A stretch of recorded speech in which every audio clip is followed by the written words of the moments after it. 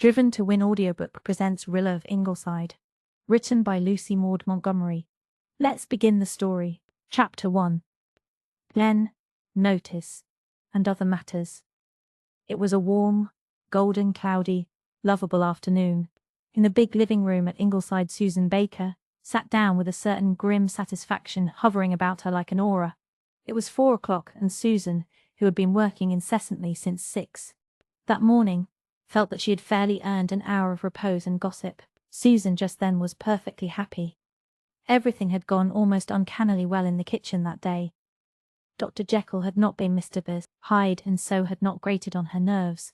From where she sat, she could see the pride of her heart, the bed of peonies of her own planting and culture, blooming as no other peony plot in Glen. St. Mary ever did or could bloom, with peonies crimson, peonies silvery pink, peonies white as drifts of winter snow. Susan had on a new black silk blouse, quite as elaborate as anything Mrs. Marshall Elliott ever wore, and a white starched apron, trimmed with complicated crocheted lace, fully 5 inches wide, not to mention insertion to match. Therefore Susan had all the comfortable consciousness of a well-dressed woman as she opened her copy of the Daily Enterprise and prepared to read the Glen notes, which, as Miss Cornelia had just informed her, filled half a column of it and mentioned almost everybody at Ingleside. There was a big black headline on the front page of the Enterprise, stating that some Archduke Ferdinand or other had been assassinated at a place bearing the weird name of Sarajevo, but Susan tarried not over interesting, immaterial stuff like that. She was in quest of something really vital. Oh, here it was. Jottings from Glen St. Mary. Susan settled down keenly, reading each one over aloud to extract all possible gratification from it. Mrs. Blythe and her visitor, Miss Cornelia, alias Mrs. Marshall Elliott, were chatting together near the open door that led to the veranda, through which a cool, delicious breeze was blowing, bringing whiffs of phantom perfume from the garden, and charming gay echoes from the vine-hung corner where Rilla and Miss Oliver and Walter were laughing and talking. Wherever Rilla Blythe was, there was laughter. There was another occupant of the living room, curled up on a couch, who must not be overlooked, since he was a creature of marked individuality, and, moreover, had the distinction of being the only living thing whom Susan really hated. All cats are mysterious, but Dr. Jekyll and Mr. Hyde, Doc, for short, was trebly so. He was a cat of double personality, or else, as Susan vowed, he was possessed by the devil. To begin with, there had been something uncanny about the very dawn of his existence. 4 years previously Rilla Blythe had had a treasured darling of a kitten, white as snow, with a saucy black tip to its tail, which she called Jack Frost. Susan disliked Jack Frost, though she could not or would not give any valid reason therefor. "Take my word for it, Mrs. Doctor, dear," she was wont to say ominously, "that cat will come to no good." "But why do you think so?" Mrs. Blythe would ask. "I do not think. I know," was all the answer Susan would vouchsafe. With the rest of the Ingleside folk, Jack Frost was a favourite. He was so very clean and well-groomed, and never allowed a spot or stain to be seen on his beautiful white suit. He had endearing ways of purring and snuggling. He was scrupulously honest. And then a domestic tragedy took place at Ingleside. Jack Frost had kittens! It would be vain to try to picture Susan's triumph. Had she not always insisted that that cat would turn out to be a delusion and a snare? Now they could see for themselves. Rilla kept one of the kittens, a very pretty one, with peculiarly sleek, glossy fur of a dark yellow crossed by orange stripes, and large, satiny, golden ears. She called it Goldie, and the name seemed appropriate enough to the little frolicsome creature which, during its kittenhood, gave no indication of the sinister nature it really possessed. Susan, of course, warned the family that no good could be expected from any offspring of that diabolical Jack Frost. But Susan's Cassandra-like croakings were unheeded. The Blythes had been so accustomed to regard Jack Frost as a member of the male sex that they could not get out of the habit, so they continually used the masculine pronoun, although the result was ludicrous. Visitors used to be quite electrified when Rilla referred casually to Jack and his kitten, or told Goldie sternly, "Go to your mother and get him to wash your fur." "It is not decent, Mrs. Doctor dear," poor Susan would say bitterly. She herself compromised by always referring to Jack as "it" or "the white beast," and one heart at least did not ache when it was accidentally poisoned the following winter. In a year's time, Goldie became so manifestly an inadequate name for the orange kitten that Walter, who was just then reading Stevenson's story, changed it to Dr. Jekyll and Mr. Hyde. In his Dr. Jekyll mood, the cat was a drowsy, affectionate, domestic, cushion-loving puss, who liked petting and gloried in being nursed and patted. Especially did he love to lie on his back and have his sleek, cream-coloured throat stroked gently while he purred in somnolent satisfaction. He was a notable purrer. Never had there been an Ingleside cat who purred so constantly and so ecstatically. "The only thing I envy a cat is its purr," remarked Dr. Blythe once, listening to Doc's resonant melody. "It is the most contented sound in the world." Doc was very handsome. His every movement was grace, his poses magnificent. When he folded his long, dusky ringed tail about his feet and sat him down on the veranda to gaze steadily into space for long intervals, the Blythes felt that an Egyptian sphinx could not have made a more fitting deity of the portal. When the Mr. Hyde mood came upon him, which it invariably did before rain or wind, he was a wild thing with changed eyes. The transformation always came suddenly. He would spring fiercely from a reverie with a savage snarl and bite at any restraining or caressing hand. His fur seemed to grow darker, and his eyes gleamed with a diabolical light. There was really an unearthly beauty about him. If the change happened in the twilight, all the Ingleside folk felt a certain terror of him. At such times he was a fearsome beast, and only Rilla defended him, asserting that he was such a nice prowly cat. Certainly he prowled. Dr. Jekyll loved new milk. Mr. Hyde would not touch milk and growled over his meat. Dr. Jekyll came down the stairs so silently that no one could hear him. Mr. Hyde made his tread as heavy as a man's. Several evenings, when Susan was alone in the house, he scared her stiff, as she declared, by doing this. He would sit in the middle of the kitchen floor, with his terrible eyes fixed unwinkingly upon hers for an hour at a time. This played havoc with her nerves, but poor Susan really held him in too much awe to try to drive him out. Once she had dared to throw a stick at him, and he had promptly made a savage leap towards her. Susan rushed out of doors and never attempted to meddle with Mr. Hyde again, though she visited his misdeeds upon the innocent Dr. Jekyll, chasing him ignominiously out of her domain whenever he dared to poke his nose in, and denying him certain savoury tidbits for which he yearned. The many friends of Miss Faith Meredith, Gerald Meredith, and James Blythe, read Susan, rolling the names like sweet morsels under her tongue, were very much pleased to welcome them home a few weeks ago from Redmond College. James Blythe, who was graduated in arts in 1913, had just completed his first year in medicine. "Faith Meredith has really got to be the most handsomest creature I ever saw," commented Miss Cornelia above her filet crochet. "It's amazing how those children came on after Rosemary West went to the manse. People have almost forgotten what imps of mischief they were once. Anne, dearie, will you ever forget the way they used to carry on? It's really surprising how well Rosemary got on with them. She's more like a chum than a stepmother. They all love her, and Una adores her. As for that little Bruce, Una just makes a perfect slave of herself to him. Of course, he is a darling. But did you ever see any child look as much like an aunt as he looks like his Aunt Ellen? He's just as dark and just as emphatic. I can't see a feature of Rosemary in him. Norman Douglas always vows at the top of his voice that the stork meant Bruce for him and Ellen, and took him to the manse by mistake." "Bruce adores Jem," said Mrs. Blythe. "When he comes over here, he follows Jem about silently like a faithful little dog, looking up at him from under his black brows. He would do anything for Jem, I verily believe." "Are Jem and Faith going to make a match of it?" Mrs. Blythe smiled. It was well known that Miss Cornelia, who had been such a virulent man-hater at one time, had actually taken to matchmaking in her declining years. They are only good friends. Yet, Miss Cornelia— "Very good friends, believe me," said Miss Cornelia emphatically. "I hear all about the doings of the young fry." "I have no doubt that Mary Vance sees that you do, that you do, Mrs. the Marshall Elliot," said Susan significantly. "But I think it is a shame to talk about children making matches." "Children! Jem is 21 and Faith is 19, retorted Miss Cornelia. "You must not forget, Susan, that we old folks are not the only grown-up people in the world. Outraged Susan, who detested any reference to her age. Not from vanity but from a haunting dread that people might come to think her too old to work, returned to her notes.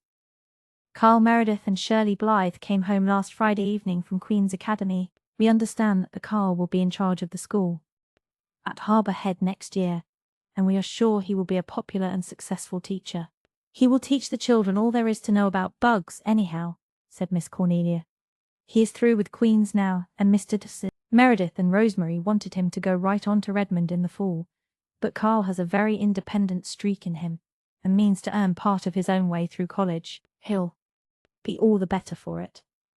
Walter Blythe, who has been teaching for the past 2 years at Lowbridge, has resigned, read Susan. He intends going to Redmond this fall. Is Walter quite strong enough for Redmond yet? Queried Miss Cornelia anxiously. We hope that he will be by the fall, said Mrs. Blythe. An idle summer in the open air and sunshine will do a great deal for him. Typhoid is a hard thing to get over, said Miss Cornelia emphatically, especially when one has had such a close shave as Walter had. I think he'd do well to stay out of college another year, but then he's so ambitious. Are Di and Nan going too? Yes. They both wanted to teach another year, but Gilbert thinks they had better go to Redmond this fall. I'm glad of that. They'll keep an eye on Walter and see that he doesn't study too hard. I suppose, continued Miss Cornelia, with a side glance at Susan, that after the snub I got a few minutes ago, it will not be safe for me to suggest that Jerry Meredith is making sheep's eyes at Nan. Susan ignored this, and Mrs. Blythe laughed again.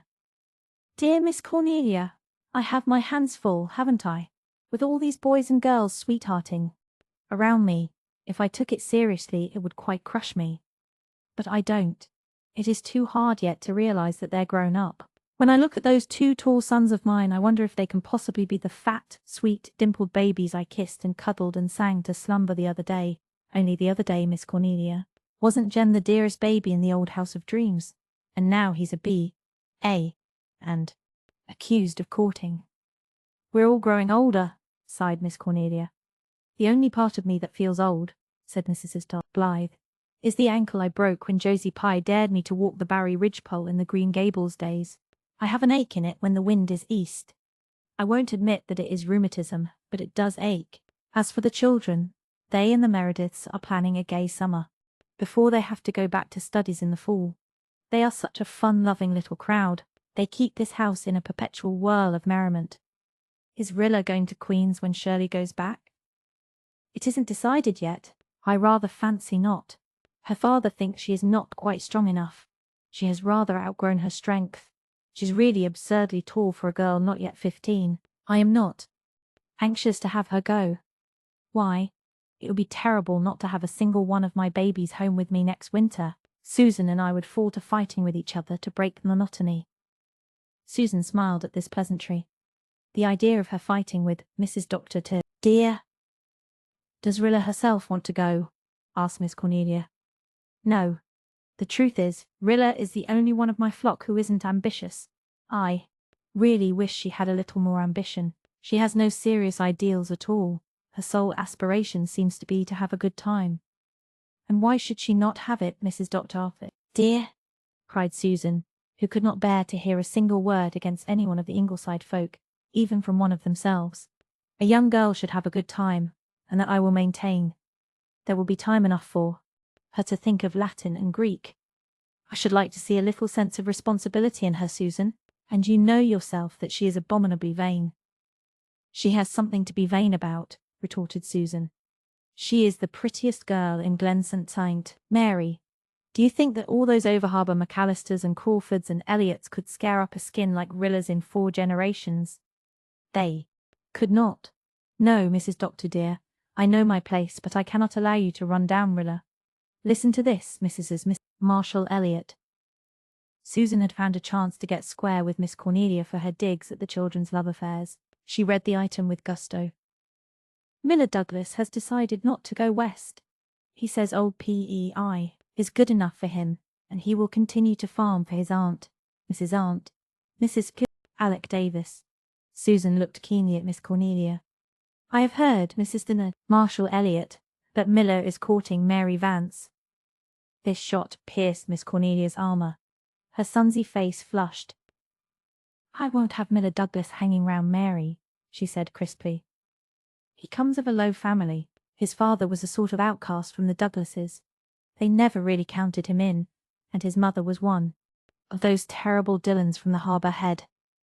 I think I have heard, Mrs. Marshall Elliott, that Mary Vance's own parents were not what you could call aristocratic. Mary Vance has had a good bringing up, and she is a smart, clever, capable girl, retorted Miss Cornelia. She is not going to throw herself away on Miller Douglas, believe me. She knows my opinion on the matter, and Mary has never disobeyed me yet. Well, I do not think you need worry, Mrs. Marshall Elliott, for Mrs. Marshall Elliott, for Mrs. Alec Davis is as much against it as you could be, and says no nephew of hers is ever going to marry a nameless nobody like Mary Vance. Susan returned to her mutton, feeling that she had got the best of it in this passage of arms, and read another note. We are pleased to hear that Miss Oliver has been engaged as teacher for another year. Miss Oliver will spend her well-earned vacation at her home in Lowbridge. I'm so glad Gertrude is going to stay, said Mrs. Blythe. We would miss her horribly, and she has an excellent influence over Rilla, who worships her. They are chums, in spite of the difference in their ages. I thought I heard she was going to be married. I believe it was talked of, but I understand it is postponed for a year. Who is the young man? Robert Grant. He is a young lawyer in Charlottetown. I hope Gertrude will be happy. She has had a sad life, with much bitterness in it, and she feels things with a terrible keenness. Her first youth is gone, and she is practically alone in the world. This new love that has come into her life seems such a wonderful thing to her that I think she hardly dares believe in its permanence. When her marriage had to be put off, she was quite in despair, though it certainly wasn't Mr. Grant's fault. There were complications in the settlement of his father's estate. His father died last winter, and he could not marry till the tangles were unravelled. But I think Gertrude felt it was a bad omen, and that her happiness would somehow elude her yet. It does not do, Mrs. Dr. dear, to set your affections too much on a man, remarked Susan solemnly. Mr. Solemnly, Grant is quite as much in love with Gertrude as she is with him, Susan. It is not he whom she distrusts, it is fate. She has a little mystic streak in her. I suppose some people would call her superstitious. She has an odd belief in dreams, and we have not been able to laugh it out of her. I must own, too, that some of her dreams. But there, it would not do to let Gilbert hear me hinting such heresy. What have you found of much interest, Susan? Susan had given an exclamation. Listen to this, Mrs. Dr. dear. Mrs. Dr. dear. Sophia Crawford has given up her house at Lowbridge, and will make her home in future with her niece, Mrs. Albert Crawford. Why, that is my own cousin. Sophia, Mrs. Dr. dear. We quarrelled when we were children over who should get a Sunday school card with the words, God is love, wreathed in rosebuds on it, and have never spoken to each other since. And now she is coming to live right across the road from us. You will have to make up the old quarrel, Susan. It will never do to be at outs with your neighbours. Cousin Sophia began the quarrel, so she can begin the making up also, Mrs. Dr. dear, said Susan loftily. If she does, I hope I am a good enough Christian to meet her halfway. She is not a cheerful person, and has been a wet blanket all her life. The last time I saw her, her face had 1,000 wrinkles. Maybe more, maybe less, from worrying and foreboding. She howled dreadful at her first husband's funeral, but she married again in less than a year. The next note, I see, describes the special service in our church last Sunday night, and says the decorations were very beautiful. Speaking of that reminds me that Mr. Pryor strongly disapproves of flowers in church, said Miss Cornelia. I always said there would be trouble when that man moved here from Lowbridge. He should never have been put in as elder. It was a mistake, and we shall live to rue it. Believe me, I have heard that he has said that if the girls continue to mess up the pulpit with weeds, that he will not go to church. The church got on very well before old Whiskers on the Moon came to the Glen, and it is my opinion it will get on without him after he is gone, said Susan. Who in the world ever gave him that ridiculous nickname? Asked Mrs. Blythe. Why, the Lowbridge boys have called him that ever since I can remember, Mrs. Dr. Tar, dear. I suppose because his face is so round and red, with that fringe of sandy whisker about it. It does not do for anyone to call him that in his hearing, though, and that you may tie to. but worse than his whiskers, Mrs. Doctor. Dear, he is a very unreasonable man, and has a great many queer ideas.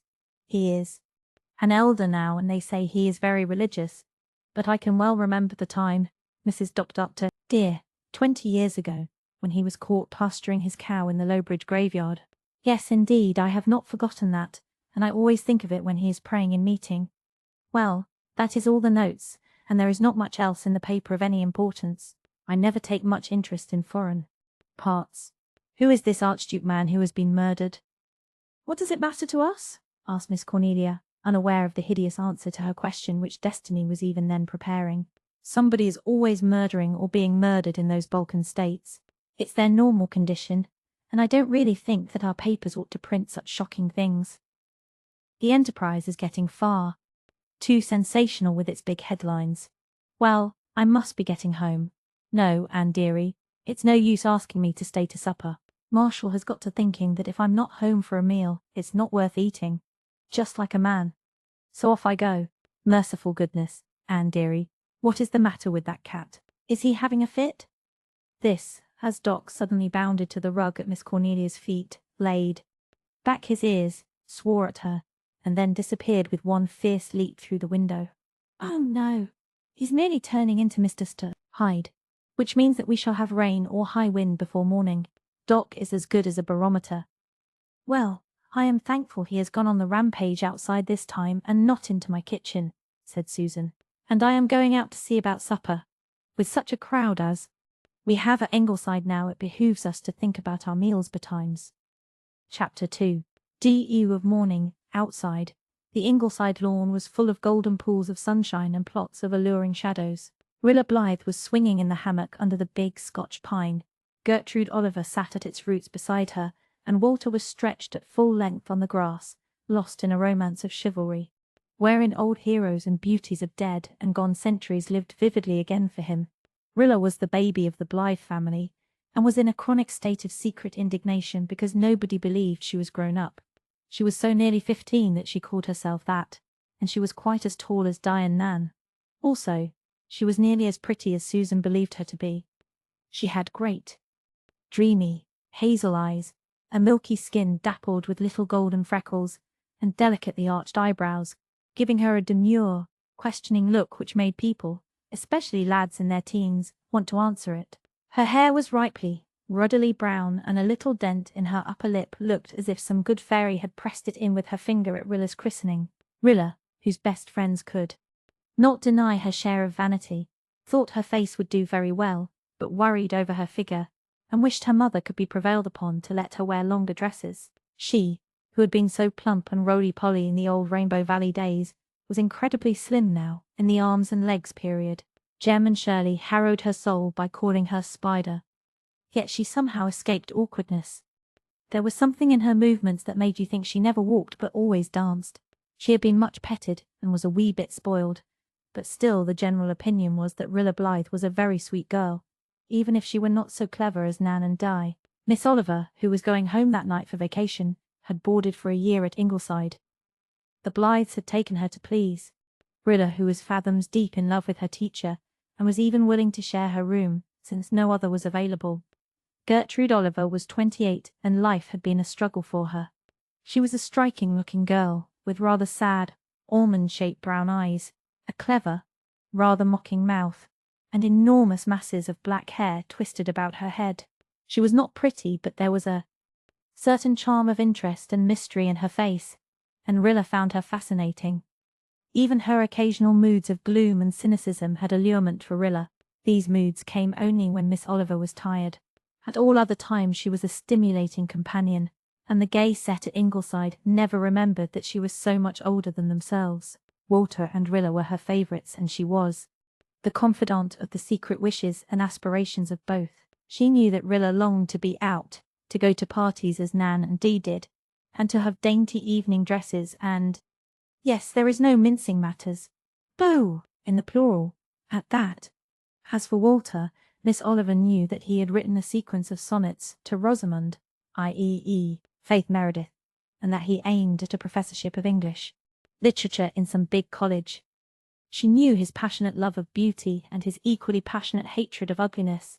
She knew his strength and his weakness. Walter was, as ever, the handsomest of the Ingleside boys. Miss Oliver found pleasure in looking at him for his good looks. He was so exactly like what she would have liked her own son to be. Glossy black hair, brilliant dark grey eyes, faultless features, and a poet to his fingertips. That sonnet sequence was really a remarkable thing for a lad of 20 to write. Miss Oliver was no partial critic, and she knew that Walter Blythe had a wonderful gift. Rilla loved Walter with all her heart. He never teased her as Jem and Shirley did. He never called her Spider. His pet name for her was Rilla my Rilla, a little pun on her real name, Marilla. She had been named after Aunt Marilla of Green Gables, but Aunt Marilla had died before Rilla was old enough to know her very well, and Rilla detested the name as being horribly old-fashioned and prim. Why couldn't they have called her by her first name, Bertha, which was beautiful and dignified, instead of that silly Rilla?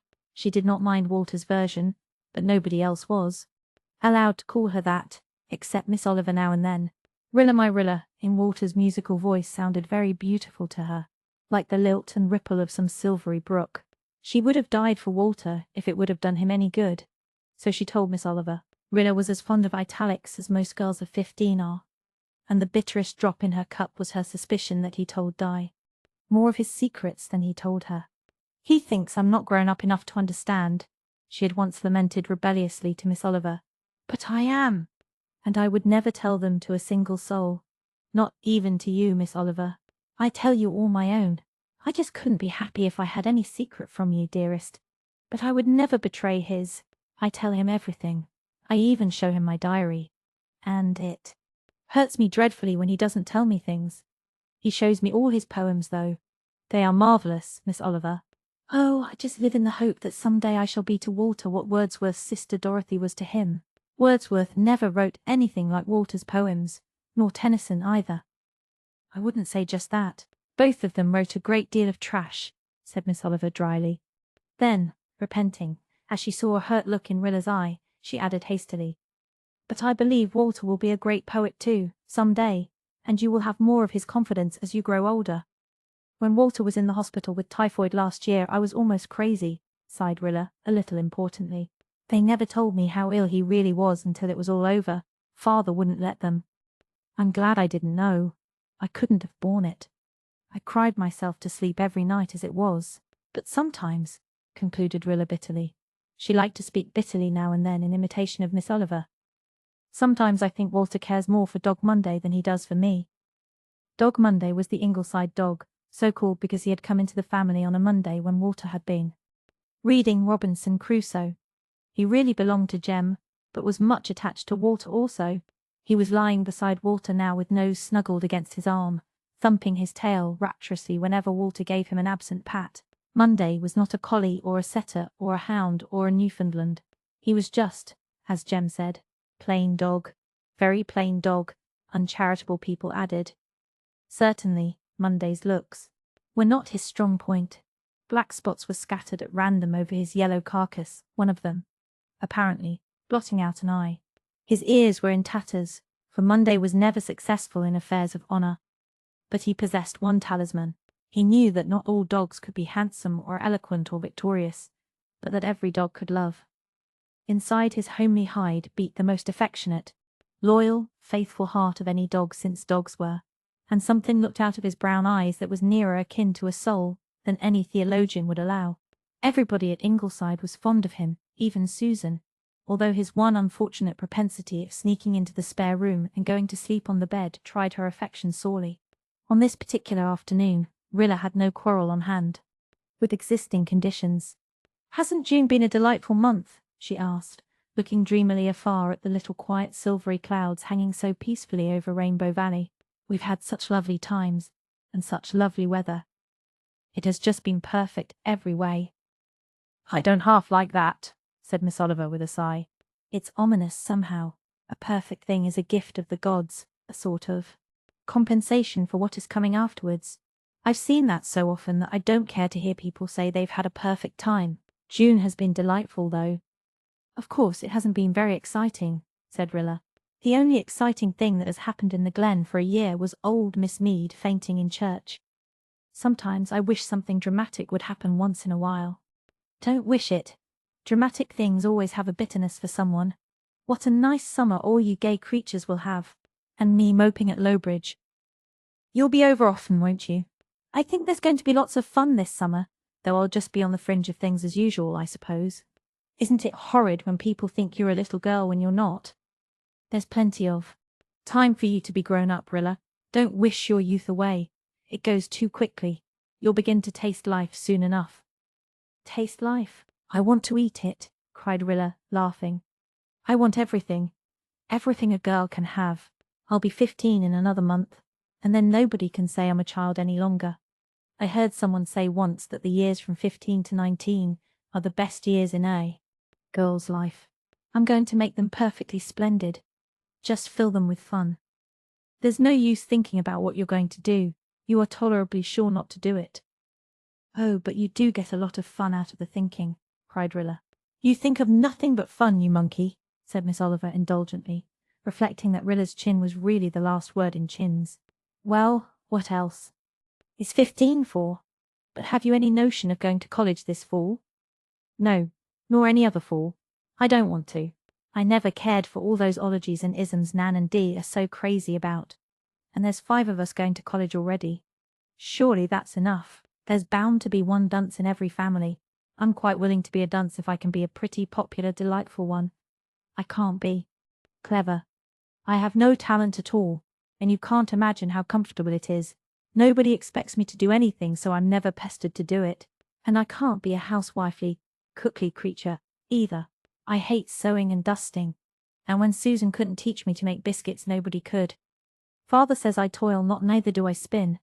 Therefore, I must be a lily of the field, concluded Rilla with another laugh. You are too young to give up your studies altogether, Rilla. Oh, Mother will put me through a course of reading next winter. It will polish up her B.A. degree. Luckily I like reading. Don't look at me so sorrowfully and so disapprovingly, dearest. I can't be sober and serious. Everything looks so rosy and rainbowy to me. Next month I'll be 15, and next year 16, and the year after that 17. Could anything be more enchanting? Rap wood, said Gertrude Oliver, half laughingly, half seriously. Rap wood, Rilla me Rilla. Chapter 3. Moonlit mirth Rilla, who still buttoned up her eyes when she went to sleep so that she always looked as if she were laughing in her slumber, yawned, stretched, and smiled at Gertrude Oliver. The latter had come over from Lowbridge the previous evening, and had been prevailed upon to remain for the dance at the Four Winds Lighthouse the next night. The new day is knocking at the window. What will it bring us, I wonder? Miss Oliver shivered a little. She never greeted the days with Rilla's enthusiasm. She had lived long enough to know that a day may bring a terrible thing. I think the nicest thing about days is their unexpectedness, went on Rilla. It's jolly to wake up like this on a golden fine morning and wonder what surprise packet the day will hand you. I always daydream for 10 minutes before I get up, imagining the heaps of splendid things that may happen before night. I hope something very unexpected will happen today, said Gertrude. I hope the mail will bring us news that war has been averted between Germany and France. Oh, yes, said Rilla vaguely. It will be dreadful if it isn't, I suppose, but it won't really matter much to us, will it? I think a war would be so exciting. The Boer War was, they say, but I don't remember anything about it, of course. Miss Oliver, shall I wear my white dress tonight, or my new green one? The green one is by far the prettier, of course. But I'm almost afraid to wear it to a shore dance for fear something will happen to it. And will you do my hair the new way? None of the other girls in the Glen wear it yet, and it will make such a sensation. How did you induce your mother to let you go to the dance? Oh, Walter coaxed her over. He knew I would be heartbroken if I didn't go. It's my first really truly grown-up party, Miss Oliver, and I've just lain awake at nights for a week thinking it over. When I saw the sun shining this morning, I wanted to whoop for joy. It would be simply terrible if it rained tonight. I think I'll wear the green dress and risk it. I want to look my nicest at my first party. Besides, it's an inch longer than my white one, and I'll wear my silver slippers too. Mrs. Ford sent them to me last Christmas, and I've never had a chance to wear them yet. They're the dearest things. Oh, Miss Oliver, I do hope some of the boys will ask me to dance. I shall die of mortification. Truly I will, if nobody does, and I have to sit stuck up against the wall all the evening. Of course Carl and Jerry can't dance because they're the minister's sons, or else I could depend on them to save me from utter disgrace. You'll have plenty of partners. All the over-harbour boys are coming. There'll be far more boys than girls. I'm glad I'm not a minister's daughter, laughed Rilla. Poor Faith is so furious because she won't dare to dance tonight. Una doesn't care, of course. She has never hankered after dancing. Somebody told Faith there would be a taffy pull in the kitchen for those who didn't dance and you. Should have seen the face she made. She and Jem will sit out on the rocks most of the evening, I suppose. Did you know that we are all to walk down as far as that little creek below the old House of Dreams, and then sail to the lighthouse? Won't it just be absolutely divine? When I was 15 I talked in italics and superlatives too, said Miss Oliver sarcastically. I think the party promises to be pleasant for young Fry. I expect to be bored. None of those boys will bother dancing with an old maid like me. Jem and Walter will take me out once out of charity, so you can't expect me to look forward to it with your touching young rapture. Didn't you have a good time at your first party though, Miss Oliver? No, I had a hateful time. I was shabby and homely, and nobody asked me to dance except one boy, homelier and shabbier than myself. He was so awkward I hated him, and even he didn't ask me again. I had no real girlhood, Rilla. It's a sad loss. That's why I want you to have a splendid, happy girlhood, and I hope your first party will be one you'll remember all your life with pleasure. I dreamed last night I was at the dance and right in the middle of things I discovered. I was dressed in my kimono and bedroom shoes, sighed Rilla. I woke up with a gasp of horror. Speaking of dreams, I had an odd one, said Miss Oliver absently. It was one of those vivid dreams I sometimes have. They are not the vague jumble of ordinary dreams. They are as clear-cut and real as life. What was your dream? I was standing on the veranda steps here at Ingleside, looking down over the fields of the glen. All at once, far in the distance, I saw a long, silvery, glistening wave breaking over them. It came nearer and nearer. Just a succession of little white waves, like those that break on the sandshore sometimes. The glen was being swallowed up. I thought, surely the waves will not come near Ingleside, but they came nearer and nearer, so rapidly, before I could move or call. They were breaking right at my feet, and everything was gone. There was nothing but a waste of stormy water where the glen had been. I tried to draw back, and I saw that the edge of my dress was wet with blood, and I woke, shivering. I don't like the dream. There was some sinister significance in it. That kind of vivid dream always comes true with me. I hope it doesn't mean there's a storm coming. Up from the east to spoil the party, murmured Rilla. Incorrigible 15, said Miss Oliver dryly. No, Rilla, my Rilla, I don't think there is any danger that it foretells anything so awful as that. There had been an undercurrent of tension in the Ingleside existence for several days. Only Rilla, absorbed in her own budding life, was unaware of it. Dr. Blythe had taken to looking grave and saying little over the daily paper. Jem and Walter were keenly interested in the news it brought. Jem sought Walter out in excitement that evening. Oh boy, Germany has declared war on France. This means that England will fight too, probably, and if she does, well, the piper of your old fancy will have come at last. It wasn't a fancy, said Walter slowly. It was a presentiment, a vision. Jem, I really saw him for a moment that evening long ago. Suppose England does fight. Why, we'll all have to turn in and help her, cried Jem gaily. We couldn't let the old grey mother of the Northern Sea fight it out alone, could we? But you can't go. The typhoid has done you out of that. Sort of a shame, eh? Walter did not say whether it was a shame or not. He looked silently over the glen too. The dimpling blue harbour beyond. We're the cubs. We've got to pitch in tooth and claw if it comes to a family row, Jem went on cheerfully, rumpling up his red curls with a strong, lean, sensitive brown hand.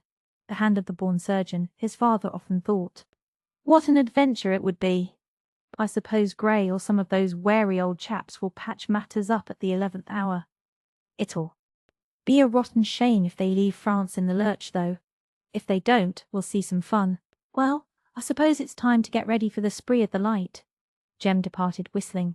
Why 100 pipers and A, and Walter stood for a long time where he was. There was a little frown on his forehead. This had all come up with the blackness and suddenness of a thundercloud. A few days ago nobody had even thought of such a thing. It was absurd to think of it now. Some way out would be found. War was a hellish, horrible, hideous thing.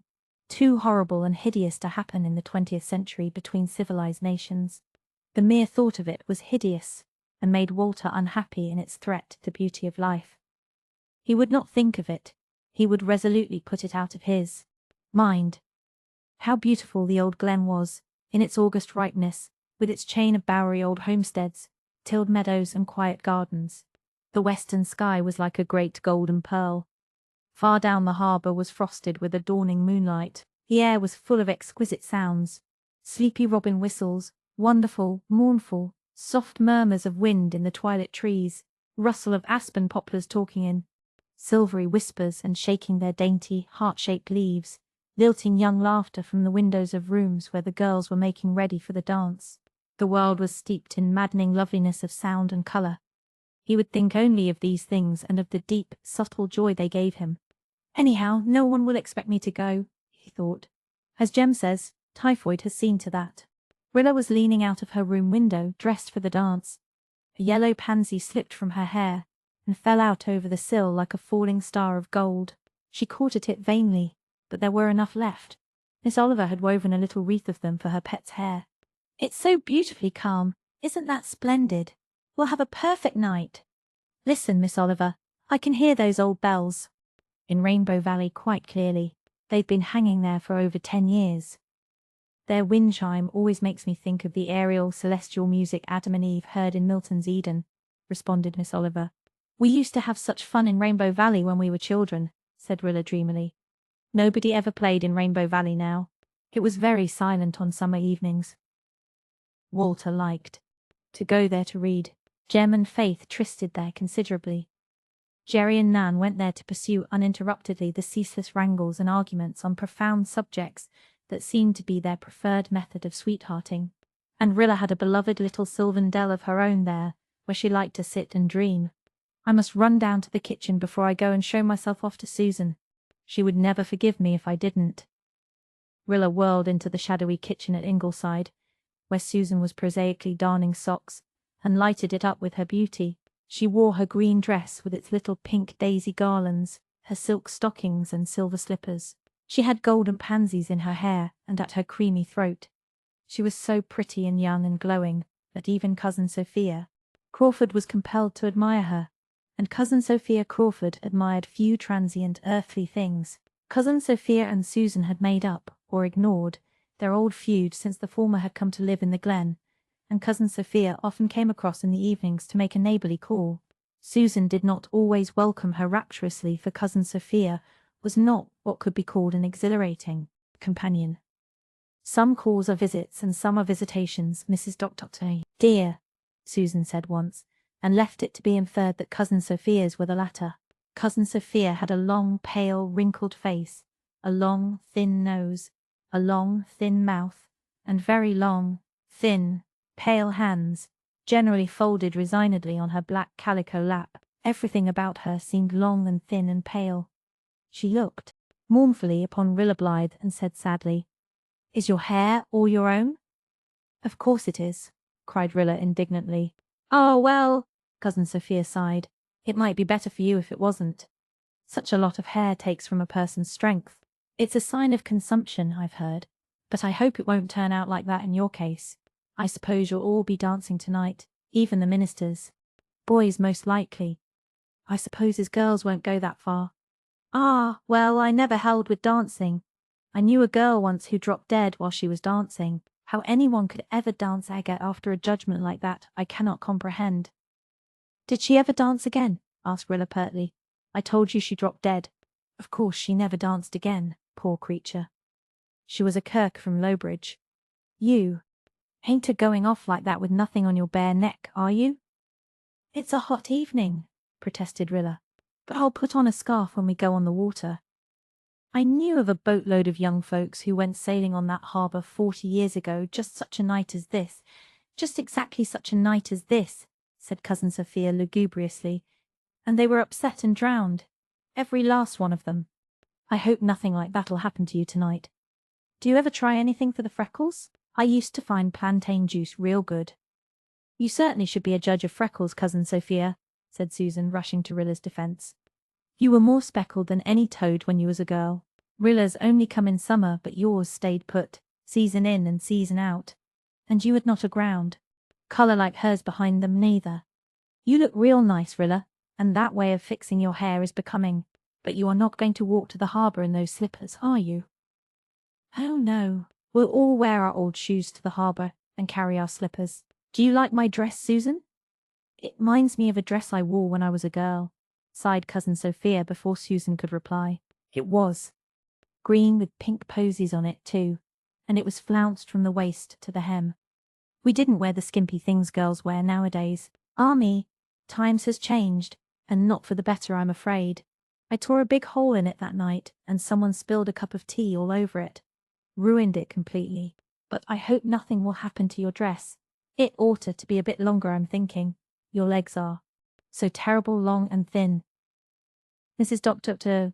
Blythe does not approve of little girls dressing like grown-up ones, said Susan stiffly, intending merely a snub to Cousin Sophia. But Rilla felt insulted. A little girl indeed. She whisked out of the kitchen in high dudgeon. Another time she wouldn't go down to show herself off to Suzanne, who thought nobody was grown up until she was 60.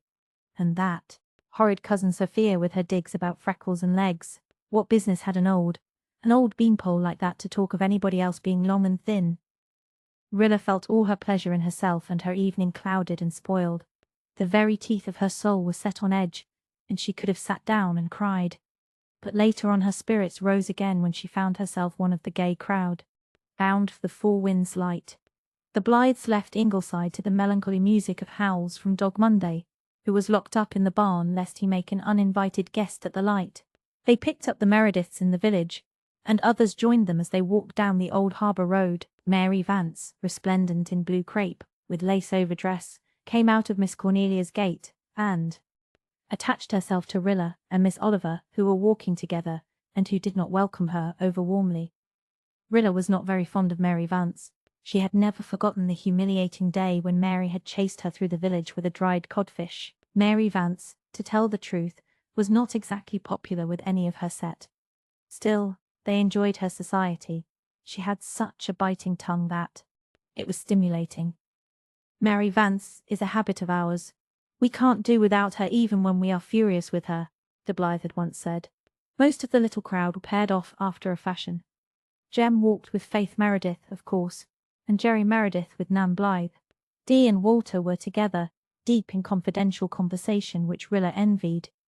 Carl Meredith was walking with Miranda Pryor, more to torment Joe Milgrave than for any other reason. Joe was known to have a strong hankering for the said Miranda, which shyness prevented him from indulging on all occasions. Joe might summon enough courage to amble up beside Miranda if the night were dark, but here, in this moonlit dusk, he simply could not do it. So he trailed along after the procession and thought things not lawful to be uttered of Carl Meredith. Miranda was the daughter of Whiskers on the Moon. She did not share her father's unpopularity, but she was not much run after, being a pale, neutral little creature, somewhat addicted to nervous giggling. She had silvery blonde hair, and her eyes were big china blue orbs that looked as if she had been badly frightened when she was little, and had never got over it. She would much rather have walked with Joe than with Carl, with whom she did not feel in the least at home. Yet it was something of an honour, too, to have a college boy beside her, and a son of the manse at that. Shirley Blythe was with Una Meredith, and both were rather silent because such was their nature. Shirley was a lad of 16, sedate, sensible, thoughtful, full of a quiet humour.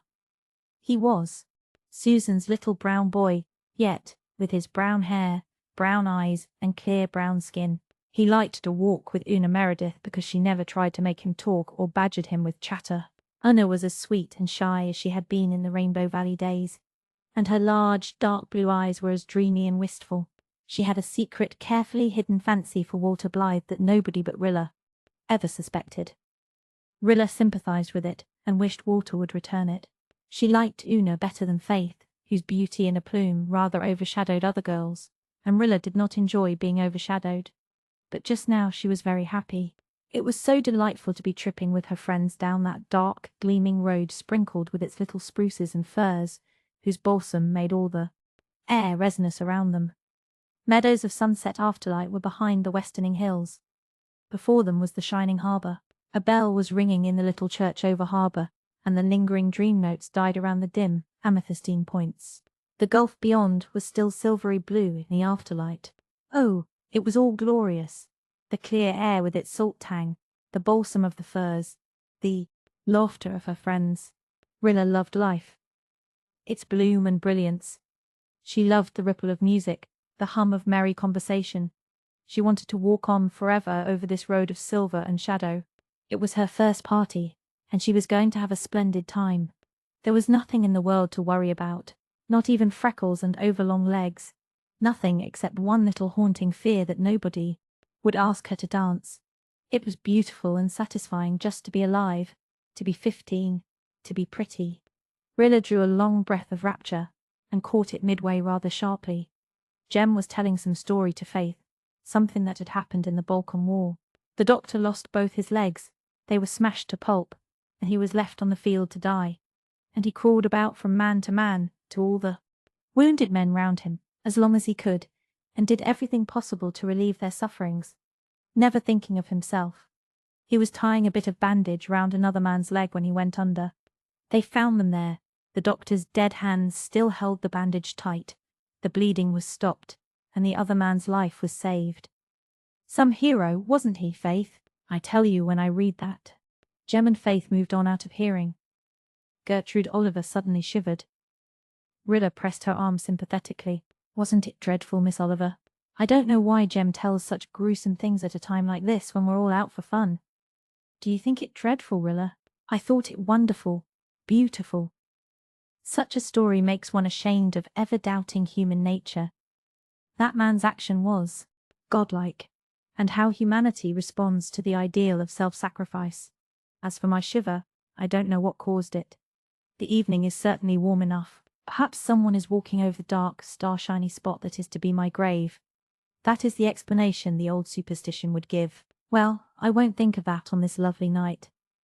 Do you know, Rilla, that when night-time comes I'm always glad I live in the country. We know the real charm of night here as town dwellers never do. Every night is beautiful in the country, even the stormy ones. I love a wild night storm on this old Gulf shore. As for a night like this, it is almost too beautiful. It belongs to youth and dreamland, and I'm half afraid of it. I feel as if I were part of it, said Rilla. Ah yes, you're young enough not to be afraid of perfect things. Well, here we are at the House of Dreams. It seems lonely this summer.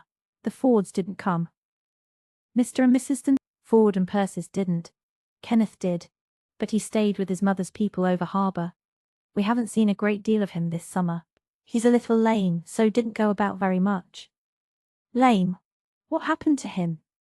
He broke his ankle in a football game last fall and was laid up most of the winter. He has limped a little ever since, but it is getting better all the time, and he expects it will be all right before long. He has been up to Ingleside only twice. Ethel Reese is simply crazy about him, said Mary Vance. She hasn't got the sense she was born with where he is concerned. He walked home with her from the over-harbour church last prayer meeting night, and the airs she has put on since would really make you weary of life. As if a Toronto boy like Ken Ford would ever really think of a country girl like Ethel. Rilla flushed. It did not matter to her if Kenneth Ford walked home with Ethel Reese a dozen times. It did not. Nothing that he did mattered to her. He was ages older than she was. He chummed with Nan and Di and Faith, and looked upon her, Rilla, as a child whom he never noticed except to tease. And she detested Ethel Reese, and Ethel Reese hated her. Always had hated her, since Walter had pummeled Dan so notoriously in Rainbow Valley days. But why need she be thought beneath Kenneth Ford's notice because she was a country girl, pray? As for Mary Vance, she was getting to be an out-and-out gossip and thought of nothing but who walked home with people. There was a little pier on the harbour shore below the House of Dreams, and 2 boats were moored there. One boat was skippered by Jem Blythe, the other by Joe Milgrave, who knew all about boats and was nothing loath to let Miranda Pryor see it. They raced down the harbour, and Joe's boat won. More boats were coming down from the harbour head and across the harbour from the western side. Everywhere there was laughter. The big white tower on Four Winds Point was overflowing with light, while its revolving beacon flashed overhead. A family from Charlottetown, relatives of the light's keeper, was summering at the light, and they were giving the party to which all the young people of Four Winds and Glen St. Anne St. Mary and Over Harbour had been invited. As Jem's boat swung in below the lighthouse, Rilla desperately snatched off her shoes and donned her silver slippers behind Miss Oliver's screening back. A glance had told her that the rock-cut steps climbing up to the light were lined with boys and lighted by Chinese lanterns, and she was determined she would not walk up those steps in the heavy shoes her mother had insisted on her wearing for the road. The slippers pinched abominably, but nobody would have suspected it as Rilla tripped smilingly up the steps, her soft dark eyes glowing and questioning, her colour deepening richly on her round, creamy cheeks. The very minute she reached the top of the steps, an Over Harbour boy asked her to dance, and the next moment they were in the pavilion that had been built seaward of the lighthouse for dances. It was a delightful spot, roofed over with fir boughs and hung with lanterns. Beyond was the sea in a radiance that glowed and shimmered, to the left the moonlit crests and hollows of the sand dunes, to the right the rocky shore with its inky shadows and its crystalline coves. Rilla and her partner swung in among the dancers. She drew a long breath of delight. What witching music Ned Burr of the Upper Glen was coaxing from his fiddle. It was really like the magical pipes of the old tale which compelled all who heard them to dance. How cool and fresh the Gulf breeze blew. How white and wonderful the moonlight was over everything. This was life, enchanting life. Rilla felt as if her feet and her soul both had wings. Chapter 4. The Piper Pipes. Rilla's first party was a triumph, or so it seemed at first. She had so many partners that she had to split her dances. Her silver slippers seemed verily to dance of themselves, and though they continued to pinch her toes and blister her heels, that did not interfere with her enjoyment in the least. Ethel Reese gave her a bad 10 minutes by beckoning her mysteriously out of the pavilion and whispering, with a Reese-like smirk, that her dress gaped behind, and that there was a stain on the flounce. Rilla rushed miserably to the room in the lighthouse which was fitted up for a temporary ladies' dressing room, and discovered that the stain was merely a tiny grass smear, and that the gap was equally tiny where a hook had pulled loose. Irene Howard fastened it up for her and gave her some oversweet, condescending compliments. Rilla felt flattered by Irene's condescension. She was an Upper Glen girl of 19 who seemed to like the society of the younger girls. Spiteful friends said because she could queen it over them without rivalry. But Rilla thought Irene quite wonderful and loved her for her patronage. Irene was pretty and stylish. She sang divinely and spent every winter in Charlottetown taking music lessons. She had an aunt in Montreal who sent her wonderful things to wear. She was reported to have had a sad love affair. Nobody knew just what, but its very mystery allured. Rilla felt that Irene's compliments crowned her evening. She ran gaily back to the pavilion and lingered for a moment in the glow of the lanterns at the entrance looking at the dancers. A momentary break in the whirling throng gave her a glimpse of Kenneth Ford standing at the other side. Rilla's heart skipped a beat, or, if that be a physiological impossibility, she thought it did. So he was here, after all. She had concluded he was not coming.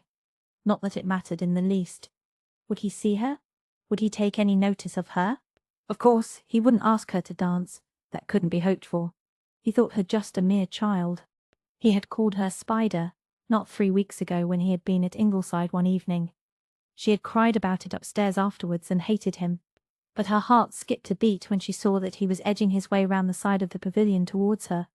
Was he coming to her? Was he? Was he? Yes, he was. He was looking for her.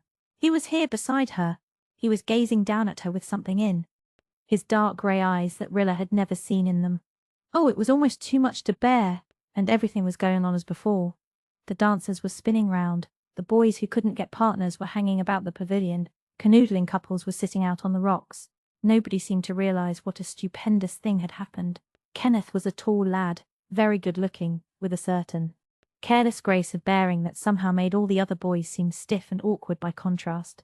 He was reported to be awesomely clever, with the glamour of a faraway city and a big university hanging around him. He had also the reputation of being a bit of a lady killer, but that probably accrued to him from his possession of a laughing, velvety voice which no girl could hear without a heartbeat, and a dangerous way of listening as if she were saying something that he had longed all his life to hear. "Is this Rilla, my Rilla?" he asked in a low tone. Yes, said Rilla, and immediately wished she could throw herself headlong down the lighthouse rock or otherwise vanish from a jeering world. Rilla had lisped in early childhood, but she had grown out of it.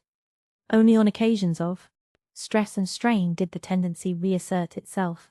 She hadn't lisped for a year, and now at this very moment, when she was so especially desirous of appearing grown up and sophisticated, she must go and lisp like a baby. It was too mortifying. She felt as if tears were going to come into her eyes. The next minute she would be blubbering. Yes, just blubbering. She wished Kenneth would go away. She wished he had never come. The party was spoiled. Everything had turned to dust and ashes, and he had called her Rilla my Rilla, not Spider or Kid or Puss, as he had been used to call her when he took any notice whatever of her. She did not at all resent his using Walter's pet name for her. It sounded beautifully in his low caressing tones, with just the faintest suggestion of emphasis on the my. It would have been so nice if she had not made a fool of herself. She dared not look up lest she should see laughter in his eyes.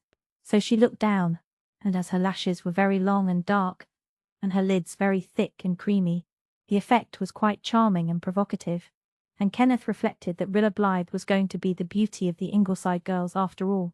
He wanted to make her look up, to catch again that little, demure, questioning glance. She was the prettiest thing at the party, there was no doubt of that. What was he saying? Rilla could hardly believe her ears. Can we have a dance? Yes, said Rilla. She said it with such a fierce determination not to lisp that she fairly blurted the word out. Then she writhed in spirit again. It sounded so bold, so eager, as if she were fairly jumping at him. What would he think of her? Oh, why did dreadful things like this happen, just when a girl wanted to appear at her best? Kenneth drew her in among the dancers. I think this game ankle of mine is good for one hop around at least, he said. How is your ankle? Said Rilla. Oh, why couldn't she think of something else to say? She knew he was sick of inquiries about his ankle. She had heard him say so at Ingleside, heard him tell Dee he was going to wear a placard on his breast announcing to all and sundry that the ankle was improving. And now she must go and ask this stale question again.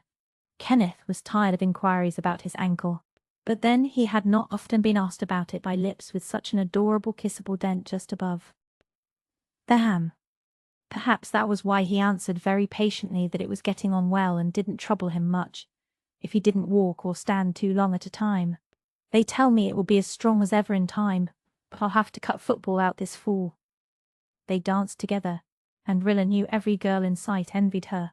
After the dance they went down the rock steps, and Kenneth found a little flat, and they rowed across the moonlit channel to the sandshore. They walked on the sand till Kenneth's ankle made protest, and then they sat down among the dunes. Kenneth talked to her as he had talked to Nan and Dee. Rilla, overcome with a shyness she did not understand, could not talk much, and thought he would think her frightfully stupid. But in spite of this it was all very wonderful. The exquisite moonlit night, the shining sea, the tiny little wavelets swishing on the sand, the cool and freakish wind of night crooning in the stiff grasses on the crest of the dunes, the music sounding faintly and sweetly over the channel. A merry lilt o' moonlight for mermaid and revelry, quoted Kenneth softly from one of Walter's poems. And just he and she alone together in the glamour of sound and sight. If only her slippers didn't bite so, and if only she could talk cleverly like Miss Oliver. Nay, if she could only talk as she did herself to other boys. But words would not come. She could only listen and murmur little commonplace sentences now and again. But perhaps her dreamy eyes and her dented lip and her slender throat talked eloquently for her. At any rate, Kenneth seemed in no hurry to suggest going back, and when they did go back supper was in progress. He found a seat for her near the window of the lighthouse kitchen, and sat on the sill beside her while she ate her ices and cake. Rilla looked about her, and thought how lovely her first party had been. She would never forget it. The room re-echoed to laughter and jest. Beautiful young eyes sparkled and shone. From the pavilion outside came the lilt of the fiddle and the rhythmic steps of the dancers. There was a little disturbance among a group of boys crowded about the door. A young fellow pushed through and halted on the threshold, looking about him rather somberly.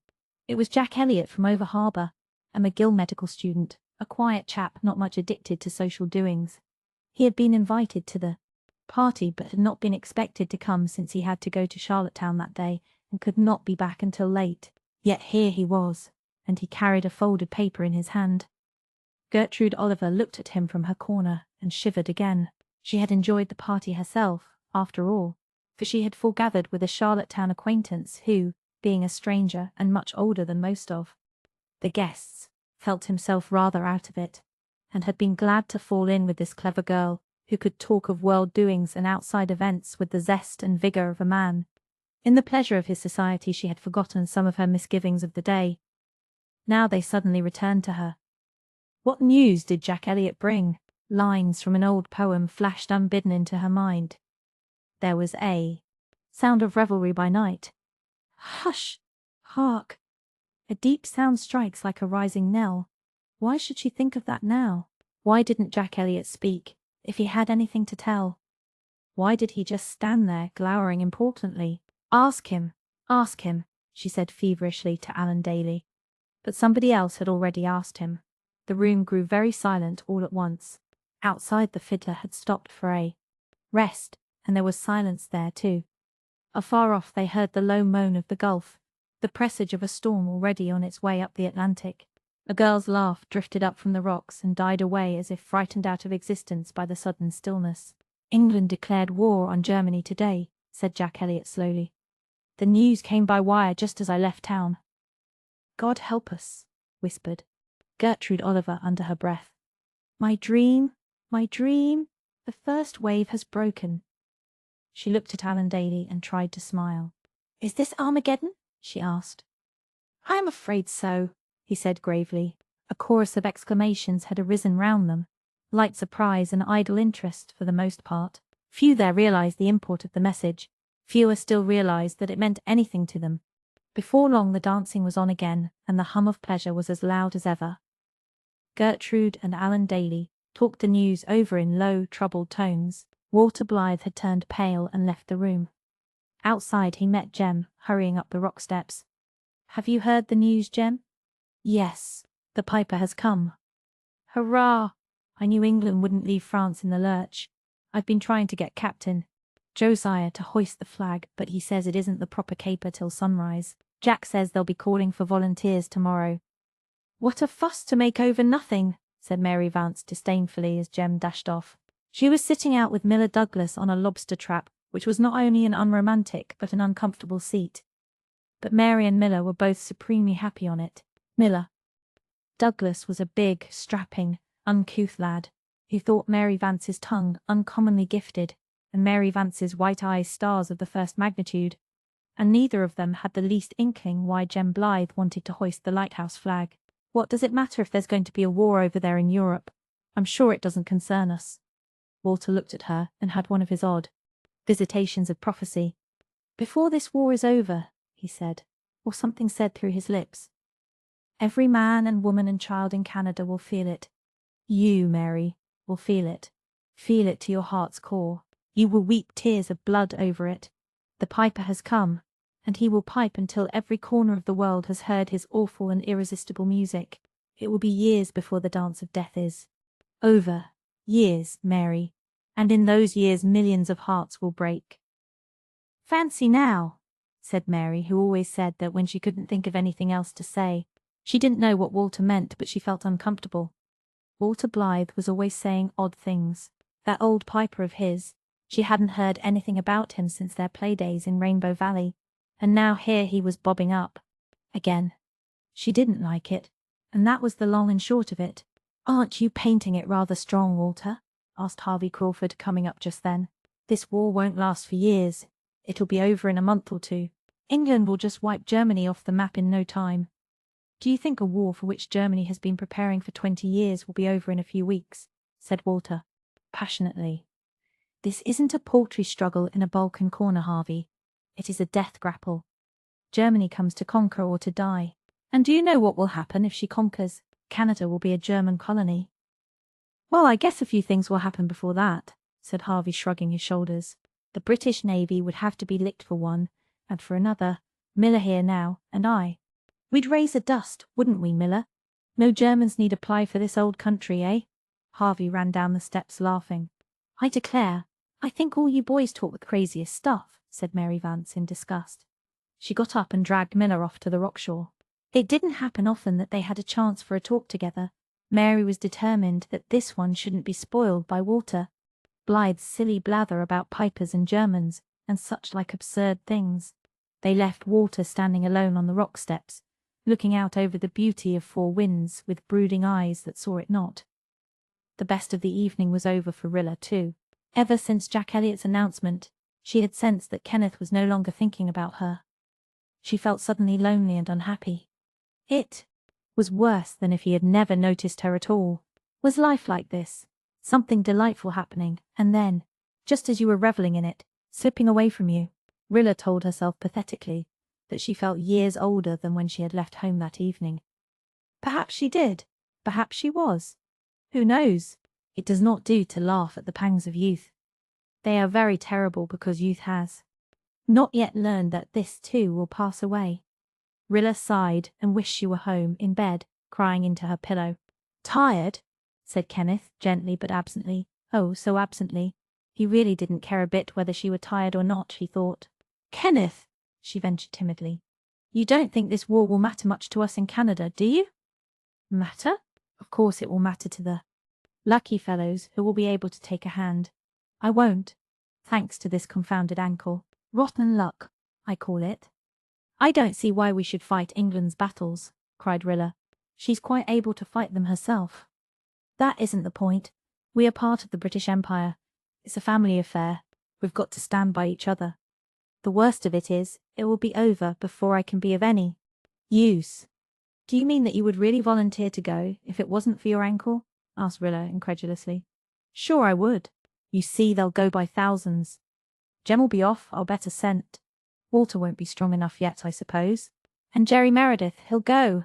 And I was worrying about being out of football this year. Rilla was too startled to say anything. Jem? And Jerry? Nonsense. Why? Father and Mr. Meredith wouldn't allow it. They weren't through college. Oh, why hadn't Jack Elliott kept his horrid news to himself? Mark Warren came up and asked her to dance. Rilla went, knowing Kenneth didn't care whether she went or stayed. An hour ago on the sandshore he had been looking at her, as if she were the only being of any importance in the world. And now she was nobody. His thoughts were full of this great game, which was to be played out on blood-stained fields with empires for stakes. A game in which womankind could have no part. Women, thought Rilla miserably, just had to sit and cry at home. But all this was foolishness. Kenneth couldn't go. He admitted that himself. And Walter couldn't. Thank goodness for that. And Jem and Jerry would have more sense. She wouldn't worry. She would enjoy herself. But how awkward Mark Warren was. How he bungled his steps. Why, for mercy's sake, did boys try to dance who didn't know the first thing about dancing, and who had feet as big as boats? There, he had bumped her into somebody. She would never dance with him again. She danced with others, though the zest was gone out of the performance, and she had begun to realize that. Her slippers hurt her badly. Kenneth seemed to have gone. At least nothing was to be seen of him. Her first party was spoiled, though it had seemed so beautiful at one time. Her head ached, her toes burned. And worse was yet to come. She had gone down with some over-harbour friends to the rock-shore, where they all lingered as dance after dance went on above them. It was cool and pleasant, and they were tired. Rilla sat silent, taking no part in the gay conversation. She was glad when someone called down that the over-harbour boats were leaving. A laughing scramble up the lighthouse rock followed. A few couples still whirled about in the pavilion, but the crowd had thinned out. Rilla looked about her for the Glen group. She could not see one of them. She ran into the lighthouse. Still, no sign of anybody. In dismay, she ran to the rock steps, down which the over-harbour guests were hurrying. She could see the boats below. Where was Jem's? Where was Joe's? Why, Rilla Blythe, I thought you'd be gone home long ago, said Mary Vance, who was waving her scarf at a boat skimming up the channel, skippered by Miller Douglas. Where are the rest? Gasped Rilla. Why, they're gone. Jem went. An hour ago. Una had a headache, and the rest went with Joe about 15 minutes ago. See, They're just going around Birch Point. I didn't go because it's getting rough, and I knew I'd be seasick. I don't mind walking home from here. It's only 1.5 miles. I supposed you'd gone. Where were you? Down on the rocks with Jem and Molly Crawford. Oh, why didn't they look for me? They did, but you couldn't be found. Then they concluded you must have gone in the other boat. Don't worry. You can stay all night with me and we'll phone up to Ingleside where you are. Rilla realized that there was nothing else to do. Her lips trembled and tears came into her eyes. She blinked savagely. She would not let Mary Vance see her crying. But to be forgotten like this, to think nobody had thought it worthwhile to make sure where she was, not even Walter. Then she had a sudden dismayed recollection. My shoes, she exclaimed. I left them in the boat. Well, I never, said Mary. You're the most thoughtless kid I ever saw. You'll have to ask Hazel Lewison to lend you a pair of shoes. I won't, cried Rilla, who didn't like the said Hazel. I'll go barefoot first. Mary shrugged her shoulders. Just as you like. Pride must suffer pain. It'll teach you to be more careful. Well, let's hike. Accordingly they hiked, but to hike along a deep-rutted, pebbly lane in frail, silver-hued slippers with high French heels is not an exhilarating performance. Rilla managed to limp and totter along until they reached the harbour road, but she could go no farther in those detestable slippers. She took them and her dear silk stockings off and started barefoot. That was not pleasant either. Her feet were very tender, and the pebbles and ruts of the road hurt them. Her blistered heels smarted, but physical pain was almost forgotten in the sting of humiliation. This was a nice predicament. If Kenneth Ford could see her now, limping along like a little girl with a stone bruise. Oh, if Kenneth Ford could see. What a horrid way for her lovely party to end. She just had to cry. It was too terrible. Nobody cared for her. Nobody bothered about her at all. Well, if she caught cold from walking home barefoot on a dew-wet road and went into a decline, perhaps they would be sorry. She furtively wiped her tears away with her scarf. Handkerchiefs seemed to have vanished like shoes. But she could not help sniffling. Worse and worse. You've got a cold, I see, said Mary. You ought to have known you would, sitting down in the wind on those rocks. Your mother won't let you go out again in a hurry, I can tell you. It's certainly been something of a party. The Lewisons know how to do things, I'll say that for them, though Hazel Lewison is no choice of mine. My, how black she looked when she saw you dancing with Ken Ford. And so did that little hussy of an Ethel Reese. What a flirt he is! I don't think he's a flirt, said Rilla as defiantly as 2 desperate sniffs would let her. You'll know more about men when you're as old as I am, said Mary patronizingly. Mind you, it doesn't do to believe all they tell you.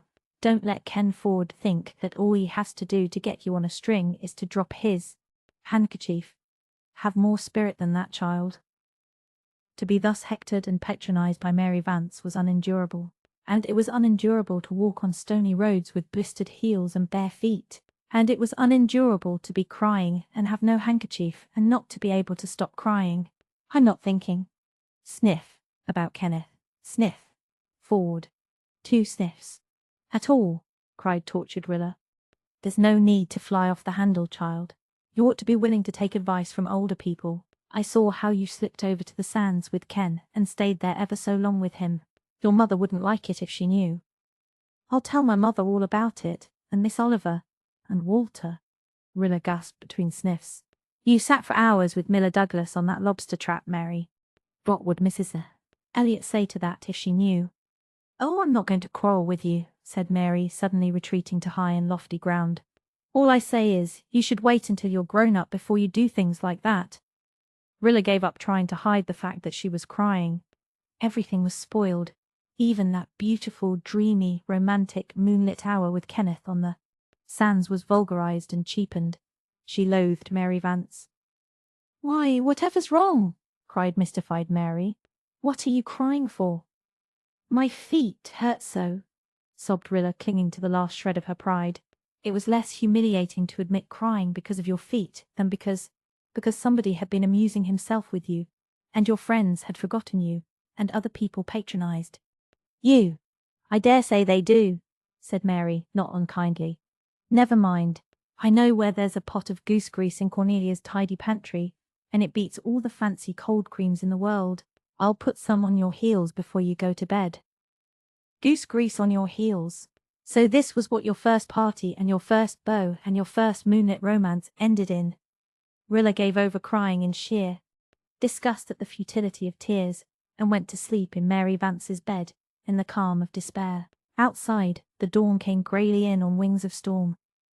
Captain Josiah, true to his word, ran up the Union Jack at the Four Winds light, and it streamed on the fierce wind against the clouded sky like a gallant, unquenchable beacon. Chapter 5.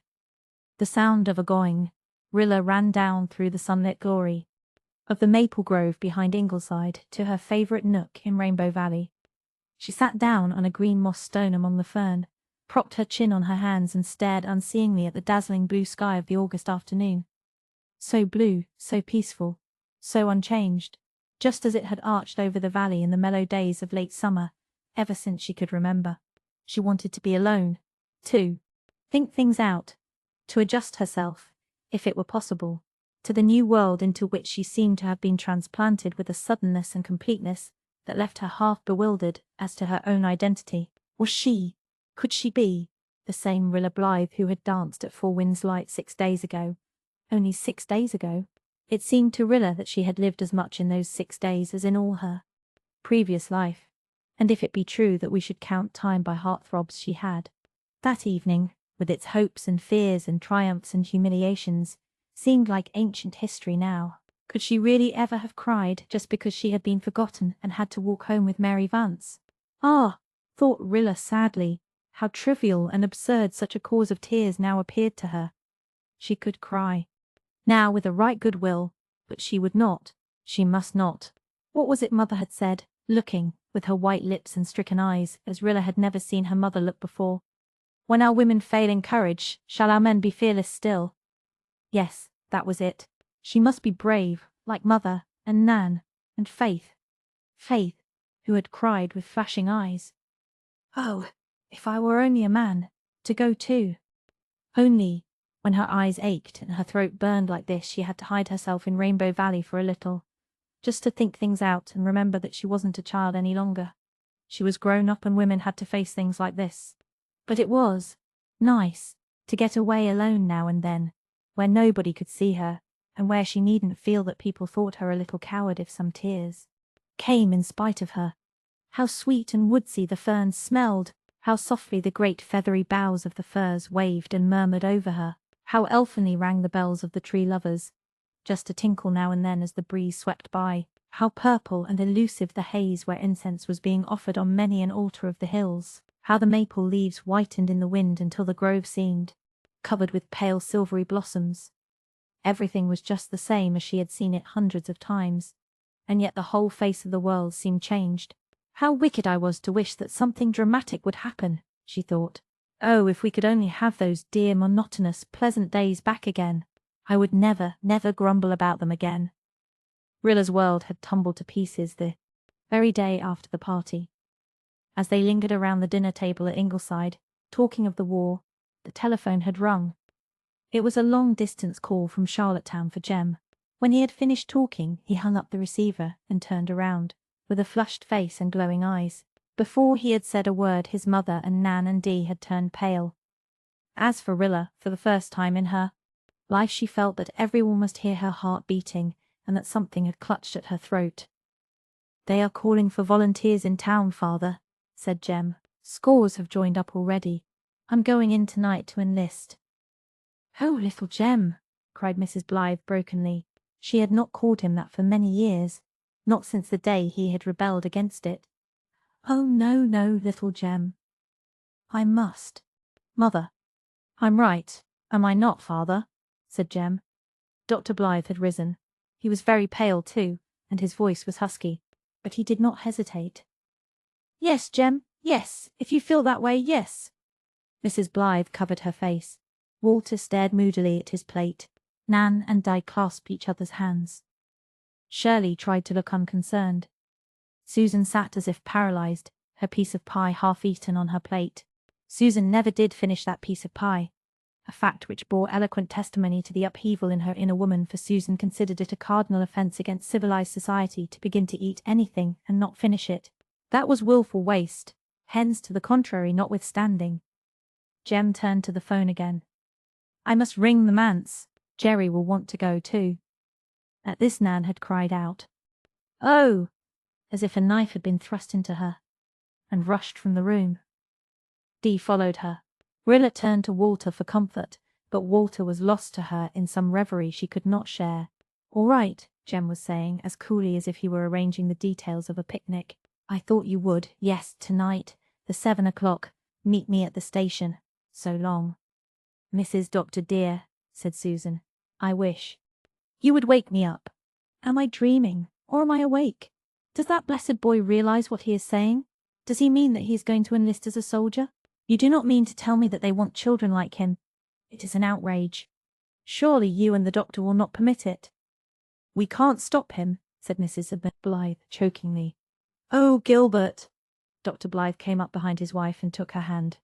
Gently, looking down into the sweet grey eyes that he had only once before seen filled with such imploring anguish as now.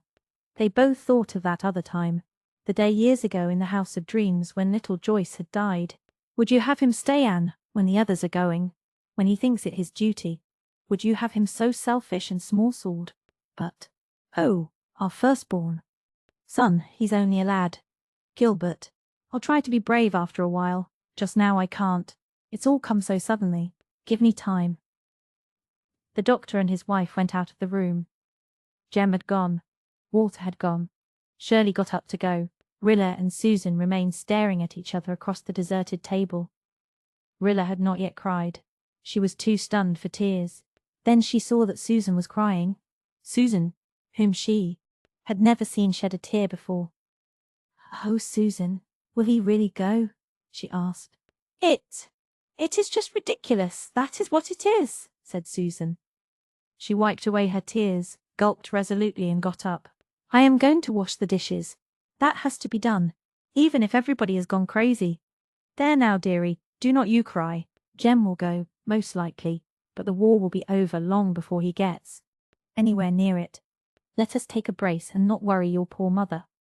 In the Enterprise today it was reported that Lord Kitchener says the war will last 3 years, said Rilla dubiously. I am not acquainted with Lord Kitchener, said Susan composedly, but I dare say he makes mistakes as often as other people. Your father says it will be over in a few months, and I have as much faith in his opinion as I have in Lord Anybody's. So just let us be calm and trust in the Almighty and get this place tidied up. I am done with crying, which is a waste of time and discourages everybody. Jem and Jerry went to Charlottetown that night, and 2 days later they came back in khaki. The Glen hummed with excitement over it. Life at Ingleside suddenly became a tense, strained, thrilling thing. Mrs. Blythe and Nan were brave and smiling and wonderful. Already Mrs. Blythe and Miss Cornelia were organising a Red Cross. The doctor and Mr. Meredith were rounding up the men for a patriotic society. Rilla, after the first shock, reacted to the romance of it all, in spite of her heartache. Jem certainly looked magnificent in his uniform. It was splendid to think of the lads of Canada answering so speedily and fearlessly and uncalculatingly to the call of their country. Rilla carried her head high among the girls whose brothers had not so responded. In her diary she wrote, He goes to do what I had done had Douglas's daughter been his son, and was sure she meant it. If she were a boy, of course she would go too. She hadn't the least doubt of that. She wondered if it was very dreadful of her to feel glad that Walter hadn't got strong as soon as they had wished after the fever. I couldn't bear to have Walter go, she wrote. I love Jem ever so much, but Walter means more to me than anyone in the world, and I would die if he had to go. He seems so changed these days. He hardly ever talks to me. I suppose he wants to go too and feels badly because he can't. He doesn't go about with Jem and Jerry at all. I shall never forget Susan's face when Jem came home in his khaki. It worked and twisted as if she were going to cry, but all she said was, You look almost like a man in that, Jem. Jem laughed. He never minds because Susan thinks him just a child still. Everybody seems busy but me. I wish there was something I could do, but there doesn't seem to be anything. Mother and Nan and Di are busy all the time, and I just wander about like a lonely ghost. What hurts me terribly, though, is that Mother's smiles and Nan's just seem put on from the outside. Mother's eyes never laugh now. It makes me feel that I shouldn't laugh either, that it's wicked to feel laughy, and it's so hard for me to keep from laughing, even if Jem is going to be a soldier. But when I laugh, I don't enjoy it either, as I used to do. There's something behind it all that keeps hurting me, especially when I wake up in the night. Then I cry because I am afraid that Kitchener of Khartoum is right, and the war will last for years, and Jem may be. But no, I won't write it. It would make me feel as if it were really going to happen. The other day Nan said, "Nothing can ever be quite the same for any of us again." It made me feel rebellious. Why shouldn't things be the same again, when everything is over, and Jem and Jerry are back? We'll all be happy and jolly again, and these days will seem just like a bad dream. The coming of the mail is the most exciting event of every day now. Father just snatches the paper. I never saw Father snatch before. And the rest of us crowd round and look at the headlines over his shoulder. Susan vows she does not and will not believe a word the papers say, but she always comes to the kitchen door and listens and then goes back, shaking her head. She is terribly indignant all the time, but she cooks up all the things Jem likes especially, and she did not make a single bit of fuss when she found Monday asleep on the spare room bed yesterday, right on top of Mrs. Rachel Lynde's apple leaf spread. The Almighty only knows where your master will be having to sleep before long. You poor dumb beast, she said as she put him quite gently out. But she never relents towards Doc. She says the minute he saw Jem in khaki, he turned into Mr. Bird, hide then and there, and she thinks that ought to be proof enough of what he really is. Susan is funny, but she isn't old. Dear. Shirley says she is one half angel, and the other half good cook. But then Shirley is the only one of us she never scolds. Faith Meredith is wonderful. I think she and Jem are really engaged now. She goes about with a shining light in her eyes, but her smiles are a little stiff and starched, just like Mother's. I wonder if I could be as brave as she is if I had a lover, and he was going to. The war. It is bad enough when it is your brother. Bruce Meredith cried all night, Mrs. Meredith says, when he heard Jem and Jerry were going, and he wanted to know if the K of K his father talked about was the King of Kings. He is the dearest kiddie. I just love him, though I don't really care much for children. I don't like babies one bit, though when I say so people look at me as if I had said something perfectly shocking. Well, I don't, and I've got to be honest about it. I don't mind looking at a nice clean baby if somebody else holds it, but I wouldn't touch it for anything, and I don't feel a single real spark of interest in it. Gertrude Oliver says she just feels the same. She is the most honest person I know. She never pretends anything. She says babies bore her until they are old enough to talk, and then she likes them. But still a good ways off. Mother and Nan and Di all adore babies, and seem to think I'm unnatural because I don't. I haven't seen Kenneth since the night of the party. He was here one evening after Jem came back, but I happened to be away. I don't think he mentioned me at all. At least nobody told me he did, and I was determined I wouldn't ask, but I don't care in the least. All that matters absolutely nothing to me now. The only thing that does matter is that Jem has volunteered for active service, and will be going to Valcartier in a few more days. My big, splendid brother Jem. Oh, I'm so proud of him! I suppose Kenneth would enlist too if it weren't for his ankle. I think that is quite providential. He is his mother's only son, and how dreadful she would feel if he went. Only sons should never think of going. Walter came wandering through the valley as Rilla sat there, with his head bent and his hands clasped behind him.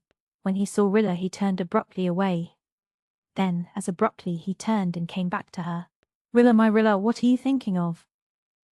"Everything is so changed, Walter," said Rilla wistfully. "Even you're changed.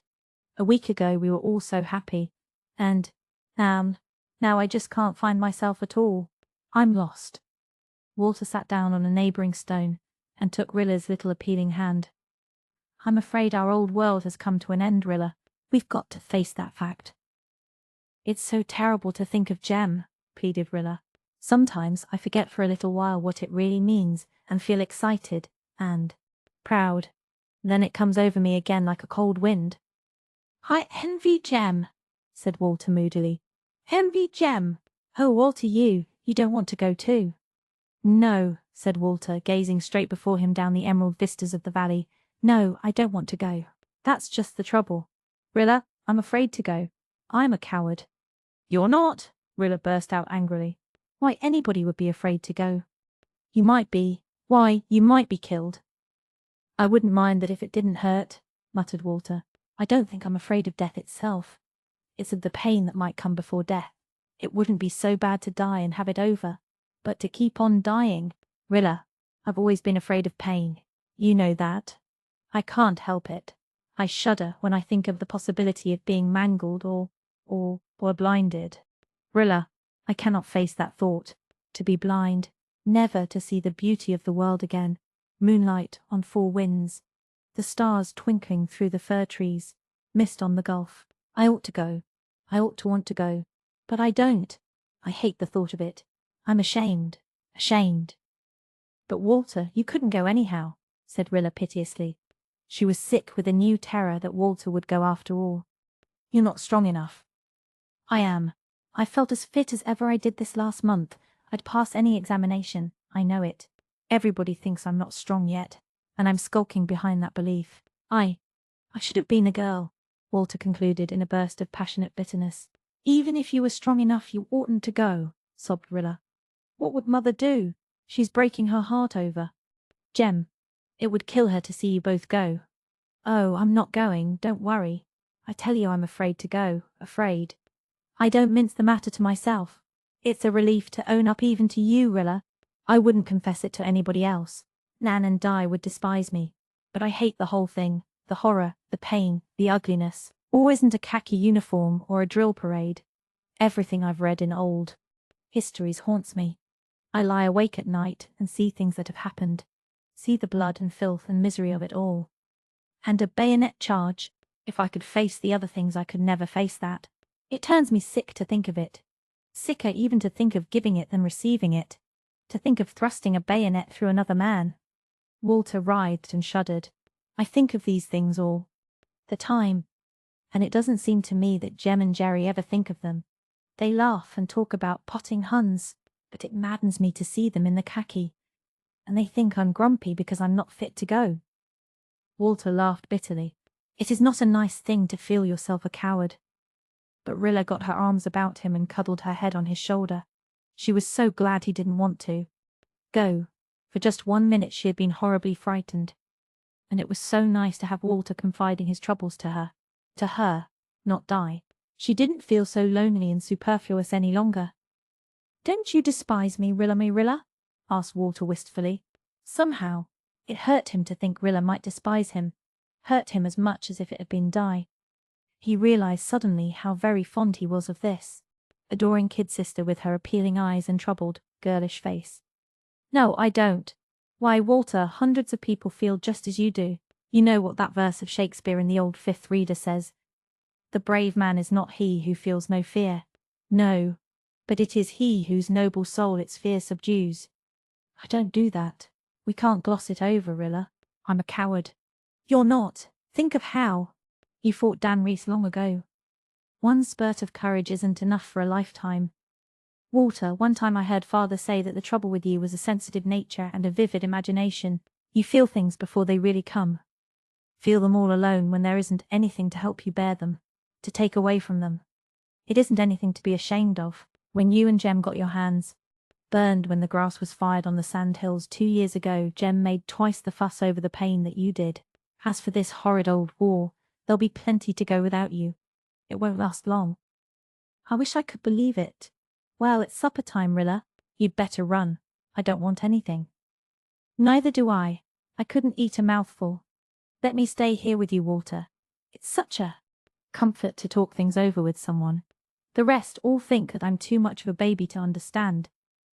So they too sat there in the old valley until the evening star shone through a pale grey, gauzy cloud over the maple grove, and a fragrant dewy darkness filled their little sylvan dell. It was one of the evenings Rilla was to treasure in remembrance all her life. The first one on which Walter had ever talked to her as if she were a woman and not a child. They comforted and strengthened each other.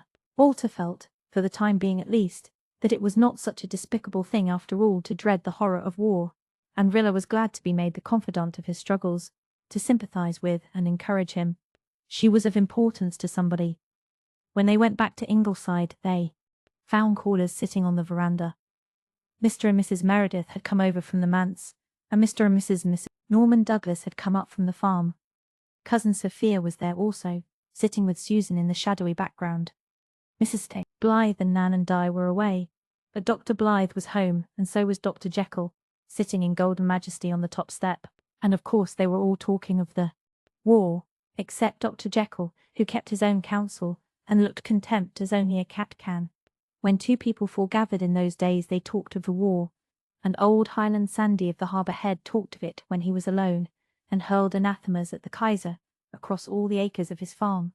Walter slipped away, not caring to see or be seen, but Rilla sat down on the steps where the garden mint was dewy and pungent. It was a very calm evening with a dim, golden afterlight irradiating the glen. She felt happier than at any time in the dreadful week that had passed. She was no longer haunted by the fear that Walter would go.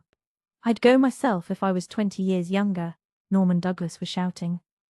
Norman always shouted when he was excited. "I'd show the Kaiser a thing or two. Did I ever say there wasn't a hell? Of course there's a hell, dozens of hells, hundreds of hells, where the Kaiser and all his brood are bound for." "I knew this war was coming," said Mrs. Norman triumphantly. "I saw it coming right along. I could have told all those stupid Englishmen what was ahead of them. I told you, John Meredith, years ago what the Kaiser was up to, but you wouldn't believe it. You said he would never plunge the world in war. Who was right about the Kaiser, John? You or I? Tell me that." "You were, I admit," said Mr. Meredith. "It's too late to admit it now," said Mrs. Norman, shaking her head, as if to intimate that if John Meredith had admitted it sooner, there might have been no war. "Thank God England's navy is ready," said the doctor. "Amen to that," nodded Mrs. Norman. That blind as most of them were, somebody had foresight enough to see to that. "Maybe England'll manage not to get into trouble over it," said Cousin Sophia plaintively. "I don't know, but I'm much afraid." "One would suppose that England was in trouble over it already, up to her neck, Sophia Crawford," said Susan. "But your ways of thinking are beyond me and always were. It is my opinion that the British Navy will settle Germany in a jiffy, and that we are all getting worked up over nothing." Susan spat out the words as if she wanted to convince herself more than anybody else. She had her little store of homely philosophies to guide her through life, but she had nothing to buckler her against the thunderbolts of the week that had just passed. What had an honest, hard-working, Presbyterian old maid of Glen St. Mary to do with a war thousands of miles away? Susan felt that it was indecent that she should have to be disturbed by it. "The British Army will settle Germany," shouted Norman. "Just wait till it gets into line, and the Kaiser will find that real war is a different thing from parading round Berlin with your moustaches cocked up." "Britain hasn't got an army," said Mrs. Norman emphatically. "You needn't glare at me, Norman. Glaring won't make soldiers out of Timothy Stalks. 100,000 men will just be a mouthful for Germany's millions." "There'll be some tough chewing in the mouthful, I reckon," persisted Norman valiantly. "Germany'll break her teeth on it. Don't you tell me one Britisher isn't a match for 10 foreigners. I could polish off a dozen of 'em myself with both hands tied behind my back." "I am told," said Susan, "that old Mr. Pryor does not believe in this war. I am told that he says England went into it just because she was jealous of Germany, and that she did not really care in the least what happened to Belgium." "I believe he's been talking some such rot," said Norman. "I haven't heard him. When I do, Whiskers on the Moon won't know what happened to him. That precious relative of mine, Kitty Alec, holds forth to the same effect, I understand. Not before me, though, somehow, folks don't indulge in that kind of conversation in my presence. Lord love you, they've a kind of presentiment, so to speak, that it wouldn't be healthy for their complaint. I am much afraid that this war has been sent as a punishment for our sins," said Cousin Sophia, unclasping her pale hands from her lap and reclasping them solemnly over her stomach. "The world is very evil. The times are waxing late." "Parson here's got something of the same idea," chuckled Norman. "Haven't you, Parson? That's why you preached t'other night on the text, 'Without shedding of blood there is no remission of sins.'" "I didn't agree with you, wanted to get up in the pew and shout out that there wasn't a word of sense in what you were saying. But Ellen, here, she held me down. I never have any fun sassing parsons since I got married. Without shedding of blood there is no anything, said Mr. Meredith in the gentle dreamy way which had an unexpected trick of convincing his hearers. Everything, it seems to me, has to be purchased by self-sacrifice. Our race has marked every step of its painful ascent with blood, and now torrents of it must flow again. No, Mrs. Crawford, I don't think the war has been sent as a punishment for sin. I think it is the price humanity must pay for some blessing. Some advance great enough to be worth the price, which we may not live to see, but which our children's children will inherit. If Jerry is killed, will you feel so fine about it? Demanded Norman, who had been saying things like that all his life, and never could be made to see any reason why he shouldn't. Now, never mind kicking me in the shins, Ellen. I want to see if Parson meant what he said, or if it was just a pulpit frill. Mr. Pulpit frill. Meredith's face quivered. He had had a terrible hour alone in his study on the night. Jem and Jerry had gone to town. But he answered quietly, whatever I felt, it could not alter my belief. My assurance that a country whose sons are ready to lay down their lives in her defence will win a new vision because of their sacrifice. You do mean it, Parson. I can always tell when people mean what they say. It's a gift that was born in me. Makes me a terror to most parsons, that. But I've never caught you yet saying anything you didn't mean. I'm always hoping I will. That's what reconciles me to going to church. It'd be such a comfort to me, such a weapon to batter Ellen here with when she tries to civilize me. Well, I'm off over the road to see Ab Crawford a minute. The gods be good to you all. The old pagan, muttered Susan as Norman strode away. She did not care if Ellen Douglas did hear her. Susan could never understand why fire did not descend from heaven upon Norman Douglas when he insulted ministers the way he did. But the astonishing thing was Mr. Meredith seemed really to like his brother-in-law. Rilla wished they would talk of something besides war. She had heard nothing else for a week, and she was really a little tired of it, now that she was relieved. From her haunting fear that Walter would want to go made her quite impatient. But she supposed, with a sigh, that there would be 3 or 4 months of it yet. Chapter 6. Susan, Rilla, and Dog Monday make a resolution. The big living room at Ingleside was snowed over with drifts of white cotton. Word had come from Red Cross headquarters that sheets and bandages would be required. Nan and Dee and Rilla were hard at work. Mrs. Blythe and Susan were upstairs in the boys' room, engaged in a more personal task. With dry, anguished eyes they were packing up Jem's belongings. He must leave for Valcartier the next morning. They had been expecting the word, but it was none the less dreadful when it came. Rilla was basting the hem of a sheet for the first time in her life, when the word had come that Jem must go. She had her cry out among the pines in Rainbow Valley, and then she had gone to her mother. Mother, I want to do something. I'm only a girl. I can't do anything to win the war, but I must do something to help at home. The cotton has come up for the sheets, said Mrs. Blythe. You can help Nan and Di make them up. And Rilla, don't you think you could organize a junior Red Cross among the young girls? I think they would like it better, and do better work by themselves than if mixed up with the older people. But, Mother, I've never done anything like that. We will all have to do a great many things in the months ahead of us that we have never done before, Rilla.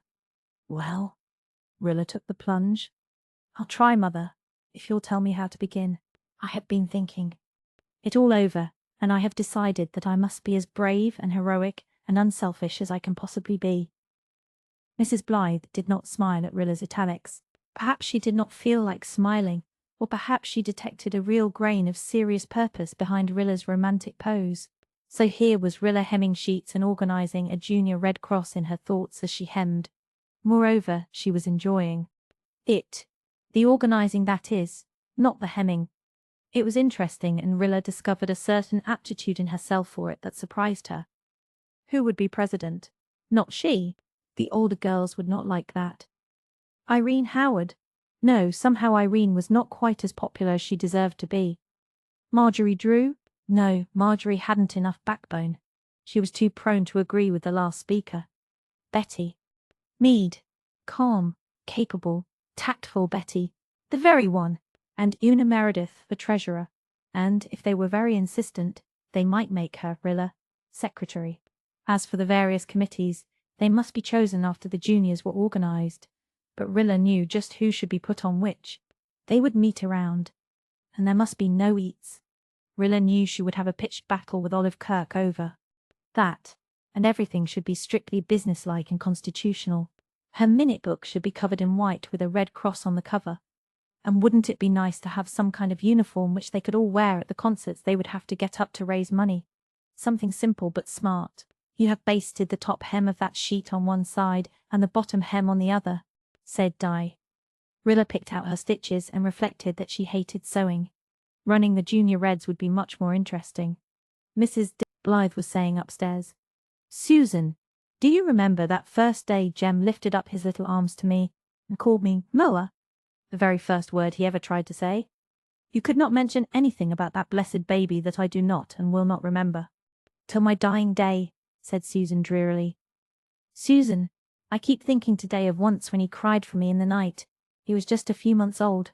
Gilbert didn't want me to go to him. He said the child was well and warm, and that it would be fostering bad habits in him. But I went, and took him up. I can feel that tight clinging of his little arms round my neck yet.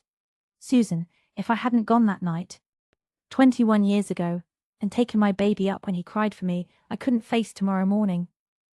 I do not know how we are going to face it anyhow, Mrs. Doctor dear, but do not tell me that it will be the final farewell. He will be back on leave before he goes overseas, will he not? We hope so, but we are not very sure. I am making up my mind that he will not, so that there will be no disappointment to bear. Susan, I am determined that I will send my boy off tomorrow with a smile. He shall not carry away with him the remembrance of a weak mother who had not the courage to send when he had the courage to go. I hope none of us will cry.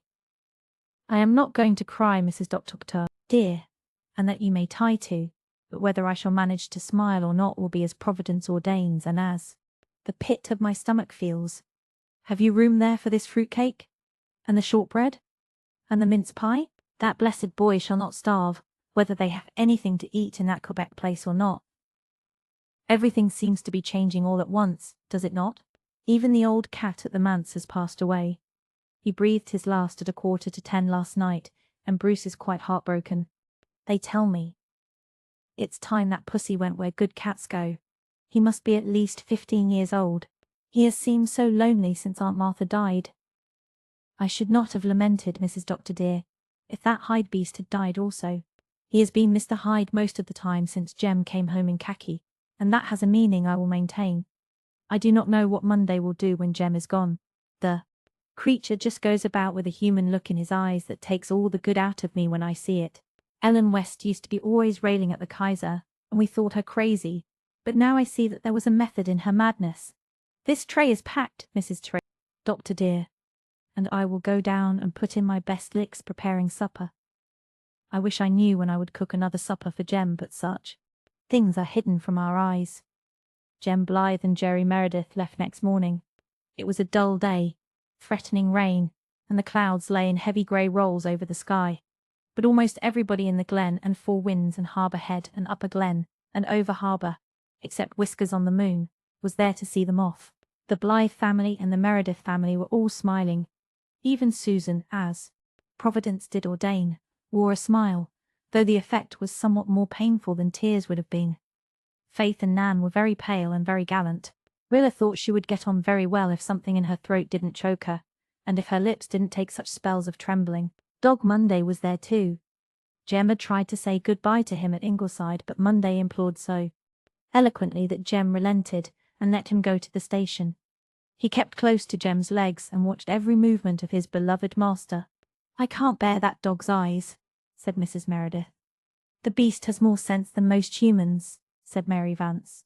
Well, did we any of us ever think we'd live to see this day? I bawled all night to think of Jem and Jerry going like this. I think they're plumb deranged. Miller got a maggot in his head about going, but I soon talked him out of it.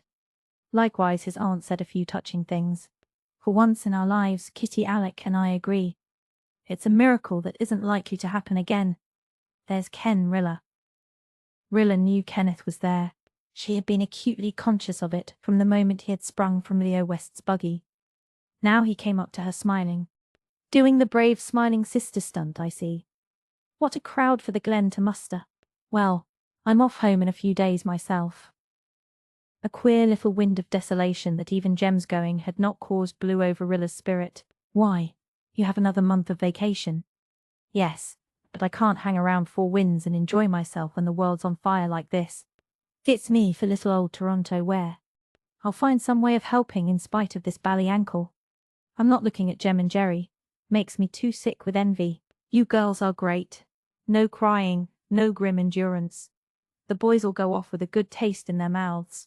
I hope Persis and Mother will be as game when my turn comes. Oh, Kenneth, the war will be over before your turn cometh. There, she had lisped again. Another great moment. Of life spoiled. Well, it was her fate.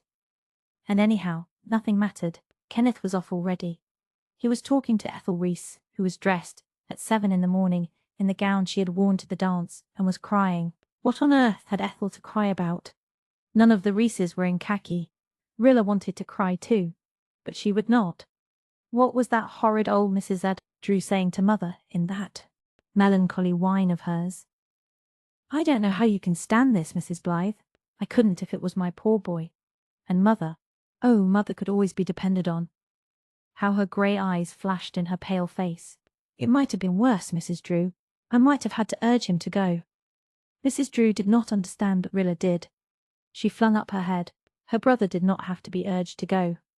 Rilla found herself standing alone and listening to disconnected scraps of talk as people walked up and down past her. I told Mark to wait and see if they asked for a second lot of men. If they did, I'd let him go. But they won't, said Mrs. Palmer Burr. I think I'll have it made with a crushed girdle of velvet, said Bessie Clow. I'm frightened to look at my husband's face for fear I'll see in it. Then he wants to go too, said a little over-harbour bride. I'm scared stiff, said whimsical Mrs. Jim Howard. I'm scared Jim will enlist, and I'm scared he won't. The war will be over by Christmas, said Joe Vickers. Let them European nations fight it out between them, said Abner Reese. When he was a boy I gave him many a good trouncing, shouted Norman Douglas, who seemed to be referring to someone high in military circles in Charlottetown. Yes, sir, I walloped him well, big gun as he is now. The existence of the British Empire is at stake, said the Methodist minister. There's certainly something about uniforms, sighed Irene Howard. It's a commercial war when all is said and done, and not worth one drop of good Canadian blood, said a stranger from the shore hotel. The Blythe family are taking it easy, said Kate Drew. Them young fools are just going for adventure, growled Nathan Crawford. I have absolute confidence in Kitchener, said the over-harbour doctor. In these 10 minutes, Rilla passed through a dizzying succession of anger, laughter, contempt, depression, and inspiration. Oh, people were funny! How little they understood. Taking it easy, indeed, when even Susan hadn't slept a wink all night. Kate Drew always was a minx. Rilla felt as if she were in some fantastic nightmare. Were these the people who, 3 weeks ago, were talking of crops and prices and local gossip? There, the train was coming. Mother was holding Jem's hand. Dog Monday was licking it. Everybody was saying goodbye. The train was in. Jem kissed Faith before. Everybody. Old Mrs. Drew whooped hysterically. The men, led by Kenneth, cheered. Rilla felt Jem seize her hand. Goodbye, Spider. Somebody kissed her cheek. She believed it was Jerry but never was sure. They were off. The train was pulling out. Jem and Jerry were waving to everybody. Everybody was waving back. Mother and Nan were smiling still, but as if they had just forgotten to take the smile off. Monday was howling dismally and being forcibly restrained by the Methodist minister from tearing after the train. Susan was waving her best bonnet and hurrahing like a man. Had she gone crazy? The train rounded a curve. They had gone. Rilla came to herself with a gasp. There was a sudden quiet. Nothing to do now but to go home and wait. The doctor and Mrs. Blythe walked off together. So did Nan and Faith. So did John Meredith and Rosemary. Walter and Una and Shirley and Dee and Carl and Rilla went in a group. Susan had put her bonnet back on her head, hindside foremost, and stalked grimly off alone. Nobody missed Dog Monday at first. When they did, Shirley went back for him. He found Dog Monday curled up in one of the shipping sheds near the station and tried to coax him home. Dog Monday would not move. He wagged his tail to show he had no hard feelings, but no blandishments availed to budge him. Guess Monday has made up his mind to wait there till Jem comes back, said Shirley, trying to laugh as he rejoined the rest. This was exactly what Dog Monday had done. His dear master had gone. He, Monday, had been deliberately and of malice aforethought prevented from going with him by a demon, disguised in the garb of a Methodist minister. Wherefore, he, Monday, would wait there until the smoking, snorting monster, which had carried his hero off, carried him back. Aye, wait there, little faithful dog with the soft, wistful, puzzled eyes. But it will be many a long, bitter day before your boyish comrade comes back to you. The doctor was away on a case that night, and Susan stalked into Mrs. Blythe's room on her way to bed to see if her adored Mrs. Dr. Dear were comfortable and composed. She paused solemnly at the foot of the bed and solemnly declared, Mrs. Dr. Dear, I have made up my mind to be a heroine. Mrs. Dr. Dear found herself violently inclined to laugh, which was manifestly unfair, since she had not laughed when Rilla had announced a similar heroic determination. To be sure, Rilla was a slim, white-robed thing, with a flower-like face and starry young eyes aglow with feeling, whereas Susan was arrayed in a grey flannel nightgown of straight simplicity, and had a strip of red woolen worsted tied around her grey hair as a charm against neuralgia. But that should not make any vital difference. Was it not the spirit that counted? Yet Mrs. Blythe was hard put to it not to laugh. I am not, proceeded Susan firmly, going to lament or whine or question the wisdom of the Almighty any more as I have been doing lately. Whining and shirking and blaming Providence do not get us anywhere. We have just got to grapple with whatever we have to do, whether it is weeding the onion patch or running the government. I shall grapple. Those blessed boys have gone to war, and we women, Mrs. Dr. Dear, must tarry by the stuff and keep a stiff upper lip. Chapter 7. A war baby and a sap tureen, Liege and Namur, and now Brussels. The doctor shook his head. I don't like it. I don't like it. Do not you lose heart, Dr. Dear. They were just defended by foreigners, said Susan superbly. Wait you till the Germans come against the British. There will be a very different story to tell, and that you may tie to. The doctor shook his head again, but a little less gravely. Perhaps they all shared subconsciously in Susan's belief that the thin grey line was unbreakable, even by the victorious rush of Germany's ready millions. At any rate, when the terrible day came, the first of many terrible days, with the news that the British army was driven back, they stared at each other in blank dismay. It can't be true, gasped Nan, taking a brief refuge in temporary incredulity. I felt that there was to be bad news today, said Susan, for that cat creature turned into Mr. Hyde this morning without rhyme or reason for it, and that was no good omen. A broken, a beaten, but not a demoralized army, muttered the doctor from a London dispatch. Can it be England's army of which such a thing is said? It will be a long time now before the war is ended, said Mrs. Blythe despairingly. Susan's faith, which had for a moment been temporarily submerged, now reappeared triumphantly. Remember, Mrs. Dr. Dear, that the British Army is not the British Navy. Never forget that. And the Russians are on their way too, though Russians are people I do not know much about, and consequently will not tie to. The Russians will not be in time to save Paris, said Walter gloomily. Paris is the heart of France, and the road to it is open. Oh, I wish. He stopped abruptly and went out. After a paralysed day, the Ingleside folk found it was possible to carry on, even in the face of ever-darkening bad news. Susan worked fiercely in her kitchen. The doctor went out on his round of visits. Nan and Dee returned to their Red Cross activities. Mrs. Blythe went to Charlottetown to attend a Red Cross convention.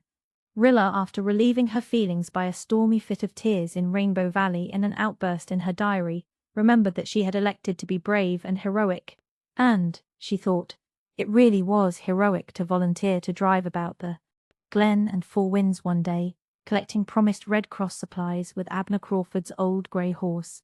One of the Ingleside horses was lame, and the doctor needed the other, so there was nothing for it but the Crawford nag, a placid, unhasting, thick-skinned creature with an amiable habit of stopping every few yards to kick a fly off one leg with the foot of the other. Rilla felt that this, coupled with the fact that the Germans were only 50 miles from Paris, was hardly to be endured. But she started off gallantly on an errand fraught with amazing results. Late in the afternoon she found herself, with a buggy full of parcels, at the entrance to a grassy, deep-rutted lane leading to the harbour shore, wondering whether it was worthwhile to call down at the Anderson house. The Andersons were desperately poor, and it was not likely Mrs. Anderson had anything to give. On the other hand, her husband, who was an Englishman by birth, and who had been working in Kingsport when the war broke out, had promptly sailed for England to enlist there, without, it may be said, coming home or sending much hard cash to represent him. So possibly Mrs. Anderson might feel hurt if she were overlooked. Rilla decided to call. There were times afterwards when she wished she hadn't, but in the long run she was very thankful that she did. The Anderson house was a small and tumble-down affair, crouching in a grove of battered spruces near the shore, as if rather ashamed of itself and anxious to hide. Rilla tied her grey nag to the rickety fence and went to the door. It was open, and the sight she saw bereft her temporarily of the power of speech or motion. Through the open door of the small bedroom opposite her, Rilla saw Mrs. Anderson lying on the untidy bed, and Mrs. Anderson was dead. There was no doubt of that.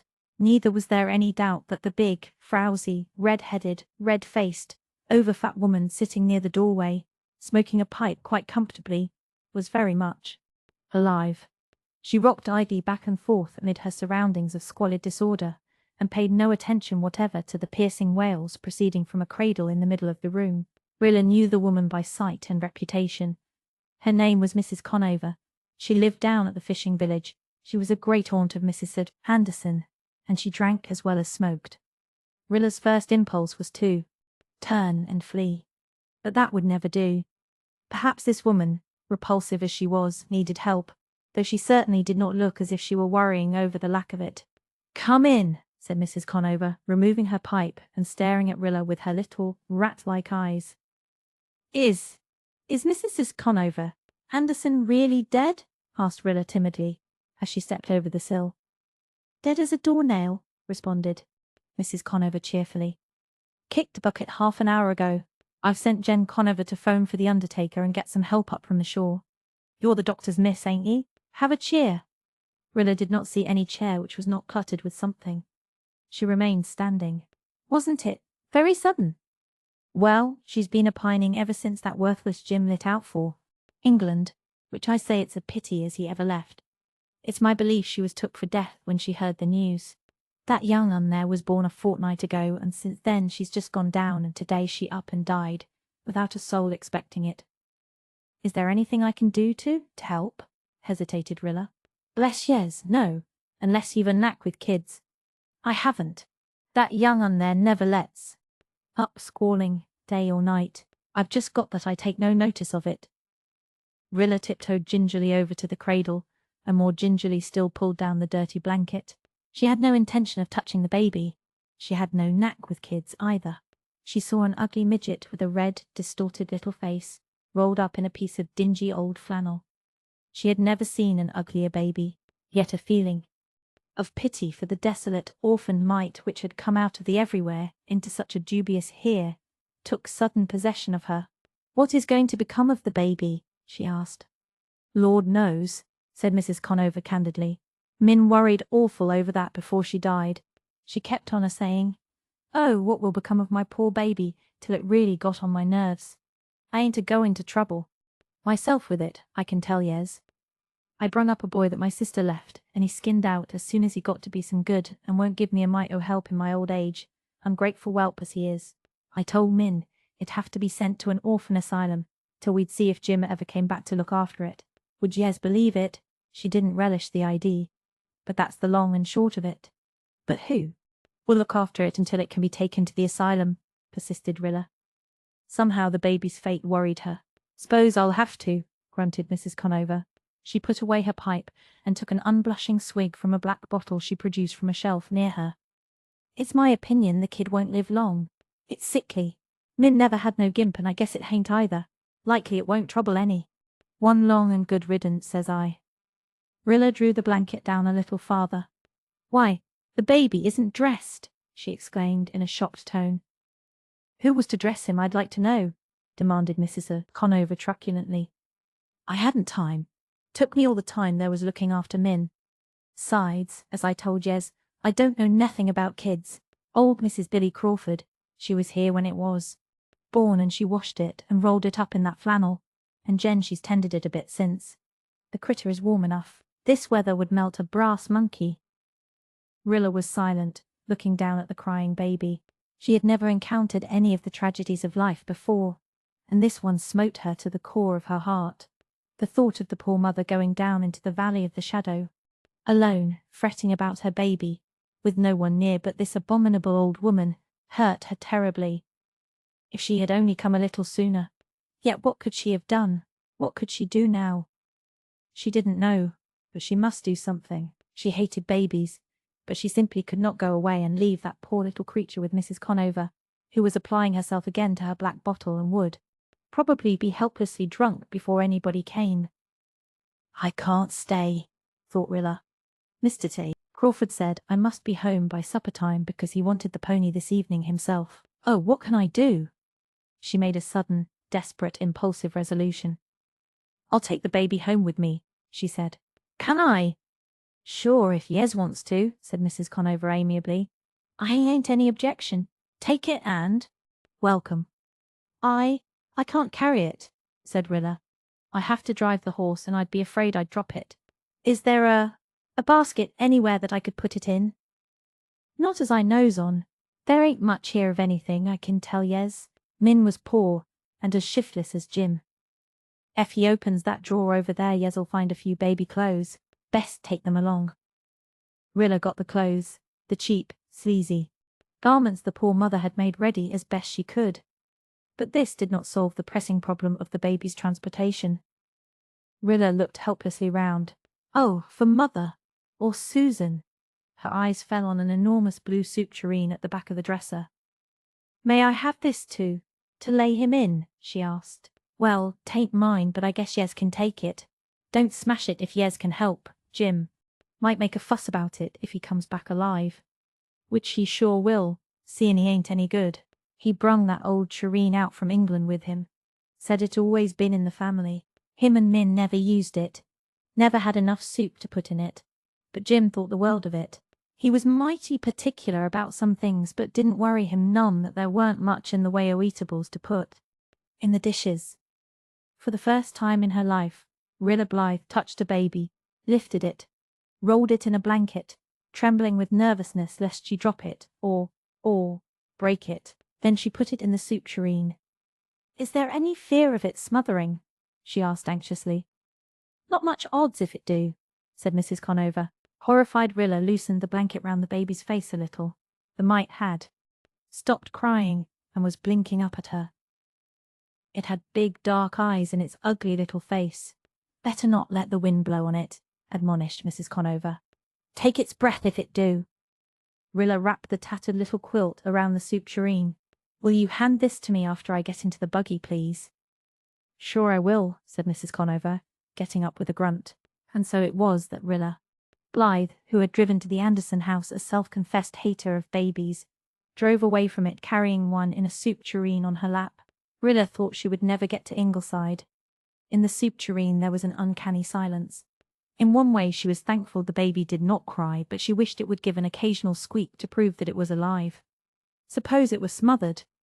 Rilla dared not unwrap it to see, lest the wind, which was now blowing a hurricane, should take its breath, whatever dreadful thing that might be. She was a thankful girl when at last she reached harbour at Ingleside. Rilla carried the soup tureen to the kitchen and set it on the table under Susan's eyes. Susan looked into the tureen, and for once in her life was so completely floored that she had not a word to say. "What in the world is this?" asked the doctor, coming in. Rilla poured out her story. "I just had to bring it, Father," she concluded. "I couldn't leave it there." "What are you going to do with it?" asked the doctor coolly. Rilla hadn't exactly expected this kind of question. We can keep it here for a while, can't we, until something can be arranged?" she stammered, confusedly. Dr. Blythe walked up and down the kitchen for a moment or two, while the baby stared at the white walls of the soup tureen, and Susan showed signs of returning animation. Presently the doctor confronted Rilla. A young baby means a great deal of additional work and trouble in a household, Rilla. Nan and Di are leaving for Redmond next week, and neither your mother nor Susan is able to assume so much extra care under present conditions. If you want to keep that baby here, you must attend to it yourself. Me? Rilla was dismayed into being ungrammatical. Why, Father, I couldn't. Younger girls than you have had to look after babies. My advice and Susan's is at your disposal. If you cannot, then the baby must go back to Meg Conover. Its lease of life will be short if it does, for it is evident that it is a delicate child and requires particular care. I doubt if it would survive even if sent to an orphan's home, but I cannot have your mother and Susan overtaxed. The doctor walked out of the kitchen, looking very stern and immovable. In his heart he knew quite well that the small inhabitant of the big soup tureen would remain at Ingleside, but he meant to see if Rilla could not be induced to rise to the occasion. Rilla sat looking blankly at the baby. It was absurd to think she could take care of it, but that poor little, frail, dead mother who had worried about it, that dreadful old Meg Conover. "Susan, what must be done for a baby?" she asked dolefully. "You must keep it warm and dry and wash it every day, and be sure the water is neither too hot nor too cold, and feed it every 2 hours. If it has colic, you put hot things on its stomach," said Susan, rather feebly and flatly for her. The baby began to cry again. "It must be hungry. It has to be fed anyhow," said Rilla desperately. "Tell me what to get for it, Susan, and I'll get it." Under Susan's directions a ration of milk and water was prepared, and a bottle obtained from the doctor's office. Then Rilla lifted the baby out of the soup tureen and fed it. She brought down the old basket of her own infancy from the attic and laid the now sleeping baby in it.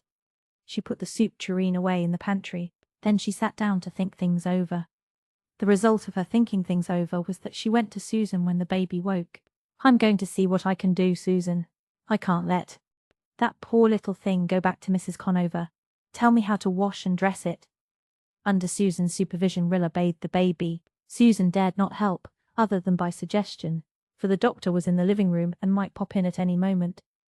Susan had learned by experience that when Dr. Blythe put his foot down and said a thing must be, that thing was.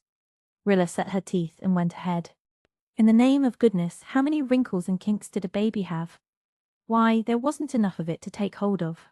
Oh, suppose she let it slip into the water. It was so wobbly. If it would only stop howling like that. How could such a tiny morsel make such an enormous noise? Its shrieks could be heard over Ingleside from cellar to attic. Am I really hurting it much, Susan, do you suppose?" she asked piteously. "No, dearie. Most new babies hate like poison to be washed. You are real knacky for a beginner. Keep your hand under its back, whatever you do, and keep cool. Keep cool." Rilla was oozing perspiration at every pore. When the baby was dried and dressed and temporarily quieted with another bottle, she was as limp as a rag. "What must I do with it tonight, Susan?" A baby by day was dreadful enough. A baby by night was unthinkable. "Set the basket on a chair by your bed and keep it covered. You will have to feed it once or twice in the night, so you would better take the oil heater upstairs. If you cannot manage it, call me, and I will go, doctor or no doctor." "But Susan, if it cries?" The baby, however, did not cry. It was surprisingly good, perhaps because its poor little stomach was filled with proper food. It slept most of the night, but Rilla did not. She was afraid to go to sleep for fear something would happen to the baby. She prepared its 3 o'clock ration with a grim determination that she would not call Susan. Oh, was she dreaming? Was it really she, Rilla Blythe, who had got into this absurd predicament? She did not care if the Germans were near Paris. She did not care if they were in Paris. If only the baby wouldn't cry or choke or smother or have convulsions. Babies did have convulsions, didn't they? Oh, why had she forgotten to ask Susan what she must do if the baby had convulsions? She reflected rather bitterly that father was very considerate of mother's and Susan's health. But what about hers? Did he think she could continue to exist if she never got any sleep? But she was not going to back down now, not she. She would look after this detestable little animal if it killed her. She would get a book on baby hygiene and be beholden to nobody. She would never go to father for advice. She wouldn't bother mother. And she would only condescend to Susan in dire extremity. They would all see. Thus it came about that Mrs. Blythe, when she returned home 2 nights later and asked Susan where Rilla was electrified by Susan's composed reply. "She's upstairs, Mrs. Dr. dear, putting her baby to bed." Chapter 8. Rilla decides families and individuals alike soon become used to new conditions and accept them unquestioningly. By the time a week had elapsed, it seemed as if the Anderson baby had always been at Ingleside. After the first 3 distracted nights, Rilla began to sleep again, waking automatically to attend to her charge on schedule time. She bathed and fed and dressed it as skillfully as if she had been doing it all her life. She liked neither her job nor the baby any the better. She still handled it as gingerly as if it was some kind of a small lizard, and a breakable lizard at that. But she did her work thoroughly, and there was not a cleaner, better cared for infant in Glen St. Mary. She even took to weighing the creature every day and jotting the result down in her diary. But sometimes she asked herself pathetically why unkind destiny had ever led her down the Anderson lane on that fatal day. Shirley, Nan, and Di did not tease her as much as she had expected. They all seemed rather stunned by the mere fact of Rilla adopting a war baby. Perhaps, too, the doctor had issued instructions. Walter, of course, never had teased her over anything. One day he told her she was a brick. "It took more courage for you to tackle that 5 pounds of new infant, Rilla my Rilla, than it would be for Jem to face a mile of Germans. I wish I had half your pluck," he said ruefully. Rilla was very proud of Walter's approval. Nevertheless, she wrote gloomily in her diary that night, "I wish I could like the baby a little bit.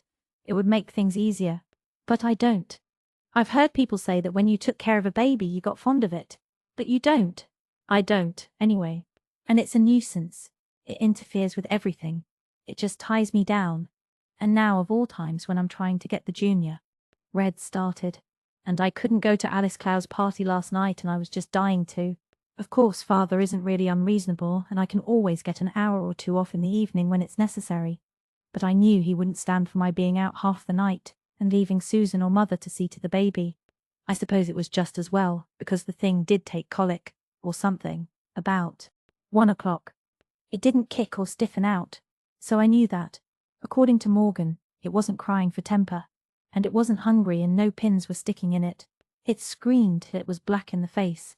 I got up and heated water and put the hot water bottle on its stomach, and it howled worse than ever and drew up its poor wee thin legs. I was afraid I had burnt it, but I don't believe I did. Then I walked the floor with it, although Morgan on infants says that should never be done. I walked miles, and oh, I was so tired and discouraged and mad. Yes, I was. I could have shaken the creature if it had been big enough to shake, but it wasn't. Father was out on a case, and mother had had a headache, and Susan is squiffy because when she and Morgan differ, I insist upon going by what Morgan says, so I was determined I wouldn't call her unless I had to. Finally, Miss Oliver came in. She has rooms with Nan now, not me, all because of the baby, and I am broken-hearted about it. I miss our long talks after we went to bed so much. It was the only time I ever had her to myself. I hated to think the baby's yells had wakened her up, for she has so much to bear now. Mr. Grant is at Valcartier too, and Miss Oliver feels it dreadfully, though she is splendid about it. She thinks he will never come back, and her eyes just break my heart. They are so tragic. She said it wasn't the baby that woke her.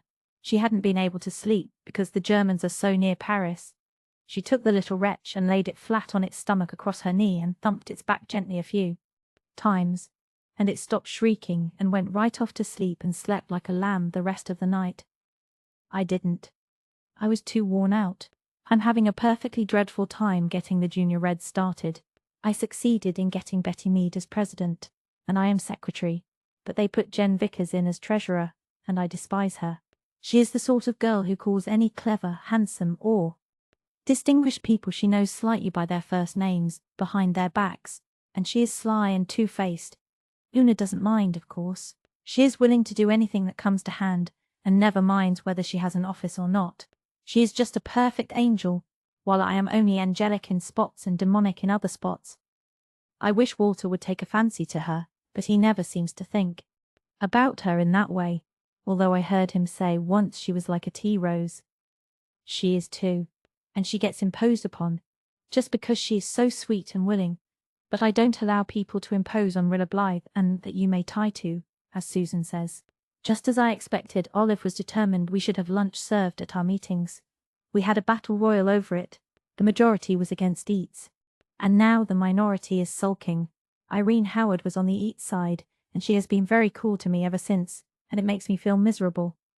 I wonder if Mother and Mrs. Elliot have problems in the senior society too. I suppose they have, but they just go on calmly in spite of everything. I go on, but not calmly. I rage and cry, but I do it all in private and blow off steam in this diary, and when it's over I vow I'll show them. I never sulk. I detest people who sulk.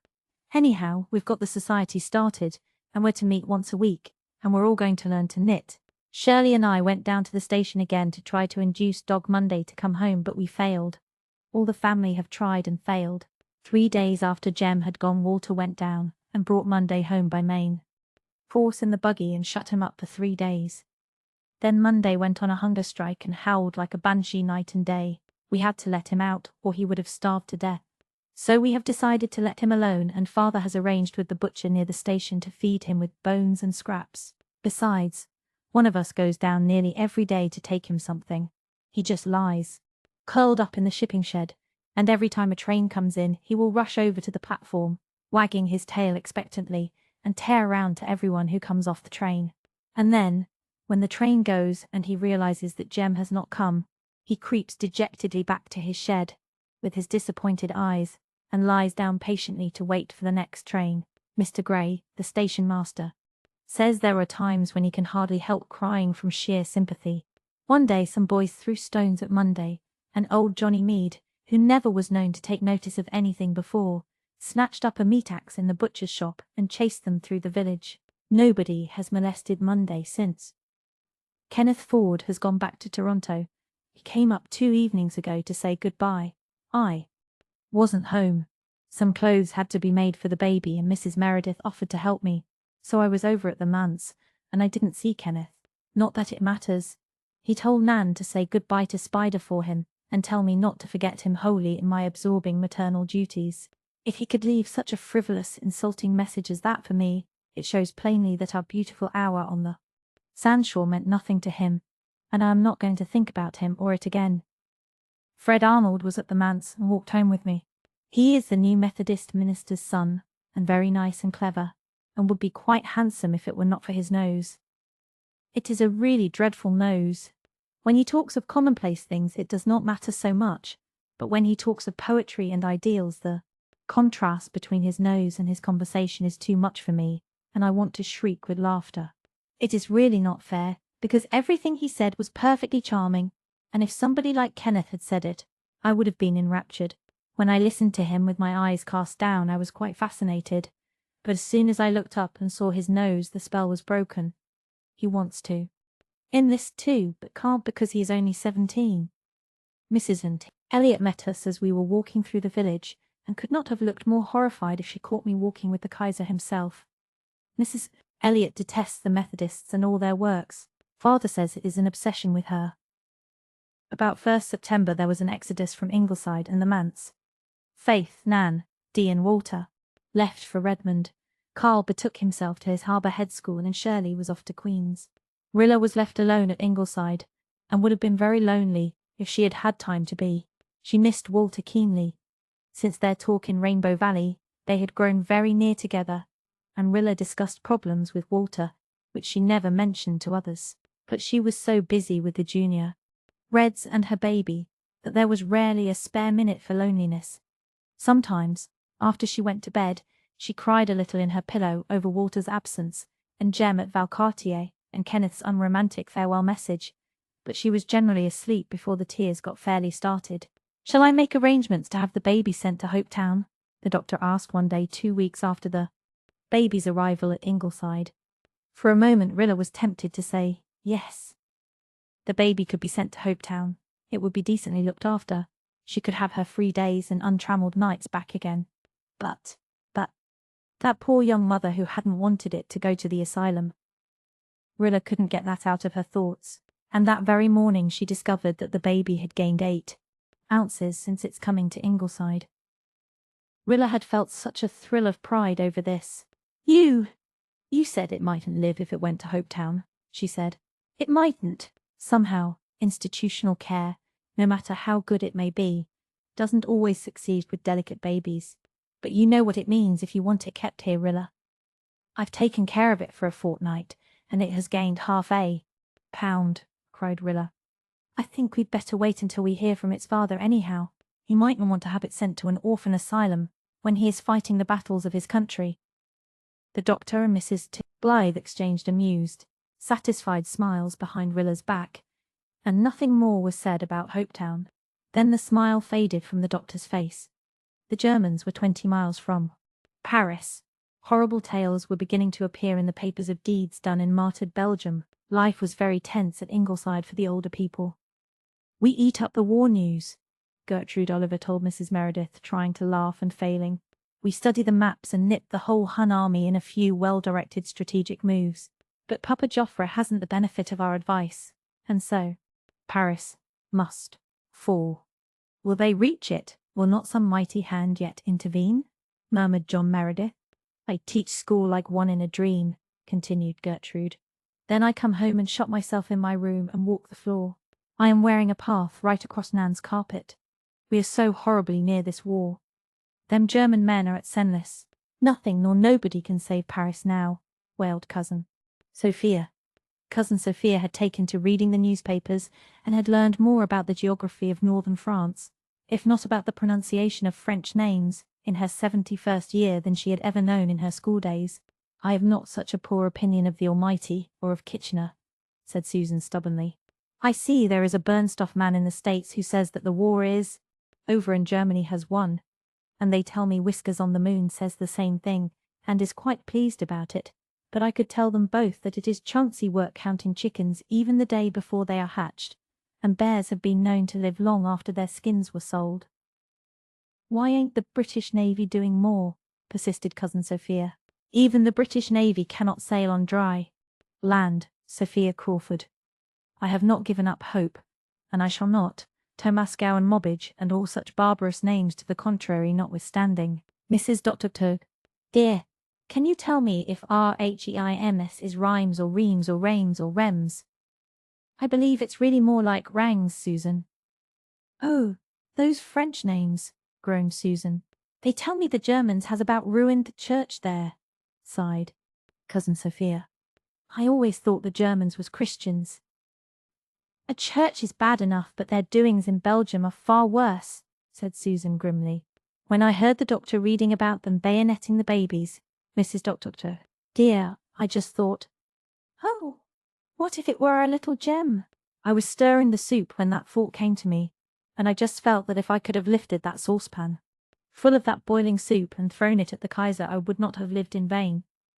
Tomorrow will bring the news that the Germans are in Paris, said Gertrude Oliver through her tense lips. She had one of those souls that are always tied to the stake, burning in the suffering of the world around them. Apart from her own personal interest in the war, she was racked by the thought of Paris falling into the ruthless hands of the hordes who had burned Louvain and ruined the wonder of Rheims. But on the morrow and the next morrow came the news of the miracle of the Marne. Rilla rushed madly home from the office, waving the Enterprise with its big red headlines. Susan ran out with trembling hands to hoist the flag. The doctor stalked about muttering, "Thank God," Mrs. Blythe cried, and laughed and cried again. God just put out his hand and touched them. Thus far, no farther, said Mr. Meredith that evening. Rilla was singing upstairs as she put the baby to bed. Paris was saved. The war was over. Germany had lost. There would soon be an end now. Jem and Jerry would be back. The black clouds had rolled by. Don't you dare have colic this joyful night, she told the baby. If you do, I'll clap you back into your soup tureen and ship you off to Hopetown, by freight, on the early train. You have got beautiful eyes, and you're not quite as red and wrinkled as you were, but you haven't a speck of hair, and your hands are like little claws, and I don't like you a bit better than I ever did. But I hope your poor little white mother knows that you're tucked in a soft basket with a bottle of milk as rich as Morgan allows instead of perishing by inches with old Meg Conover. And I hope she doesn't know that I nearly drowned you that first morning when Susan wasn't there, and I let you slip right out of my hands into the water. Why will you be so slippery? No, I don't like you and I never will, but for all that I'm going to make a decent, upstanding infant of you. You are going to get as fat as a self-respecting child should be, for one thing. I am not going to have people saying what a puny little thing that baby of Rilla Blythe's is, as old Mrs. Drew said at the Senior Red Cross yesterday. If I can't love you, I mean to be proud of you at least. Chapter 9. Dot has a mice adventure. The war will not be over before next spring now, said Dr. Blythe, when it became apparent that the long battle of the Ain had resulted in a stalemate. Rilla was murmuring, "Knit 4, purl 1, under her breath, and rocking the baby's cradle with one foot. Morgan disapproved of cradles for babies, but Susan did not, and it was worthwhile to make some slight sacrifice of principle to keep Susan in good humour. She laid down her knitting for a moment and said, "Oh, how can we bear it so long?" Then picked up her sock and went on. The Rilla of 2 months before would have rushed off to Rainbow Valley and cried. Miss Oliver sighed, and Mrs. Blythe clasped her hands for a moment.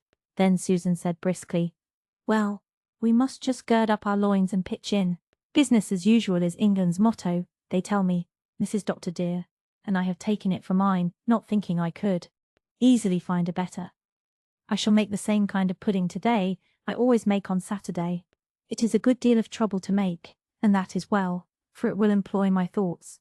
I will remember that Kitchener is at the helm, and Joffre is doing very well for a Frenchman. I shall get that box of cake off to little Jem, and finish that pair of socks today likewise. A sock a day is my allowance. Old Mrs. Albert Mead of Harbour Head manages a pair, and a half a day, but she has nothing to do but knit. You know Mrs. Dr. Dear, she has been bedrid for years, and she has been worrying terrible because she was no good to anybody and a dreadful expense, and yet could not die and be out of the way. And now they tell me she is quite chirked up and resigned to living because there is something she can do, and she knits for the soldiers from daylight to dark. Even Cousin Sophia has taken to knitting, Mrs. Dr. Dear, and it is a good thing, for she cannot think of quite so many doleful speeches to make when her hands are busy with her needles, instead of being folded on her stomach. She thinks we will all be Germans this time next year, but I tell her it will take more than a year to make a German out of me. Do you know that Rick McAllister has enlisted, Mrs. Dr. dear? And they say Joe Milgrave would too. Only he is afraid that if he does that Whiskers on the Moon will not let him have Miranda. Whiskers says that he will believe the stories of German atrocities when he sees them, and that it is a good thing that Rangs Cathedral has been destroyed because it was a Roman Catholic church. Now, I am not a Roman Catholic, Mrs. Dr. dear, being born and bred a good Presbyterian and meaning to live and die one, but I maintain that the Catholics have as good a right to their churches as we have to ours, and that the Huns had no kind of business to destroy them. Just think, Mrs. Dr. dear, concluded Susan pathetically, how we would feel if a German shell knocked down the spire of our church here in the glen, and I'm sure it is every bit as bad to think of Rangs Cathedral being hammered to pieces. And, meanwhile, everywhere, the lads of the world, rich and poor, low and high, white and brown, were following the piper's call. Even Billy Andrews' boy is going, and Jane's only son, and Diana's little Jack, said Mrs. Blythe. Priscilla's son has gone from Japan and Stella's from Vancouver, and both the Reverend Joe's boys. Philippa writes that her boys went right away, not being afflicted with her indecision. Jem says that he thinks they will be leaving very soon now, and that he will not be able to get leave to come so far before they go, as they will have to start at a few hours' notice, said the doctor, passing the letter to his wife. That is not fair, said Susan, indignantly. Has Sir Sam Hughes no regard for our feelings? The idea of whisking that blessed boy away to Europe without letting us even have a last glimpse of him. If I were you, Doctor dear, I would write to the papers about it. Perhaps it is as well, said the disappointed mother. I don't believe I could bear another parting from him, now that I know the war will not be over as soon as we hoped when he left first. Oh, if only. But no, I won't say it. Like Susan and Rilla, concluded Mrs. Blythe, achieving a laugh. I am determined to be a heroine. "You're all good stuff," said the doctor. "I'm proud of my womenfolk. Even Rilla here, my lily of the field, is running a Red Cross Society full blast and saving a little life for Canada. That's a good piece of work. Rilla, daughter of Anne, what are you going to call your war baby?" "I'm waiting to hear from Jim Anderson," said Rilla. "He may want to name his own child." But as the autumn weeks went by, no word came from Jim Anderson, who had never been heard from since he sailed from Halifax, and to whom the fate of wife and child seemed a matter of indifference. Eventually Rilla decided to call the baby James, and Susan opined that Kitchener should be added there too. So James Kitchener Anderson became the possessor of a name somewhat more imposing than himself. The Ingleside family promptly shortened it to Jims, but Susan obstinately called him Little Kitchener, and nothing else. "Jims is no name for a Christian child, Mrs. Dr. dear," she said disapprovingly. "Cousin Sophia says it is too flippant, and for once, I consider she utters sense, though I would not please her by openly agreeing with her. As for the child, he is beginning to look something like a baby, and I must admit that Rilla is wonderful with him, though I would not pamper pride by saying so to her face. Mrs. Dr. dear, I shall never, no never, forget the first sight I had of that infant, lying in that big soup tureen, rolled up in dirty flannel." It is not often that Susan Baker is flabbergasted, but flabbergasted I was then, and that you may tie to. For one awful moment I thought my mind had given way, and that I was seeing visions. Then thinks I, no, I never heard of anyone having a vision of a soup tureen, so it must be real at least, and I plucked up confidence. When I heard the doctor tell Rilla that she must take care of the baby, I thought he was joking, for I did not believe for a minute she would or could do it. But you see what has happened, and it is making a woman of her. When we have to do a thing, Mrs. Dr. dear, we can do it. Susan added another proof to this concluding dictum of hers one day in October.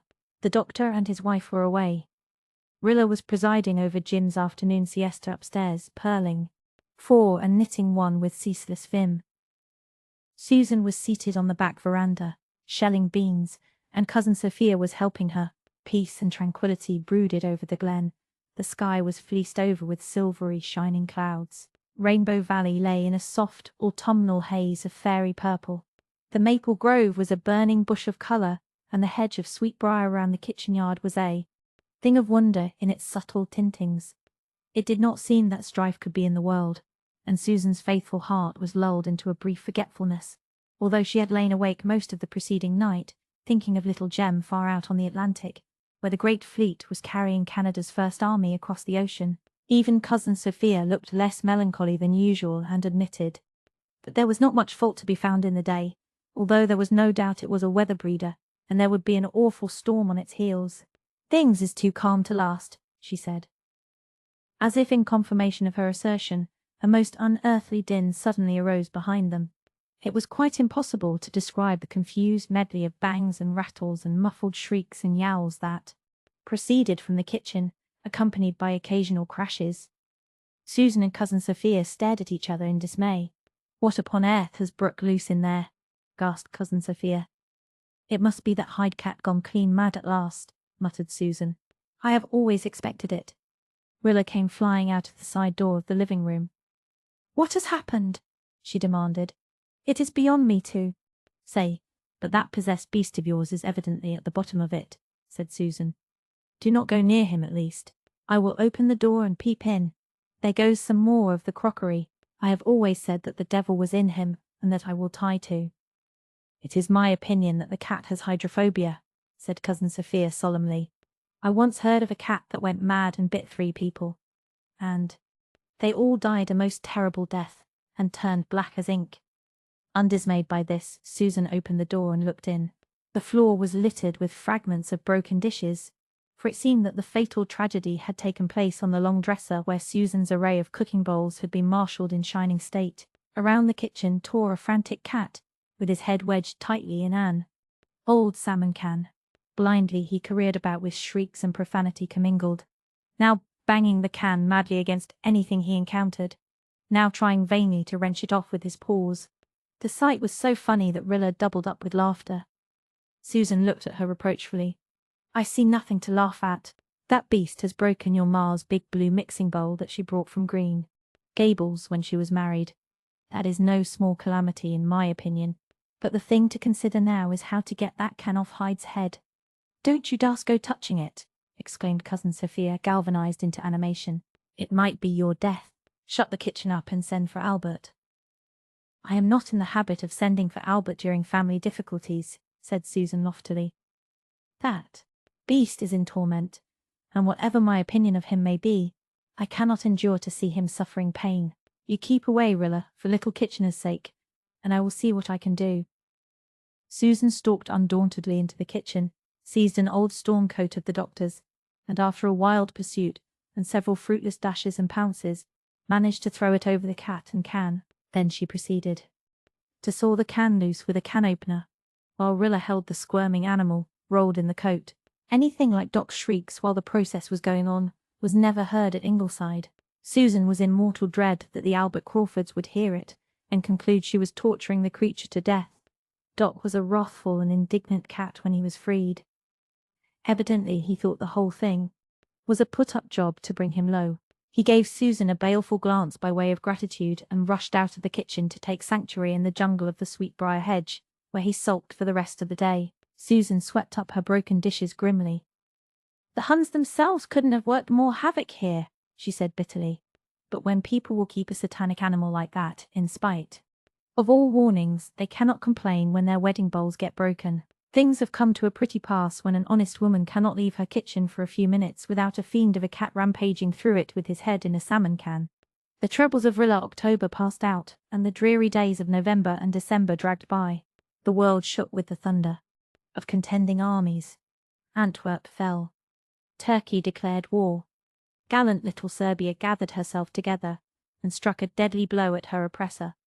And in quiet, hill-girdled Glen St. Mary, thousands of miles away, hearts beat with hope and fear over the varying dispatches from day to day. A few months ago, said Miss Oliver, we thought and talked in terms of Glen St. Mary. Now we think and talk in terms of military tactics and diplomatic intrigue. There was just one great event every day, the coming of the mail. Even Susan admitted that from the time the mail courier's buggy rumbled over the little bridge between the station and the village until the papers were brought home and read, she could not work properly. I must take up my knitting then, and knit hard till the papers come. Mrs. Doctor dear, knitting is something you can do, even when your heart is going like a trip hammer, and the pit of your stomach feels all gone, and your thoughts are catawampus. Then when I see the headlines, be they good or be they bad, I calm down and am able to go about my business again. It is an unfortunate thing that the mail comes in just when our dinner rush is on, and I think the government could arrange things better. But the drive on Calais has failed, as I felt perfectly sure it would, and the Kaiser will not eat his Christmas dinner in London this year. Do you know, Mrs. Dr. dear? Susan's voice lowered as a token that she was going to impart a very shocking piece of information. I have been told on good authority, or else you may be sure I would not be repeating it when it concerns a minster, that the Reverend Mr. Arnold goes to Charlottetown every week and takes a Turkish bath for his rheumatism. The idea of him doing that when we are at war with Turkey. One of his own deacons has always insisted that Mr.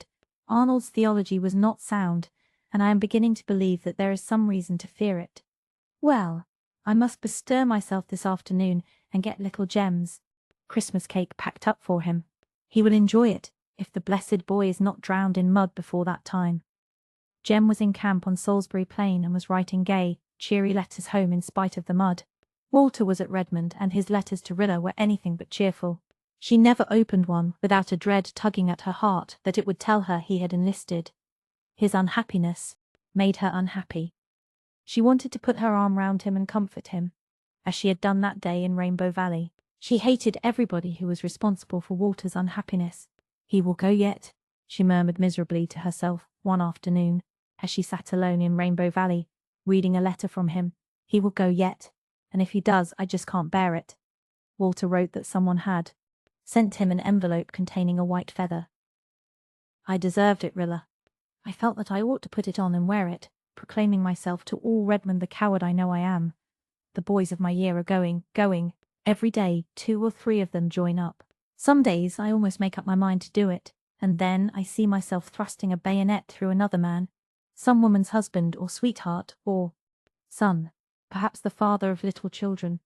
I see myself lying alone, torn and mangled, burning with thirst on a cold, wet field, surrounded by dead and dying men, and I know I never can. I can't face even the thought of it. How could I face the reality? There are times when I wish I had never been born. Life has always seemed such a beautiful thing to me. And now it is a hideous thing. Rilla, my Rilla, if it weren't for your letters, your dear, bright, merry, funny, comical, believing letters, I think I'd give up. And Una is really a little brick, isn't she? There's a wonderful fineness and firmness under all that shy, wistful girlishness of her. She hasn't your knack of writing laugh-provoking epistles, but there's something in her letters.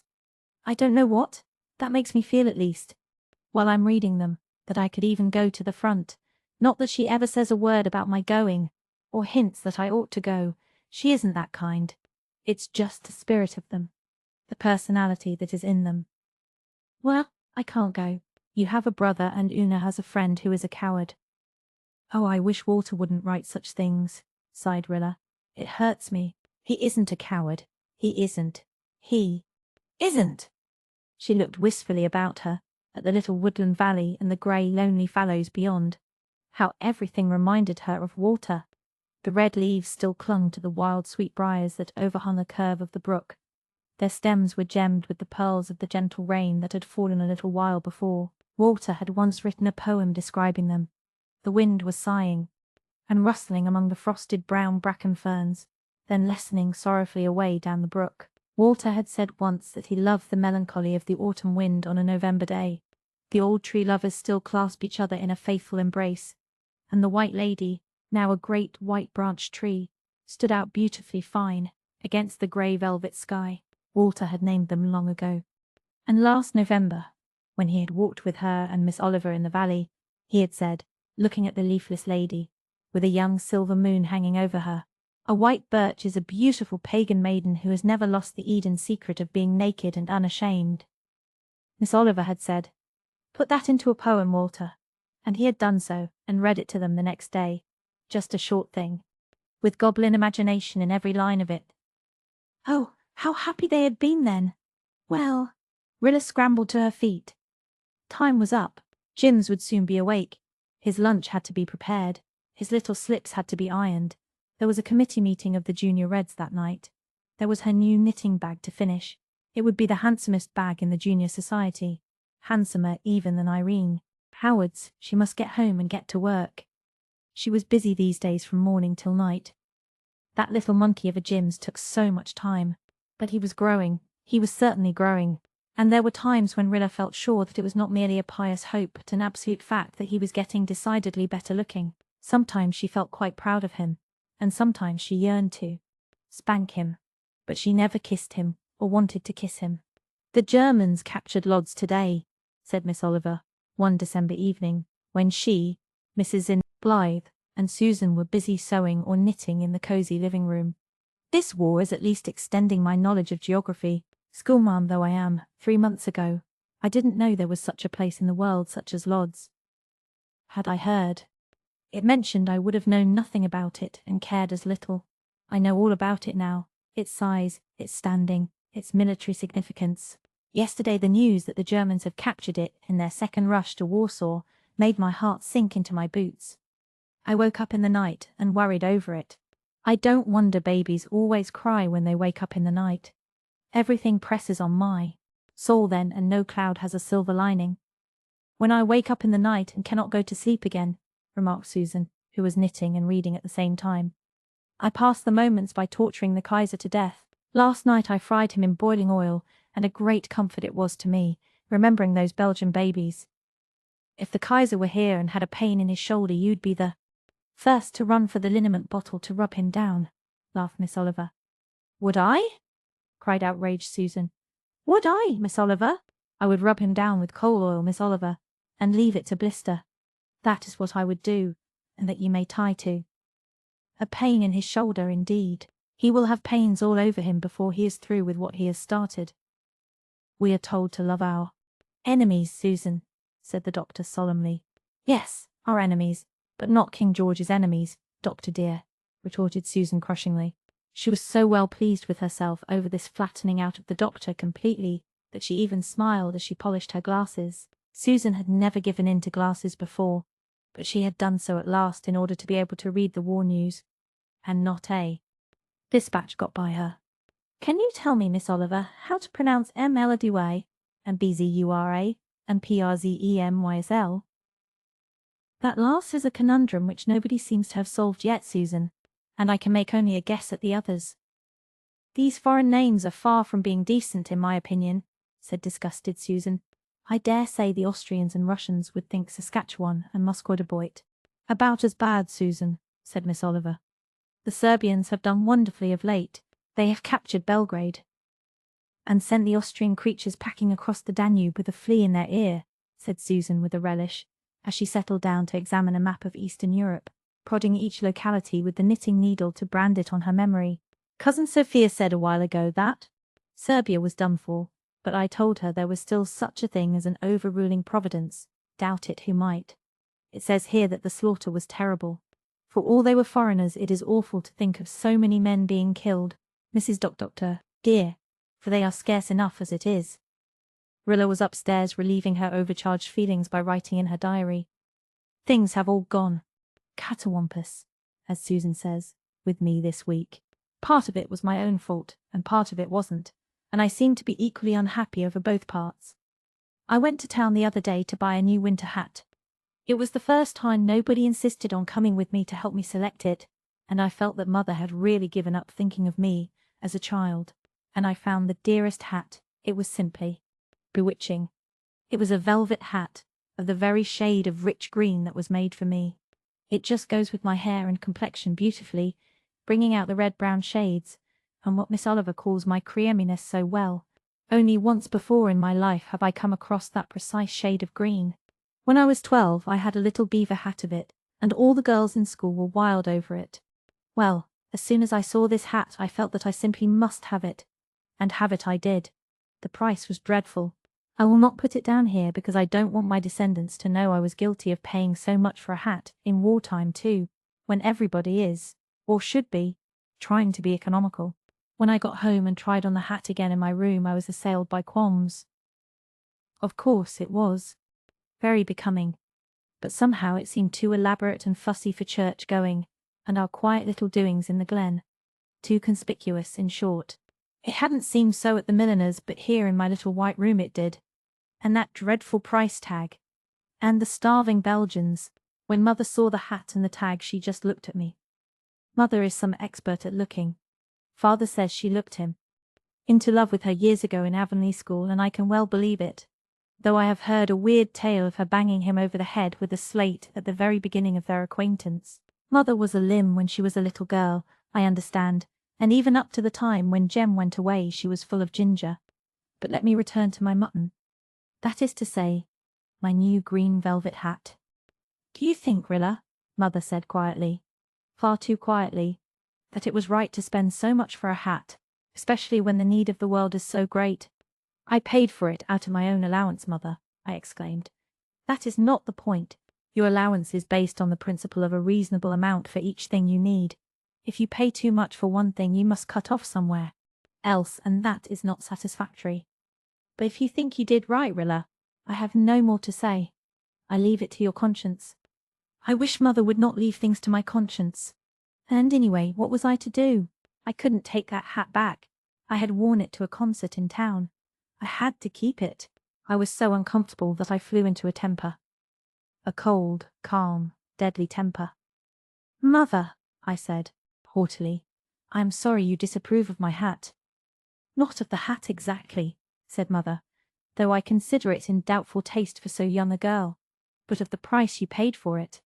Being interrupted didn't improve my temper, so I went on, colder and calmer and deadlier than ever, just as if Mother had not spoken. "But I have to keep it now. However, I promise you that I will not get another hat for 3 years or for the duration of the war, if it lasts longer than that. Even you," oh, the sarcasm I put into the "you," "cannot say that what I paid was too much when spread over at least 3 years. You will be very tired of that hat before 3 years, Rilla," said Mother, with a provoking grin, which, being interpreted, meant that I wouldn't stick it out. Tired or not, I will wear it that long, I said. And then I marched upstairs and cried to think that I had been sarcastic to Mother. I hate that hat already.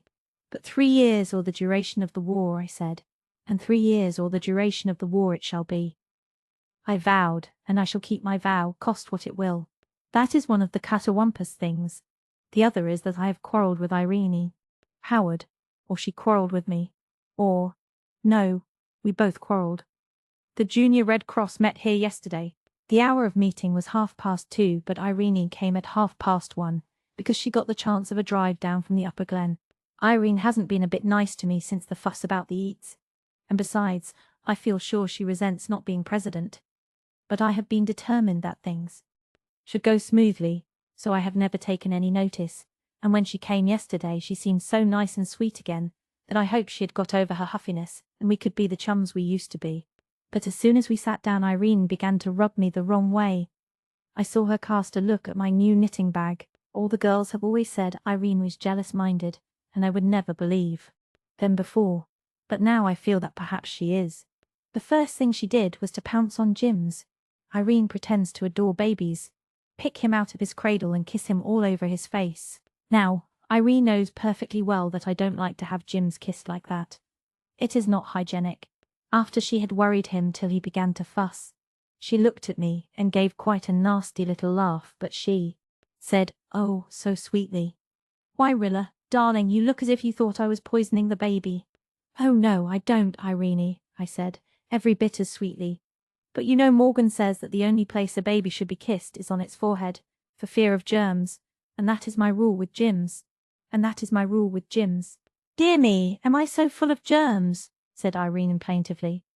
I knew she was making fun of me, and I began to boil inside, but outside no sign of a simmer. I was determined I would not scrap with Irene. Then she began to bounce Jims. Now, Morgan says bouncing is almost the worst thing that can be done to a baby. I never allow Jims to be bounced, but Irene bounced him, and that exasperating child liked it. He smiled. For the very first time. He is 4 months old, and he has never smiled once before. Not even Mother or Susan have been able to coax that thing to smile, try as they would. And here he was smiling because Irene Howard bounced him. Talk of gratitude.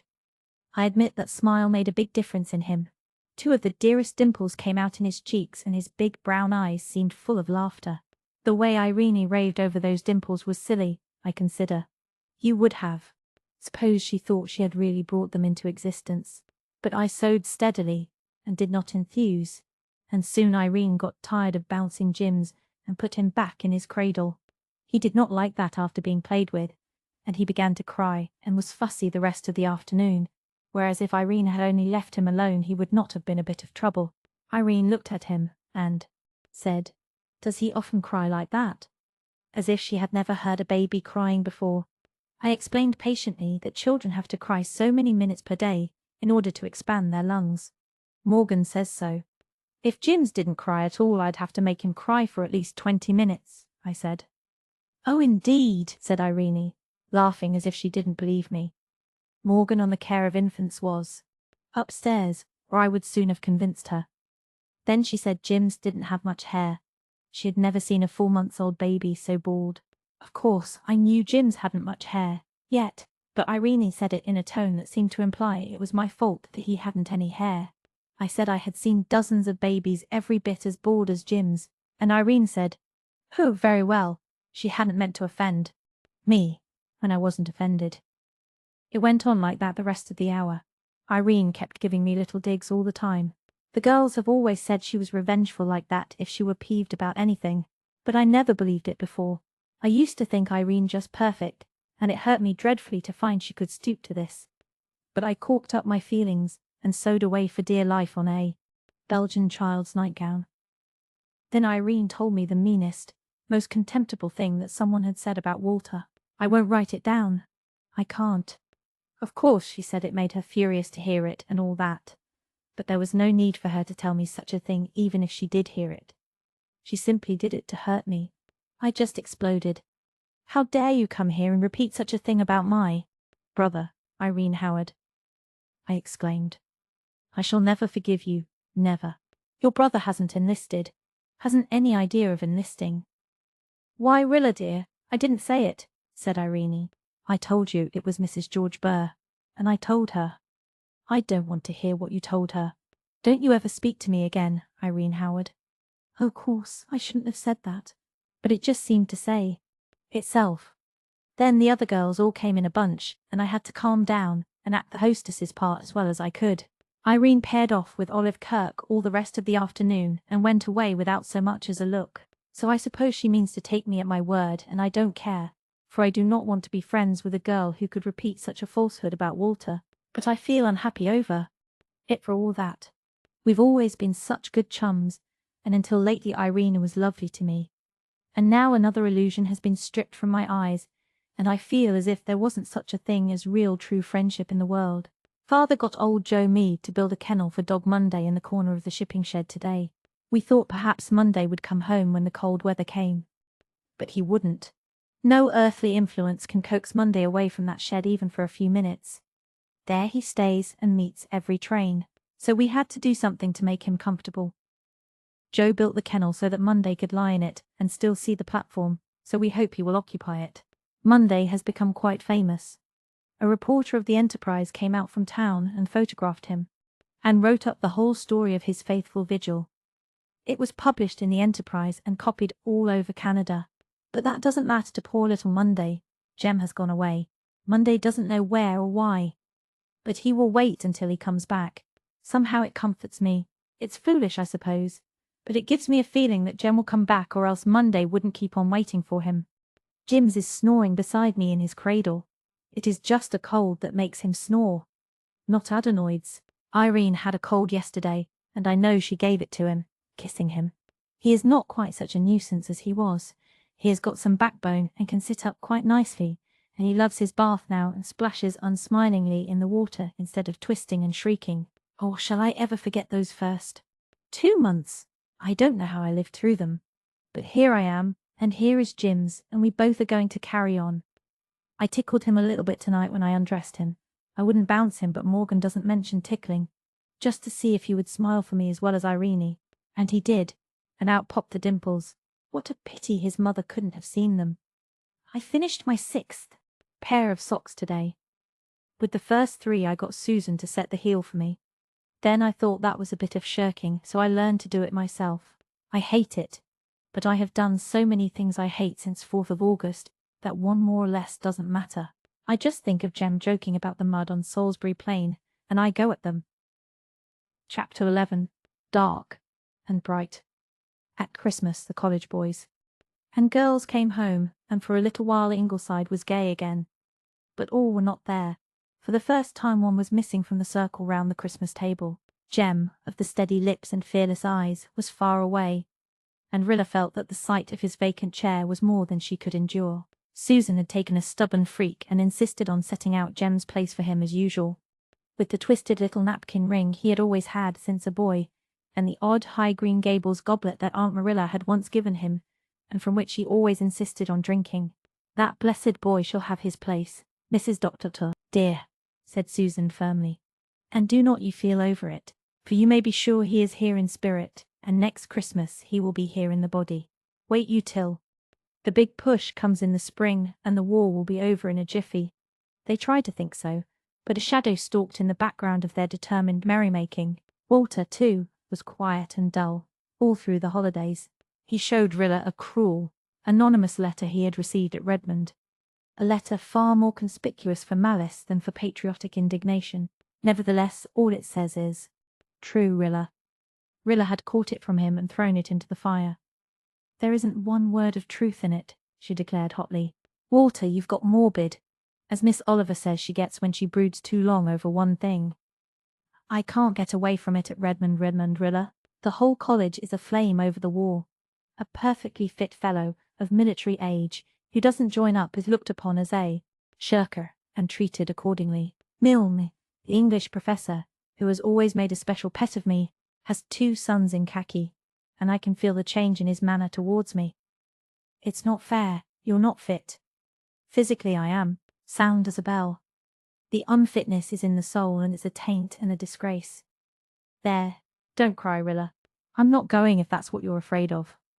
The pipers. Music rings in my ears day and night, but I cannot follow. You would break Mother's heart and mine if you did, sobbed Rilla. Oh, Walter, one is enough for any family. The holidays were an unhappy time for her.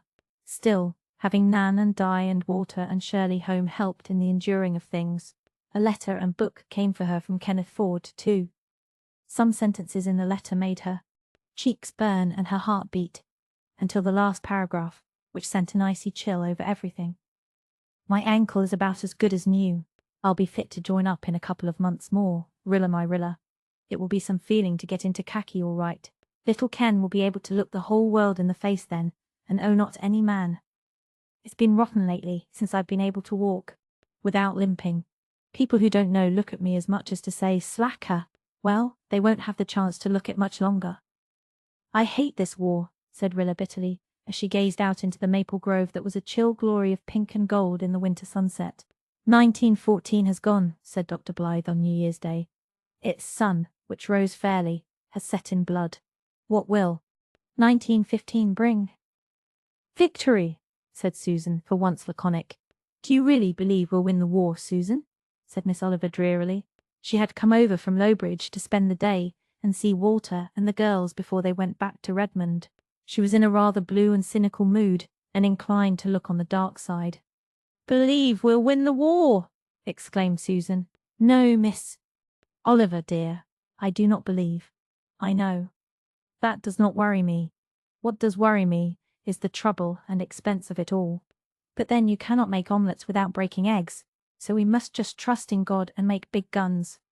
Sometimes I think the big guns are better to trust in than God, said Miss Oliver defiantly. No, no, dear, you do not. The Germans had the big guns at the Marne, had they? Not. But Providence settled them. Do not ever forget that. Just hold on to that when you feel inclined to doubt. Clutch hold of the sides of your chair and sit tight and keep saying, big guns are good, but the Almighty is better, and He is on our side, no matter what the Kaiser says about it. I would have gone crazy many a day lately, Miss Oliver dear, if I had not sat tight and repeated that to myself. My cousin Sophia is, like you, somewhat inclined to despond. Oh dear me, what will we do if the Germans ever get here? She wailed to me yesterday. Bury them, said I, just as offhand as that. There is plenty of room for the graves. Cousin Sophia said that I was flippant, but I was not flippant, Miss Oliver, dear, only calm and confident in the British Navy and our Canadian boys. I am like old Mr. William Pollock of the Harbour Head. He is very old, and has been ill for a long time, and one night last week he was so low that his daughter-in-law whispered to someone that she thought he was dead. Darn it, I ain't, he called right out. Only, Miss Oliver dear, he did not use so mild a word as darn. Darn it, I ain't, and I don't mean to die until the Kaiser is well licked. Now, that, Miss Oliver dear, concluded Susan, is the kind of spirit I admire. I admire it, but I can't emulate it, sighed Gertrude. Before this, I have always been able to escape from the hard things of life for a little while, by going into dreamland, and coming back like a giant refreshed. But I can't escape from this. Nor I, said Mrs. Blythe. I hate going to bed now. All my life I've liked going to bed. To have a gay, mad, splendid half-hour of imagining things before sleeping. Now I imagine them still, but such different things. I am rather glad when the time comes to go to bed, said Miss Oliver. I like the darkness because I can be myself in it. I needn't smile or talk bravely, but sometimes my imagination gets out of hand, too, and I see what you do. Terrible things, terrible years to come. I am very thankful that I never had any imagination to speak of, said Susan. I have been spared that. I see by this paper that the Crown Prince is killed again. Do you suppose there is any hope of his staying dead this time? And I also see that Woodrow Wilson is going to write another note. I wonder, concluded Susan with the bitter irony she had of late begun, to use when referring to the poor president, if that man's schoolmaster is alive. In January Jims was 5 months old, and Rilla celebrated the anniversary by shortening him. He weighs 14 pounds, she announced jubilantly. Just exactly what he should weigh at 5 months, according to Morgan. There was no longer any doubt in anybody's mind that Jims was getting positively pretty. His Little cheeks were round and firm and faintly pink. His eyes were big and bright. His tiny paws had dimples at the root of every finger. He had even begun to grow hair, much to Rilla's unspoken relief. There was a pale golden fuzz all over his head that was distinctly visible in some lights. He was a good infant, generally sleeping and digesting, as Morgan decreed. Occasionally he smiled, but he had never laughed, in spite of all efforts to make him. This worried Rilla also, because Morgan said that babies usually laughed aloud from the 3rd to the 5th month. Jim's was 5 months and had no notion of laughing. Why hadn't he? Wasn't he normal? One night, Rilla came home late from a recruiting meeting at the Glen, where she had been giving patriotic recitations. Rilla had never been willing to recite in public before. She was afraid of her tendency to lisp, which had a habit of reviving if she were doing anything that made her nervous. When she had first been asked to recite at the Upper Glen meeting, she had refused. Then she began to worry over her refusal. Was it cowardly? What would Jem think if he knew? After 2 days of worry, Rilla phoned the president of the Patriotic Society that she would recite. She did, and lisped several times, and lay awake most of the night in an agony of wounded vanity. Then 2 nights after she recited again at Harbour Head. She had been at Lowbridge and over harbour since then, and had become resigned to an occasional lisp. Nobody except herself seemed to mind it. And she was so earnest and appealing and shining-eyed. More than one recruit joined up because Rilla's eyes seemed to look right at him when she passionately demanded how could men die better than fighting for the ashes of their fathers and the temples of their gods, or assured her audience with thrilling intensity that one crowded hour of glorious life was worth an age without a name. Even stolid Miller Douglas was so fired one night that it took Mary Vance a good hour to talk him back to sense. Mary Vance said bitterly that if Rilla Blythe felt as bad as she had pretended to feel over Jem's going to the front, she wouldn't be urging other girls' brothers and friends to go. On this particular night, Rilla was tired and cold, and very thankful to creep into her warm nest and cuddle down between her blankets, though as usual with a sorrowful wonder how Jem and Jerry were faring. She was just getting warm and drowsy when Jim suddenly began to cry, and kept on crying. Rilla curled herself up in her bed and determined she would let him cry. She had Morgan behind her for justification. Jim's was warm, physically comfortable. His cry wasn't the cry of pain, and had his little tummy as full as was good for him. Under such circumstances it would be simply spoiling him to fuss over him, and she wasn't going to do it. He could cry until he got good and tired and ready to go to sleep again. Then Rilla's imagination began to torment her. Suppose, she thought, I was a tiny, helpless creature only 5 months old, with my father somewhere in France and my poor little mother, who had been so worried about me, in the graveyard. Suppose I was lying in a basket in a big, black room, without one speck of light, and nobody within miles of me, for all I could see or know. Suppose there wasn't a human being anywhere who loved me, for a father who had never seen me couldn't love me very much, especially when he had never written a word to or about me. Wouldn't I cry too? Wouldn't I feel just so lonely and forsaken and frightened that I'd have to cry? Rilla hopped out. She picked Jim's out of his basket and took him into her own bed. His hands were cold, poor mite, but he had promptly ceased to cry. And then, as she held him close to her in the darkness, suddenly Jim's laughed. A real gurgly, chuckly, delighted, delightful laugh. "Oh, you dear little thing!" exclaimed Rilla. "Are you so pleased at finding you're not all alone, lost in a huge, big, black room?" Then she knew she wanted to kiss him, and she did. She kissed his silky, scented little head. She kissed his chubby little cheek. She kissed his little cold hands. She wanted to squeeze him, to cuddle him, just as she used to squeeze and cuddle her kittens. Something delightful and yearning and brooding seemed to have taken possession of her.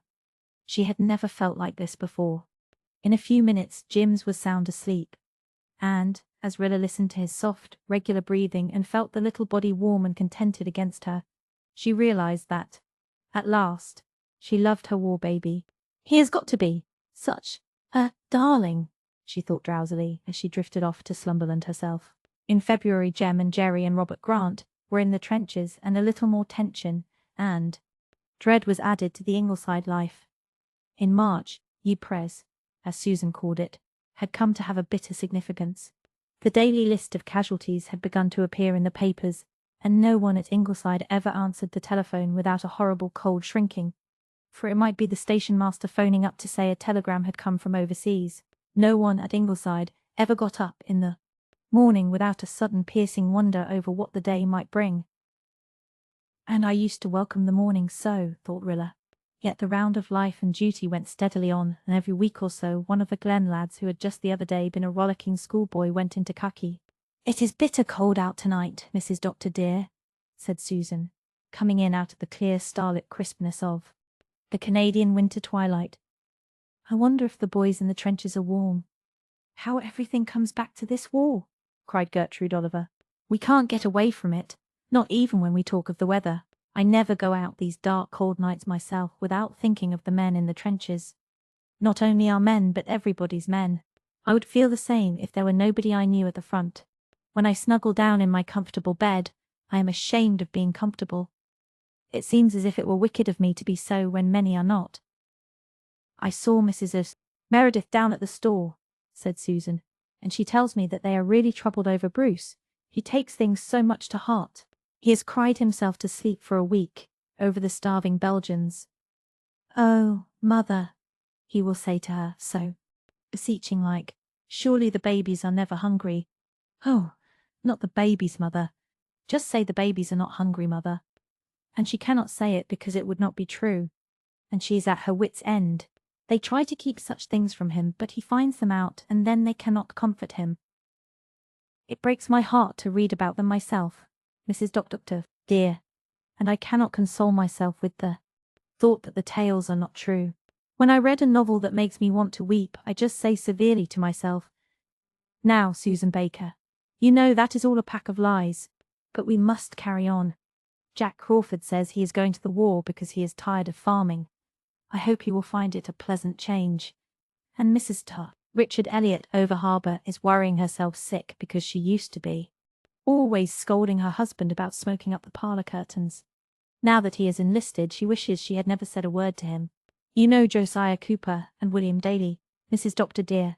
They used to be fast friends, but they quarrelled 20 years ago and have never spoken since. Well, the other day Josiah went to William and said right out, 'Let us be friends. 'Tain't any time to be holding grudges.' William was real glad and held out his hand, and they sat down for a good talk. And in less than half an hour they had quarrelled again, over how the war ought to be fought, Josiah holding that the Dardanelles expedition was rank folly, and William maintaining that it was the one sensible thing the Allies had done. And now they are madder at each other than ever, and William says, 'Josiah is as bad a pro-German as Whiskers on the Moon. Whiskers on the Moon vows he is no pro-German but calls himself a pacifist, whatever that may be. It is nothing proper, or Whiskers would not be it, and that you may tie to.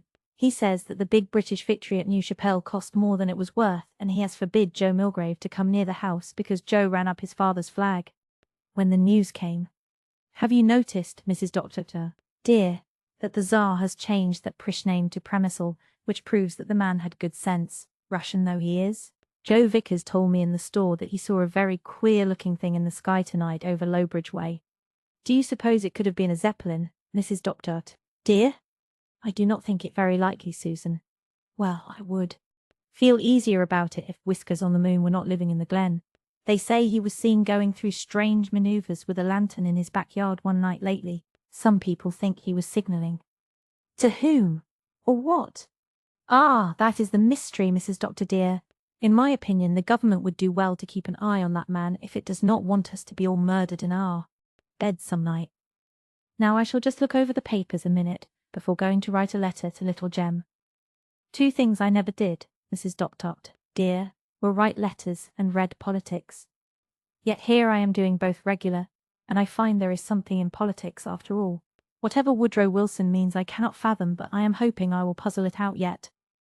Susan, in her pursuit of Wilson and politics, presently came upon something that disturbed her, and exclaimed in a tone of bitter disappointment, "That devilish Kaiser has only a boil after all." "Don't swear, Susan," said Dr. Blythe, pulling a long face. "Devilish is not swearing, Doctor dear. I have always understood that swearing was taking the name of the Almighty in vain." "Well, it isn't. Refined," said the doctor, winking at Miss Oliver. "No, Doctor dear, the devil and the Kaiser. if so be that they are really two different people, are not refined, and you cannot refer to them in a refined way. So I abide by what I said, although you may notice that I am careful not to use such expressions when young Rilla is about, and I maintain that the papers have no right to say that the Kaiser has pneumonia and raise people's hopes, and then come out and say he has nothing but a boil. A boil, indeed. I wish he was covered with them. Susan stalked out to the kitchen and settled down to write to Jem, deeming him in need of some home comfort from certain passages in his letter that day. "We're in an old wine cellar tonight, Dad," he wrote, "in water to our knees. Rats everywhere, no fire, a drizzling rain coming down, rather dismal, but it might be worse. I got Susan's box today, and everything was in tip-top order, and we had a feast. Jerry is up the line somewhere, and he says the rations are rather worse than Aunt Martha's ditto used to be. But here they're not bad, only monotonous. Tell Susan I'd give a year's pay for a good batch of her monkey faces, but don't let that inspire her to send any, for they wouldn't keep. We have been under fire since the last week in February. One boy, he was a Nova Scotian, was killed right beside me yesterday. A shell burst near us, and when the mess cleared away he was lying dead, not mangled at all. He just looked a little startled. It was the first time I'd been close to anything like that, and it was a nasty sensation. But one soon gets used to horrors here. We're in an absolute different world. The only things that are the same are the stars, and they are never in their right places somehow. Tell Mother not to worry. I'm all right, fit as a fiddle, and glad I came. There's something across from us here that has got to be wiped out of the world, that's all. An emanation of evil that would otherwise poison life forever. It's got to be done, Dad, however long it takes and whatever it costs. And you tell the Glen people this for me. They don't realize yet what it is has broken loose. I didn't when I first joined up. I thought it was fun. Well, it isn't. But I'm in the right place all right. Make no mistake about that. When I saw what had been done here to homes and gardens and people, well, Dad, I seemed to see a gang of Huns marching through Rainbow Valley and the Glen, and the garden at Ingleside. There were gardens over here, beautiful gardens with the beauty of centuries. And what are they now? Mangled, desecrated things. We are fighting to make those dear old places where we had played as children safe for other boys and girls. Fighting for the preservation and safety of all sweet, wholesome things. Whenever any of you go to the station, be sure to give Dog Monday a double pat for me. Fancy the faithful little beggar waiting there for me like that. Honestly, Dad, on some of these dark, cold nights in the trenches, it heartens and braces me up no end to think that thousands of miles away at the old Glen station, there is a small spotted dog sharing my vigil. Tell Rilla I'm glad her war baby is turning out so well, and tell Susan that I'm fighting a good fight against both Huns and cooties. Mrs. Doctor, dear, whispered Susan solemnly. What are cooties? Mrs. Blythe whispered back, and then said in reply to Susan's horrified ejaculations, It's always like that in the trenches, Susan. Susan shook her head and went away in grim silence to reopen a parcel she had sewed up for Jem and slip in a fine tooth comb. Chapter 12. In the days of Langemarck. How can spring come and be beautiful in such a horror? Wrote Rilla in her diary. When the sun shines and the fluffy yellow catkins are coming out on the willow trees down by the brook, and the garden is beginning to be beautiful, I can't realize that such dreadful things are happening in Flanders. But they are!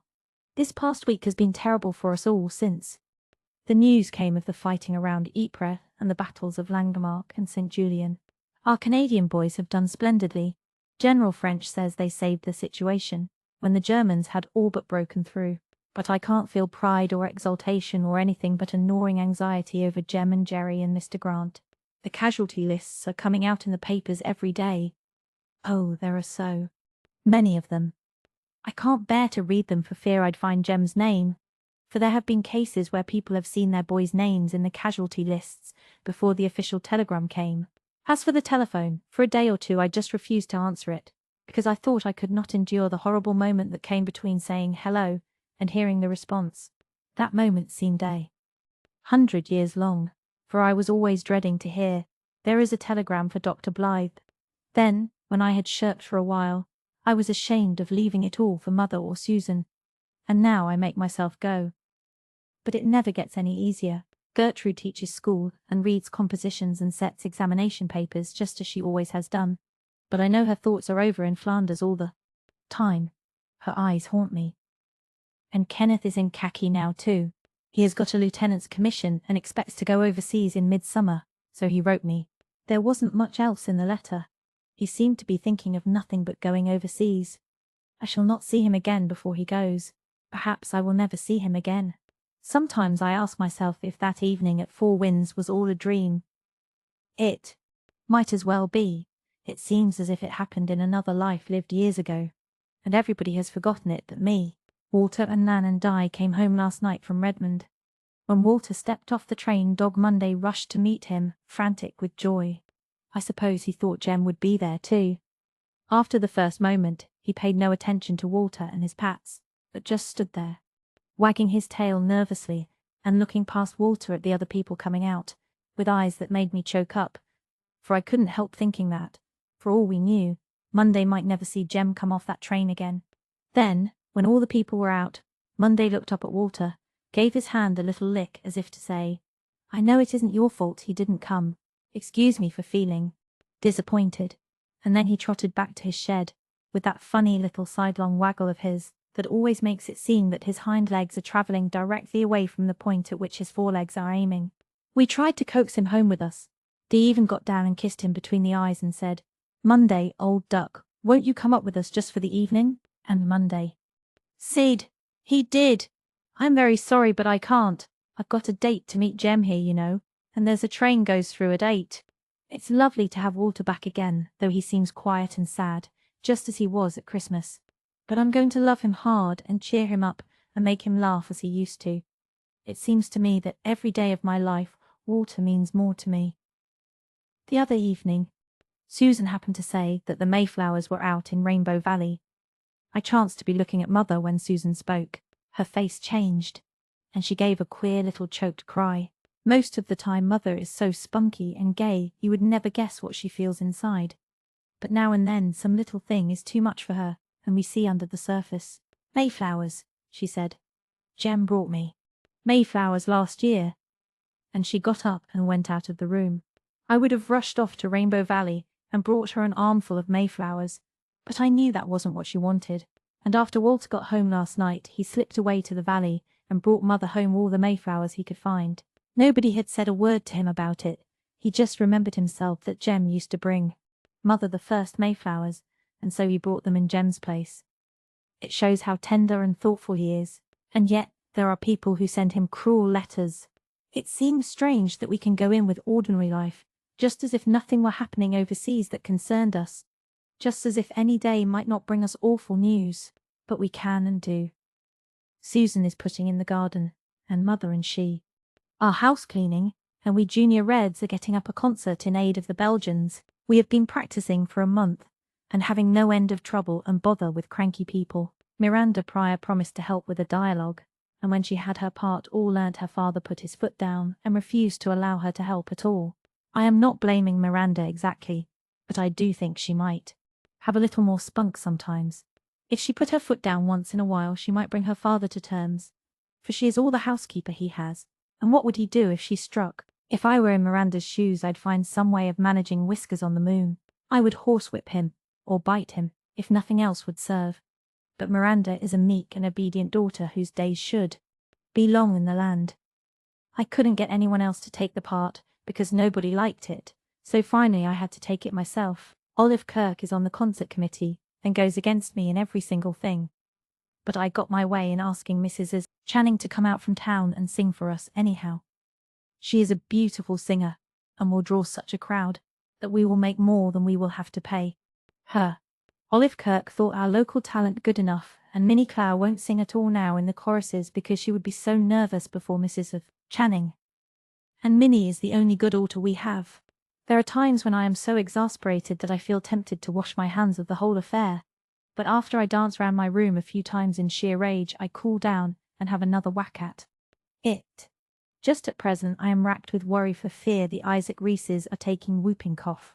They have all got a dreadful cold, and there are 5 of them who have important parts in the programme, and if they go and develop whooping cough, what shall I do?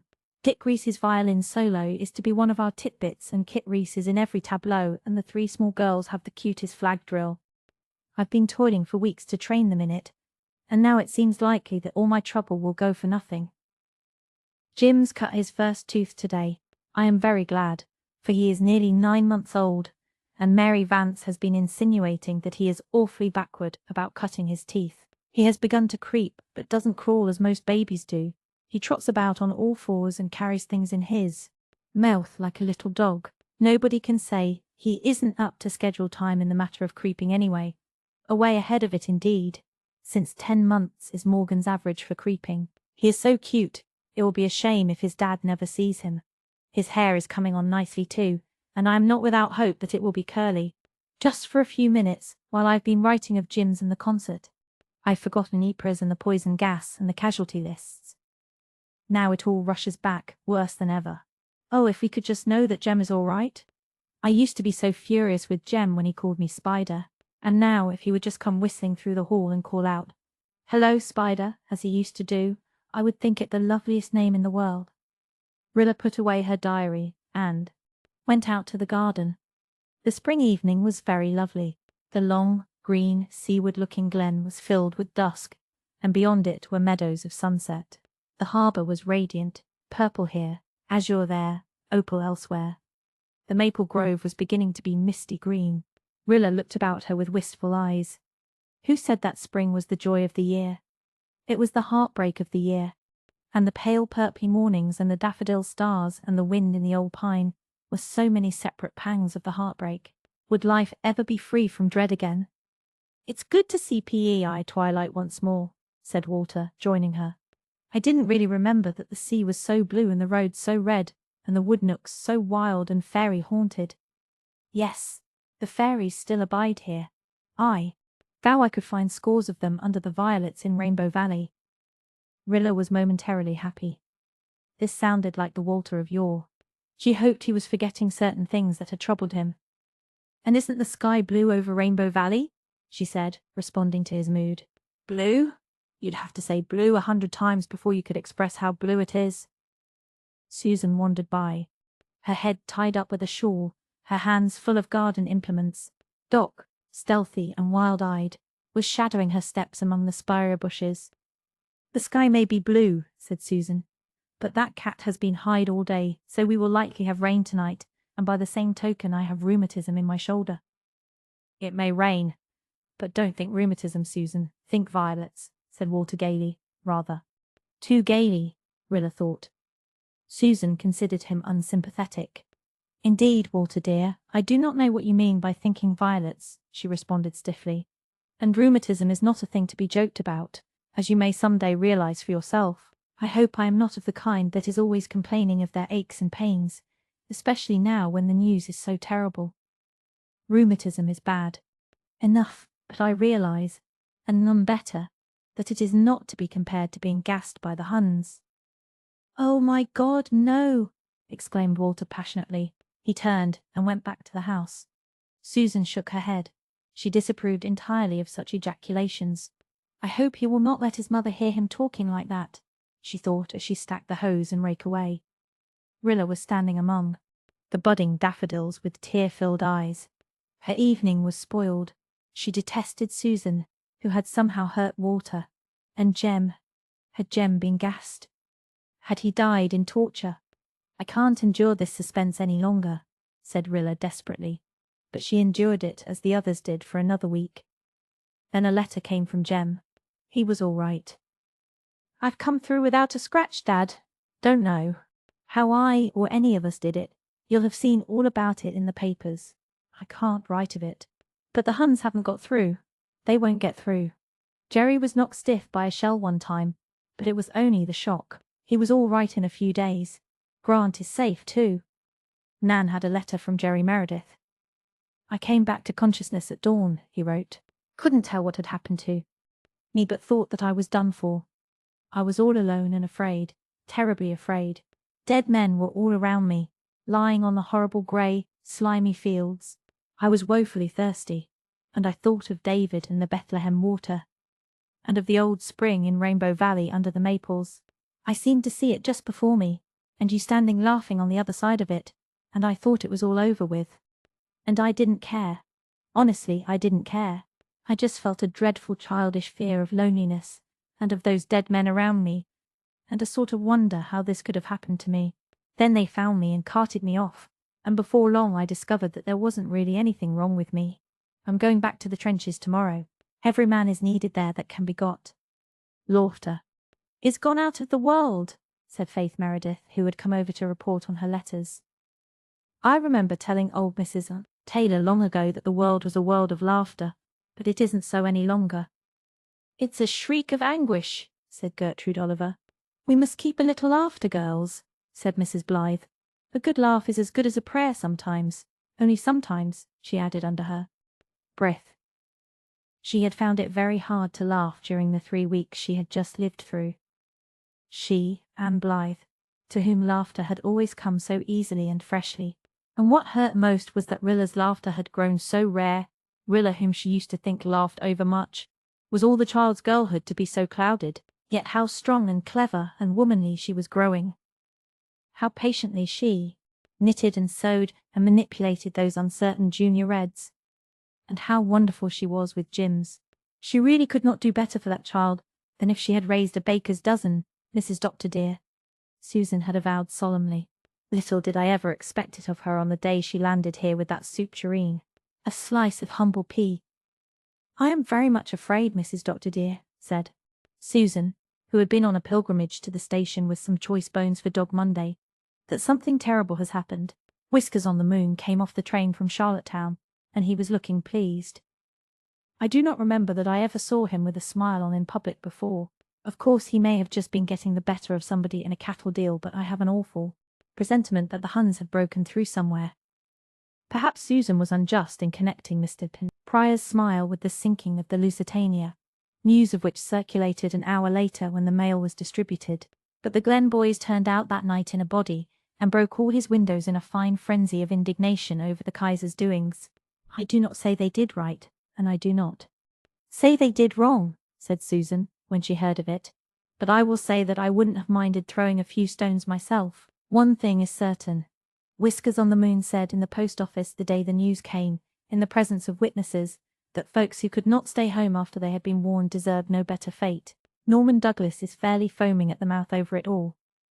If the devil doesn't get those men who sunk the Lusitania, then there is no use in there being a devil, he was shouting in Carter's store last night. Norman Douglas always has believed that anybody who opposed him was on the side of the devil, but a man like that is bound to be right once in a while.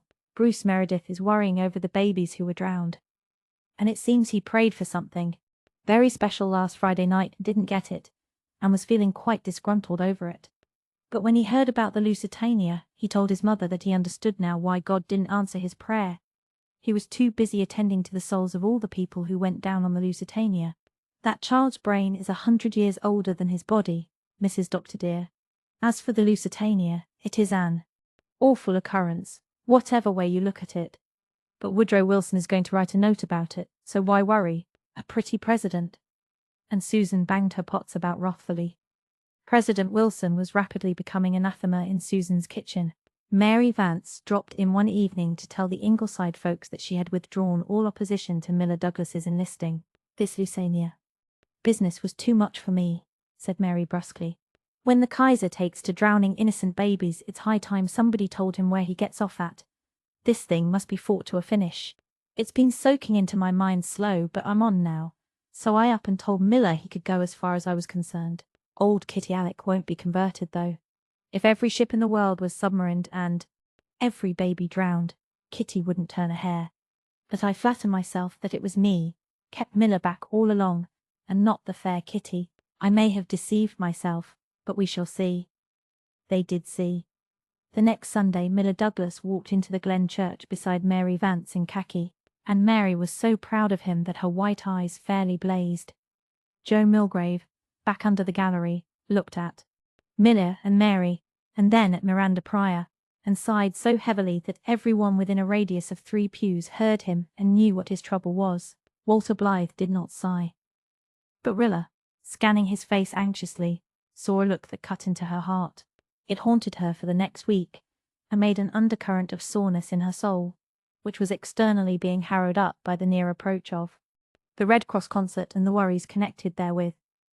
The Reese cold had not developed into whooping cough, so that Tangle was straightened out, but other things were hanging in the balance. And on the very day before the concert came a regretful letter from Mrs. Channing saying that she could not come to sing.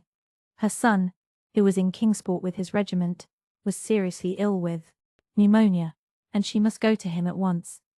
The members of the concert committee looked at each other in blank dismay. What was to be done?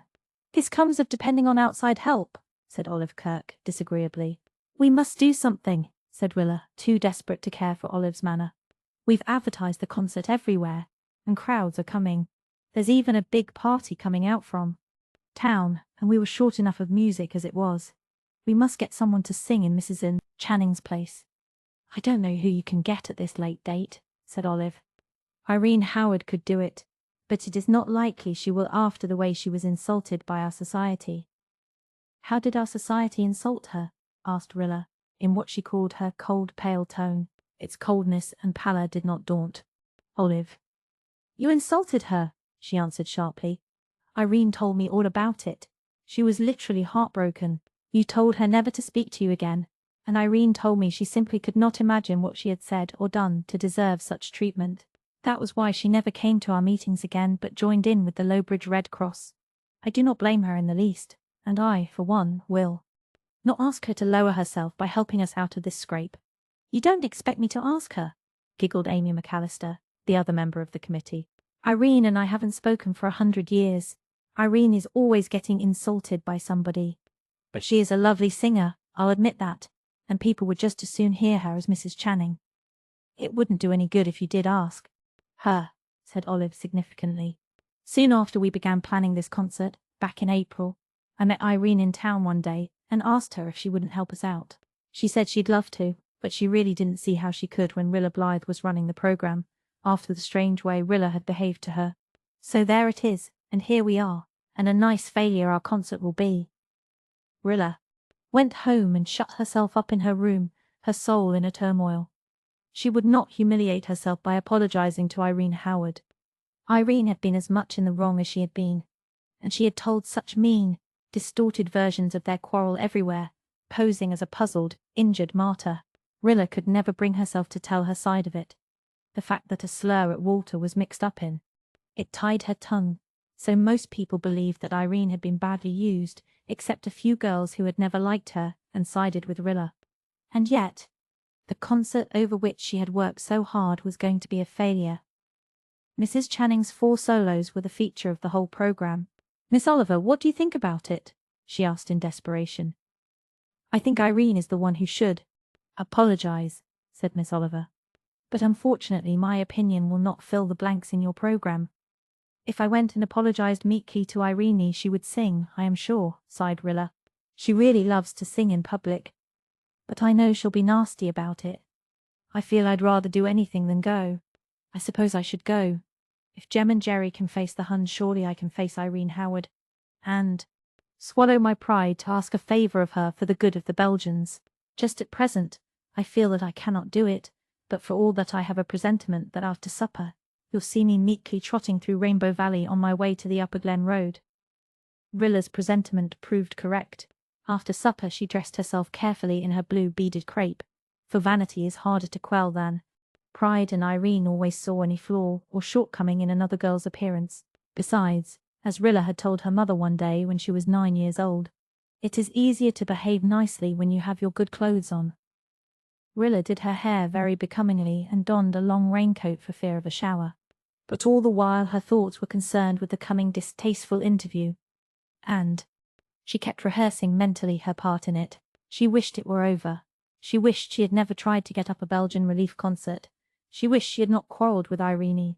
After all, disdainful silence would have been much more effective in meeting the slur upon Walter. It was foolish and childish to fly out as she had done. Well, she would be wiser in the future. But meanwhile a large and very unpalatable slice of humble pie had to be eaten, and Rilla Blythe was no fonder of that wholesome article of diet than the rest of us. By sunset she was at the door of the Howard house, a pretentious abode, with white scrollwork round the eaves, and an eruption of bay windows on all its sides. Mrs. Howard, a plump, voluble dame, met Rilla gushingly and left her in the parlour while she went to call Irene. Rilla threw off her raincoat and looked at herself critically in the mirror over the mantel. Hair, hat, and dress were satisfactory.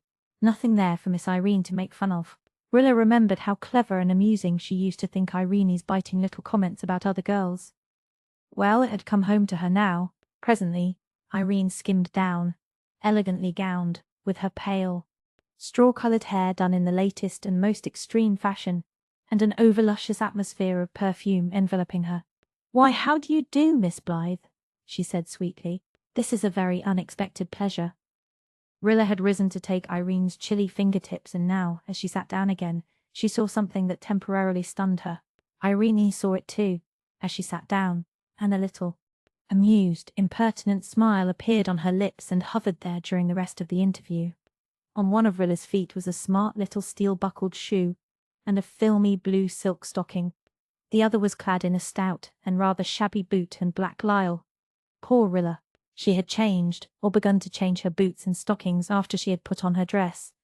This was the result of doing one thing with your hands and another with your brain. Oh, what a ridiculous position to be in! And before Irene Howard of all people.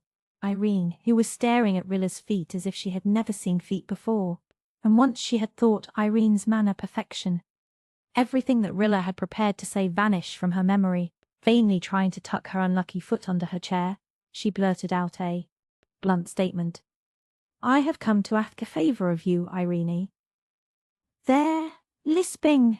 Oh, she had been prepared for humiliation, but not to this extent. Really, there were limits. "Yes," said Irene in a cool, questioning tone, lifting her shallowly set, insolent eyes to Rilla's crimson face for a moment, and then dropping them again as if she could not tear them from their fascinated gaze at the shabby boot and the gallant shoe. Rilla gathered herself together. She would not lisp. She would be calm and composed. "Mrs. Channing cannot come because her son is ill in Kingsport, and I have come on behalf of the committee to ask you if you will be so kind as to sing for us in her place." Rilla enunciated every word so precisely and carefully that she seemed to be reciting a lesson. "It's something of a fiddler's invitation, isn't it?" said Irene, with one of her disagreeable smiles. "Olive Kirk asked you to help when we first thought of the concert, and you refused," said Rilla. "Why, I could hardly help, then, could I?" asked Irene plaintively. "After you ordered me never to speak to you again? It would have been very awkward for us both, don't you think? Now for the humble pie. I want to apologize to you for saying that, Irene," said Rilla steadily. "I should not have said it, and I have been very sorry ever since. Will you forgive me?"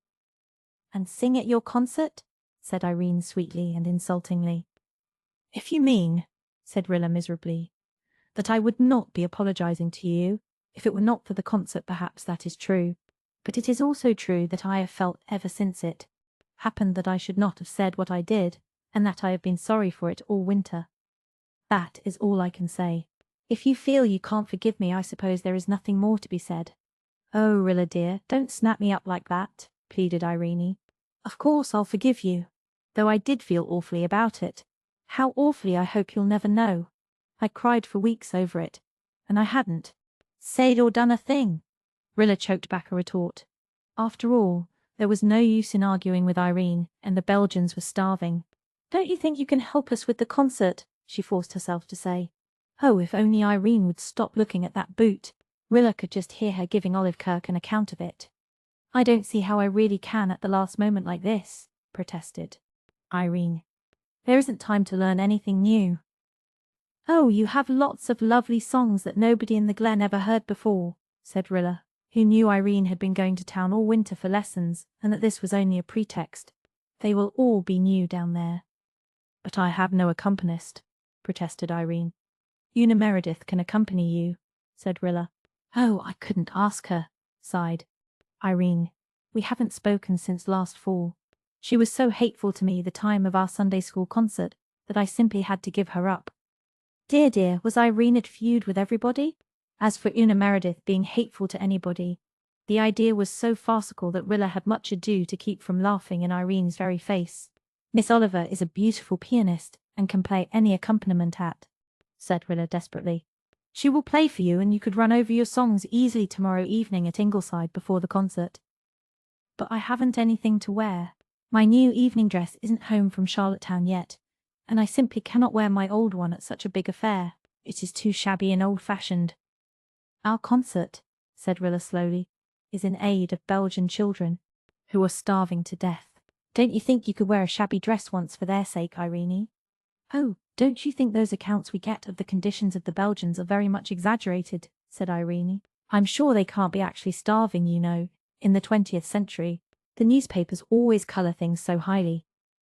Rilla concluded that she had humiliated herself. Enough. There was such a thing as self-respect. No more coaxing, concert or no concert. She got up, boot and all. I am sorry you can't help us, Irene, but since you cannot, we must do the best we can. Now this did not suit Irene at all. She desired exceedingly to sing at that concert, and all her hesitations were merely by way of enhancing the boon of her final consent.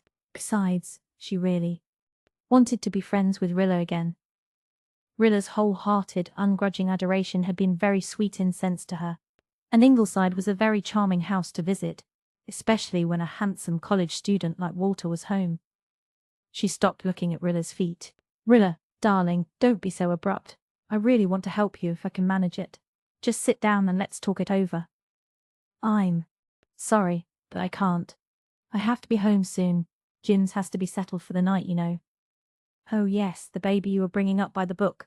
It's perfectly sweet of you to do it when you hate children so.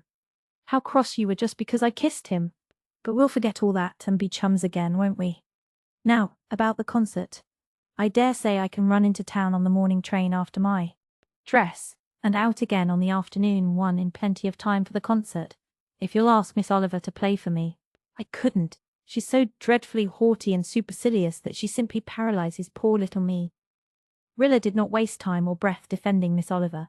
She coolly thanked Irene, who had suddenly become very amiable and gushing, and got away. She was very thankful the interview was over. But she knew now that she and Irene could never be the friends they had been. Friendly, yes, but friends, no. Nor did she wish it. All winter she had felt under her other and more serious worries a little feeling of regret for her lost chum. Now it was suddenly gone. Irene was not, as Mrs. Elliot would say, of the race that knew Joseph. Rilla did not say or think that she had outgrown Irene. Had the thought occurred to her, she would have considered it absurd when she was not yet 17 and Irene was 20. But it was the truth. Irene was just what she had been a year ago, just what she would always be. Rilla Blythe's nature in that year had changed and matured and deepened. She found herself seeing through Irene with a disconcerting clearness, discerning under all. Her superficial sweetness, her pettiness, her vindictiveness, her insincerity, her essential cheapness. Irene had lost forever her faithful worshipper. But not until Rilla had traversed the Upper Glen Road and found herself in the moon-dappled solitude of Rainbow Valley did she fully recover her composure of spirit. Then she stopped under a tall wild plum that was ghostly white and fair in its misty spring bloom and laughed. There is only one thing of importance just now, and that is that the Allies win the war, she said aloud. Therefore it follows without dispute that the fact that I went to see Irene Howard with odd shoes and stockings on is of no importance whatever. Nevertheless, I, Bertha Marilla Blythe, swear solemnly with the moon as witness. Rilla lifted her hand, dramatically to the said moon, that I will never leave my room again without looking carefully at both my feet. Chapter 14. The Valley of Decision. Susan kept the flag flying at Ingleside all the next day, in honour of Italy's declaration of war, and not before it was time, Mrs. Dr. dear, considering the way things had begun to go on the Russian front. Say what you will, those Russians are kittle-cattle, the Grand Duke Nicholas to the contrary notwithstanding. It is a fortunate thing for Italy that she has come in on the right side, but whether it is as fortunate for the Allies I will not predict until I know more about Italians than I do now. However, she will give that old reprobate of a Francis Joseph something to think about. A pretty emperor indeed, with one foot in the grave, and yet plotting wholesale murder. And Susan thumped and kneaded her bread with as much vicious energy as she could have expended in punching Francis Joseph himself, if he had been so unlucky as to fall into her clutches. Walter had gone to town on the early train, and Nan offered to look after Jims for the day and so set Rilla free. Rilla was wildly busy all day, helping to decorate the Glen Hall. and seeing to 100 last things. The evening was beautiful, in spite of the fact that Mr. the Prior was reported to have said that he hoped it would rain pitchforks points down, and to have wantonly kicked Miranda's dog as he said it. Rilla, rushing home from the hall, dressed hurriedly. Everything had gone surprisingly well at the last. Irene was even then downstairs practicing her songs with Miss Oliver. Rilla was excited and happy, forgetful even of the Western Front for the moment. It gave her a sense of achievement and victory to have brought her efforts of weeks to such a successful conclusion. She knew that there had not lacked people who thought and hinted that Rilla Blythe had not the tact or patience to engineer a concert program. She had shown them. Little snatches of song bubbled up from her lips as she dressed. She thought she was looking very well. Excitement brought a faint, becoming pink into her round creamy cheeks, quite drowning out her few freckles, and her hair gleamed with red-brown luster. Should she wear crabapple blossoms in it, or her little fillet of pearls? After some agonized wavering she decided on the crabapple blossoms and tucked the white waxen cluster behind her left ear. Now for a final look at her feet. Yes, both slippers were on. She gave the sleeping Jims a kiss. What a dear little warm, rosy satin face he had, and hurried down the hill to the hall. Already it was filling. Soon it was crowded. Her concert was going to be a brilliant success. The first 3 numbers were successfully over. Rilla was in the little dressing room, behind the platform, looking out on the moonlit harbour and rehearsing her own recitations. She was alone, the rest of the performers being in the larger room on the other side. Suddenly she felt 2 soft bare arms slipping round her waist. Then Irene Howard dropped a light kiss on her cheek. "Rilla, you sweet thing, you're looking simply angelic tonight. You have spunk. I thought you would feel so badly over Walter's enlisting that you'd hardly be able to bear up at all, and here you are as cool as a cucumber. I wish I had half your nerve." Rilla stood perfectly still. She felt no emotion whatever. She felt nothing. The world of feeling had just gone blank. "Walter, enlisting," she heard herself saying. Then she heard Irene's affected little laugh. "Why, didn't you know? I thought you did." "Of course, or I wouldn't have mentioned it. I'm always putting my foot in it, aren't I?" "Yes, that is what he went to town for today. He told me coming out on the train tonight. I was the first person he told. He isn't in khaki yet. They were out of uniforms, but he will be in a day or 2. I always said Walter had as much pluck as anybody. I assure you I felt proud of him, Rilla, when he told me what he'd done. Oh, there's an end of Rick McAllister's reading. I must fly. I promised I'd play for the next chorus. Alice Clow has such a headache." She was gone. Oh, thank God, she was gone. Rilla was alone again, staring out at the unchanged, dream-like beauty of moonlit 4 winds. Feeling was coming back to her. A pang of agony so acute as to be almost physical seemed to rend her apart. "I cannot bear it," she said. And then came the awful thought that perhaps she could bear it, and that there might be years of this hideous suffering before her. She must get away. She must rush home. She must be alone. She could not go out there and play for drills and give readings and take part in dialogues now. It would spoil half the concert. But that did not matter. Nothing mattered. Was this she, Rilla Blythe, this tortured thing, who had been quite happy a few minutes ago? Outside, a quartet was singing, "We'll never let the old flag fall." The music seemed to be coming from some remote distance. Why couldn't she cry as she had cried when Jem told them he must go? If she could cry, perhaps this horrible something that seemed to have seized on her very life might let go. But no tears came. Where were her scarf and coat? She must get away and hide herself like an animal hurt to the death. Was it a coward's part to run away like this? The question came to her suddenly, as if someone else had asked it. She thought of the shambles of the Flanders front. She thought of her brother and her playmate helping to hold those fire-swept trenches. What would they think of her if she shirked her little duty here, the humble duty of carrying the program through for her Red Cross? But she couldn't stay. She couldn't. Yet what was it Mother had said when Jem went? "When our women fail in courage, shall our men be fearless still?" But this was unbearable. Still, she stopped halfway to the door and went back to the window. Irene was singing now, her beautiful voice, the only real thing about her, soared clear and sweet through the building. Rilla knew that the girls' fairy drill came next. Could she go out there and play for it? Her head was aching now. Her throat was burning. Oh, why had Irene told her just then, when telling could do no good? Irene had been very cruel. Rilla remembered now that more than once that day she had caught her mother looking at her with an odd expression. She had been too busy to wonder what it meant. She understood now. Mother had known why Walter went to town but wouldn't tell her until the concert was over. What spirit and endurance Mother had! I must stay here and see things through, said Rilla, clasping her cold hands together. The rest of the evening always seemed like a fevered dream to her. Her body was crowded by people, but her soul was alone in a torture chamber of its own. Yet she played steadily for the drills and gave her readings without faltering. She even put on a grotesque old Irish woman's costume and acted the part in the dialogue which Miranda Pryor had not taken. But she did not give her brogue the inimitable twist she had given it in the practices, and her readings lacked their usual fire and appeal.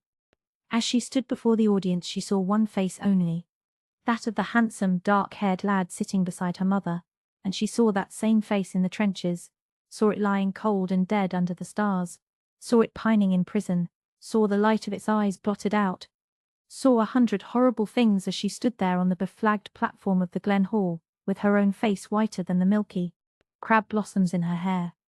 Between her numbers she walked restlessly up and down the little dressing room. Would the concert never end? It ended at last. Olive Kirk rushed up and told her exultantly that they had made $100. That's good, Rilla said mechanically. Then she was away from them all. Oh, thank God, she was away from them all. Walter was waiting for her at the door. He put his arm through hers silently, and they went together down the moonlit road. The frogs were singing in the marshes. The dim, ensilvered fields of home lay all around them. The spring night was lovely and appealing. Rilla felt that its beauty was an insult to her pain. She would hate moonlight forever. You know? Said Walter. Yes, Irene told me, answered Rilla chokingly. We didn't want you to know till the evening was over. I knew when you came out for the drill that you had heard.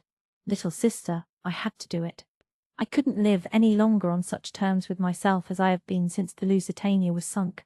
When I pictured those dead women and children floating about in that pitiless, ice-cold water, well, at first I just felt a sort of nausea with life. I wanted to get out of the world where such a thing could happen. Shake its accursed dust from my feet forever.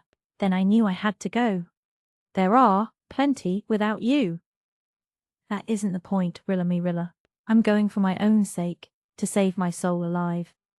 It will shrink to something small and mean and lifeless if I don't go. That would be worse than blindness or mutilation or any of the things I've feared. You may be killed. Rilla hated herself for saying it. She knew it was a weak and cowardly thing to say, but she had rather gone to pieces after the tension of the evening. Comes he slow or comes he fast, it is but death who comes at last, quoted Walter.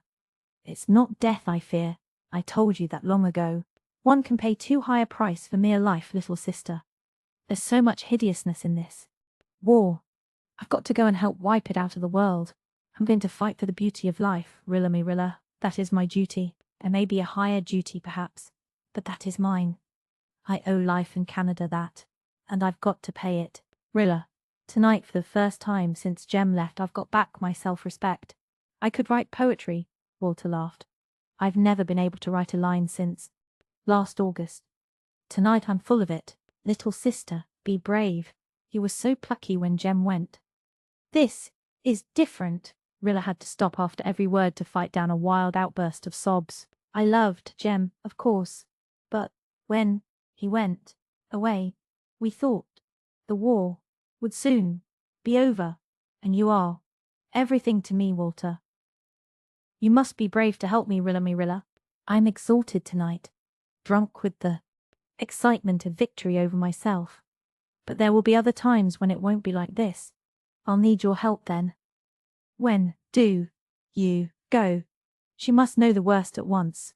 Not for a week. Then we go to Kingsport for training. I suppose we'll go overseas about the middle of July. We don't know. 1 week, only 1 week more with Walter. The eyes of youth did not see how she was to go on living.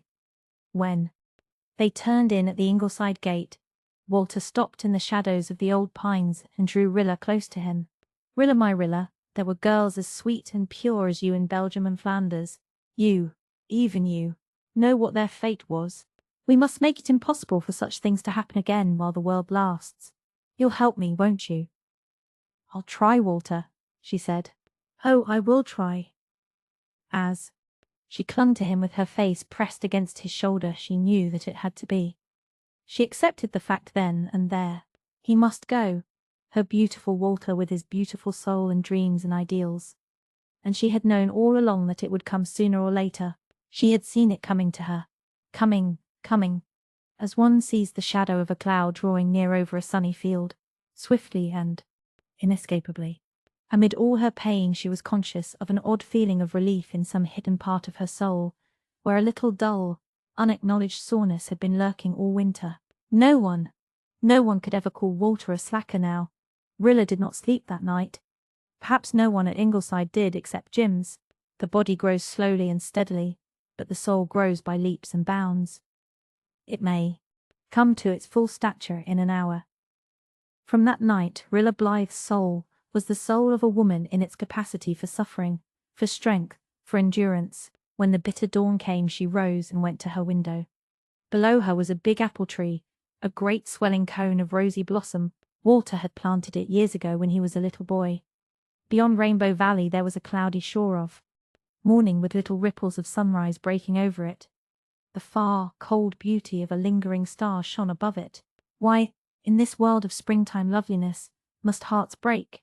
Rilla felt arms go about her lovingly, protectingly. It was Mother, pale, large-eyed Mother. "Oh, Mother, how can you bear it?" she cried wildly. "Rilla, dear, I've known for several days that Walter meant to go. I've had time to rebel and grow reconciled. We must give him up. There is a call greater and more insistent than the call of our love. He has listened to it. We must not add to the bitterness of his sacrifice." "Our sacrifice is greater than his," cried Rilla passionately. "Our boys give only themselves. We give them." Before Mrs. Blythe could reply, Susan stuck her head in at the door, never troubling over such frills of etiquette as knocking. Her eyes were suspiciously red, but all she said was, "Will I bring up your breakfast, Mrs. Doctor dear?" "No, no, Susan. We will all be down presently. Do you know that Walter has joined up?" "Yes, Mrs. Doctor dear. The doctor told me last night. I suppose the Almighty has his own reasons for allowing such things. We must submit and endeavour to look on the bright side. It may cure him of being a poet at least." Susan still persisted in thinking that poets and tramps were tarred with the same brush. "And that would be something. But thank God," she muttered in a lower tone, "that Shirley is not old enough to go." "Isn't that the same thing as thanking him that some other woman's son has to go in Shirley's place?" asked the doctor, pausing on the threshold. "No, it is not, Doctor dear," said Susan defiantly, as she picked up Jims, who was opening his big dark eyes and stretching up his dimpled paws. "Do not you put words in my mouth that I would never dream of uttering. I am a plain woman and cannot argue with you, but I do not thank God that anybody has to go. I only know that it seems they do have to go. Unless we all want to be Kaiserized, for I can assure you that the Monroe Doctrine, whatever it is nothing to tie to, with Woodrow Wilson behind it. The Huns, Doctor dear, will never be brought to book by notes. And now," concluded Susan, tucking Jims in the crook of her gaunt arms and marching downstairs, "having cried my cry and said my say, I shall take a brace, and if I cannot look pleasant, I will look as pleasant as I can." Chapter 15. "You wait till the day break. The Germans have recaptured Premisel," said Susan despairingly, looking up from her newspaper. "And now I suppose we will have to begin calling it by that uncivilized name again." Cousin Sophia was in when the mail came, and when she heard the news she hove a sigh up from the depths of her stomach, Mrs. Doctor dear, and said, "Ah, yes, and they will get Petrograd next, I have no doubt." I said to her, "My knowledge of geography is not so profound as I wish it was, but I have an idea that it is quite a walk from Premisel to Petrograd." Cousin Sophia sighed again and said, "The Grand Duke Nicholas is not the man I took him to be." "Do not let him know that," said I. "It might hurt his feelings, and he has likely enough to worry him as it is. But you cannot cheer Cousin Sophia up, no matter how sarcastic you are, Mrs. Doctor dear." She sighed for the third time and groaned out, "But the Russians are retreating fast, and I said, "Well, what of it? They have plenty of room for retreating, have they not? But all the same, Mrs. Dear, though I would never admit it to Cousin Sophia, I do not like the situation on the Eastern Front." Nobody else liked it either. But all summer the Russian retreat went on, a long drawn-out agony. I wonder if I shall ever again be able to await the coming of the mail with feelings of composure, never to speak of pleasure, said Gertrude Oliver. The thought that haunts me night and day is, will the Germans smash Russia completely and then hurl their Eastern army, flushed with victory, against the Western Front? They will not, Miss Oliver dear, said Susan, assuming the role of prophetess. In the first place, the Almighty will not allow it. In the second, Grand Duke Nicholas, though he may have been a disappointment to us in some respects, knows how to run away decently and in order, and that is a very useful knowledge when Germans are chasing you. Norman Douglas declares he is just luring them on and killing 10 of them to 1 he loses. But I am of the opinion he cannot help himself, and is just doing the best he can under the circumstances, the same as the rest of us. So do not go so far afield to borrow trouble, Miss Oliver dear, when there is plenty of it already camping on our very doorstep. Walter had gone to Kingsport the 1st of June. Nan, Dee and Faith had gone also to do Red Cross work in their vacation. In mid-July Walter came home for a week's leave before going overseas. Rilla had lived through the days of his absence on the hope of that week, and now that it had come she drank every minute of it thirstily, hating even the hours she had to spend in sleep. They seemed such a waste of precious moments. In spite of its sadness, it was a beautiful week, full of poignant, unforgettable hours, when she and Walter had long walks and talks and silences together. He was all her own, and she knew that he found strength and comfort in her sympathy and understanding. It was very wonderful to know she meant so much to him. The knowledge helped her through moments that would otherwise have been unendurable, and gave her power to smile, and even to laugh a little. When Walter had gone, she might indulge in the comfort of tears, but not while he was here. She would not even let herself cry at night, lest her eyes should betray her to him in the morning. On his last evening at home they went together to Rainbow Valley and sat down on the bank of the brook, under the White Lady, where the gay revels of olden days had been held in the cloudless years. Rainbow Valley was roofed over with a sunset of unusual splendor that night. A wonderful grey dusk just touched with starlight followed it, and then came moonshine, hinting, hiding, revealing, lighting up little dells and hollows here, leaving others in dark, velvet shadow. When I am somewhere in France, said Walter, looking around him with eager eyes on all the beauty his soul loved, I shall remember these still, dewy, moon-drenched places, the balsam of the fir trees, the peace of those white pools of moonshine, the strength of the hills. What a beautiful old biblical phrase that is.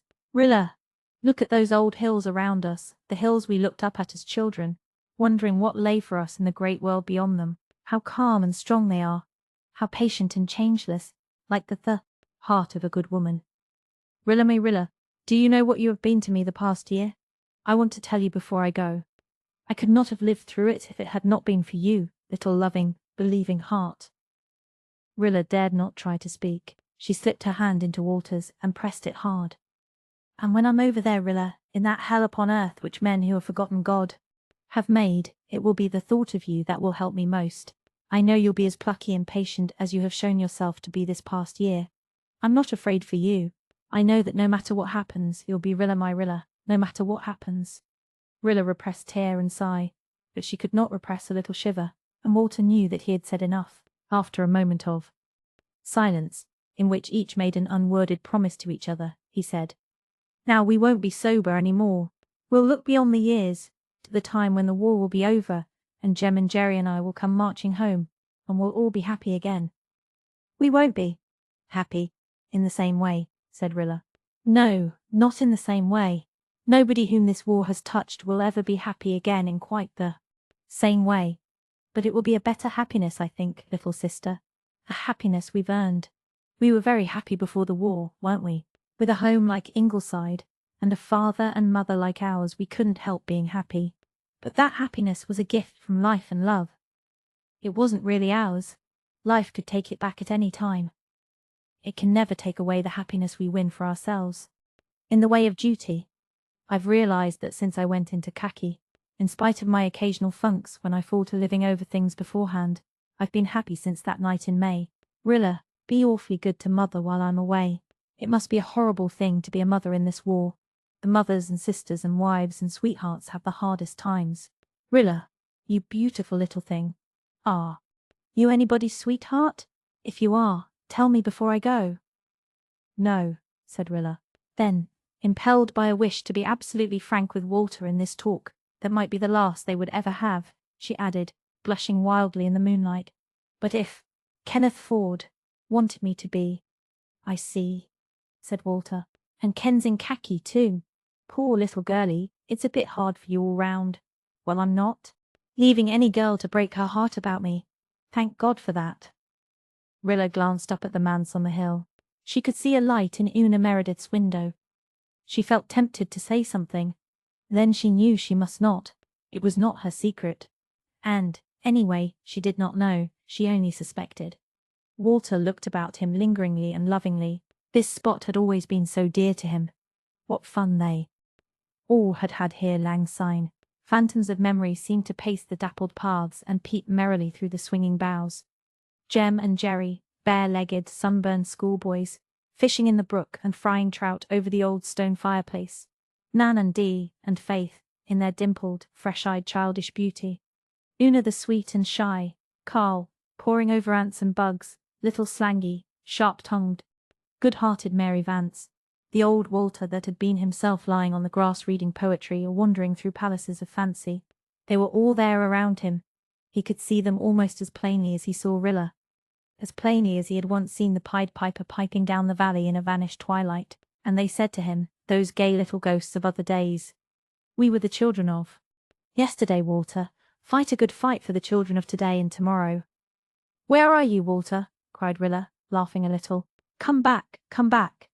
Walter came back with a long breath. He stood up and looked about him at the beautiful valley of moonlight, as if to impress on his mind and heart every charm it possessed. The great dark plumes of the firs against the silvery sky, the stately white lady, the old magic of the dancing brook, the faithful tree lovers, the beckoning, tricksy paths. "I shall see it so in my dreams," he said, as he turned away. They went back to Ingleside. Mr. and Mrs. Meredith were there, with Gertrude Oliver, who had come from Lowbridge to say good-bye. Everybody was quite cheerful and bright, but nobody said much about the war being soon over, as they had said when Jem went away. They did not talk about the war at all, and they thought of nothing else. At last they gathered around the piano and sang the grand old hymn. "O God, our help in ages past, our hope for years to come, our shelter from the stormy blast, and our eternal home." "We all come back to God in these days of soul-sifting," said Gertrude to John Meredith. "There have been many days in the past when I didn't believe in God, not as God, only as the impersonal great first cause of the scientists. I believe in him now. I have to. There's nothing else to fall back on but God. Humbly, starkly, unconditionally. Our help in ages past, the same yesterday, today, and forever," said the minister gently. "When we forget God, he remembers us." There was no crowd at the Glen station the next morning to see Walter off. It was becoming a commonplace for a khaki-clad boy to board that early morning train after his last leave. Besides his own, only the manse folk were there, and Mary Vance. Mary had sent her miller off the week before, with a determined grin, and now considered herself entitled to give expert opinion on how such partings should be conducted. "The main thing is to smile and act as if nothing was happening," she informed the Ingleside group. "The boys all hate the sob act like poison. Miller told me I wasn't to come near the station if I couldn't keep from bawling, so I got through with my crying beforehand, and at the last I said to him, 'Good luck, Miller, and if you come back you'll find I haven't changed any, and if you don't come back I'll always be proud you went, and in any case don't fall in love with a French girl.' Miller swore he wouldn't, but you never can tell about those fascinating foreign hussies. Anyhow, the last sight he had of me, I was smiling to my limit. Gee, all the rest of the day my face felt as if it had been starched and ironed into a smile." In spite of Mary's advice and example, Mrs. Blythe, who had sent Jem off with a smile, could not quite manage one for Walter. But at least no one cried. Dog Monday came out of his lair in the shipping shed and sat down close to Walter, thumping his tail vigorously on the boards of the platform whenever Walter spoke to him, and looking up with confident eyes, as if to say, "I know you'll find Jem and bring him back to me." "So long, old fellow," said Carl Meredith cheerfully, when the goodbyes had to be said. "Tell them over there to keep their spirits up. I am coming along presently." "Me too," said Shirley laconically, proffering a brown paw. Susan heard him and her face turned very grey. Anna shook hands quietly, looking at him with wistful, sorrowful, dark blue eyes. But then Una's eyes had always been wistful. Walter bent his handsome black head in its khaki cap and kissed her with the warm, comradely kiss of a brother. He had never kissed her before, and for a fleeting moment Una's face betrayed her, if anyone had noticed. But nobody did. The conductor was shouting all aboard. Everybody was trying to look very cheerful. Walter turned to Rilla. She held his hands and looked up at him. She would not see him again, until the day broke and the shadows vanished. And she knew not if that daybreak would be on this side of the grave or beyond it. "Goodbye," she said. On her lips it lost all the bitterness it had won through the ages of parting and bore instead all the sweetness of the old loves of all the women who had ever loved and prayed for the beloved. "Write me often and bring Jims up faithfully, according to the Gospel of Morgan," Walter said lightly, having said all his serious things the night before in Rainbow Valley. But at the last moment he took her face between his hands and looked deep into her gallant eyes. "God bless you, Rilla me Rilla," he said softly and tenderly.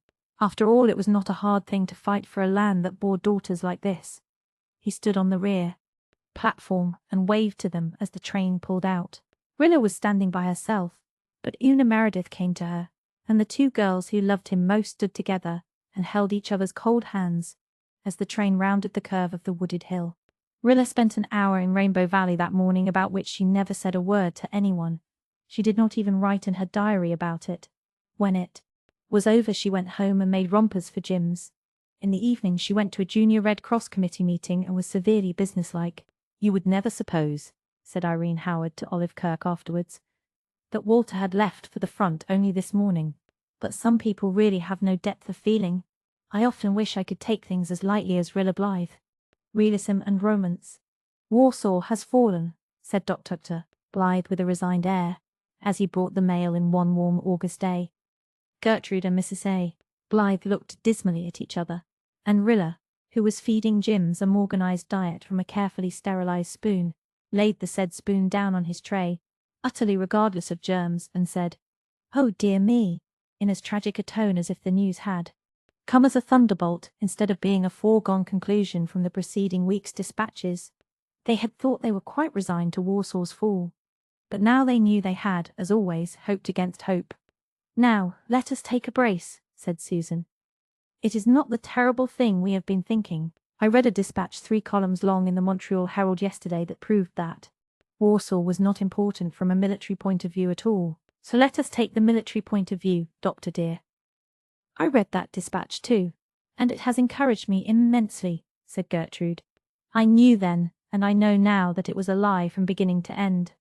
But I am in that state of mind where even a lie is a comfort, providing it is a cheerful lie." "In that case, Miss Oliver dear, the German official reports ought to be all you need," said Susan sarcastically. "I never read them now, because they make me so mad I cannot put my thoughts properly on my work after a dose of them. Even this news about Warsaw has taken the edge off my afternoon's plans. Misfortunes never come singly. I spoiled my baking of bread today, and now Warsaw has fallen, and here is little Kitchener bent on choking himself to death." Jims was evidently trying to swallow his spoon, germs and all. Rilla rescued him mechanically, and was about to resume the operation of feeding him when a casual remark of her father's sent such a shock and thrill over her that for the second time she dropped that doomed spoon. "Kenneth Ford is down at Martin West's over harbour," the doctor was saying. "His regiment was on its way to the front but was held up in Kingsport for some reason, and Ken got leave of absence to come over to the island." "I hope he will come up to see us," exclaimed Mrs. Blythe. "He only has a day or two off, I believe," said the doctor absently. Nobody noticed Rilla's flushed face and trembling hands. Even the most thoughtful and watchful of parents do not see everything that goes on under their very noses. Rilla made a third attempt to give the long-suffering Jims his dinner, but all she could think of was the question, would Ken come to see her before he went away? She had not heard from him for a long while. Had he forgotten her completely? If he did not come, she would know that he had. Perhaps there was even some other girl back there in Toronto. Of course there was. She was a little fool to be thinking about him at all. She would not think about him. If he came, well and good. It would only be courteous of him to make a farewell call at Ingleside, where he had often been a guest. If he did not come, well and good too. It did not matter very much. Nobody was going to fret. That was all settled comfortably. She was quite indifferent, but meanwhile Jims was being fed with a haste and recklessness that would have filled the soul of Morgan with horror. Jims himself didn't like it, being a methodical baby, accustomed to swallowing spoonfuls with a decent interval for breath between each. He protested, but his protests availed him nothing. Rilla, as far as the care and feeding of infants was concerned, was utterly demoralized. Then the telephone bell rang. There was nothing unusual about the telephone ringing. It rang on an average every 10 minutes at Ingleside. But Rilla dropped Jim's spoon again, on the carpet this time, and flew to the phone as if life depended on her getting there before anybody else. Jims, his patience exhausted, lifted up his voice and wept. "Hello, is this Ingleside?" "Yes." "That you, Rilla?" "Yes. Oh, why couldn't Jims stop howling for just one little minute? Why didn't somebody come in and choke him? Know who's speaking? Oh, didn't she know? Wouldn't she know that voice anywhere, at any time? It's Ken, isn't it? Sure thing. I'm here for a look-in. Can I come up to Ingleside tonight and see you? Of course he. Had he used you in the singular or plural sense, presently she would wring Jim's neck. Oh, what was Ken saying? See here, Rilla, can you arrange that there won't be more than a few dozen people round? Understand?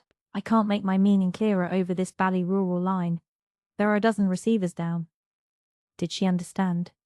Yes, she understood. I'll try, she said. I'll be up about 8 then. Bye-bye.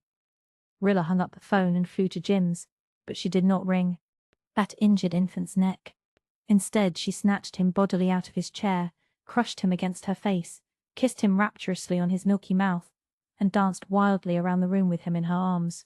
After this, Jims was relieved to find that she returned to sanity, gave him the rest of his dinner properly, and tucked him away for his afternoon nap with the little lullaby he loved best of all.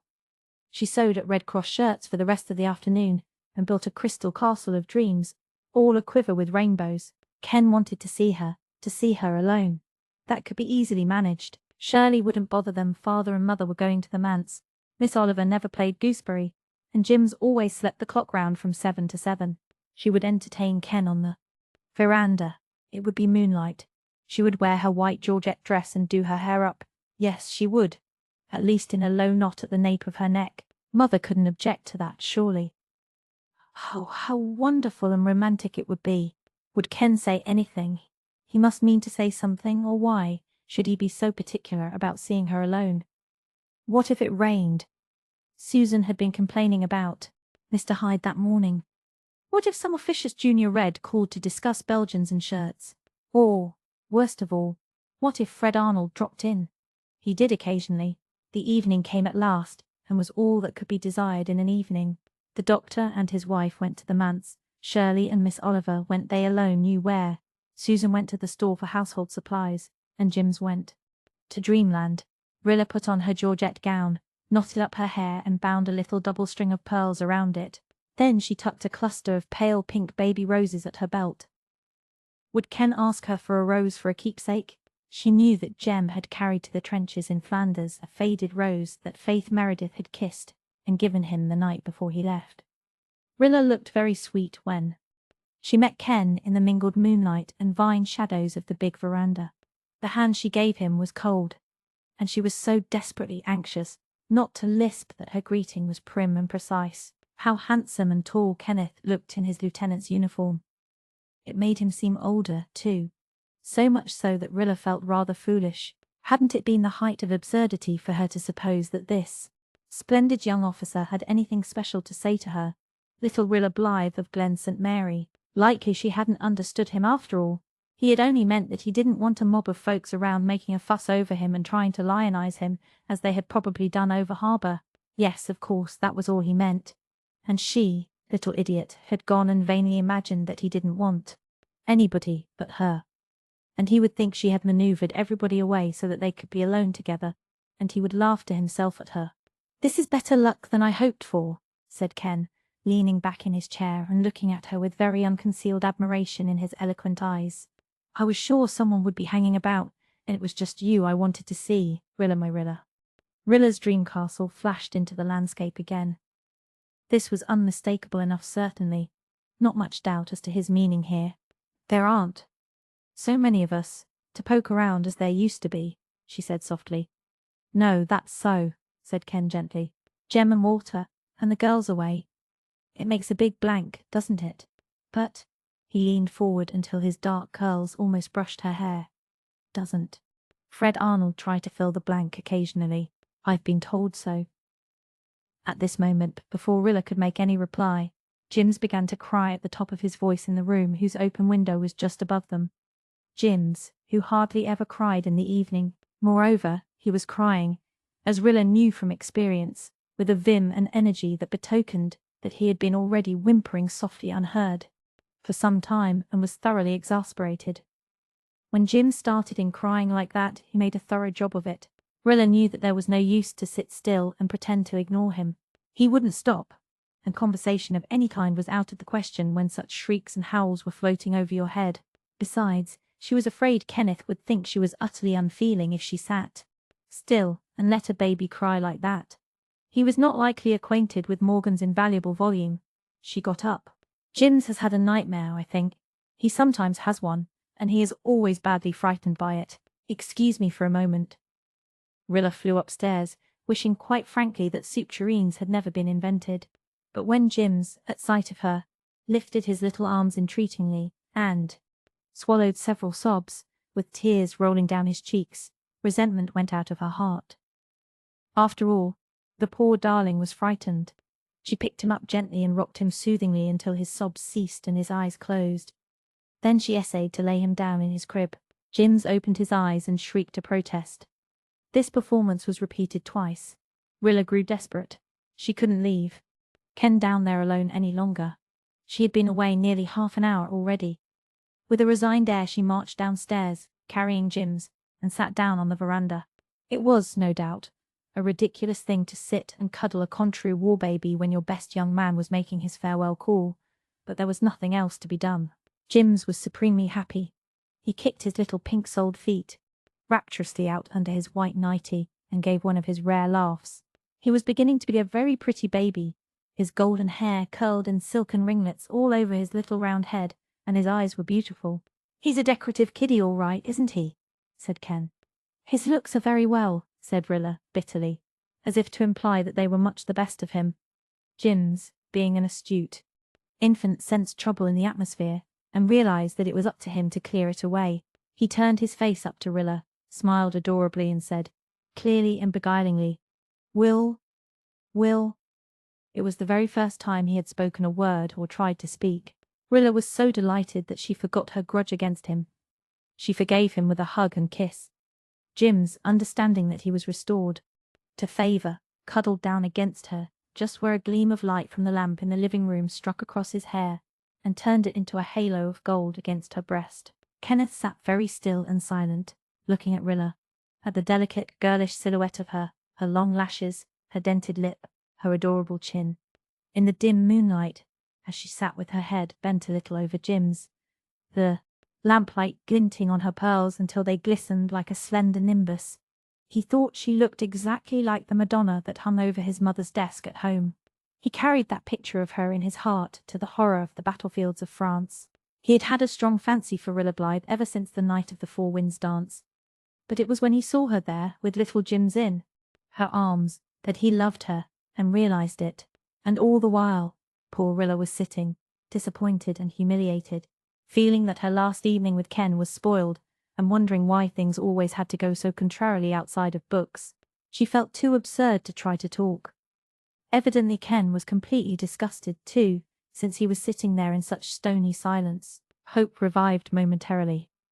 When Jims went so thoroughly asleep that she thought it would be safe to lay him down on the couch in the living room.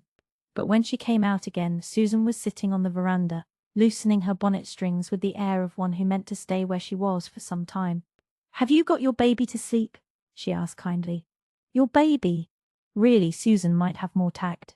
"Yes," said Rilla, shortly.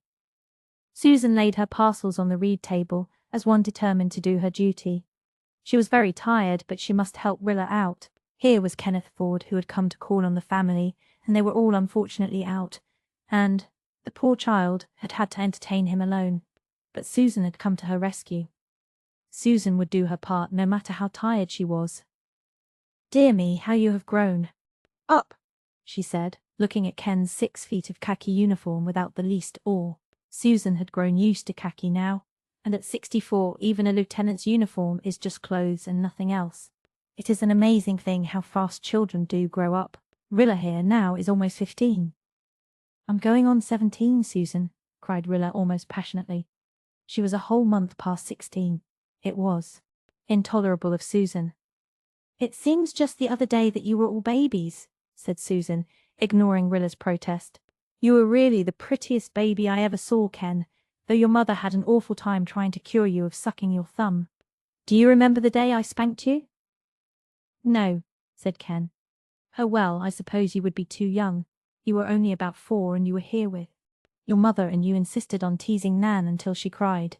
I had tried several ways of stopping you, but none availed, and I saw that a spanking was the only thing that would serve. So I picked you up and laid you across my knee and lambasted you well.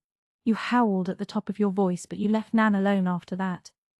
Rilla was writhing. Hadn't Susan any realization that she was addressing an officer of the Canadian Army?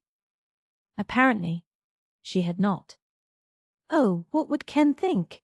I suppose you do not remember the time your mother spanked you either," continued Susan, who seemed to be bent on reviving tender reminiscences that evening. "I shall never, no never, forget it. She was up here one night with you when you were about 3, and you and Walter were playing out in the kitchen yard with a kitten. I had a big puncheon of rainwater by the spout which I was reserving for making soap, and you and Walter began quarrelling over the kitten. Walter was at one side of the puncheon standing on a chair, holding the kitten, and you were standing on a chair at the other side. You leaned across that puncheon and grabbed the kitten and pulled. You were always a great hand for taking what you wanted without too much ceremony. Walter held on tight, and the poor kitten yelled, but you dragged Walter and the kitten half over, and then you both lost your balance and tumbled into that puncheon, kitten and all. If I had not been on the spot, you would both have been drowned.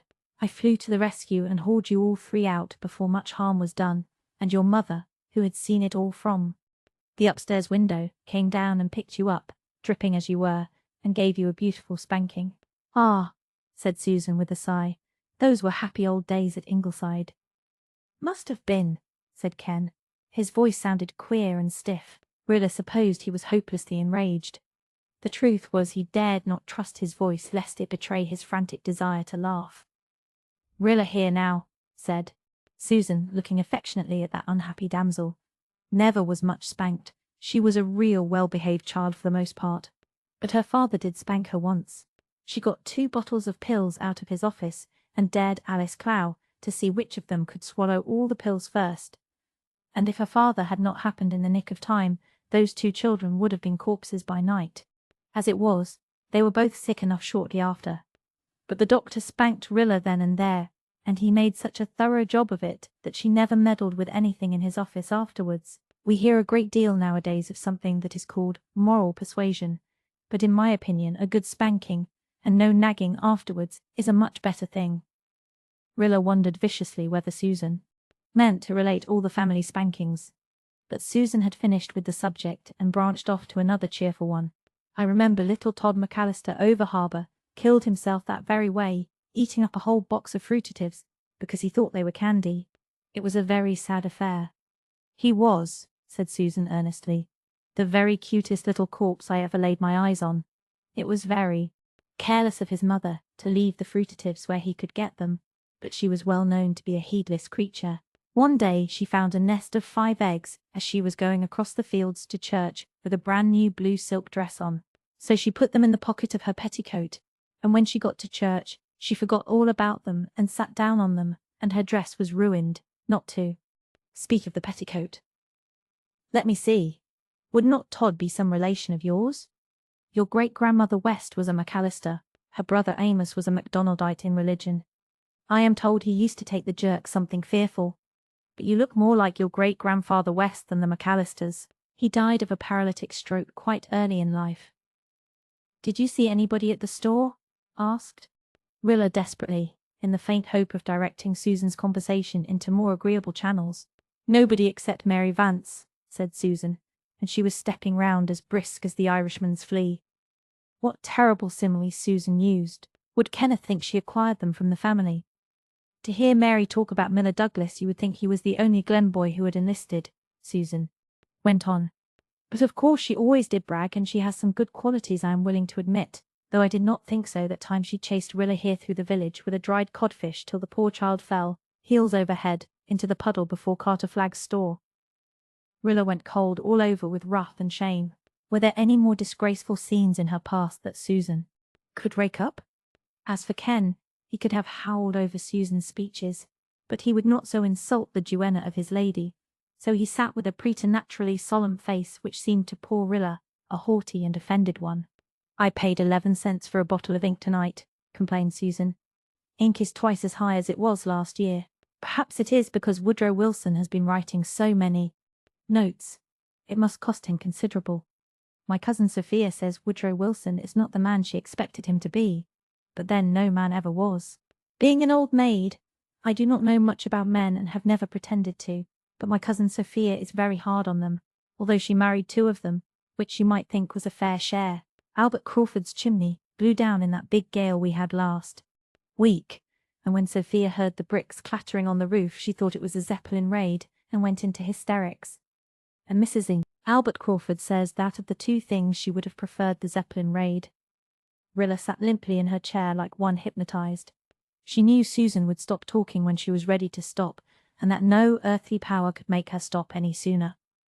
As a rule, she was very fond of Susan, but just now she hated her with a deadly hatred. It was 10 o'clock. Ken would soon have to go. The others would soon be home. And she had not even had a chance to explain to Ken that Fred Arnold filled no blank in her life nor ever could. Her rainbow castle lay in ruins round her. Kenneth got up at last. He realized that Susan was there to stay as long as he did, and it was a 3-mile walk to Martin West's over harbour.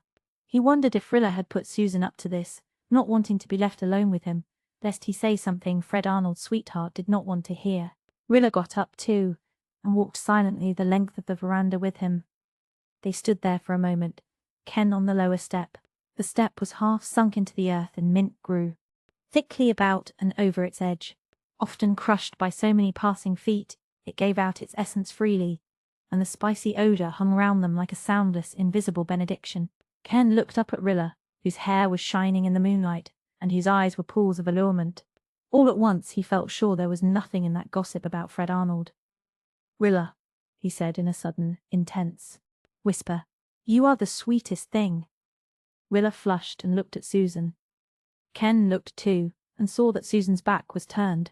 He put his arm about Rilla and kissed her. It was the first time Rilla had ever been kissed. She thought perhaps she ought to resent it, but she didn't. Instead, she glanced timidly into Kenneth's seeking eyes, and her glance was a kiss. "Rilla, my Rilla," said Ken. "Will you promise that you won't let anyone else kiss you until I come back?"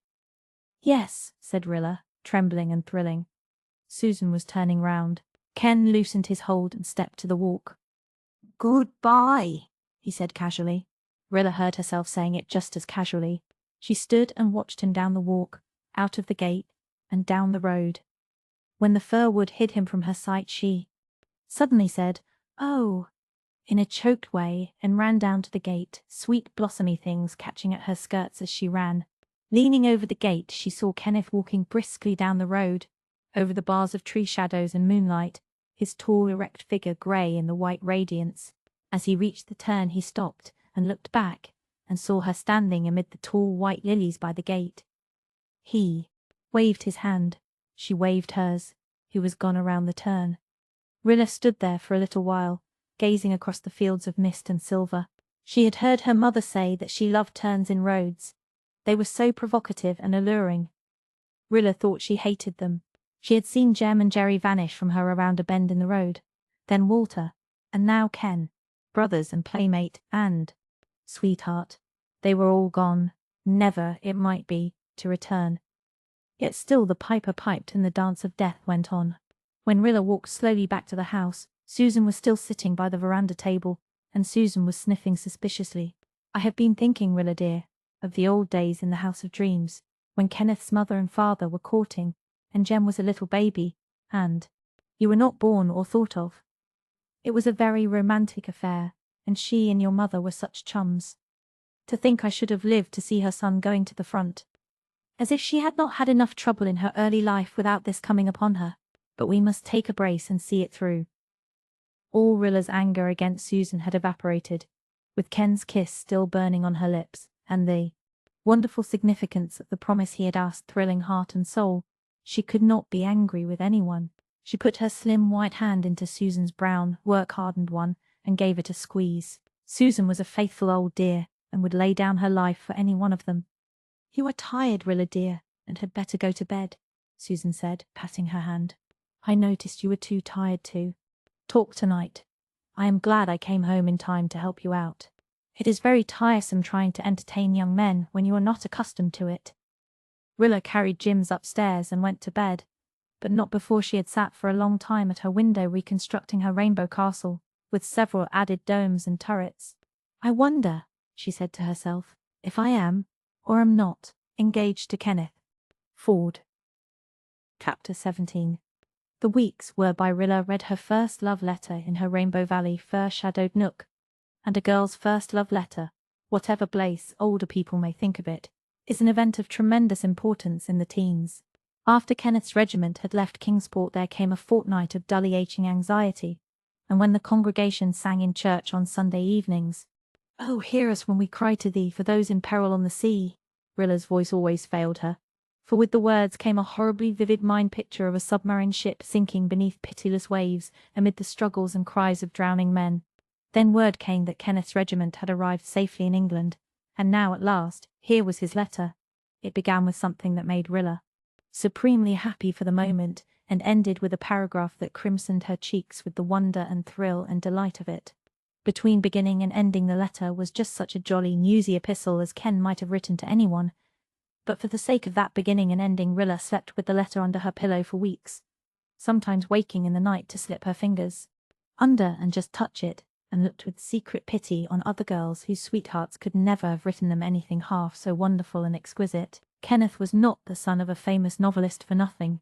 He had a way of expressing things in a few poignant, significant words that seemed to suggest far more than they uttered, and never grew stale or flat or foolish with ever so many scores of readings. Rilla went home from Rainbow Valley as if she flew rather than walked, but such moments of uplift were rare that autumn.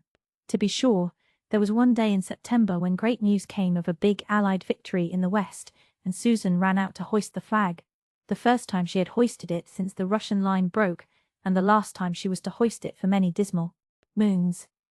"Likely the big push has begun at last, Mrs. Dr. dear," she exclaimed, "and we will soon see the finish of the Huns. Our boys will be home by Christmas now. Hurrah!" Susan was ashamed of herself for hurrahing the minute she had done it, and apologized meekly for such an outburst of juvenility. "But indeed, Mrs. Dr. dear, this good news has gone to my head after this awful summer of Russian slumps and Gallipoli setbacks." "Good news," said Miss Oliver bitterly.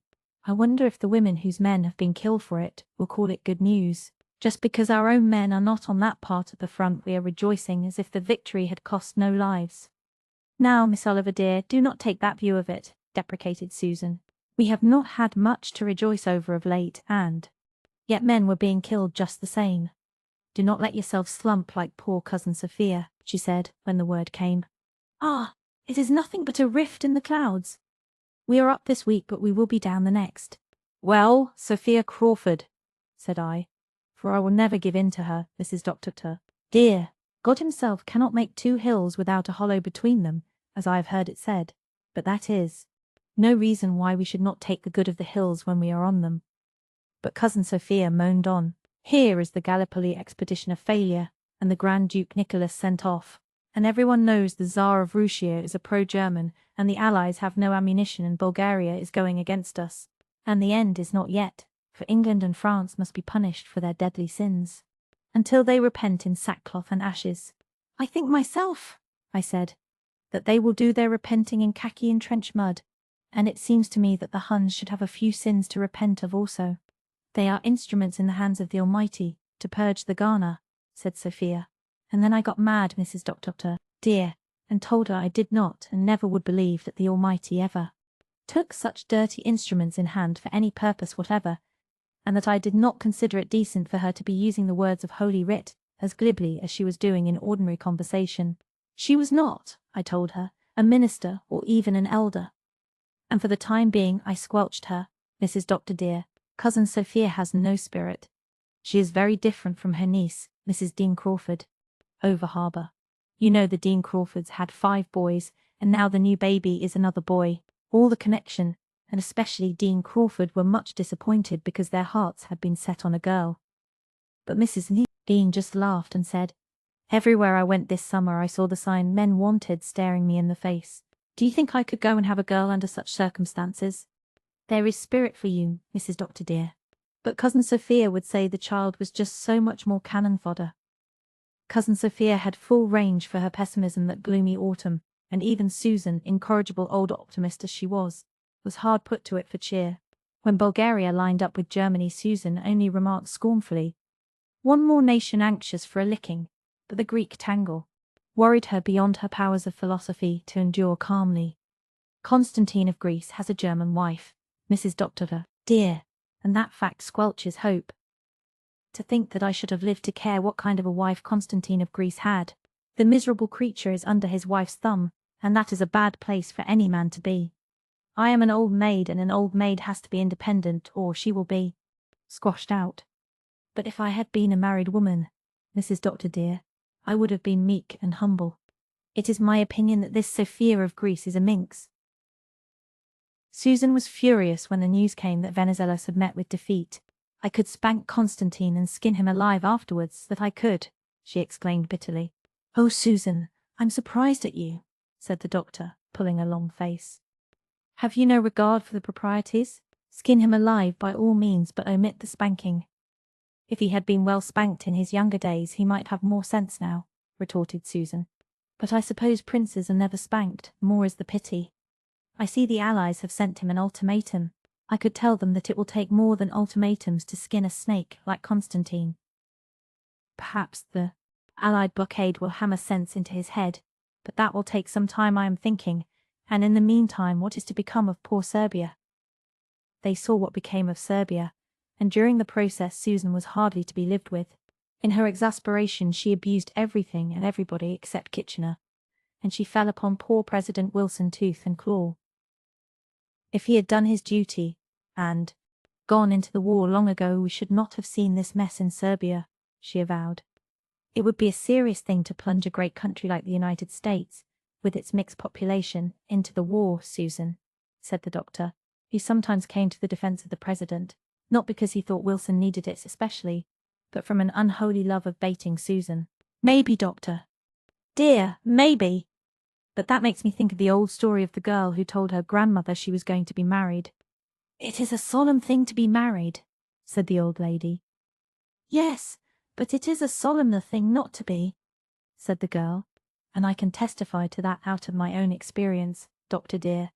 And I think it is a solemner thing for the Yankees that they have kept out of the war than it would have been if they had gone into it. However, though I do not know much about them, I am of the opinion that we will see them starting something yet. Woodrow Wilson, or no Woodrow Wilson, when they get it into their heads that this war is not a correspondence school. They will not, said Susan, energetically waving a saucepan with one hand and a soup ladle with the other. Be too proud to fight. Then, on a pale yellow, windy evening in October, Carl Meredith went away. He had enlisted on his 18th birthday. John Meredith saw him off with a set face. His 2 boys were gone. There was only little Bruce left now. He loved Bruce and Bruce's mother dearly, but Jerry and Carl were the sons of the bride of his youth, and Carl was the only one of all his children who had Cecilia's very eyes. As they looked lovingly out at him above Carl's uniform, the pale minister suddenly remembered the day when, for the first and last time, he had tried to whip Carl for his prank with the eel. That was the first time he had realized how much Carl's eyes were like Cecilia's. Now he realized it again once more. Would he ever again see his dead wife's eyes looking at him from his son's face? What a bonny, clean, handsome lad he was. It was hard to see him go. John Meredith seemed to be looking at a torn plain strewed with the bodies of able-bodied men between the ages of 18 and 45. Only the other day Carl had been a little scrap of a boy, hunting bugs in Rainbow Valley, taking lizards to bed with him, and scandalizing the Glen by carrying frogs to Sunday school. It seemed hardly right. Somehow that he should be an able-bodied man in khaki. Yet John Meredith had said no word to dissuade him when Carl had told him he must go. Rilla felt Carl's going keenly. They had always been cronies and playmates. He was only a little older than she was, and they had been children in Rainbow Valley together. She recalled all their old pranks and escapades as she walked slowly home alone. The full moon peeked through the scudding clouds with sudden floods of weird illumination. The telephone wires sang a shrill, weird song in the wind, and the tall spikes of withered, grey-headed goldenrod in the fence corners swayed and beckoned wildly to her like groups of old witches weaving unholy spells. On such a night as this, long ago, Carl would come over to Ingleside and whistle her out to the gate. "Let's go on a moon spree, Rilla," he would say, and the two of them would scamper off to Rainbow Valley. Rilla had never been afraid of his beetles and bugs, though she drew a hard and fast line at snakes. They used to talk together of almost everything, and were teased about each other at school. But one evening when they were about 10 years of age they had solemnly promised, by the old spring in Rainbow Valley, that they would never marry each other. Alice Clow had crossed out their names on her slate in school that day, and it came out that both married. They did not like the idea at all, hence the mutual vow in Rainbow Valley. There was nothing like an ounce of prevention. Rilla laughed over the old memory, and then sighed. That very day a dispatch from some London paper had contained the cheerful announcement that the present moment is the darkest since the war began. It was dark enough, and Rilla wished desperately that she could do something besides waiting and serving at home as day after day the Glen boys she had known went away. If she were only a boy, speeding in khaki by Carl's side to the Western Front. She had wished that in a burst of romance when Jem had gone, without, perhaps, really meaning it. She meant it now. There were moments when waiting at home in safety and comfort seemed an unendurable thing. The moon burst triumphantly through an especially dark cloud and shadow, and silver chased each other in waves over the Glen. Rilla remembered one moonlit evening of childhood when she had said to her mother, "The moon just looks like a sorry, sorry face." She thought it looked like that still, an agonized, careworn face, as though it looked down on dreadful sights. What did it see on the Western Front? In broken Serbia? On shell-swept Gallipoli? "I am tired," Miss Oliver had said that day, in a rare outburst of impatience, "of this horrible rack of strained emotions, when every day brings a new horror or the dread of it. No, don't look reproachfully at me, Mrs. Blythe. There's nothing heroic about me today. I've slumped. I wish England had left Belgium to her fate. I wish Canada had never sent a man. I wish we'd tied our boys to our apron strings and not let one of them go. Oh, I shall be ashamed of myself in half an hour. But at this very minute I mean every word of it. Will the Allies never strike?" "Patience is a tired mare, but she jogs on," said Susan. "While the steeds of Armageddon thunder, trampling over our hearts," retorted Miss Oliver. "Susan, tell me, didn't you ever, take spells of feeling that you must scream, or swear, or smash something, just because your torture reaches a point when it becomes unbearable?" "I have never sworn or desired to swear, Miss Oliver dear." "But I will admit," said Susan, with the air of one determined to make a clean breast of it once and for all, "that I have experienced occasions when it was a relief to do considerable banging." "Don't you think that is a kind of swearing, Susan? What is the difference between slamming a door viciously and saying D?" "Miss Oliver dear," interrupted Susan, desperately determined to save Gertrude from herself, if human power could do it. "You are all tired out and unstrung. And no wonder, teaching those obstreperous youngsters all day and coming home to bad war news. But just you go upstairs and lie down, and I will bring you up a cup of hot tea and a bite of toast, and very soon you will not want to slam doors or swear." "Susan, you're a good soul, a very pearl of Susans," But, Susan, it would be such a relief to say just one soft, low, little tiny D. I will bring you a hot water bottle for the soles of your feet also, interposed Susan resolutely. And it would not be any relief to say that word you are thinking of, Miss Oliver, and that you may tie to. Well, I'll try the hot water bottle first, said Miss Oliver, repenting herself on teasing Susan and vanishing upstairs, to Susan's intense relief. Susan shook her head ominously as she filled the hot water bottle. The war was certainly relaxing the standards of behaviour woefully. Here was Miss Oliver admittedly on the point of profanity. We must draw the blood from her brain, said Susan, and if this bottle is not effective, I will see what can be done with a mustard plaster. Gertrude rallied and carried on. Lord Kitchener went to Greece, whereat Susan foretold that Constantine would soon experience a change of heart. Lloyd George began to heckle the Allies regarding equipment and guns, and Susan said you would hear more of Lloyd George yet. The gallant Anzacs withdrew from Gallipoli and Susan approved the step, with reservations. The siege of Kut el Amara began, and Susan pored over maps of Mesopotamia, and abused the Turks. Henry Ford started for Europe and Susan flayed him with sarcasm. Sir John French was superseded by Sir Douglas Haig and Susan dubiously opined that it was poor policy to swap horses crossing a stream, though, to be sure, Haig was a good name and French had a foreign sound, say what you might. Not a move on the great chessboard of king or bishop or pawn escaped Susan, who had once read only Glen St. Mary notes. There was a time, she said sorrowfully, when I did not care what happened outside of P.E. Island, and now a king cannot have a toothache in Russia or China, but it worries me. It may be broadening to the mind, as the doctor said, but it is very painful to the feelings. When Christmas came again, Susan did not set any vacant places at the festive board. 2 empty chairs were too much even for Susan, who had thought in September that there would not be one. This is the first Christmas that Walter was not home, Rilla wrote in her diary that night. Jem used to be away for Christmases up in Avonlea, but Walter never was. I had letters from Ken and him today. They are still in England, but expect to be in the trenches very soon. And then, but I suppose we'll be able to endure it somehow. To me, the strangest of all the strange things since 1914 is how we have all learned to accept things we never thought we could, to go on with life as a matter of course. I know that Jem and Jerry are in the trenches, that Ken and Walter will be soon, that if one of them does not come back my heart will break, yet I go on and work and plan, yes, and even enjoy life by times. There are moments when we have real fun because, just for the moment, we don't think about things and then we remember. And the remembering is worse than thinking of it all the time would have been. Today was dark and cloudy and tonight is wild enough, as Gertrude says, to please any novelist in search of suitable matter for a murder or elopement. The raindrops streaming over. The panes look like tears running down a face, and the wind is shrieking through the maple grove.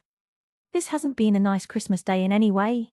Nan had toothache, and Susan had red eyes, and assumed a weird and gruesome flippancy of manner to deceive us into thinking she hadn't. And Jim's had a bad cold all day, and I'm afraid of croup. He has had croup twice since October. The first time I was nearly frightened to death, for Father and Mother were both away. Father always is away, seems to me, when any of this household gets sick, but Susan was cool as a fish, and knew just what to do, and by morning Jim's was all right. That child is a cross between a duck and an imp. He's a year and 4 months old, trots about everywhere, and says quite a few words. He has the cutest little way of calling me Willa Will. It always brings back that dreadful, ridiculous, delightful night when Ken came to say goodbye, and I was so furious and happy. Jim's is pink and white and big-eyed and curly-haired, and every now and then I discover a new dimple in him. I can never quite believe he is really the same creature as that scrawny, yellow, ugly little changeling I brought home in the soup tureen. Nobody has ever heard a word from Jim Anderson. If he never comes back, I shall keep Jim's always. Everybody here worships and spoils him, or would spoil him if Morgan and I didn't stand remorselessly in the way. Susan says Jim's is the cleverest child she ever saw, and can recognize old Nick when he sees him. This because Jim's threw poor Doc out of an upstairs window one day. Doc turned into Mr. Hyde on his way down, and landed in a currant bush, spitting and swearing. I tried to console his inner cat with a saucer of milk, but he would have none of it, and remained Mr. Hyde the rest of the day. Jim's latest exploit was to paint the cushion of the big armchair in the sun parlor with molasses. And before anybody found it out, Mrs. Fred Clow came in on Red Cross business and sat down on it. Her new silk dress was ruined, and nobody could blame her for being vexed. But she went into one of her tempers and said nasty things, and gave me such slams about spoiling Jim's that I nearly boiled over too. But I kept the lid on till she had waddled away, and then I exploded. "The fat, clumsy, horrid old thing," I said. And oh, what a satisfaction it was to say it. She has 3 sons at the front, Mother said rebukingly. "I suppose that covers all her shortcomings in manners," I retorted. But I was ashamed, for it is true that all her boys have gone, and she was very plucky and loyal about it too. And she is a perfect tower of strength in the Red Cross. It's a little hard to remember all the heroines. Just the same, it was her second new silk dress in 1 year, and that when everybody is, or should be, trying to save and serve. I had to bring out my green velvet hat again lately and begin wearing it. I hung on to my blue straw sailor as long as I could. How I hate the green velvet hat! It is so elaborate and conspicuous. I don't see how I could ever have liked it. But I vowed to wear it, and wear it I will. Shirley and I went down to the station this morning to take little Dog Monday a bang-up Christmas dinner. Dog Monday waits and watches there still, with just as much hope and confidence as ever. Sometimes he hangs around the station house and talks to people, and the rest of his time he sits at his little kennel door and watches the track unwinkingly. We never try to coax him home now. We know it is of no use.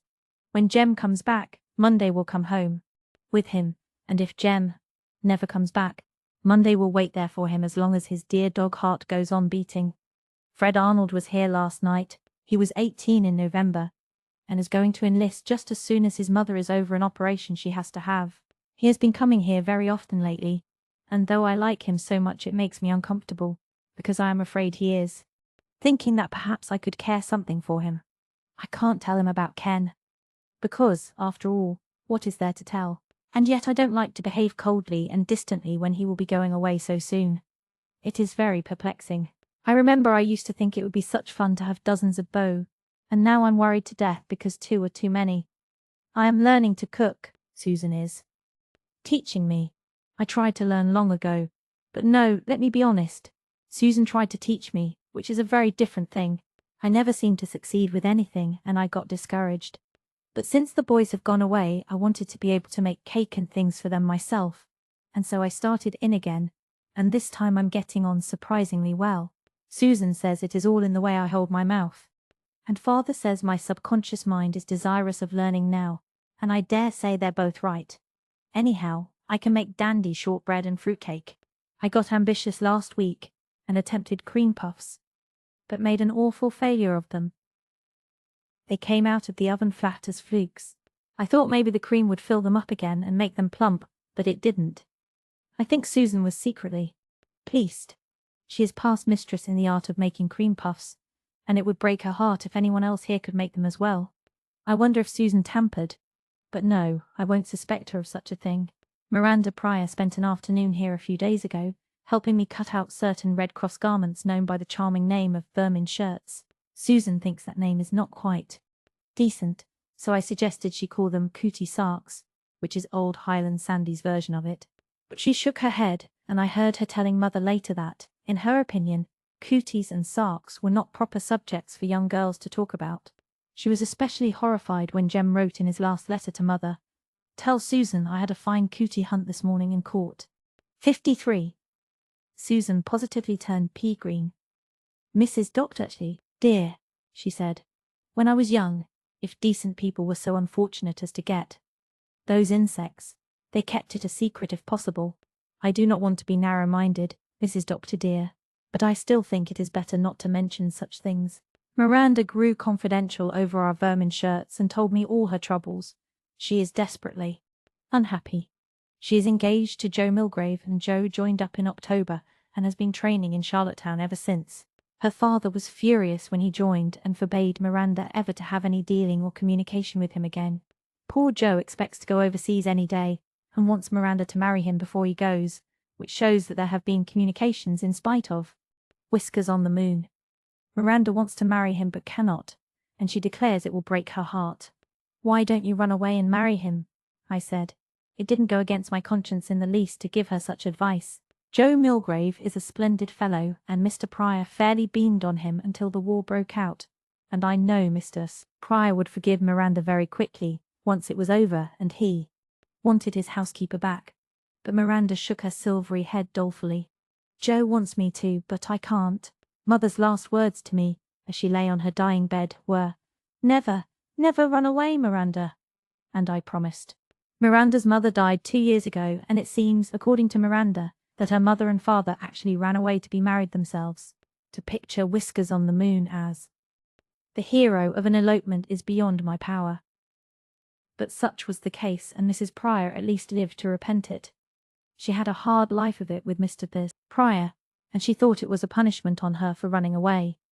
So she made Miranda promise she would never, for any reason whatever, do it.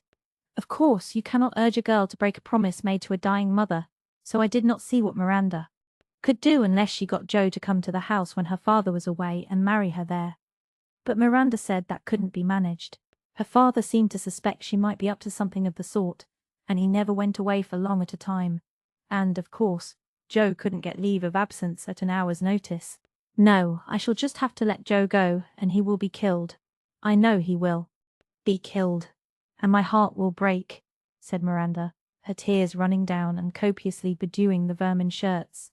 I am not writing like this for lack of any real sympathy with poor Miranda.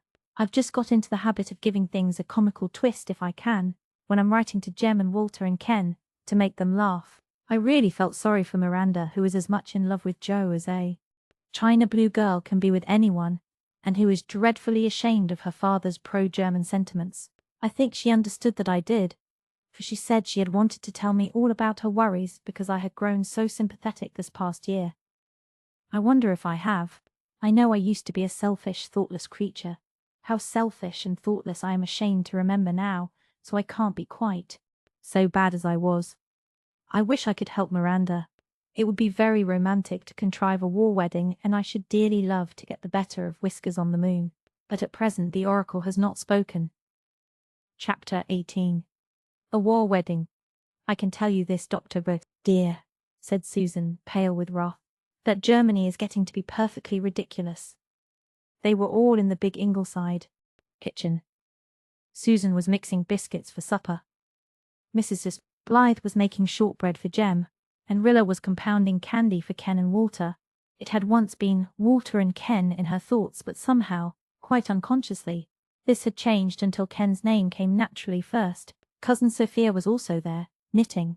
All the boys were going to be killed in the long run, so Cousin Sophia felt in her bones, but they might better die with warm feet than cold ones. So Cousin Sophia knitted faithfully and gloomily. Into this peaceful scene erupted the doctor, wrathful and excited over the burning of the Parliament buildings in Ottawa.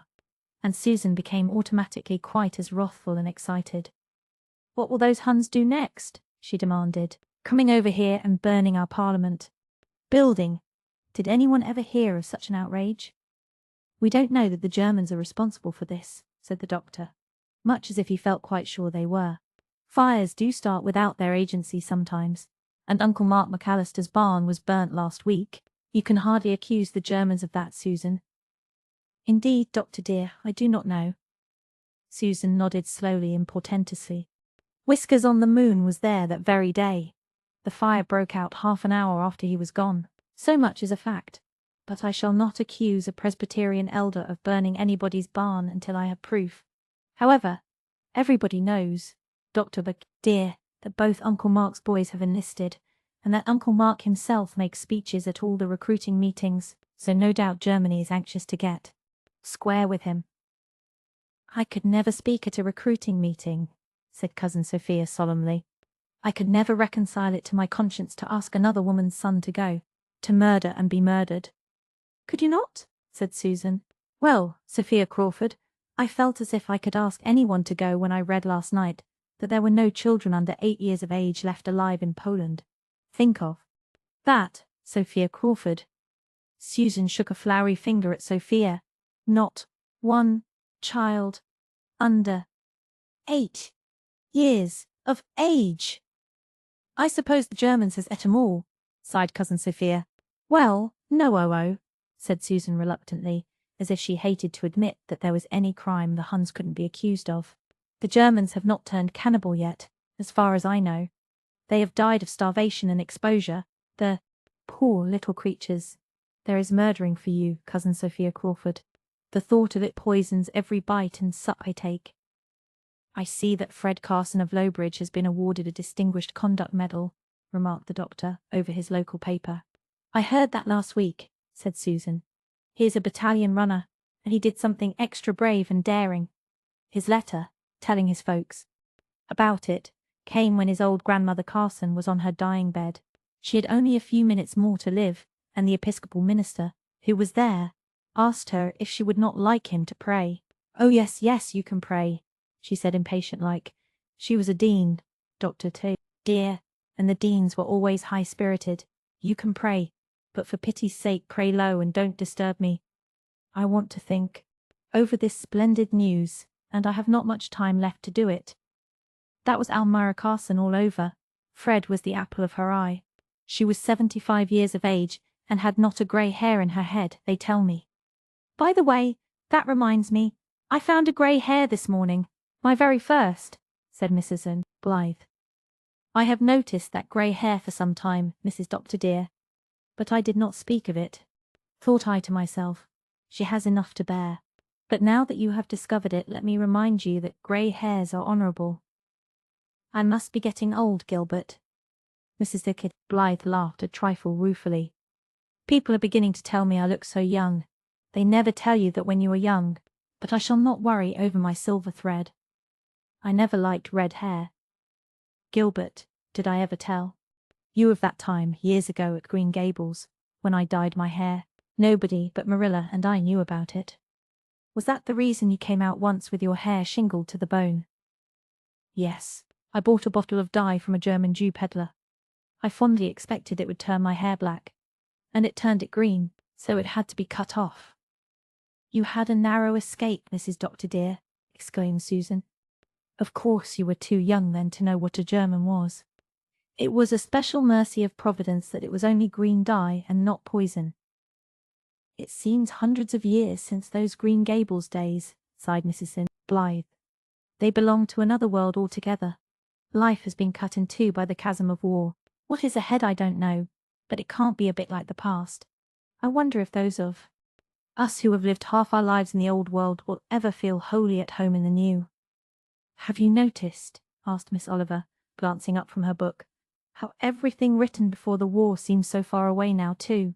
One feels as if one was reading something as ancient as the Iliad. This poem of Wordsworth's, the senior class have it in their entrance work. I've been glancing over it. It's classic calm and repose, and the beauty of the lines seem to belong to another planet, and to have as little to do with the present world welter as the evening star. The only thing that I find much comfort in reading nowadays is the Bible, remarked Susan, whisking her biscuits into the oven. There are so many passages in it that seem to me exactly descriptive of the Huns. Old Highland Sandy declares that there is no doubt that the Kaiser is the Antichrist spoken of in Revelations, but I do not go as far as that. It would, in my humble opinion, Mrs. Doctor dear, be too great an honour for him.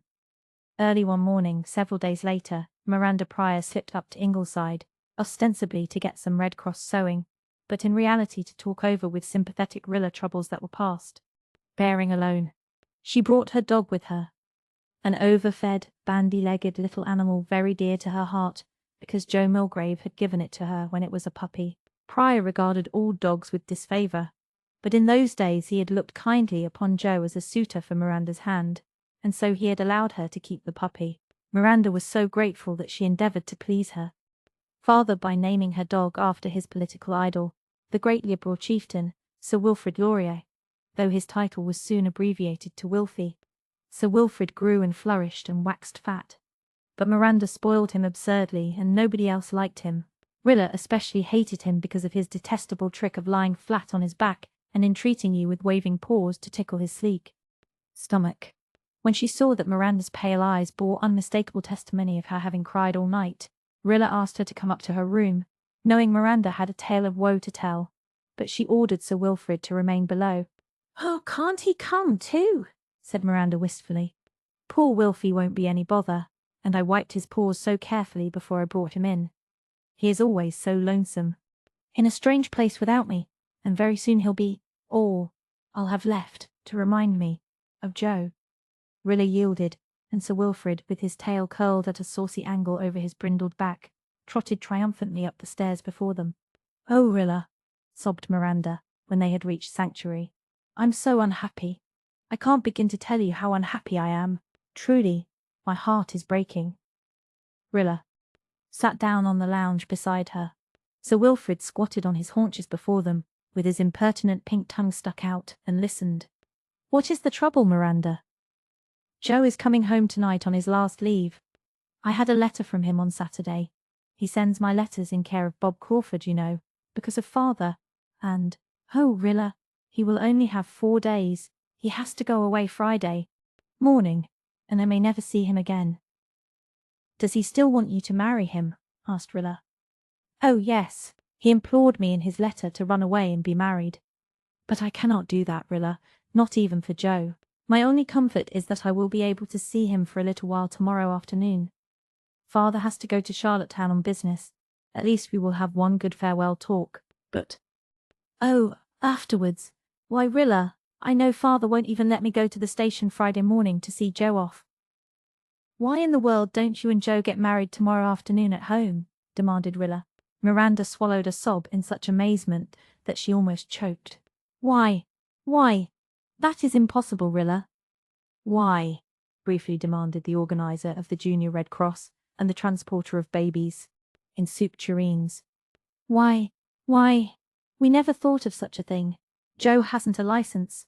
I have no dress. I couldn't be married in black.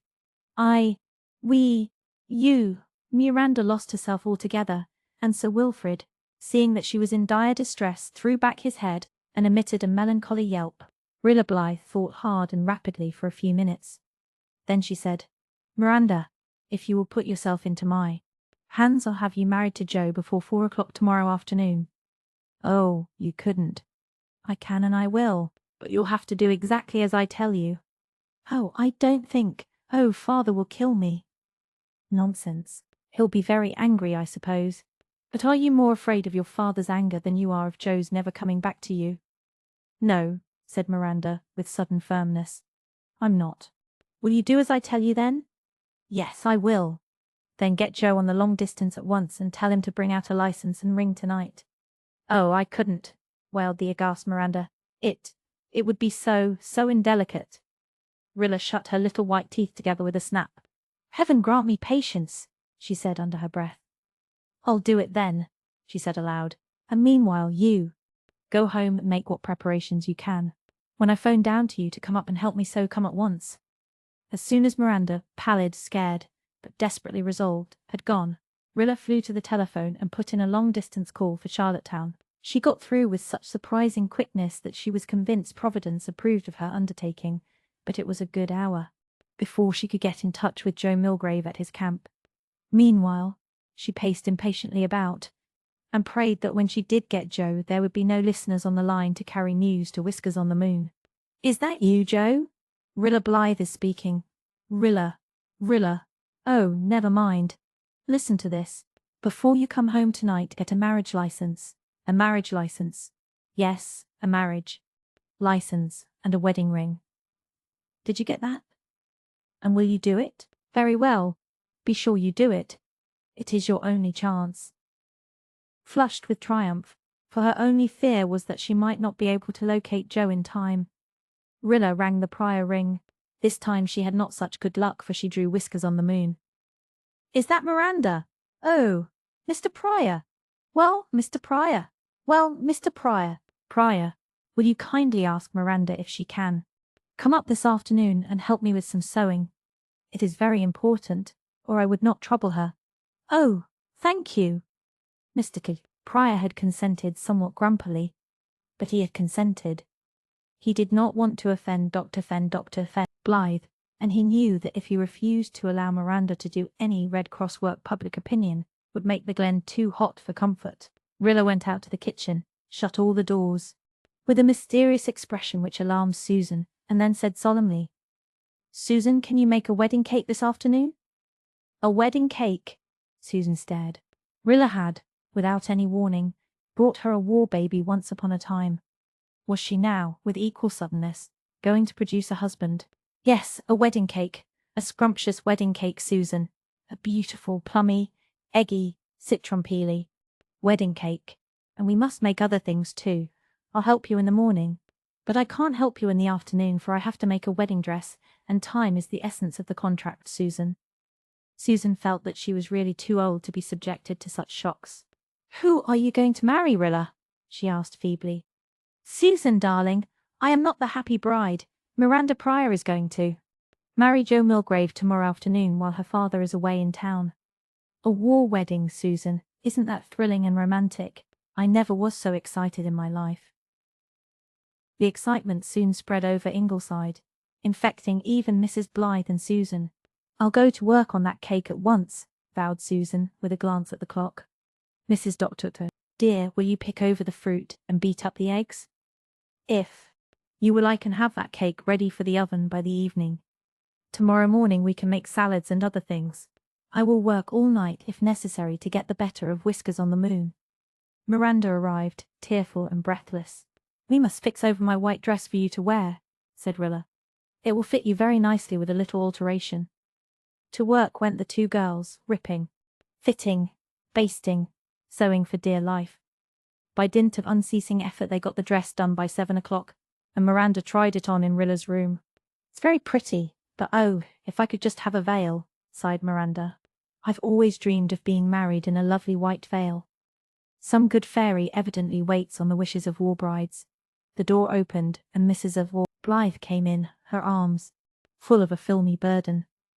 "Miranda, dear," she said, "I want you to wear my wedding veil tomorrow. It is 24 years since I was a bride at old Green Gables, the happiest bride that ever was, and the wedding veil of a happy bride brings good luck, they say." "Oh, how sweet of you, Mrs. A. Blythe," said Miranda, the ready tears starting to her eyes. The veil was tried on and draped. Susan dropped into a prove but dared not linger. "I've got that cake in the oven," she said, "and I am pursuing a policy of watchful waiting. The evening news is that the Grand Duke has captured Erzurum. That is a pill for the Turks. I wish I had a chance to tell the Tsar just what a mistake he made when he turned Nicholas down." Susan disappeared downstairs to the kitchen, whence a dreadful thud and a piercing shriek presently sounded. Everybody rushed to the kitchen, the doctor and Miss Oliver, Mrs. Oliver, Mrs. Blythe, Rilla, Miranda in her wedding veil. Susan was sitting flatly in the middle of the kitchen floor with a dazed, bewildered look on her face, while Doc, evidently in his Hyde incarnation, was standing on the dresser, with his back up, his eyes blazing, and his tail the size of 3 tails. "Susan, what has happened?" cried Mrs. Blythe in alarm. "Did you fall? Are you hurt?" Susan picked herself up. "No," she said grimly. "I am not hurt, though I am jarred all over. Do not be alarmed. As for what has happened, I tried to kick that darned cat with both feet. That is what happened." Everybody shrieked with laughter. The doctor was quite helpless. "Oh, Susan, Susan," he gasped.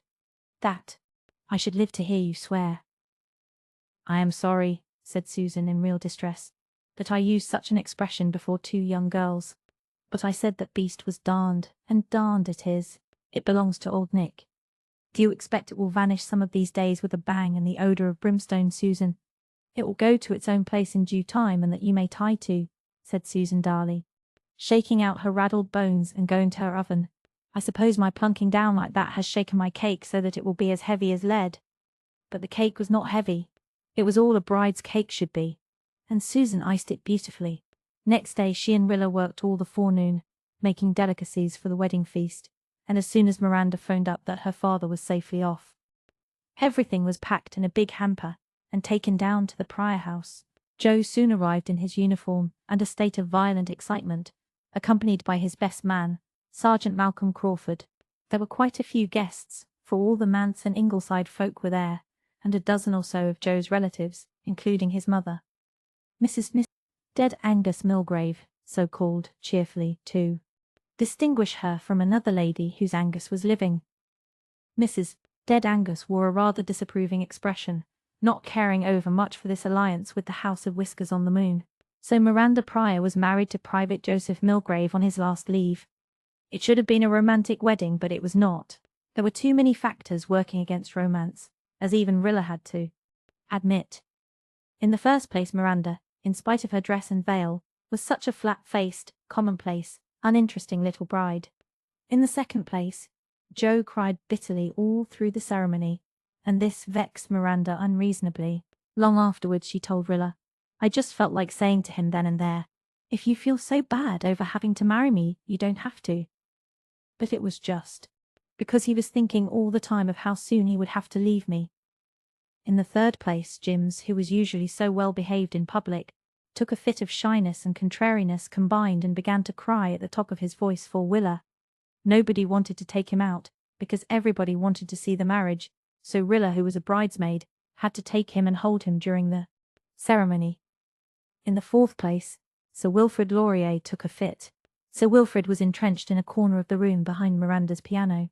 During his seizure he made the weirdest, most unearthly noises. He would begin with a series of choking, spasmodic sounds, continuing into a gruesome gurgle, and ending up with a strangled howl. Nobody could hear a word Mr. Meredith was saying, except now and then, when Sir Wilfrid stopped for breath. Nobody looked at the bride except Susan, who never dragged her fascinated eyes from Miranda's face. All the others were gazing at the dog. Miranda had been trembling with nervousness, but as soon as Sir Wilfrid began his performance she forgot it. All that she could think of was that her dear dog was dying, and she could not go to him. She never remembered a word of the ceremony. Rilla, who in spite of Jims, had been trying her best to look rapt and romantic, as beseemed a war bridesmaid, gave up the hopeless attempt, and devoted her energies to choking down untimely merriment. She dared not look at anybody in the room, especially Mrs. Dead Angus, for fear all her suppressed mirth should suddenly explode in a most un-young ladylike yell of laughter. But married they were, and then they had a wedding supper in the dining room which was so lavish and bountiful that you would have thought it was the product of a month's labour. Everybody had brought something. Mrs. Dead Angus had brought a large apple pie, which she placed on a chair in the dining room, and then absently sat down on it. Neither her temper nor her black silk wedding garment was improved thereby, but the pie was never missed at the gay bridal feast. Mrs. Dead Angus eventually took it home with her again. Whiskers on the Moon's pacifist pig should not get it, anyhow.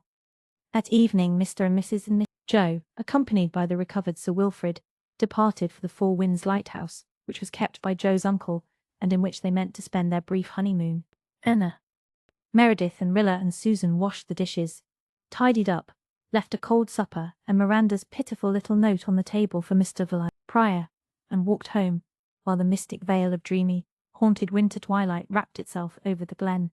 "I would really not have minded being a war bride myself," remarked Susan sentimentally, but Rilla felt rather flat, perhaps as a reaction to all the excitement and rush of the past 36 hours. She was disappointed somehow. The whole affair had been so ludicrous, and Miranda and Jo so lachrymose and commonplace. If Miranda hadn't given that wretched dog such an enormous dinner he wouldn't have had that fit, she said crossly. "I warned her, but she said she couldn't starve the poor dog. He would soon be all she had left, etc. I could have shaken her." "The best man was more excited than Jo was," said Susan. "He wished Miranda many happy returns of the day. She did not look very happy, but perhaps you could not expect that under the circumstances." "Anyhow," thought Rilla, "I can write a perfectly killing account of it all to the boys. How Jem will howl over Sir Wilfrid's part in it." But if Rilla was rather disappointed in the war wedding, she found nothing lacking on Friday morning, when Miranda said goodbye to her bridegroom at the Glen station. The dawn was white as a pearl, clear as a diamond. Behind the station the balsamy copse of young firs was frost-misted. The cold moon of dawn hung over the westering snowfields, but the golden fleeces of sunrise shone above the maples up at Ingleside. Jo took his pale little bride in his arms, and she lifted her face to his. Rilla choked suddenly. It did not matter that Miranda was insignificant and commonplace and flat-featured. It did not matter that she was the daughter of Whiskers on the Moon. All that mattered was that rapt, sacrificial look in her eyes. that ever-burning, sacred fire of devotion and loyalty and fine courage that she was mutely promising Joe she and thousands of other women would keep alive at home while their men held the Western Front. Rilla walked away, realizing that she must not spy on such a moment. She went down to the end of the platform where Sir Wilfrid and Dog Monday were sitting, looking at each other. Sir Wilfrid remarked condescendingly, "Why do you haunt this old shed when you might lie on the hearthrug at Ingleside and live on the fat of the land? Is it a pose, or a fixed idea?" Whereat Dog Monday laconically, "I have a tryst to keep." When the train had gone, Rilla rejoined the little trembling Miranda. "Well, he's gone," said Miranda, "and he may never come back. But I'm his wife, and I'm going to be worthy of him. I'm going home." "Don't you think you had better come with me now?" asked Rilla doubtfully. Nobody knew yet how Mr. Pryor had taken the matter. "No. If Joe can face the Huns, I guess I can face father," said Miranda daringly. "A soldier's wife can't be a coward. Come on, Wilfie. I'll go straight home and meet the worst." There was nothing very dreadful to face, however. Perhaps Mr. Pryor had reflected that housekeepers were hard to get, and that there were many Millgrave homes open to Miranda. Also, that there was such a thing as a separation allowance. At all events, though he told her grumpily that she had made a nice fool of herself, and would live to regret it, he said nothing worse. And Mrs. Joe put on her apron and went to work as usual, while Sir Wilfrid Laurier, who had a poor opinion of lighthouses for winter residences, went to sleep in his pet nook behind the woodbox, a thankful dog that he was done with war weddings. Chapter 19. They Shall Not Pass. One cold grey morning in February, Gertrude Oliver, wakened with a shiver, slipped into Rilla's room, and crept in beside her. "Rilla, I'm frightened as a baby. I've had another of my strange dreams. Something terrible is before us, I know." "What was it?" asked Rilla. "I was standing again on the veranda steps, just as I stood in that dream on the night before the lighthouse dance, and in the sky a huge black, menacing thundercloud rolled up from the east.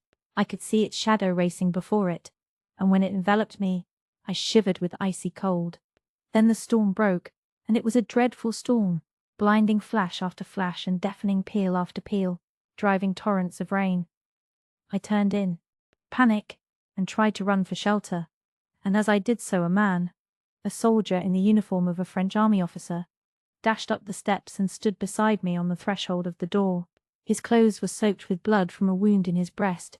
He seemed spent and exhausted, but his white face was set, and his eyes blazed in his hollow face.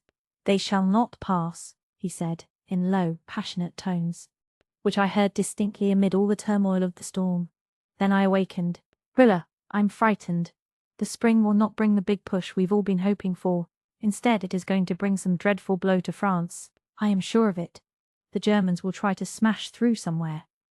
"But he told you that they would not pass," said Rilla seriously. She never laughed at Gertrude's dreams as the doctor did. "I do not know if that was prophecy or desperation, Rilla. The horror of that dream holds me yet in an icy grip. We shall need all our courage before long." Dr.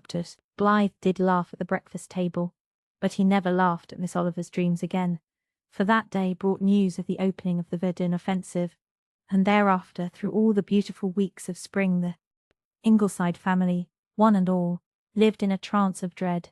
There were days when they waited in despair for the end as foot by foot the Germans crept nearer and nearer to the grim barrier of desperate France. Susan's deeds were in her spotless kitchen at Ingleside, but her thoughts were on the hills around Verdun.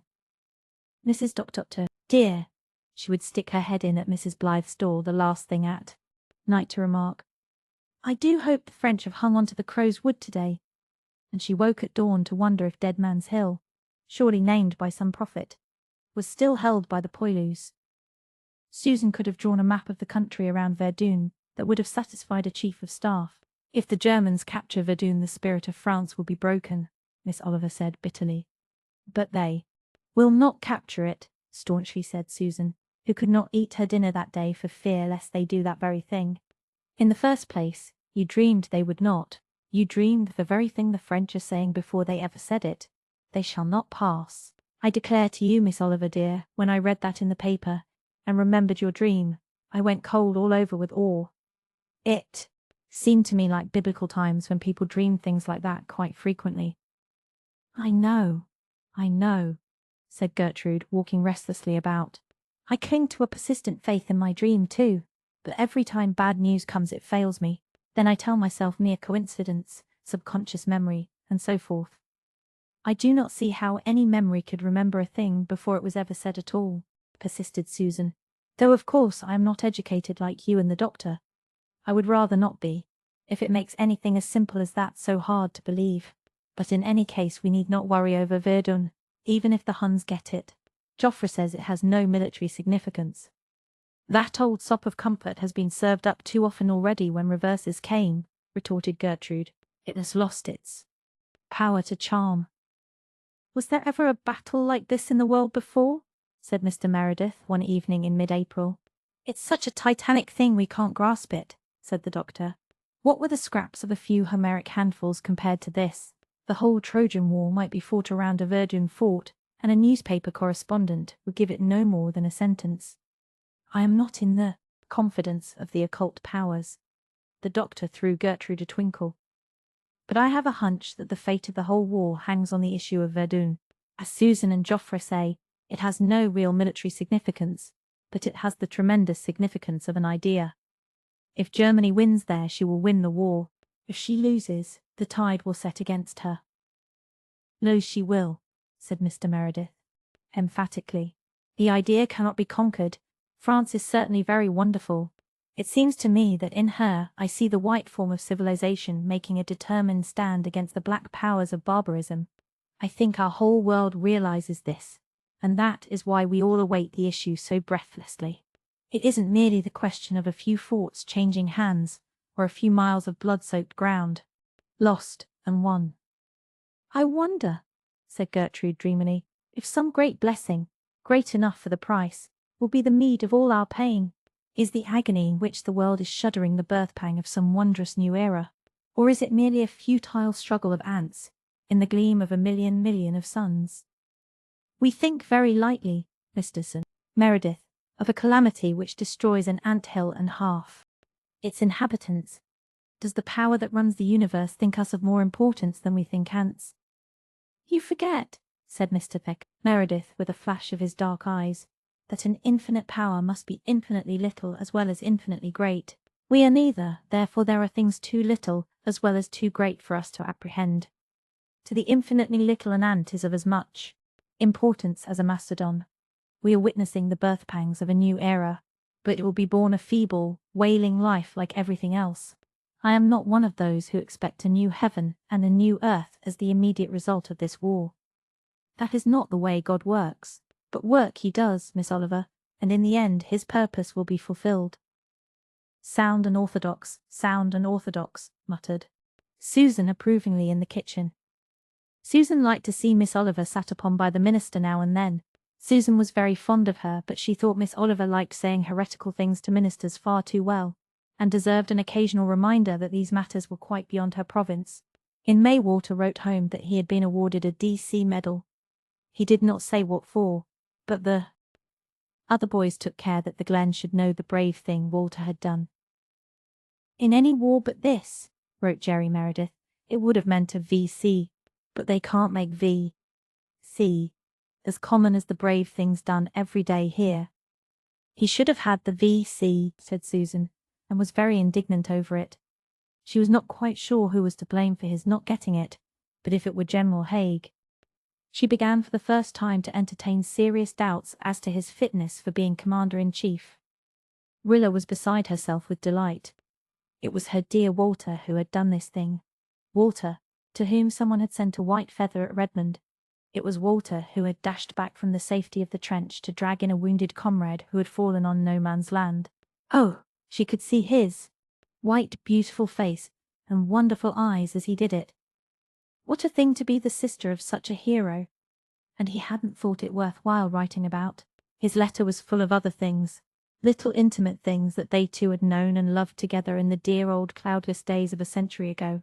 I've been thinking of the daffodils in the garden at Ingleside, he wrote. By the time you get this, they will be out, blowing there under that lovely rosy sky. Are they really as bright and golden as ever, Rilla? It seems to me that they must be dyed red with blood, like our poppies here. and every whisper of spring will be falling as a violet in Rainbow Valley. There is a young moon tonight, a slender, silver, lovely thing hanging over these pits of torment. Will you see it tonight, over the maple grove? I'm enclosing a little scrap of verse, Rilla. I wrote it one evening in my trench dugout by the light of a bit of candle, or rather it came to me there. I didn't feel as if I were writing it. Something seemed to use me as an instrument. I've had that feeling once or twice before, but very rarely and never so strongly as this time. That was why I sent it over to the London Spectator. It printed it, and the copy came today. I hope you'll like it.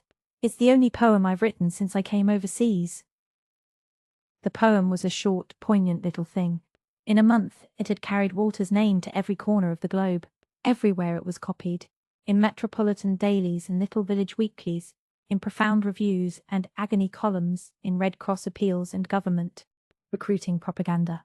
Mothers and sisters wept over it, young lads thrilled to it, the whole great heart of humanity caught it up as an epitome of all the pain and hope and pity and purpose of the mighty conflict, crystallized in 3 brief immortal verses. A Canadian lad in the Flanders trenches had written the one great poem of the war.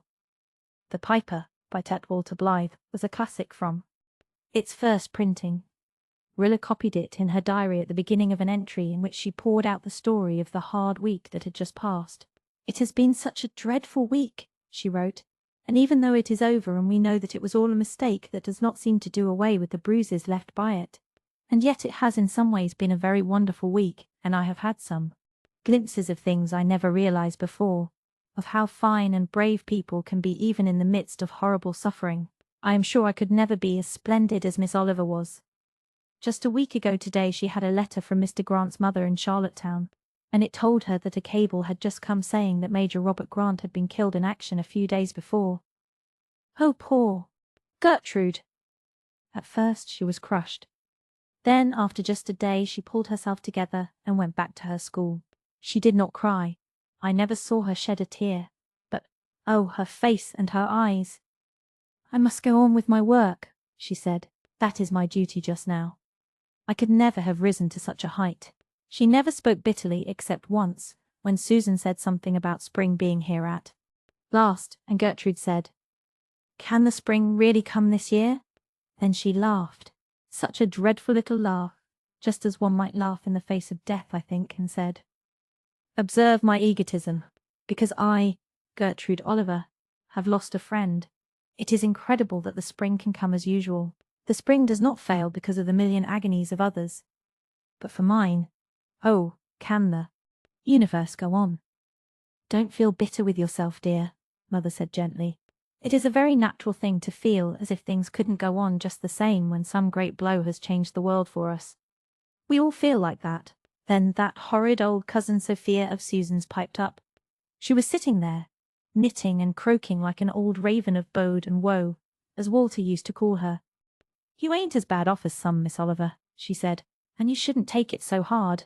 There's some as has lost their husbands, that's a hard blow, and there's some as has lost their sons. You haven't lost either husband or son." "No," said Gertrude, more bitterly still. "It's true I haven't lost a husband. I have only lost the man who would have been my husband. I've lost no son. Only the sons and daughters who might have been born to me, who will never be born to me now." "It isn't ladylike to talk like that," said Cousin Sophia in a shocked tone. And then Gertrude laughed right out, so wildly that Cousin Sophia was really frightened.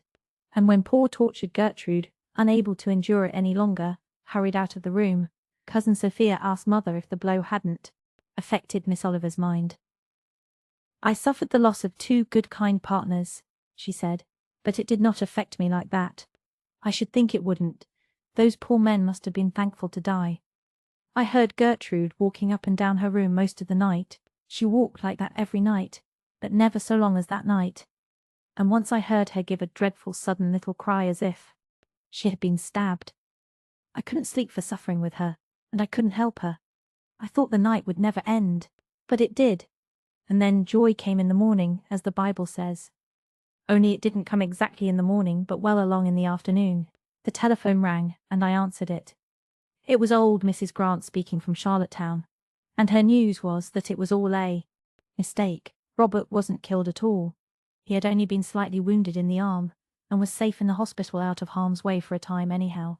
They hadn't learned yet how the mistake had happened, but supposed there must have been another Robert Grant. I hung up the telephone and flew to Rainbow Valley. I'm sure I did fly. I can't remember my feet ever touching the ground. I met Gertrude on her way home from school in the glade of spruces where we used to play, and I just gasped out the news to her. I ought to have had more sense, of course, but I was so crazy with joy and excitement that I never stopped to think. Gertrude just dropped there among the golden young ferns as if she had been shot. The fright it gave me ought to make me sensible, in this respect at least, for the rest of my life. I thought I had killed her. I remembered that her mother had died very suddenly from heart failure when quite a young woman. It seemed years to me before I discovered that her heart was still beating. A pretty time I had. I never saw anybody faint before, and I knew there was nobody up at the house to help, because everybody else had gone to the station to meet Di and Nan coming home from Redmond. But I knew, theoretically, how people in a faint should be treated, and now I know it practically. Luckily, the brook was handy, and after I had worked frantically over her for a while, Gertrude came back to life. She never said one word about my news, and I didn't dare to refer to it again. I helped her walk up through the maple grove and up to her room, and then she said, "Rob is living," as if the words were torn out of her, and flung herself on her bed and cried and cried and cried. I never saw anyone cry so before. All the tears that she hadn't shed all that week came then. She cried most of last night, I think, but her face this morning looked as if she had seen a vision of some kind, and we were all so happy that we were almost afraid. Di and Nan are home for a couple of weeks. Then they go back to Red Cross work in the training camp at Kingsport. I envy them. Father says I'm doing just as good work here, with Jims and my junior Reds, but it lacks the romance theirs must have. Kut has fallen. It was almost a relief when it did fall. We had been dreading it so long. It crushed us flat for a day, and then we picked up and put it behind us. Cousin Sophia was as gloomy as usual, and came over and groaned that the British were losing everywhere. "They're good losers," said Susan grimly. "When they lose a thing, they keep on looking till they find it again. Anyhow, my king and country need me now to cut potato sets for the back garden, so get you a knife and help me. Sophia Crawford. It will divert your thoughts and keep you from worrying over a campaign that you are not called upon to run." Susan is an old brick, and the way she flattens out poor cousin Sophia is beautiful to behold. As for Verdun, the battle goes on, and we seesaw between hope and fear.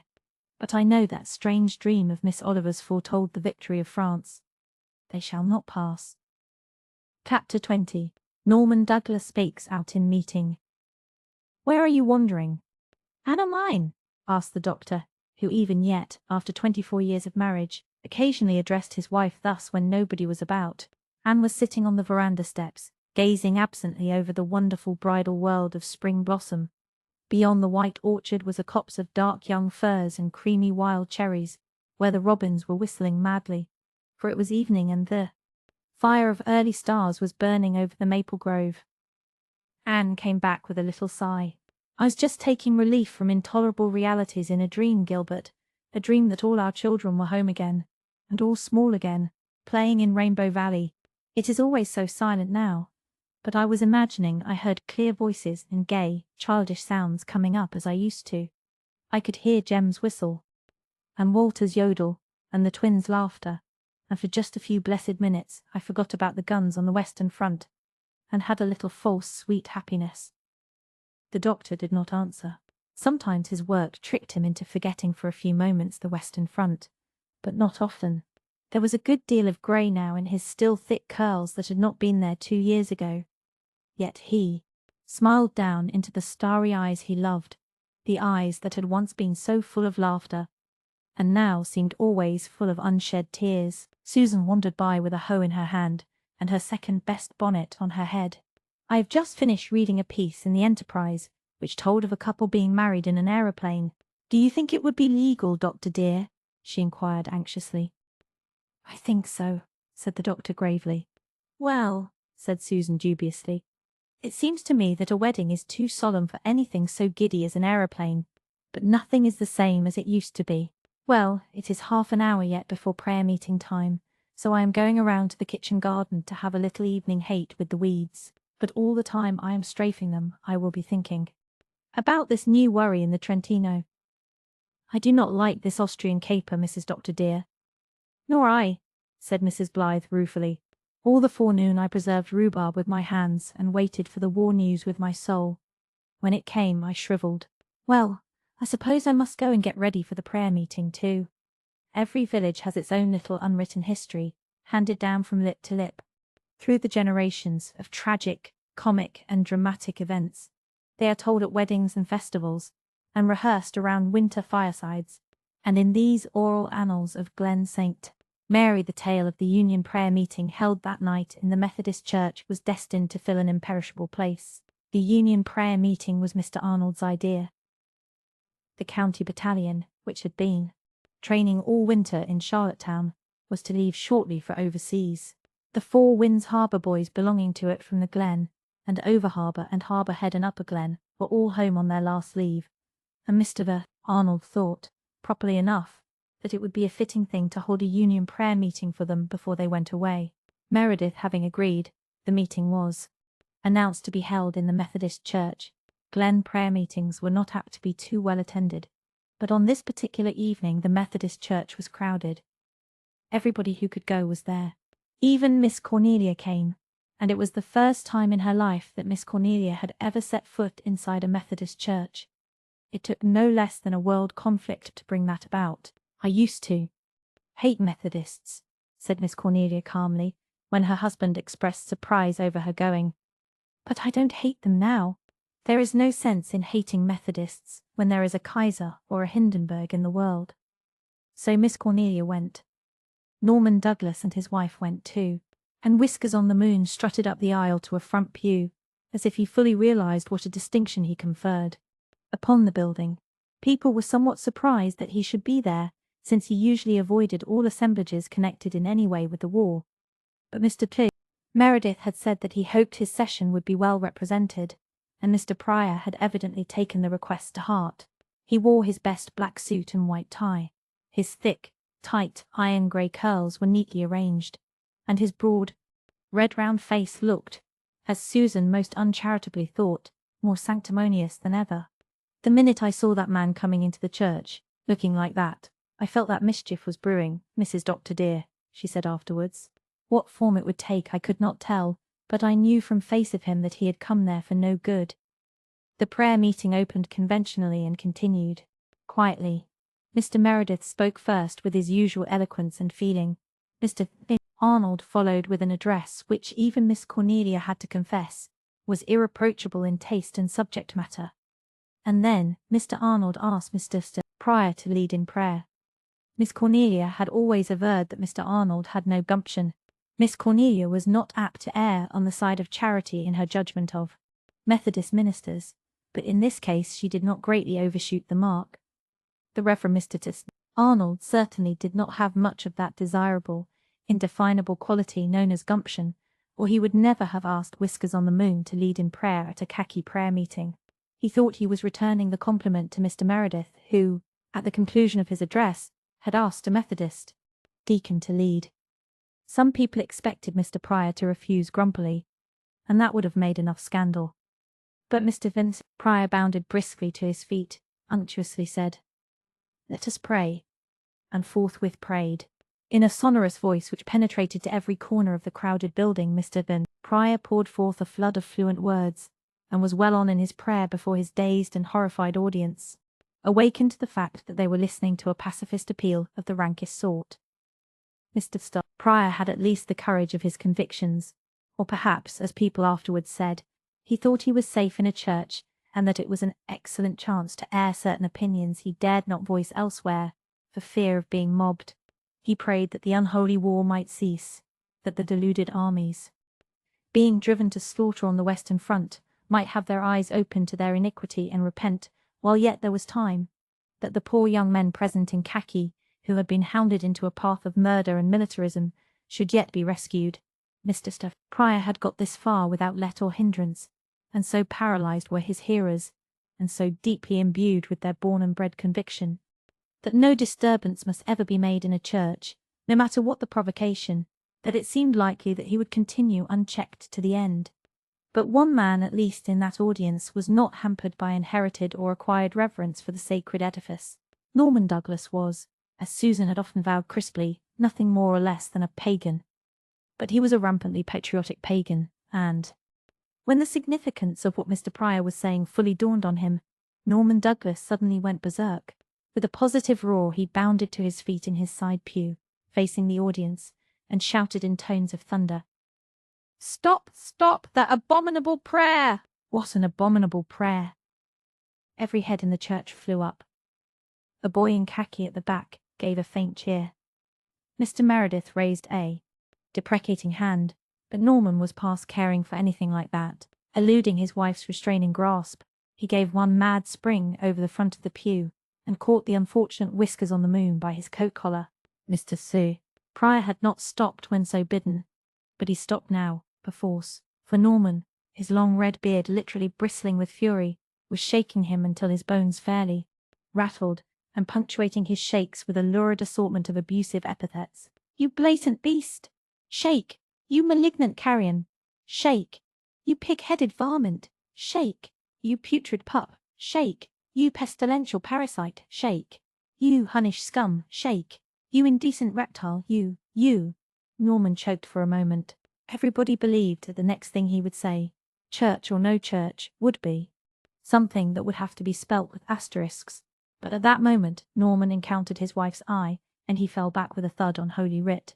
"You whited sepulchre!" he bellowed, with a final shake, and cast Whiskers on the Moon from him with a vigour which impelled that unhappy pacifist to the very verge of the choir entrance door. Mr. Pryor's once ruddy face was ashen, but he turned at bay. "I'll have the law on you for this," he gasped. Do, roared Norman, making another rush, but Mr. Pryor was gone. He had no desire to fall a second time into the hands of an avenging militarist. Norman turned to the platform for one graceless, triumphant moment. "Don't look so flabbergasted, Parsons," he boomed. "You couldn't do it. Nobody would expect it of the cloth, but somebody had to. Do it.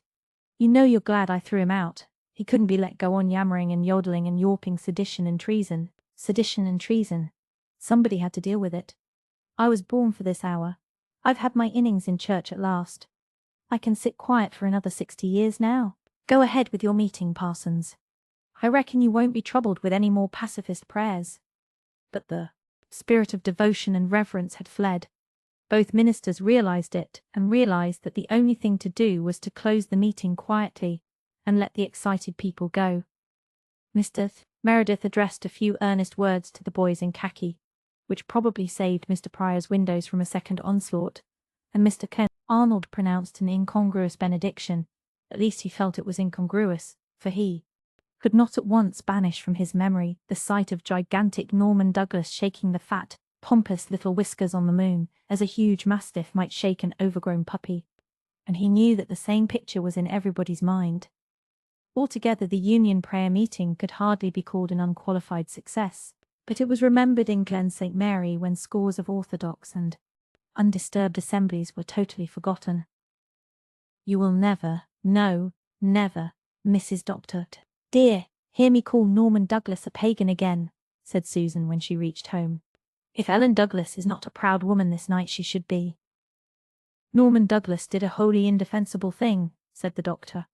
"Pryor should have been let severely alone until the meeting was over. Then later on, his own minister and session should deal with him. That would have been the proper procedure. Norman's performance was utterly improper and scandalous and outrageous. But, by George," the doctor threw back his head and chuckled, "by George and girl, it was satisfying. Love affairs are horrible." Ingleside, 20th June 1916. "We have been so busy, and day after day has brought such exciting news, good and bad, that I haven't had time and composure to write in my diary for weeks. I like to keep it up regularly, for father says a diary of the years of the war should be a very interesting thing to hand down to one's children. The trouble is, I like to write a few personal things in this blessed old book that might not be exactly what I'd want my children to read. I feel that I shall be a far greater stickler for propriety in regard to them than I am for myself." The first week in June was another dreadful one. The Austrians seemed just on the point of overrunning Italy, and then came the first awful news of the Battle of Jutland, which the Germans claimed as a great victory. Susan was the only one who carried on. "You need never tell me that the Kaiser has defeated the British Navy," she said, with a contemptuous sniff. "It is all a German lie, and that you may tie to." And when a couple of days later we found out that she was right, and that it had been a British victory instead of a British defeat, we had to put up with a great many "I told you so's," but we endured them very comfortably. It took Kitchener's death to finish Susan. For the first time I saw her down and out. We all felt the shock of it, but Susan plumbed the depths of despair. The news came at night by phone, but Susan wouldn't believe it until she saw the Enterprise headline the next day. She did not cry or faint or go into hysterics, but she forgot to put salt in the soup, and that is something Susan never did in my recollection. Mother and Miss Oliver and I cried, but Susan looked at us in stony sarcasm and said, "The Kaiser and his 6 sons are all alive and thriving, so the world is not left wholly desolate." "Why cry, Mrs. Doctor dear?" Susan continued in this stony, hopeless condition for 24 hours, and then Cousin Sophia appeared and began to condole with her. "This is terrible news, ain't it, Susan? We might as well prepare for the worst, for it is bound to come," you said once. And well do I remember the words, Susan Baker, that you had complete confidence in God and Kitchener. "Ah well, Susan Baker, there is only God left now." Weary Cousin Sophia put her handkerchief to her eyes pathetically, as if the world were indeed in terrible straits. As for Susan, Cousin Sophia was the salvation of her. She came to life with a jerk. "Sophia Crawford, hold your peace," she said sternly. "You may be an idiot, but you need not be an irreverent idiot. It is no more than decent to be weeping and wailing because the Almighty is the sole stay of the Allies now. As for Kitchener, his death is a great loss, and I do not dispute it. But the outcome of this war does not depend on one man's life, and now that the Russians are coming on again, you will soon see a change for the better." Susan said this so energetically that she convinced herself and cheered up immediately. But Cousin Sophia shook her head. "Albert's wife wants to call the baby after Brusiloff," she said, "but I told her to wait and see what becomes of him first. Them Russians has such a habit of petering out." The Russians are doing splendidly, however, and they have saved Italy. But even when the daily news of their sweeping advance comes, we don't feel like running up the flag as we used to do. As Gertrude says, Verdun has slain all exultation. We would all feel more like rejoicing if the victories were on the Western Front. "When will the British strike?" Gertrude sighed this morning. "We have waited so long, so long. Our greatest local event in recent weeks was the route march the county battalion made through the county before it left for overseas. They marched from Charlottetown to Lowbridge, then round the harbour head and through the Upper Glen, and so down to the St. Mary station.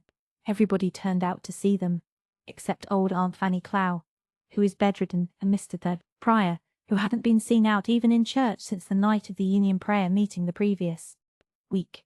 It was wonderful and heartbreaking to see that battalion marching past. There were young men and middle-aged men in it.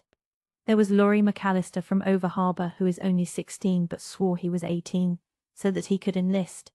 And there was Angus Mackenzie from the Upper Glen, who is 55 if he is a day and swore he was 44. There were 2 South African veterans from Lowbridge, and the 3 18-year-old Baxter triplets from Harbour Head. Everybody cheered as they went by, and they cheered Foster Booth, who is 40, walking side by side with his son Charlie, who is 20. Charlie's mother died when he was born, and when Charlie enlisted, Foster said he'd never yet let Charlie go anywhere he daren't go himself, and he didn't mean to begin with the Flanders trenches. At the station, Dog Monday nearly went out of his head. He tore about and sent messages to Jem by them all. Mr. Clint Meredith read an address, and Rita Crawford recited The Piper. The soldiers cheered her like mad and cried, "We'll follow, we'll follow. We won't break faith." And I felt so proud to think that it was my dear brother who had written such a wonderful, heart-stirring thing. And then I looked at the khaki ranks and wondered if those tall fellows in uniform could be the boys I've laughed with and played with and danced with and teased all my life. Something seems to have touched them and set them apart. They have heard the Piper's call. Fred Arnold was in the battalion, and I felt dreadfully about him, for I realized that it was because of me that he was going away. with such a sorrowful expression. I couldn't help it, but I felt as badly as if I could. The last evening of his leave, Fred came up to Ingleside and told me he loved me and asked me if I would promise to marry him some day if he ever came back. He was desperately in earnest, and I felt more wretched than I ever did in my life. I couldn't promise him that. Why, even if there was no question of Ken.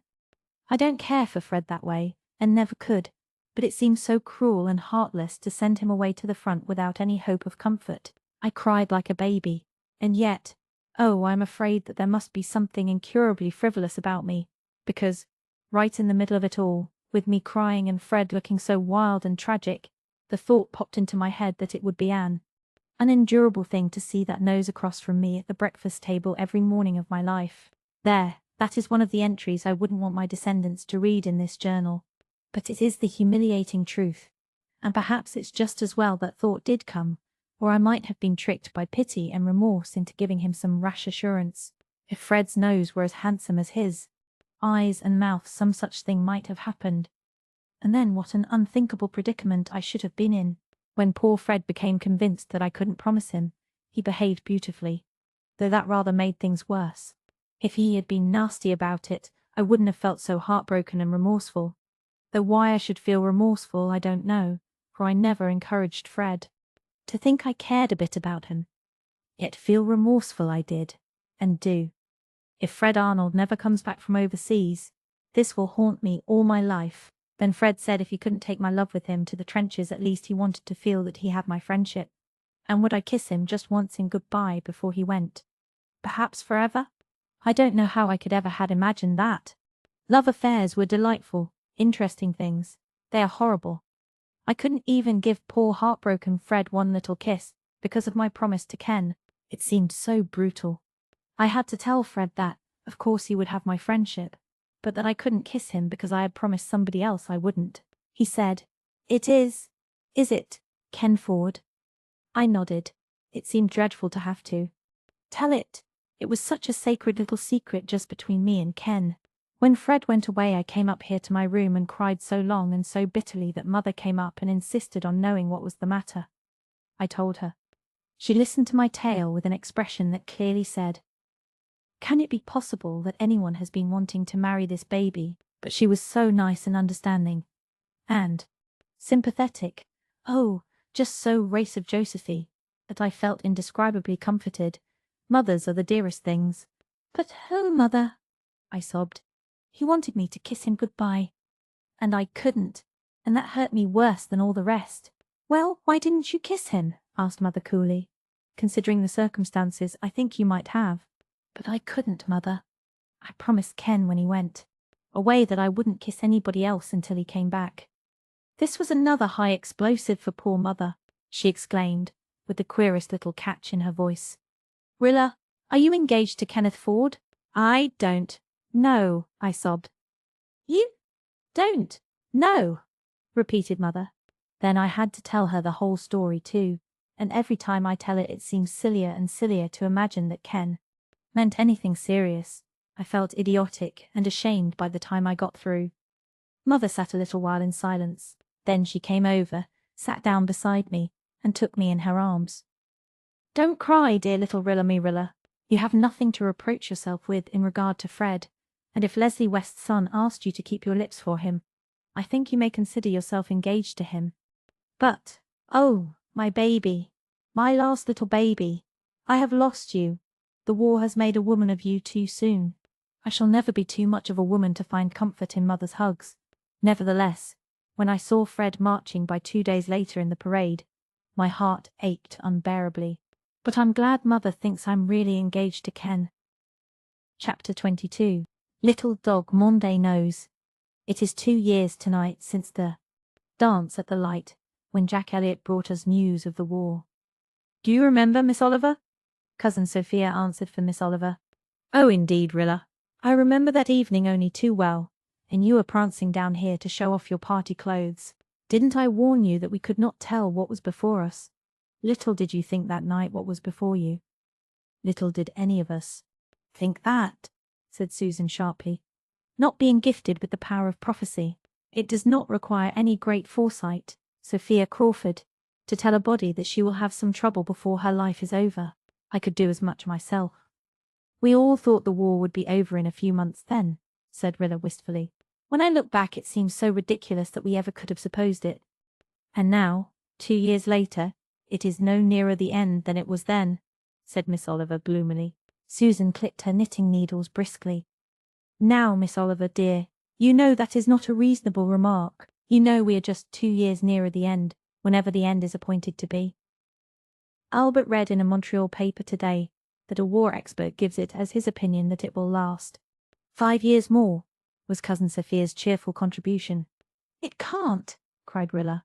Then she added with a sigh, 2 years ago we would have said, it can't last 2 years, but 5 more years of this.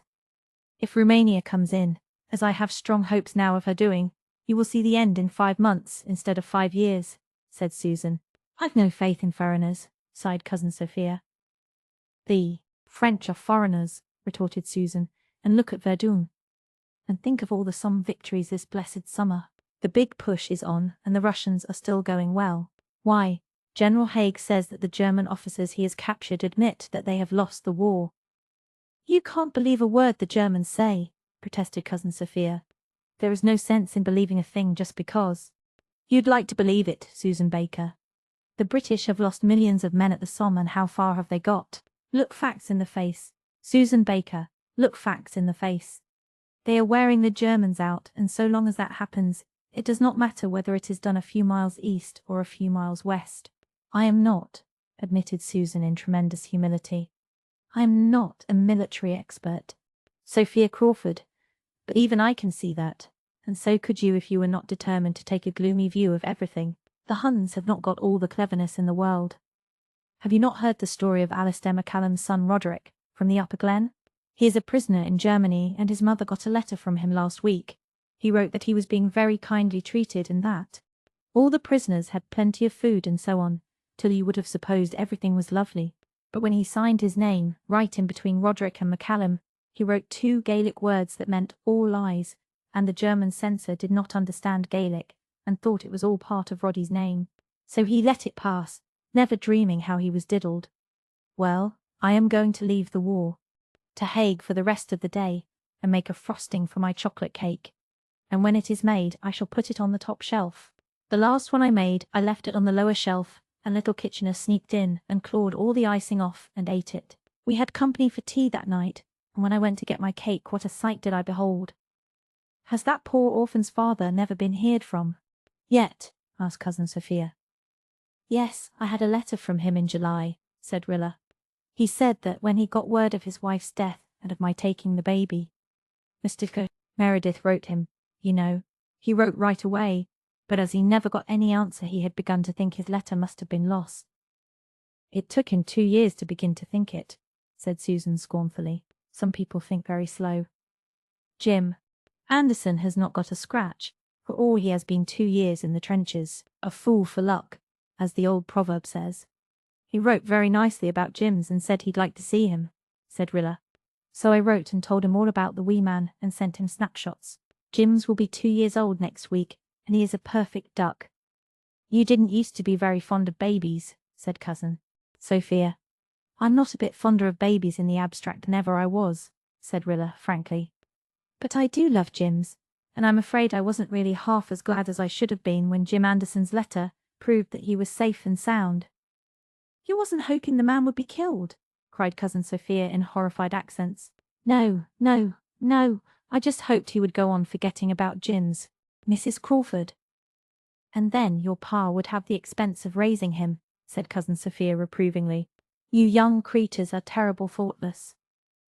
Jim's himself ran in at this juncture, so rosy and curly and kissable, that he extorted a qualified compliment even from Cousin Sophia. He's a real healthy-looking child now, though maybe his colour is a mite too high. Sorter consumptive. Looking, as you might say. I never thought you'd raise him when I saw him the day after you brung him home. I really did not think it was in you, and I told Albert's wife so when I got home. Albert's wife says she, there's more in Rilla Blythe than you'd think for, Aunt Sophia. Them was her very words, more in Rilla Blythe than you'd think for. Albert's wife always had a good opinion of. Cousin Sophia sighed as if to imply that Albert's wife stood alone in this against the world. But Cousin Sophia really did not mean that. She was quite fond of Rilla in her own melancholy way, but young creatures had to be kept down. If they were not kept down, society would be demoralized. "Do you remember your walk home from the light 2 years ago tonight?" whispered Gertrude Oliver to Rilla, teasingly. "I should think I do," smiled Rilla, and then her smile grew dreamy and absent. She was remembering something else, that hour with Kenneth on the sandshore. Where would Ken be tonight? And Jem and Jerry and Walter and all the other boys who had danced and moonlighted on the old Four Winds Point that evening of mirth and laughter. Their last joyous unclouded evening in the filthy trenches of the Somme front, with the roar of the guns and the groans of stricken men for the music of Ned Burr's violin, and the flash of star shells for the silver sparkles on the old blue Gulf. 2 of them were sleeping under the Flanders poppies, Alec Burr from the Upper Glen, and Clark Manley of Lowbridge. Others were wounded in the hospitals, but so far nothing had touched the Manse and the Ingleside boys. They seemed to bear charmed lives. Yet the suspense never grew any easier to bear as the weeks and months of war went by. "It isn't as if it were some sort of fever to which you might conclude they were immune when they hadn't taken it for 2 years, sighed Rilla. "The danger is just as great and just as real as it was the first day they went into the trenches. I know this, and it tortures me every day. And yet I can't help hoping that since they've come this far unhurt, they'll come through. Oh, Miss Oliver, what would it be like not to wake up in the morning feeling afraid of the news the day would bring? I can't picture such a state of things somehow. And 2 years ago this morning I woke wondering what delightful gift the new day would give me. These are the 2 years I thought would be filled with fun. Would you exchange them, now, for 2 years filled with fun?" "No," said Rilla slowly. "I wouldn't. It's strange, isn't it? They have been 2 terrible years, and yet I have a queer feeling of thankfulness for them, as if they had brought me something very precious, with all their pain. I wouldn't want to go back and be the girl I was 2 years ago, not even if I could. Not that I think I've made any wonderful progress, but I'm not quite the selfish, frivolous little doll I was then. I suppose I had a soul then, Miss Oliver, but I didn't know it. I know it now, and that is worth a great deal, worth all the suffering of the past 2 years. And still," Rilla gave a little apologetic laugh, "I don't want to suffer any more, not even for the sake of more soul growth. At the end of 2 more years I might look back and be thankful for the development they had brought me to, but I don't want it now." "We never do," said Miss Oliver. "That is why we are not left to choose our own means and measure of development, I suppose. No matter how much we value what our lessons have brought us, we don't want to go on with the bitter schooling. Well, let us hope for the best, as Susan says. Things are really going well now, and if Romania lines up, the end may come with a suddenness that will surprise us all." Romania did come in, and Susan remarked approvingly that its king and queen were the finest-looking royal couple she had seen pictures of. So the summer passed away. Early in September word came that the Canadians had been shifted to the Somme front, and anxiety grew tenser and deeper. For the first time, Mrs. Blythe's spirit failed her a little, and as the days of suspense wore on, the doctor began to look gravely at her, and veto this or that special effort in Red Cross work. "Oh, let me work, Gilbert," she entreated feverishly. "While I'm working, I don't think so much. If I'm idle, I imagine everything. Rest is only torture for me. My 2 boys are on the frightful Somme front, and Shirley pores day and night over aviation literature and says nothing. But I see the purpose growing in his eyes. No, I cannot rest. Don't ask it of me, Gilbert." But the doctor was inexorable. "I can't let you kill yourself, Anne girl," he said. "When the boys come back, I want a mother here to welcome them. Why, you're getting transparent. It won't do. Ask Susan there if it will do."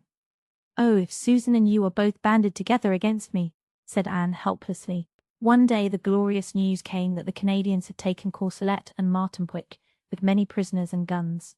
Susan ran up the flag and said it was plain to be seen that Haig knew what soldiers to pick for a hard job. The others dared not feel exultant. Who knew what price had been paid? Rilla woke that morning when the dawn was beginning to break and went to her window to look out, her thick, creamy eyelids heavy with sleep. Just at dawn the world looks as it never looks at any other time. The air was cold with dew, and the orchard and grove and Rainbow Valley were full of mystery and wonder. Over the eastern hill were golden deeps and silvery pink shallows. There was no wind, and Rilla heard distinctly a dog howling in a melancholy way down in the direction of the station. Was it Dog Monday? And if it were, why was he howling like that? Rilla shivered. The sound had something boding and grievous in it. She remembered that Miss Oliver said once, when they were coming home in the darkness and heard a dog howl, "When a dog cries like that, the angel of death is passing." Rilla listened with a curdling fear at her heart. It was Dog Monday. She felt sure of it. Whose dirge was he howling? To whose spirit was he sending that anguished greeting and farewell? Rilla went back to bed, but she could not sleep. All day she watched and waited in a dread of which she did not speak to anyone. She went down to see Dog Monday, and the station master said, "That dog of yours howled from midnight to sunrise something weird. I don't know what got into him. I got up once and went out and hollered at him, but he paid no attention to me. He was sitting all alone in the moonlight out there at the end of the platform, and every few minutes the poor lonely little beggar'd lift his nose and howl, as if his heart was breaking. He never did it before, always slept in his kennel, real quiet and canny from train to train. But he sure had something on his mind last night." Dog Monday was lying in his kennel. He wagged his tail and licked Rilla's hand, but he would not touch the food she brought for him. "I'm afraid he's sick," she said anxiously. She hated to go away and leave him. But no bad news came that day, nor the next, nor the next. Rother's fear lifted. Dog Monday howled no more, and resumed his routine of train meeting and watching. When 5 days had passed, the Ingleside people began to feel that they might be cheerful again. Rilla dashed about the kitchen, helping Susan with the breakfast and singing so sweetly and clearly that Cousin Sophia across the road heard her and croaked out to Mrs. Albert, "Sing before eating, cry before sleeping. I've always heard." But Rilla Blythe shed no tears before the nightfall. When her father, his face grey and drawn and old, came to her that afternoon and told her that Walter had been killed in action at Courcelette, she crumpled up in a pitiful little heap of merciful unconsciousness in his arms. Nor did she waken to her pain for many hours. Chapter 23. And so, good night.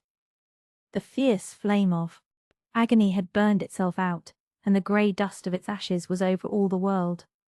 Rilla's younger life recovered physically sooner than her mother. For weeks Mrs. Blythe lay ill from grief and shock.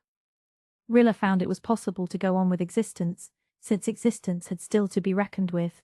There was work to be done, for Susan could not do all.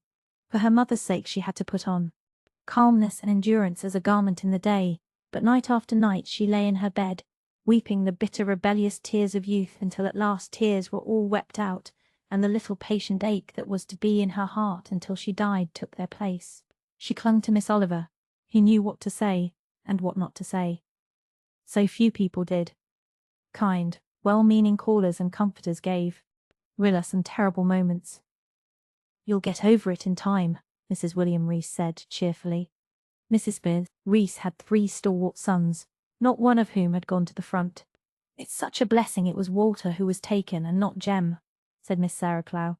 "Walter was a member of the church and Jem wasn't. I've told Mr. Meredith many a time that he should have spoken seriously to Jem about it before he went away." "Poor, poor Walter," sighed Mrs. Reese. "Do not you come here calling him poor Walter," said Susan indignantly, appearing in the kitchen door, much to the relief of Rilla, who felt that she could endure no more just then. "He was not poor. He was richer than any of you. It is you who stay at home and will not let your sons go who are poor, poor and naked and mean and small, pisen poor, and so are your sons, with all their prosperous farms and fat cattle, and their souls no bigger than a flea's, if as big." "I came here to comfort the afflicted, and not to be insulted," said Mrs. Reese, taking her departure, unregretted by anyone. Then the fire went out of Susan, and she retreated to her kitchen, laid her faithful old head on the table, and wept bitterly for a time. Then she went to work, and ironed Jims's little rompers. Rilla scolded her gently for it when she herself came in to do it. "I am not going to have you kill yourself working for any war baby," Susan said obstinately. "Oh, I wish I could just keep on working all the time, Susan," cried poor Rilla. "And I wish I didn't have to go to sleep. It is hideous to go to sleep and forget it for a little while, and wake up and have it all rush over me anew the next morning. Do people ever get used to things like this, Susan? And oh, Susan, I can't get away from what Mrs. Reese said. Did Walter suffer much? He was always so sensitive to pain. Oh, Susan, if I knew that he didn't, I think I could gather up a little courage and strength. This merciful knowledge was given to Rilla. A letter came from Walter's commanding officer, telling them that he had been killed instantly by a bullet during a charge at Courcelette. The same day there was a letter for Rilla from Walter himself. Rilla carried it unopened to Rainbow Valley and read it there, in the spot where she had had her last talk with him. It is a strange thing to read a letter after the writer is dead. A bittersweet thing in which pain and comfort are strangely mingled. For the first time since the blow had fallen, Rilla felt a different thing from tremulous hope and faith, that Walter, of the glorious gift and the splendid ideals, still lived, with just the same gift and just the same ideals. That could not be destroyed. These could suffer no eclipse. The personality that had expressed itself in that last letter, written on the eve of Courcelette, could not be snuffed out by a German bullet. It must carry on, though the earthly link with things of earth were broken. "We're going over the top tomorrow, Rilla, my Rilla," wrote Walter. "I wrote Mother and Di yesterday, but somehow I feel as if I must write you tonight. I hadn't intended to do any writing tonight, but I've got to. Do you remember old Mrs. Tom Crawford, over harbour, who was always saying that it was laid on her to do such and such a thing? Well, that is just how I feel. It's laid on me to write you tonight, you, sister and chum of mine. There are some things I want to say before tomorrow. You and Ingleside seem strangely near me tonight. It's the first time I've felt this since I came. Always home has seemed so far away, so hopelessly far away from this hideous welter of filth and blood. But tonight it is quite close to me. It seems to me I can almost see you, hear you speak, and I can see the moonlight shining white and still on the old hills of home. It has seemed to me ever since I came here that it was impossible that there could be calm, gentle nights and unshattered moonlight anywhere in the world. But tonight, somehow, all the beautiful things I have always loved seem to have become possible again. And this is good, and makes me feel a deep, certain, exquisite happiness. It must be autumn at home now. The harbour is a dream, and the old Glen Hills blue with haze, and Rainbow Valley a haunt of delight with wild asters blowing all over it. Our old farewell summers. I always liked that name better than Aster. It was a poem in itself. Rilla, you know I've always had premonitions. You remember the Pied Piper? But no, of course you wouldn't. You were too young. One evening long ago when Nan and Di and Jem and the Merediths and I were together in Rainbow Valley, I had a queer vision or presentiment, whatever you like to call it. Rilla, I saw the Piper coming down the valley with a shadowy host behind him. The others thought I was only pretending, but I saw him for just one moment.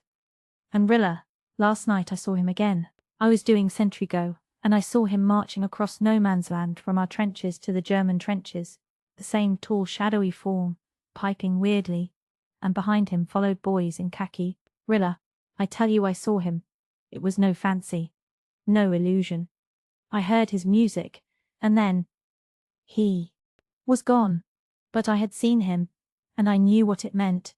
I knew that I was among those who followed him. Rilla, the Piper will pipe me west tomorrow. I feel sure of this. And Rilla, I'm not afraid. When you hear the news, remember that. I've won my own freedom here. Freedom from all fear. I shall never be afraid of anything again. Not of death, nor of life, if after all, I am to go on living. Life, I think, would be the harder of the two to face, for it could never be beautiful for me again. There would always be such horrible things to remember, things that would make life ugly and painful always for me. I could never forget them. But whether it's life or death, I'm not afraid, Rilla me Rilla, and I am not sorry that I came. I'm satisfied. I'll never write the poems I once dreamed of writing, but I've helped to make Canada safe for the poets of the future, for the workers of the future, aye, and the dreamers too. For if no man dreams, there will be nothing for the workers to fulfill.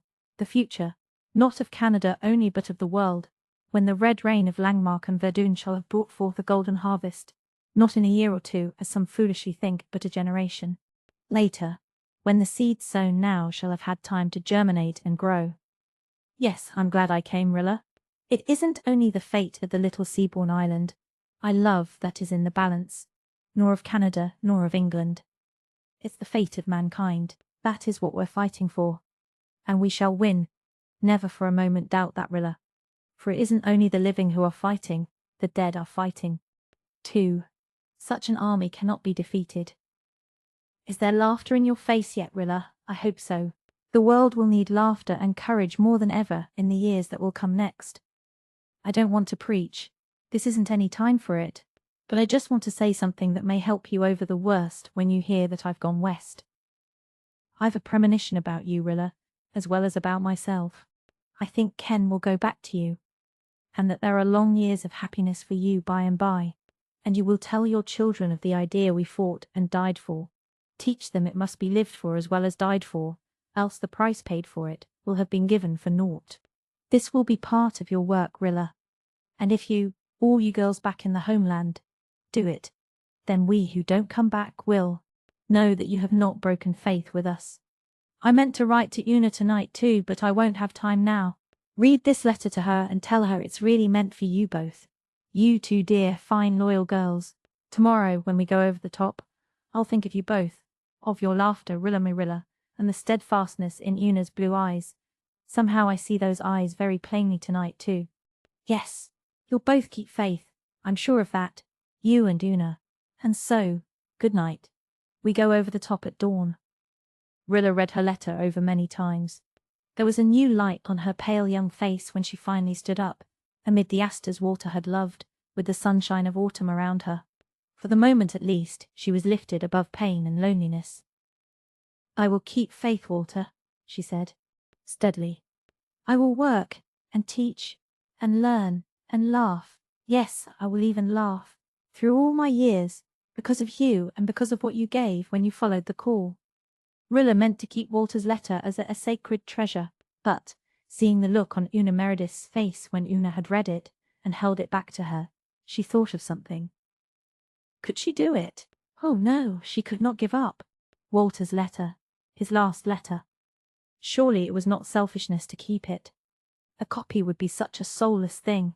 But Una had so little, and her eyes were the eyes of a woman stricken to the heart, who yet must not cry out or ask for sympathy. Una, would you like to have this letter? To keep? She asked slowly. Yes, if you can give it to me, Una said dully. Then, you may have it, said Rilla hurriedly. Thank you, said Una. It was all she said, but there was something in her voice which repaid Rilla for her bit of sacrifice. Una took the letter, and when Rilla had gone she pressed it against her lonely lips. Una knew that love would never come into her life now. It was buried forever under the blood-stained soil, somewhere in France. No one but herself, and perhaps Rilla, knew. It would ever know it. She had no right in the eyes of her world to grieve. She must hide and bear her long pain as best she could, alone. But she too would keep faith. Chapter 24. Emery is just in time. The autumn of 1916 was a bitter season for Ingleside. Mrs. Blythe's return to health was slow, and sorrow and loneliness were in all hearts. Everyone tried to hide it from the others and carry on cheerfully. Rilla laughed a good deal. Nobody at Ingleside was deceived by her laughter. It came from her lips only, never from her heart. But outsiders said some people got over trouble very easily, and Irene Howard remarked that she was surprised to find how shallow Rilla Blythe really was. Why, after all her pose of being so devoted to Walter, she doesn't seem to mind his death at all. Nobody has ever seen her shed a tear or heard her mention his name. She has evidently quite forgotten him. Poor fellow, you'd really think his family would feel it more. I spoke of him to Rilla at the last Junior Red meeting, of how fine and brave and splendid he was. And I said life could never be just the same to me again, now that Walter had gone. We were such friends, you know.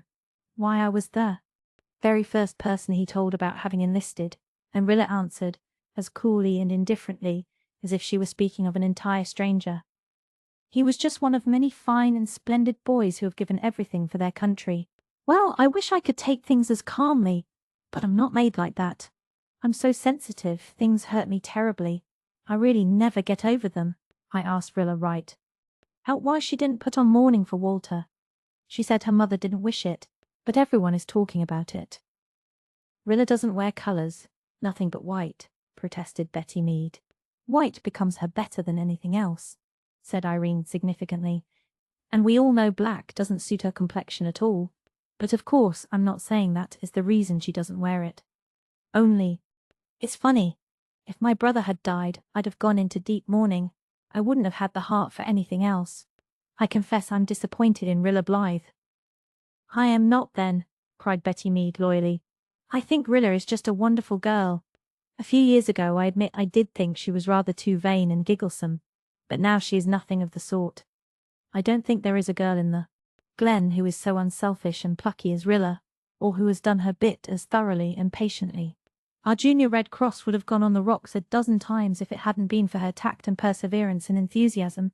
You know that perfectly well, Irene. Why, I am not running Rilla down, said Irene, opening her eyes widely. It was only her lack of feeling I was criticizing, I suppose. She can't help it. Of course, she's a born manager. Everyone knows that. She's very fond of managing, too. And people like that are very necessary, I admit. So don't look at me as if I'd said something perfectly dreadful, Betty, please. I'm quite willing to agree that Rilla Blythe is the embodiment of all the virtues, if that will please you. And no doubt it is a virtue to be quite unmoved by things. That would crush most people. Some of Irene's remarks were reported to Rilla, but they did not hurt her as they would once have done. They didn't matter, that was all. Life was too big to leave room for pettiness. She had a pact to keep and a work to do. And through the long hard days and weeks of that disastrous autumn she was faithful to her task. The war news was consistently bad for Germany. Marched from victory to victory over poor Romania. Foreigners, foreigners, Susan muttered dubiously. Russians or Romanians or whatever they may be. They are foreigners and you cannot tie to them. But after Verdun, I shall not give up hope. And can you tell me, Mrs. Smythe, Doctor dear, if the Dobrudja is a river or a mountain range, or a condition of the atmosphere? The presidential election in the United States came off in November, and Susan was red-hot over that, and quite apologetic for her excitement. I never thought I would live to see the day when I would be interested in a Yankee election, Mrs. Doctor dear. It only goes to show we can never know what we will come to in this world, and therefore we should not be proud. Susan stayed up late on the evening of the 11th, ostensibly to finish a pair of socks. But she phoned down to Carter Flagg's store at intervals, and when the first report came through that Hughes had been elected, she stalked solemnly upstairs to Mrs. Blythe's room and announced it in a thrilling whisper from the foot of the bed. I thought if you were not asleep you would be interested in knowing it. I believe it is for the best. Perhaps he will just fall. To writing notes, too, Mrs. Doctor dear, but I hope for better things. I never was very partial to whiskers, but one cannot have everything. When news came in the morning that after all Wilson was re-elected, Susan tacked to catch another breeze of optimism. Well, better a fool you know than a fool you do not know, as the old proverb has it, she remarked cheerfully. Not that I hold Woodrow to be a fool by any means, though by times you would not think he has the sense he was born with. But he is a good letter writer at least, and we do not know if the Hughes man is even that. All things being considered, I commend the Yankees. They have shown good sense, and I do not mind admitting it. Cousin Sophia wanted them to elect Roosevelt, and is much disgruntled because they would not give him a chance. I had a hankering for him myself, but we must believe that Providence overrules these matters and be satisfied. Though what the Almighty means in this affair of Romania I cannot fathom, saying it with all reverence. Susan fathomed it, or thought she did, when the Asquith ministry went down and Lloyd George became Premier. Mrs. Doctor dear, Lloyd George is at the helm at last. I have been praying for this for many a day. Now we shall soon see a blessed change. It took the Romanian disaster to bring it about, no less, and that is the meaning of it, though I could not see it before. There will be no more shilly-shallying. I consider that the war is as good as won, and that I shall tie to, whether Bucharest falls or not. Bucharest did fall, and Germany proposed peace negotiations, whereat Susan scornfully turned a deaf ear and absolutely refused to listen to such proposals. When President Wilson sent his famous December peace note, Susan waxed violently sarcastic. Woodrow Wilson is going to make peace, I understand. First Henry Ford had a try at it, and now comes Wilson. But peace is not made with ink, Woodrow, and that you may tie to," said Susan, apostrophizing the unlucky president out of the kitchen window nearest the United States. "Lloyd George's speech will tell the Kaiser what is what, and you may keep your peace screeds at home and save postage." "What a pity President Wilson can't hear you, Susan," said Rilla slyly. "Indeed, Rilla dear, it is a pity that he has no one near him to give him good advice, as it is clear he has not, in all those Democrats and Republicans," retorted Susan. "I do not know the difference between them, for the politics of the Yankees is a puzzle I cannot solve, study it as I may. But as far as seeing through a grindstone goes, I am afraid," Susan shook her head dubiously, "that they are all tarred with the same brush." "I am thankful Christmas is over," Rilla wrote in her diary during the last week of a stormy December. "We had dreaded it so, the first Christmas since Courcelette, but we had all the Merediths down for dinner, and nobody tried to be gay or cheerful. We were all just quiet and friendly, and that helped. Then, too, I was so thankful that Jims had got better, so thankful that I almost felt glad. Almost, but not quite. I wonder if I shall ever feel really glad over anything again. It seems as if gladness were killed in me, shot down by the same bullet that pierced Walter's heart. Perhaps some day a new kind of gladness will be born in my soul, but the old kind will never live again. Winter set in awfully early this year. 10 days before Christmas we had a big snowstorm. At least we thought it big at the time. As it happened, it was only a prelude to the real performance. It was fine. The next day, and Ingleside and Rainbow Valley were wonderful, with the trees all covered with snow, and big drifts everywhere, carved into the most fantastic shapes by the chisel of the northeast wind. Father and Mother went up to Avonlea. Father thought the change would do Mother good, and they wanted to see poor Aunt Diana, whose son Jock had been seriously wounded a short time before. They left Susan and me to keep house, and Father expected to be back the next day. But he never got back for a week. That night it began to storm again, and it stormed unbrokenly for 4 days. It was the worst and longest storm that Prince Edward Island has known for years. Everything was disorganized. The roads were completely choked up, the trains blockaded, and the telephone wires put entirely out of commission. And then Jims took ill. He had a little cold when Father and Mother went away, and he kept getting worse for a couple of days. But it didn't occur to me that there was danger of anything serious. I never even took his temperature, and I can't forgive myself, because it was sheer carelessness. The truth is I had slumped just then.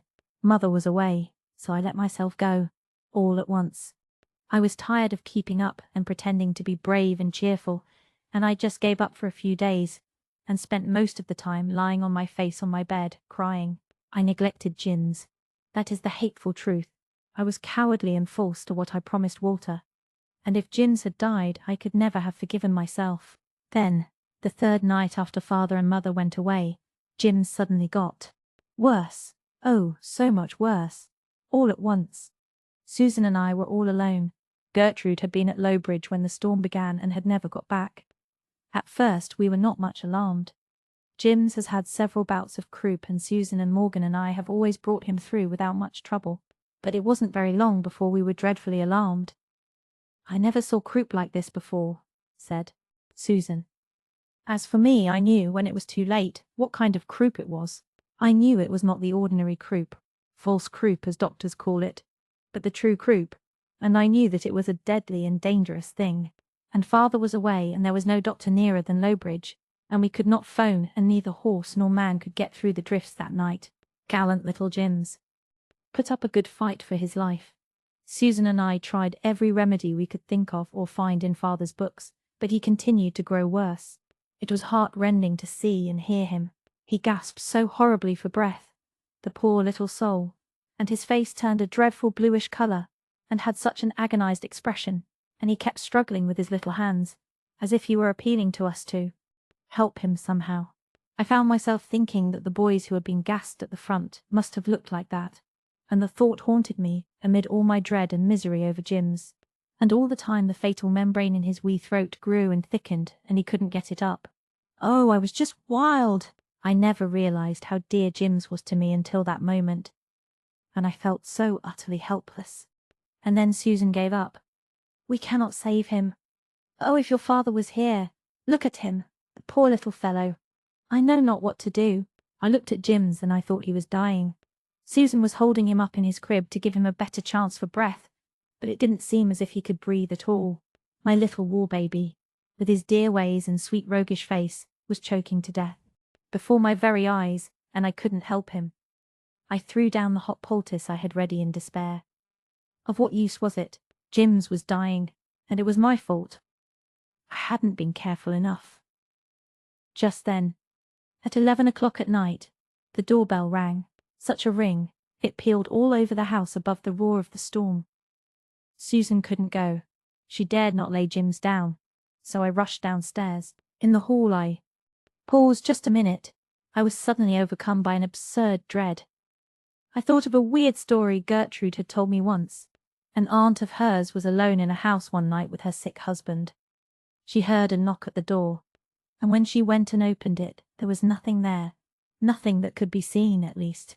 But when she opened the door, a deadly cold wind blew in and seemed to sweep past her, right up the stairs, although it was a calm, warm summer night outside. Immediately she heard a cry. She ran upstairs, and her husband was dead, and she always believed, so Gertrude said, that when she opened that door she let death in. It was so ridiculous of me to feel so frightened, but I was distracted and worn out, and I simply felt for a moment that I dared not open the door, that death was waiting outside. Then I remembered that I had no time to waste. Must not be so foolish. I sprang forward and opened the door. Certainly a cold wind did blow in and filled the hall with a whirl of snow, but there on the threshold stood a form of flesh and blood, Mary Vance, coated from head to foot with snow, and she brought life, not death, with her, though I didn't know that then. I just stared at her. I haven't been turned out, grinned Mary, as she stepped in and shut the door. I came up to Carter Flagg's 2 days ago, and I've been storm-stayed there ever since. But old Abby Flagg got on my nerves at last, and tonight I just made up my mind to come up here. I thought I could wade this far, but I can tell you it was as much as a bargain. Once I thought I was stuck for keeps. Ain't it an awful night? I came to myself and knew I must hurry upstairs.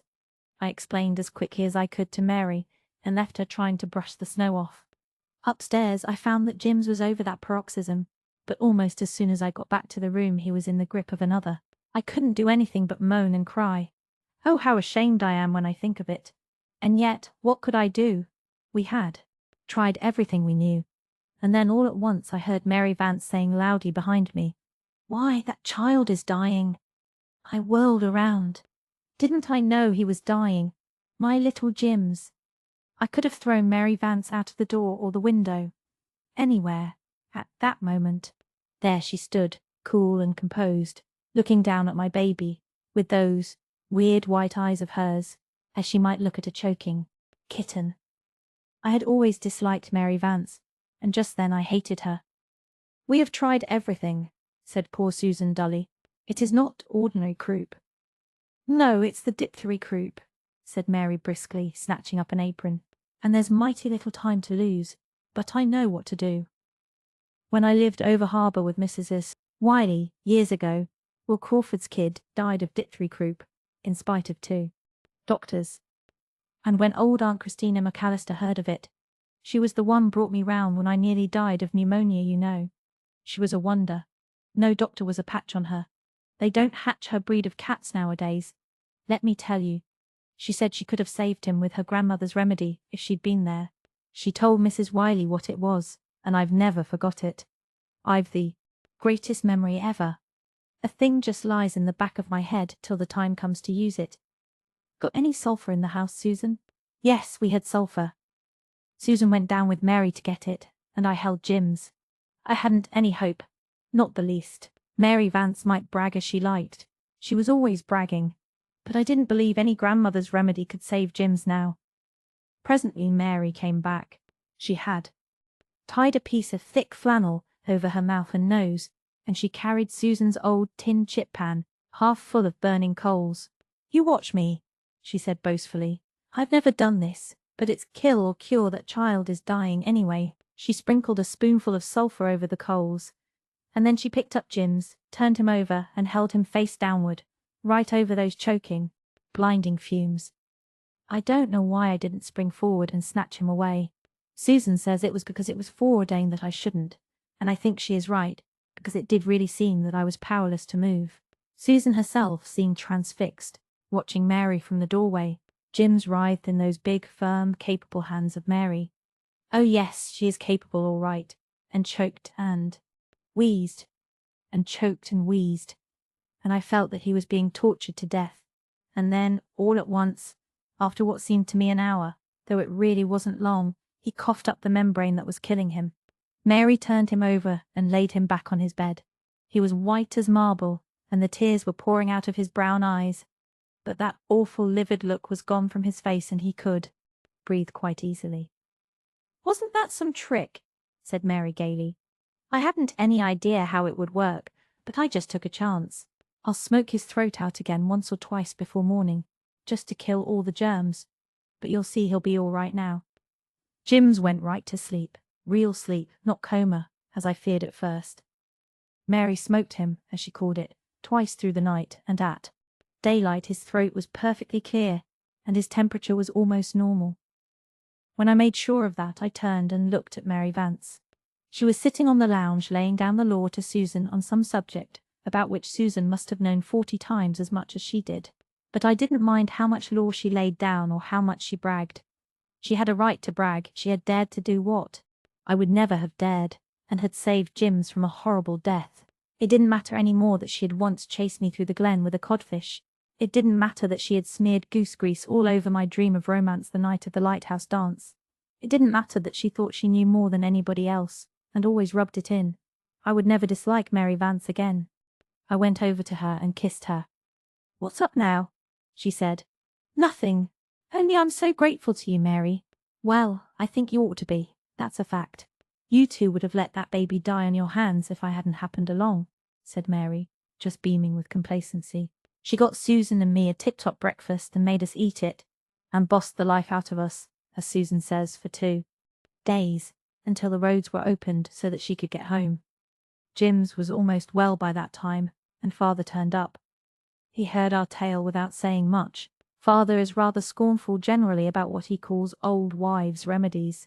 He laughed a little and said, "After this, Mary Vance will expect me to call her in for consultation in all my serious cases. So Christmas was not so hard as I expected it to be, and now the new year is coming, and we are still hoping for the big push that will end the war. And little dog Monday is getting stiff and rheumatic from his cold vigils, but still he carries on, and Shirley continues to read the exploits of the aces. Oh, 1917, what will you bring?" Chapter 25. Shirley goes, "No, Woodrow, there will be no peace without victory," said Susan, sticking her knitting needle viciously through President Wilson's name in the newspaper column. "We Canadians mean to have peace and victory too. You, if it pleases you, Woodrow, can have the peace without the victory." And Susan stalked off to bed with the comfortable consciousness of having got the better of the argument with the President. But a few days later she rushed to Mrs. Blythe in red-hot excitement. "Mrs. Doctor dear, what do you think? A phone message has just come through from Charlottetown that Woodrow Wilson has sent that German ambassador man to the right about at last. They tell me that means war. So I begin to think that Woodrow's heart is in the right place after all, wherever his head may be, and I am going to commandeer a little sugar, and celebrate the occasion with some fudge, despite the howls of the food board. I thought that submarine business would bring things to a crisis. I told Cousin Sophia so when she said it was the beginning of the end for the Allies." "Don't let the doctor hear of the fudge, Susan," said Anne, with a smile. "You know he has laid down very strict rules for us along the lines of economy the government has asked for." "Yes, Mrs. Doctor dear, and a man should be master in his own household, and his womenfolk should bow to his decrees. I flatter myself that I am becoming quite efficient in economizing." Susan had taken to using certain German terms with killing effect. But one can exercise a little gumption on the quiet now and then. Shirley was wishing for some of my fudge the other day, the Susan brand, as he called it, and I said, "The first victory there is to celebrate, I shall make you some." I consider this news quite equal to a victory, and what the doctor does not know will never grieve him. I take the whole responsibility, Mrs. Doctor, dear, so do not you vex your conscience. Susan spoiled Shirley shamelessly that winter. He came home from Queen's every weekend, and Susan had all his favourite dishes for him, insofar as she could evade or wheedle the doctor, and waited on him hand and foot. Though she talked war constantly to everyone else, she never mentioned it to him or before him, but she watched him like a cat watching a mouse. And when the German retreat from the Bapaume salient began and continued, Susan's exultation was linked up with something deeper than anything she expressed. Surely the end was in sight, would come now before anyone else could go. Things are coming our way at last. We have got the Germans on the run, she boasted. The United States has declared war at last, as I always believed they would, in spite of Woodrow's gift for letter writing, and you will see they will go into it with a vim, since I understand that is their habit, when they do start. And we have got the Germans on the run too. The States mean well, moaned Cousin Sophia, but all the vim in the world cannot put them on the fighting line this spring, and the Allies will be finished before that. The Germans are just luring them on. That man Simons says their retreat has put the Allies in a hole. That man Simons has said more than he will ever live to make good, retorted Susan. I do not worry myself about his opinion. As long as Lloyd George is Premier of England, he will not be bamboozled, and that you may tie to. Things look good to me. The US is in the war, and we have got Kut and Baghdad back, and I would not be surprised to see the Allies in Berlin by June, and the Russians too, since they have got rid of the Tsar. That, in my opinion, was a good piece of work. Time will show if it is, said Cousin Sophia, who would have been very indignant if anyone had told her that she would rather see Susan put to shame as a seer than a successful overthrow of tyranny, or even the march of the Allies down Unter den Linden.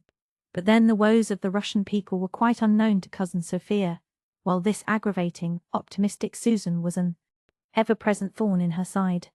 Just at that moment Shirley was sitting on the edge of the table in the living room, swinging his legs. A brown, ruddy, wholesome lad, from top to toe, every inch of him, and saying coolly, "Mother and Dad, I was 18 last Monday. Don't you think it's about time I joined up?" The pale mother looked at him. "2 of my sons have gone, and 1 will never return. Must I give you 2, Shirley?" The age-old cry. "Joseph is not, and Simeon is not, and you will take Benjamin away." How the mothers of the Great War echoed the old patriarch's moan of so many centuries agone. "You wouldn't have me a slacker, mother. I can get into the flying corps. What say, Dad?" The doctor's hands were not quite steady as he folded up the powders he was concocting for Abby. Flagg's rheumatism. He had known this moment was coming, yet he was not altogether prepared for it. He answered slowly, "I won't try to hold you back from what you believe to be your duty, but you must not go unless your mother says you may." Shirley said nothing more. He was not a lad of many words. Anne did not say anything more just then, either. She was thinking of little Joyce's grave in the old burying ground over harbour. Little Joyce, who would have been a woman now, had she lived, of the white cross in France, and the splendid grey eyes of the little boy who had been taught his first lessons of duty and loyalty at her knee, of Jem in the terrible trenches, of Nan and Dee and Rilla, waiting, while the golden years of youth passed by, and she wondered if she could bear any more. She thought not. Surely she had given enough. Yet that night she told Shirley that he might go. They did not tell Susan right away. She did not know it until, a few days later, Shirley presented himself in her kitchen in his aviation uniform. Susan didn't make half the fuss she had made when Jem and Walter had gone. She said stonily, "So they're going to take you too?" "Take me? No, I'm going, Susan. Got to." Susan sat down by the table, folded her knotted old hands, that had grown warped and twisted working for the Ingleside children to still their shaking, and said, "Yes, you must go. I did not see once why such things must be, but I can see now." "You're a brick, Susan," said Shirley. He was relieved that she took it so coolly. He had been a little afraid, with a boy's horror, of a scene. He went out whistling gaily, but half an hour later, when pale Anne Blythe came in, Susan was still sitting there. "Mrs. Doctor, dear," said Susan, making an admission she would once have died rather than make, "I feel very old. Jem and Walter were yours, but Shirley is mine, and I cannot bear to think of him flying, his machine crashing down, the life crushed out of his body. The dear, little body I nursed and cuddled when he was a wee baby." "Susan, don't," cried Anne. "Oh, Mrs. Doctor, dear, I beg your pardon. I ought not to have said anything like that out loud. I sometimes forget that I resolved to be a heroine. This has shaken me a little, but I will not forget myself again. Only if things do not go as smoothly in the kitchen for a few days, I hope you will make due allowance for me." "At least," said poor Susan, forcing a grim smile in a desperate effort to recover lost standing, "at least flying is a clean job. He will not get so dirty and messed up as he would in the trenches, and that is well, for he has always been a tidy child." So Shirley went, not radiantly, as to a high adventure, like Jem, not in a white flame of sacrifice, like Walter, but in a cool, businesslike mood, as of one doing something, rather dirty and disagreeable, that had just got to be done. He kissed Susan for the first time since he was 5 years old, and said, "Goodbye, Susan, Mother Susan." My little brown boy," said Susan. "I wonder," she thought bitterly, as she looked at the doctor's sorrowful face, "if you remember how you spanked him once when he was a baby. I am thankful I have nothing like that on my conscience now." The doctor did not remember the old discipline, but before he put on his hat to go out on his round of calls, he stood for a moment in the great silent living room that had once been full of children's laughter. Our last son," he said aloud. "A good, sturdy, sensible lad, too. Always reminded me of my father. I suppose I ought to be proud that he wanted to go. I was proud when Jem went, even when Walter went, but our house has left us desolate. I have been thinking, Doctor," old Sandy of the Upper Glen said to him that afternoon, "that your house will be seeming very big the day." Highland Sandy's quaint phrase struck the doctor as perfectly expressive. Ingleside did seem very big and empty that night. Yet Shirley had been away all winter except for weekends, and had always been a quiet fellow even when home. Was it because he had been the only one left that his going seemed to leave such a huge blank? That every room seemed vacant and deserted? That the very trees on the lawn seemed to be trying to comfort each other with caresses of freshly budding boughs for the loss of the last of the last of the last little lads who had romped under them in childhood? Susan worked very hard all day and late into the night. When she had wound the kitchen clock and put Dr. Jekyll out, none too gently, she stood for a little while on the doorstep, looking down the glen, which lay tranced in faint, silvery light from a sinking young moon. But Susan did not see the familiar hills and harbour. She was looking at the aviation camp in Kingsport where Shirley was that night. "He called me Mother Susan," she was thinking. "Well, all our menfolk have gone now, Jem and Walter and Shirley and Jerry and Carl, and none of them had to be driven to it, so we have a right to be proud. But pride," Susan sighed bitterly, "pride is cold company, and that there is no gainsaying." The moon sank lower into a black cloud.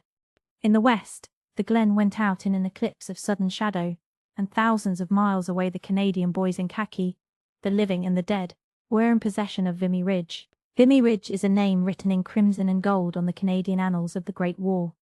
"The British couldn't take it, and the French couldn't take it," said a German prisoner to his captors. "But you Canadians are such fools that you don't know when a place can't be taken." So the fools took it, and paid the price. Jerry Meredith was seriously wounded at Vimy Ridge. "Shot in the back," the telegram said. "Poor Nan," said Mrs. Blythe, when the news came.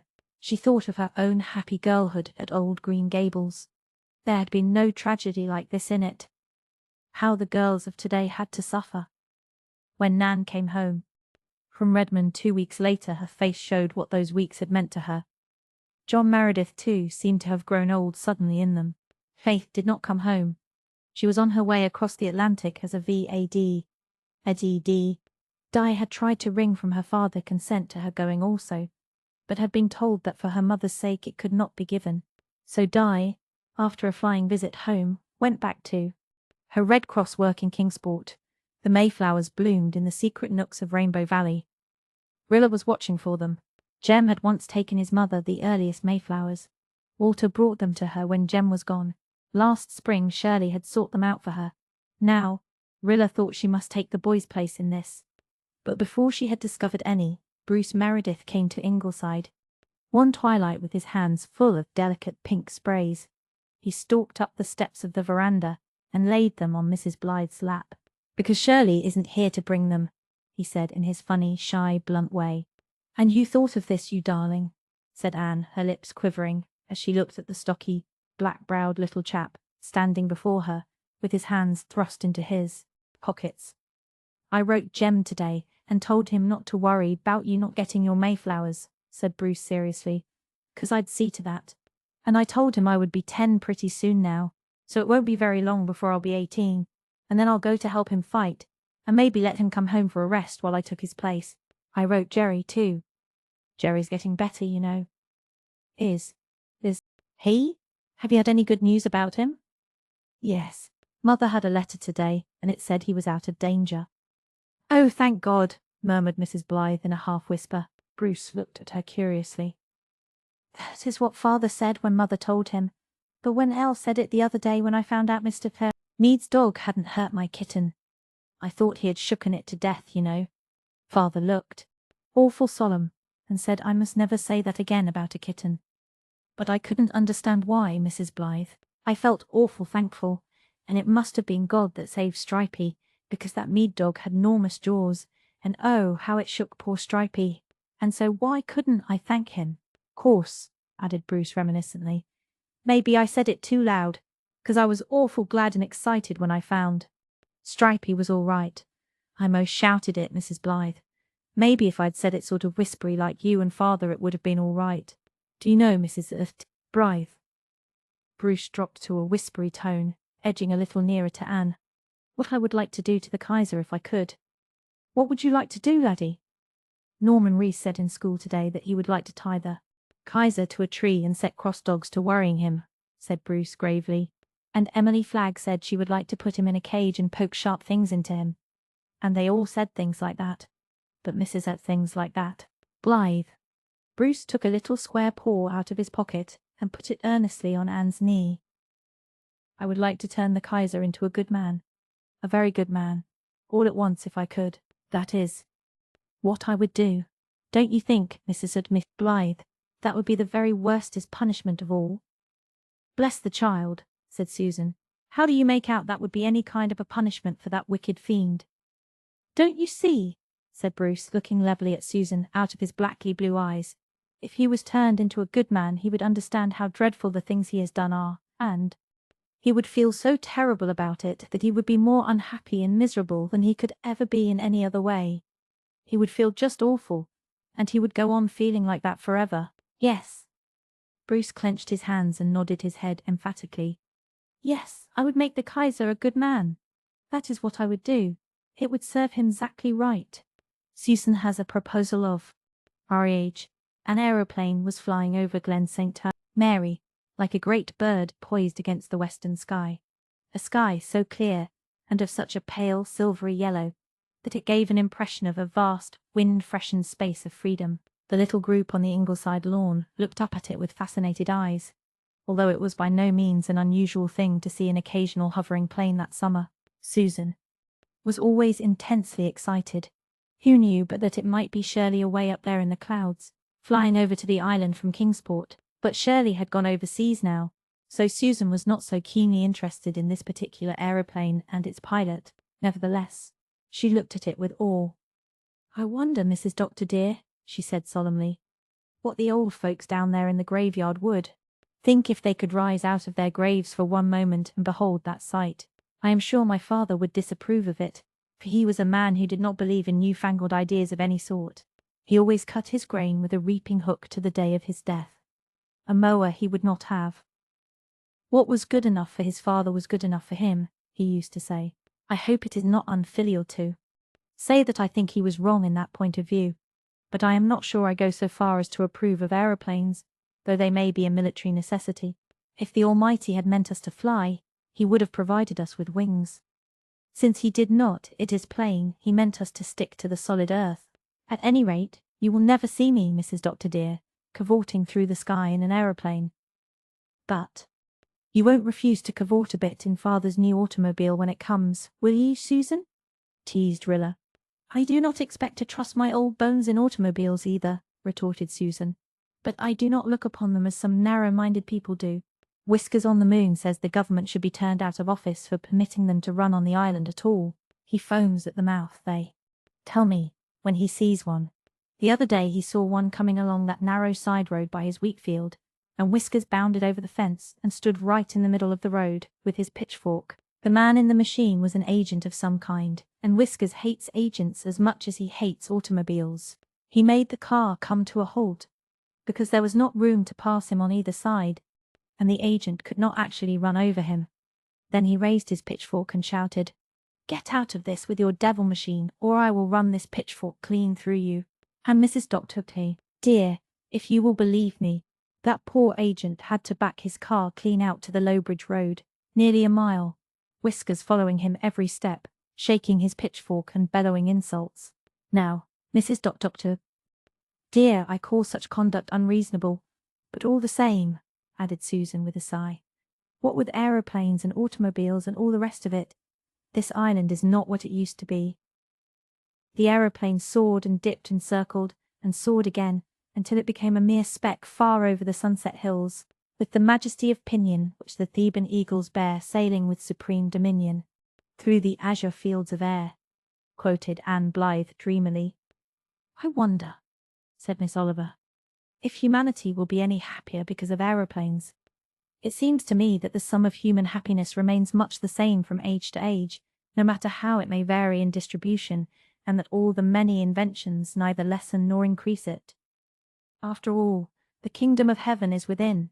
You, said Mr. Meredith, gazing after the vanishing speck, which symbolized man's latest victory in a world-old struggle. It does not depend on material achievements and triumphs. Nevertheless, an aeroplane is a fascinating thing, said the doctor.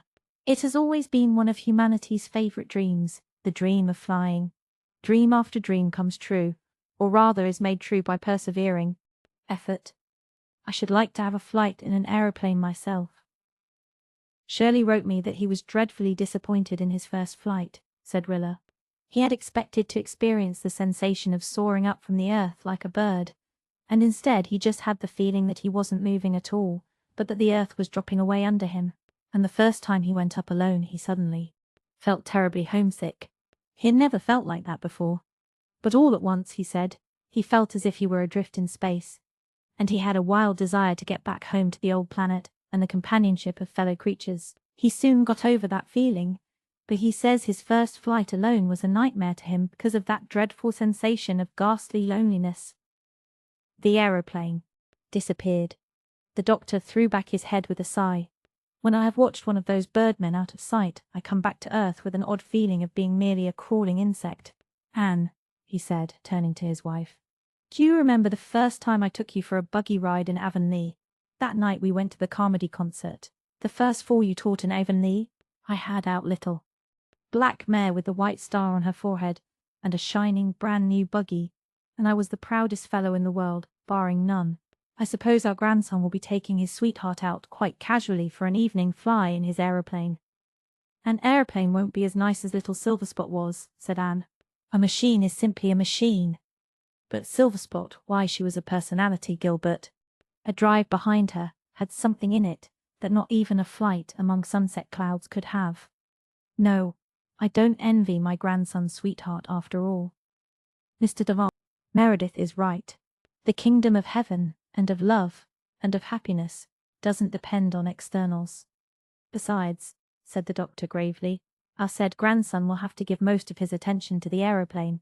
He won't be able to let the reins lie on its back while he gazes into his lady's eyes, and I have an awful suspicion that you can't run an aeroplane with one arm. No?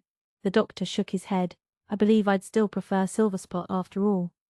The Russian line broke again that summer, and Susan said bitterly that she had expected it ever since Kerensky had gone and got married.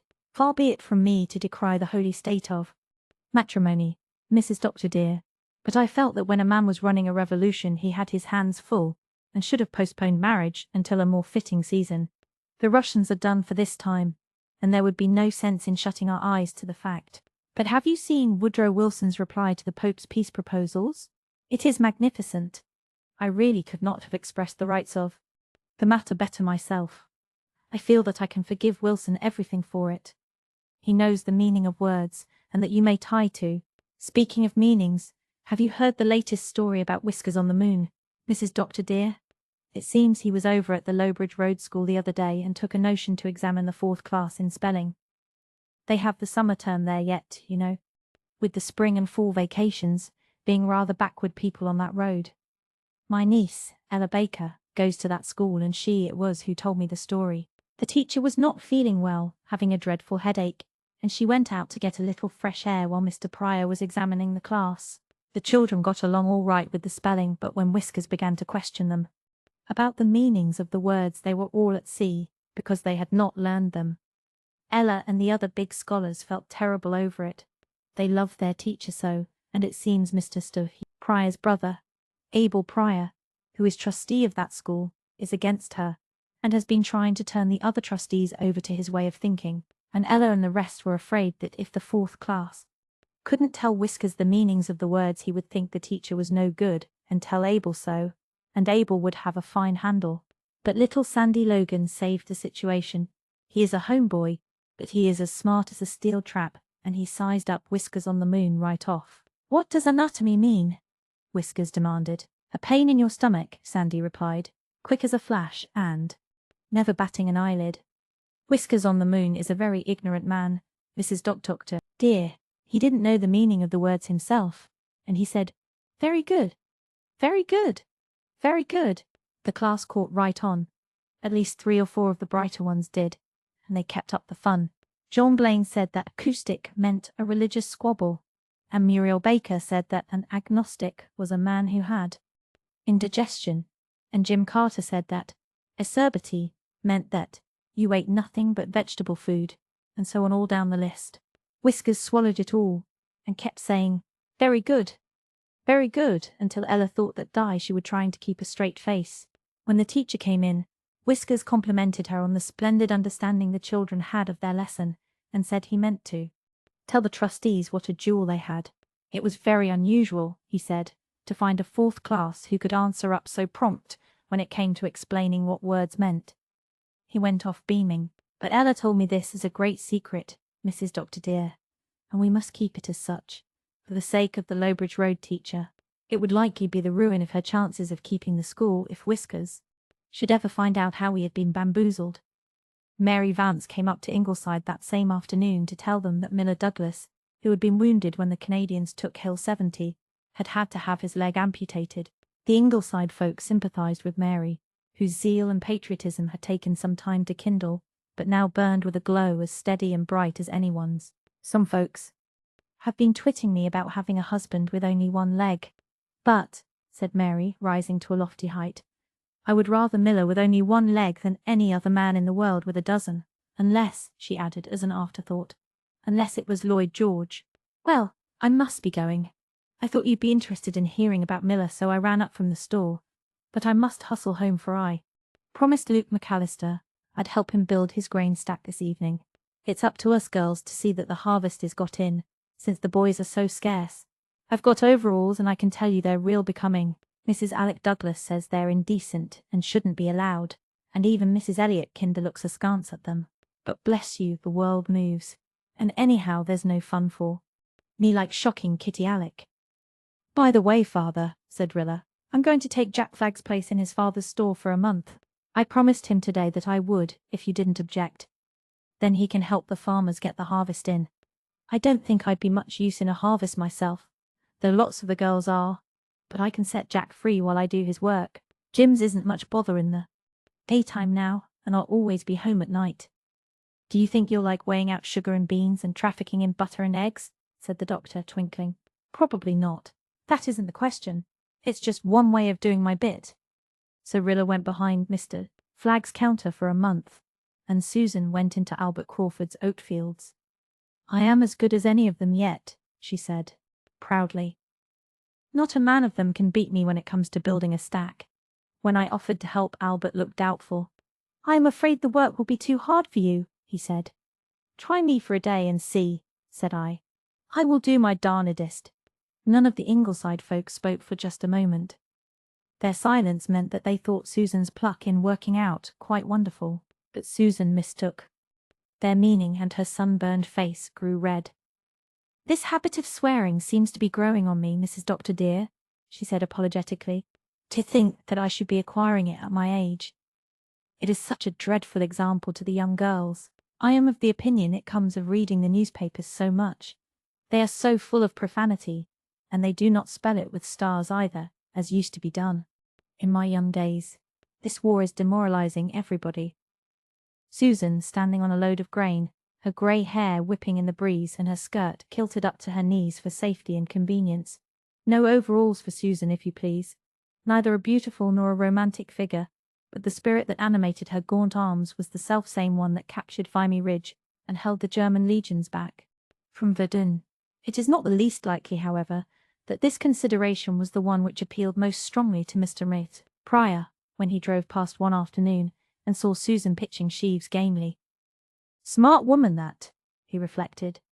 Worth two of many a younger one yet. I might do worse. If Milgrave comes home alive, I'll lose Miranda, and hired housekeepers cost more than a wife, and are liable to leave a man in the lurch any time. I'll think it over. A week later, Mrs. Blythe, coming up from the village late in the afternoon, paused at the gate of Ingleside in an amazement which temporarily bereft her of the power of motion. An extraordinary sight met her eyes. Round the end of the kitchen burst Mr. Pryor, running as stout, pompous Mr. Pryor had not run in years, with terror imprinted on every lineament. A terror quite justifiable, for behind him, like an avenging fate, came Susan, with a huge smoking iron pot grasped in her hands, and an expression in her eye that boded ill to the object of her indignation, if she should overtake him. Pursuer, and pursued tore across the lawn. Mr. Pryor reached the gate a few feet ahead of Susan, wrenched it open, and fled down the road, without a glance at the transfixed lady of Ingleside. Susan! Gasped Anne. Susan halted in her mad career, set down her pot, and shook her fist after Mr. Pryor, who had not ceased to run, evidently believing that Susan was still full cry after him. Susan, what does this mean? Demanded Anne, a little severely. You may well ask that, Mrs. Doctor dear, Susan replied wrathfully. I have not been so upset in years. That pacifist has actually had the audacity to come up here and, in my own kitchen, to ask me to marry him. Him! Anne choked back a laugh. But Susan, couldn't you have found a less spectacular method of refusing him? Think what a gossip this would have made if anyone had been going past and had seen such a performance. Indeed, Mrs. Doctor Performance. Dear, you are quite right. I did not think of it because I was quite past thinking rationally. I was just clean mad. Come in the house and I will tell you all about it. Susan picked up her pot and marched into the kitchen, still trembling with wrathful excitement. She set her pot on the stove with a vicious thud. Wait a moment until I open all the windows to air this kitchen well, Mrs. Doctor Pot. There, that is better. And I must wash my hands too, because I shook hands with Whiskers on the Moon when he came in. Not that I wanted to, but when he stuck out his fat, oily hand, I did not know just what else to do at the moment. I had just finished my afternoon cleaning, and thanks be, everything was shining and spotless, and thought I now that dye is boiling, and I will get my rug rags and have them nicely out of the way before supper. Just then a shadow fell over the floor, and looking up I saw Whiskers on the Moon, standing in the doorway, dressed up and looking as if he had just been starched and ironed. I shook hands with him as aforesaid, Mrs. Doctor dear, and told him you and the doctor were both away, but he said, I have come to see you, Miss Baker. I asked him to sit down, for the sake of my own manners, and then I stood there right in the middle of the floor, and gazed at him as contemptuously as I could. In spite of his brazen assurance, this seemed to rattle him a little, but he began trying to look sentimental at me out of his little piggy eyes, and all at once an awful suspicion flashed into my mind. Something told me, Mrs. Doctor dear, that I was about to receive my first proposal. I have always thought that I would like to have just one offer of marriage to reject, so that I might be able to look other women in the face, but you will not hear me bragging of this.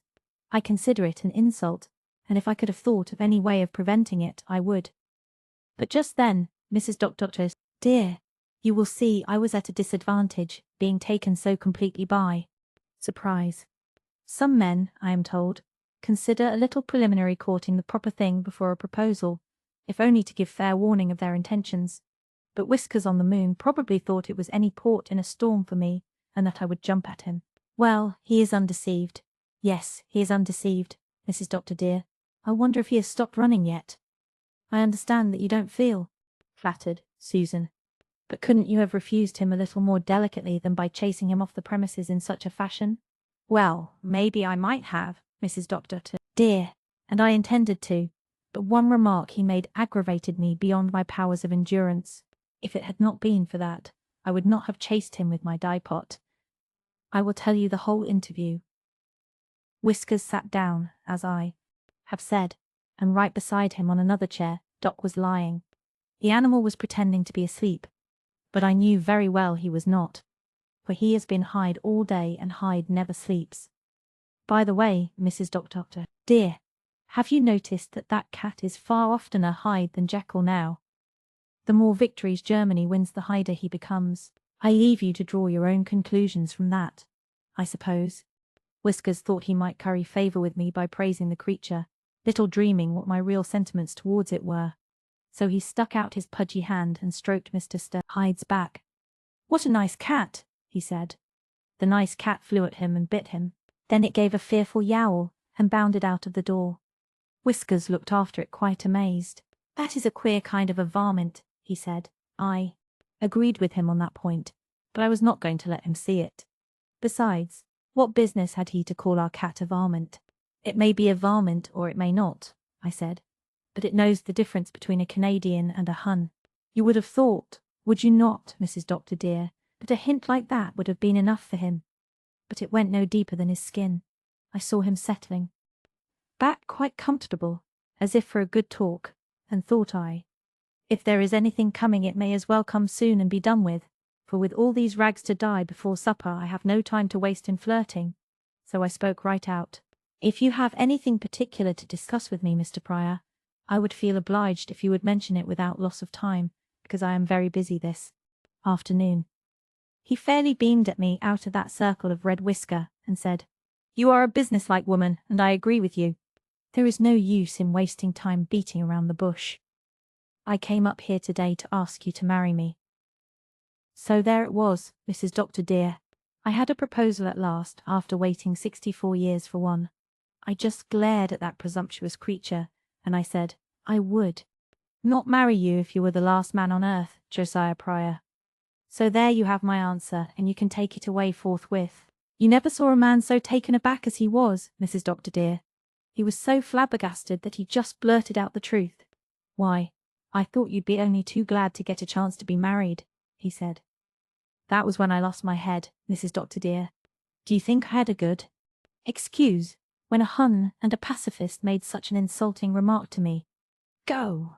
I thundered, and I just caught up that iron pot. I could see that he thought I had suddenly gone insane, and I suppose he considered an iron pot full of boiling dye was a dangerous weapon in the hands of a lunatic. At any rate he went, and stood not upon the order of his going, as you saw for yourself. And I do not think we will see him back here proposing to us again in a hurry. No, I think he has learned that there is at least one single woman in Glen St. Son, Mary, who has no hankering to become Mrs. Whiskers on the Moon. Chapter 27. Waiting, Ingleside, 1st November 1917. It is November, and the glen is all grey and brown, except where the Lombardy poplars stand up here and there like great golden torches in the sombre landscape, although every other tree has shed its leaves. It has been very hard to keep our courage alight of late. A Caporetto disaster is a dreadful thing, and not even Susan can extract much consolation out of the present state of affairs. The rest of us don't try. Gertrude keeps saying desperately, "They must not get Venice. They must not get Venice," as if by saying it often enough she can prevent them. But what is to prevent them from getting Venice I cannot see. Yet, as Susan fails not to point out, there was seemingly nothing to prevent them from getting to Paris in 1914. Yet they did not get it, and she affirms they shall not get Venice either. Oh, how I hope and pray they will not. Venice, the beautiful queen of the Adriatic. Although I've never seen it, I feel about it just as Byron did. I've always loved it. It has always been to me a fairy city of the heart. Perhaps I caught my love of it from Walter, who worshipped it. It was always one of his dreams to see Venice. I remember we planned once, down in Rainbow Valley one evening just before the war broke out, that sometime we would go together to see it and float in a gondola through its moonlit streets. Every fall since the war began there has been some terrible blow to our troops. Antwerp in 1914, Serbia in 1915, last fall, Romania, and now Italy, the worst of all. I think I would give up in despair if it were not for what Walter said in his dear last letter, that the dead as well as the living were fighting on our side, and such an army cannot be defeated. No, it cannot. We will win in the end. I will not doubt it for one moment. To let myself doubt would be to break faith. We have all been campaigning furiously of late for the new victory loan. We junior Reds canvassed diligently and landed several tough old customers who had at first flatly refused to invest. Abe and I tackled Whiskers on the Moon.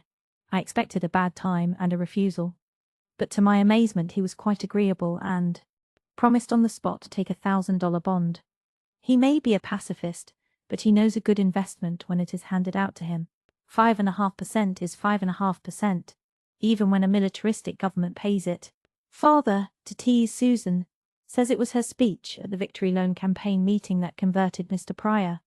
I don't think that at all likely, since Mr. Pryor has been publicly very bitter against Susan, ever since her quite unmistakable rejection of his lover-like advances. But Susan did make a speech, and the best one made at the meeting too. It was the first time she ever did such a thing, and she vows it will be the last. Everybody in the Glen was at the meeting, and quite a number of speeches were made, but somehow things were a little flat, and no especial enthusiasm could be worked up. Susan was quite dismayed at the lack of zeal, because she had been burningly anxious that the island should go over the top in regard to its quota. She kept whispering viciously to Gertrude and me that there was no ginger in the speeches, and when nobody went forward to subscribe to the loan at the close, Susan lost her head. At least, that is how she describes it herself. She bounded to her feet, her face grim, and sat under her bonnet. Susan is the only woman in Glen St. Mary who still wears a bonnet, and said sarcastically and loudly, "No doubt it is much cheaper to talk patriotism than it is to pay for it. And we are asking charity, of course. We are asking you to lend us your money for nothing." No doubt the Kaiser will feel quite downcast when he hears of this meeting. Suzanne has an unshaken belief that the Kaiser's spies, presumably represented by Mr. Pryor, promptly inform him of every happening in our Glen. Norman Douglas shouted out, "Here! Here! Here!" and some boy at the back said, "What about Lloyd George?" in a tone Susan didn't like. Lloyd George is her pet hero now that Kitchener is gone. "I stand behind Lloyd George every time," retorted Susan. "I suppose that will hearten him up greatly," said Warren Mead, with one of his disagreeable haw-haws. Warren's remark was sparked a powder. Susan just sailed in, as she puts it, and said her say. She said it remarkably well, too. There was no lack of ginger in her speech, anyhow. When Susan is warmed up, she has no mean powers of oratory, and the way she trimmed those men down was funny and wonderful and effective all at once. She said it was the likes of her, millions of her, that did stand behind Lloyd George, and did hearten him up. That was the keynote of her speech. Dear old Susan! She is a perfect dynamo of patriotism and loyalty and contempt for slackers of all kinds, and when she let it loose on that audience in her one grand outburst, she electrified it. Susan always vows she is no suffragette, but she gave womanhood its due that night, and she literally made those men cringe. When she finished with them, they were ready to eat out of her hand. She wound up by ordering them, yes, ordering them, to march up to the platform forthwith and subscribe for victory bonds. And after wild applause most of them did it, even Warren Mead. When the total amount subscribed came out in the Charlottetown dailies, the next day we found that the Glen led every district on the island, and certainly Susan has the credit for it. She, herself, after she came home that night, was quite ashamed, and evidently feared that she had been guilty of unbecoming conduct. She confessed to Mother that she had been rather unladylike. We were all, except Susan, out for a trial ride in Father's new automobile tonight. A very good one we had too, though we did get ingloriously ditched at the end, owing to a certain grim old dame, to wit, Miss Elizabeth Carr of the Upper Glen, who wouldn't rein her horse out to let us pass, honk as we might. Father was quite furious. But in my heart, I believe I sympathized with Miss Elizabeth. If I had been a spinster lady, driving along behind my own old nag in maiden meditation fancy-free, I wouldn't have lifted a rein when an obstreperous car hooted blatantly behind me. I should just have sat up as dourly as she did and said, "Take the ditch if you are determined to pass." We did take the ditch, and got up to our axles in sand, and sat foolishly there while Miss Elizabeth clucked up her horse and rattled victoriously away. Jem will have a laugh when I write him this.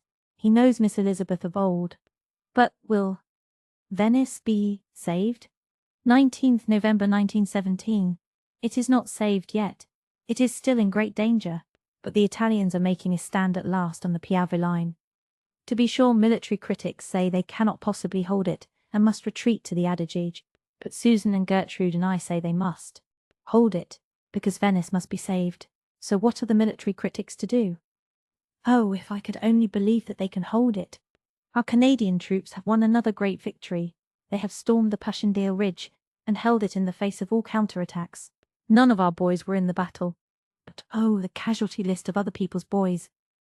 Joe Milgrave was in it but came through safe. Miranda had some bad days until she got word from him. But it is wonderful how Miranda has bloomed out since her marriage. She isn't the same girl at all. Even her eyes seem to have darkened and deepened, though I suppose that is just because they glow with the greater intensity that has come to her.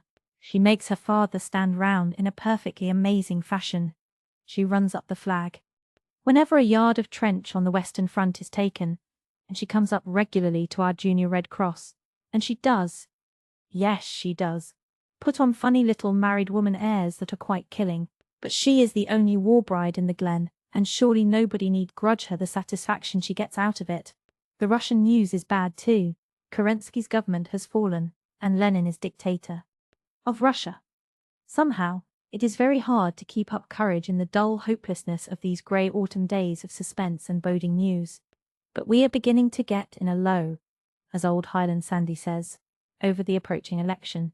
Conscription is the real issue at stake, and it will be the most exciting election we ever had. All the women who have got the age, to quote Joe Poirier, and who have husbands, sons, and brothers at the front, can vote. Oh, if I were only 21! Gertrude and Susan are both furious because they can't vote. It is not fair, Gertrude says passionately. There is Agnes Carr who can vote because her husband went. She did everything she could to prevent him from going, and now she is going to vote against the Union government. Yet I have no vote because my man at the front is only my sweetheart and not my husband. As for Susan, when she reflects that she cannot vote, while a rank old pacifist like Mr. Pryor can, and will, her comments are sulphurous. I really feel sorry for the Elliots and Crawfords and McAllisters over harbour. They have always lined up in clearly divided camps of Liberal and Conservative, and now they are torn from their moorings. I know I'm mixing my metaphors dreadfully, and set hopelessly adrift. It will kill some of those old grits to vote for Sir Robert Borden's side, and yet they have to because they believe the time has come when we must have conscription, and some poor Conservatives who are against conscription must vote for Laurier, who always has been anathema to them. Some of them are taking it terribly hard. Others seem to be in much the same attitude as Mrs. Marshall Elliott has come to be regarding church union. She was up here last night. She doesn't come as often as she used to. She is growing too old to walk this far. Dear old Miss Cornelia. I hate to think of her growing old. We have always loved her so, and she has always been so good to us Ingleside young fry. She used to be so bitterly opposed to church union. But last night, when father told her it was practically decided, she said in a resigned tone, "Well, in a world where everything is being rent and torn, what matters one more rending and tearing? Anyhow, compared with Germans, even Methodists seem attractive to me." Our junior R.C. goes on quite smoothly, in spite of the fact that Irene has come back to it, having fallen out with the Lowbridge Society, I understand. She gave me a sweet little jab last meeting about knowing me across the square in Charlottetown by my green velvet hat. Everybody knows me by that detestable and detested hat. This will be my 4th season for it. Even Mother wanted me to get a new one this fall, but I said, No, as long as the war lasts, so long do I wear that velvet hat in winter. 23rd November 1917. The Piave line still holds, and General Byng has won a splendid victory at Cambrai.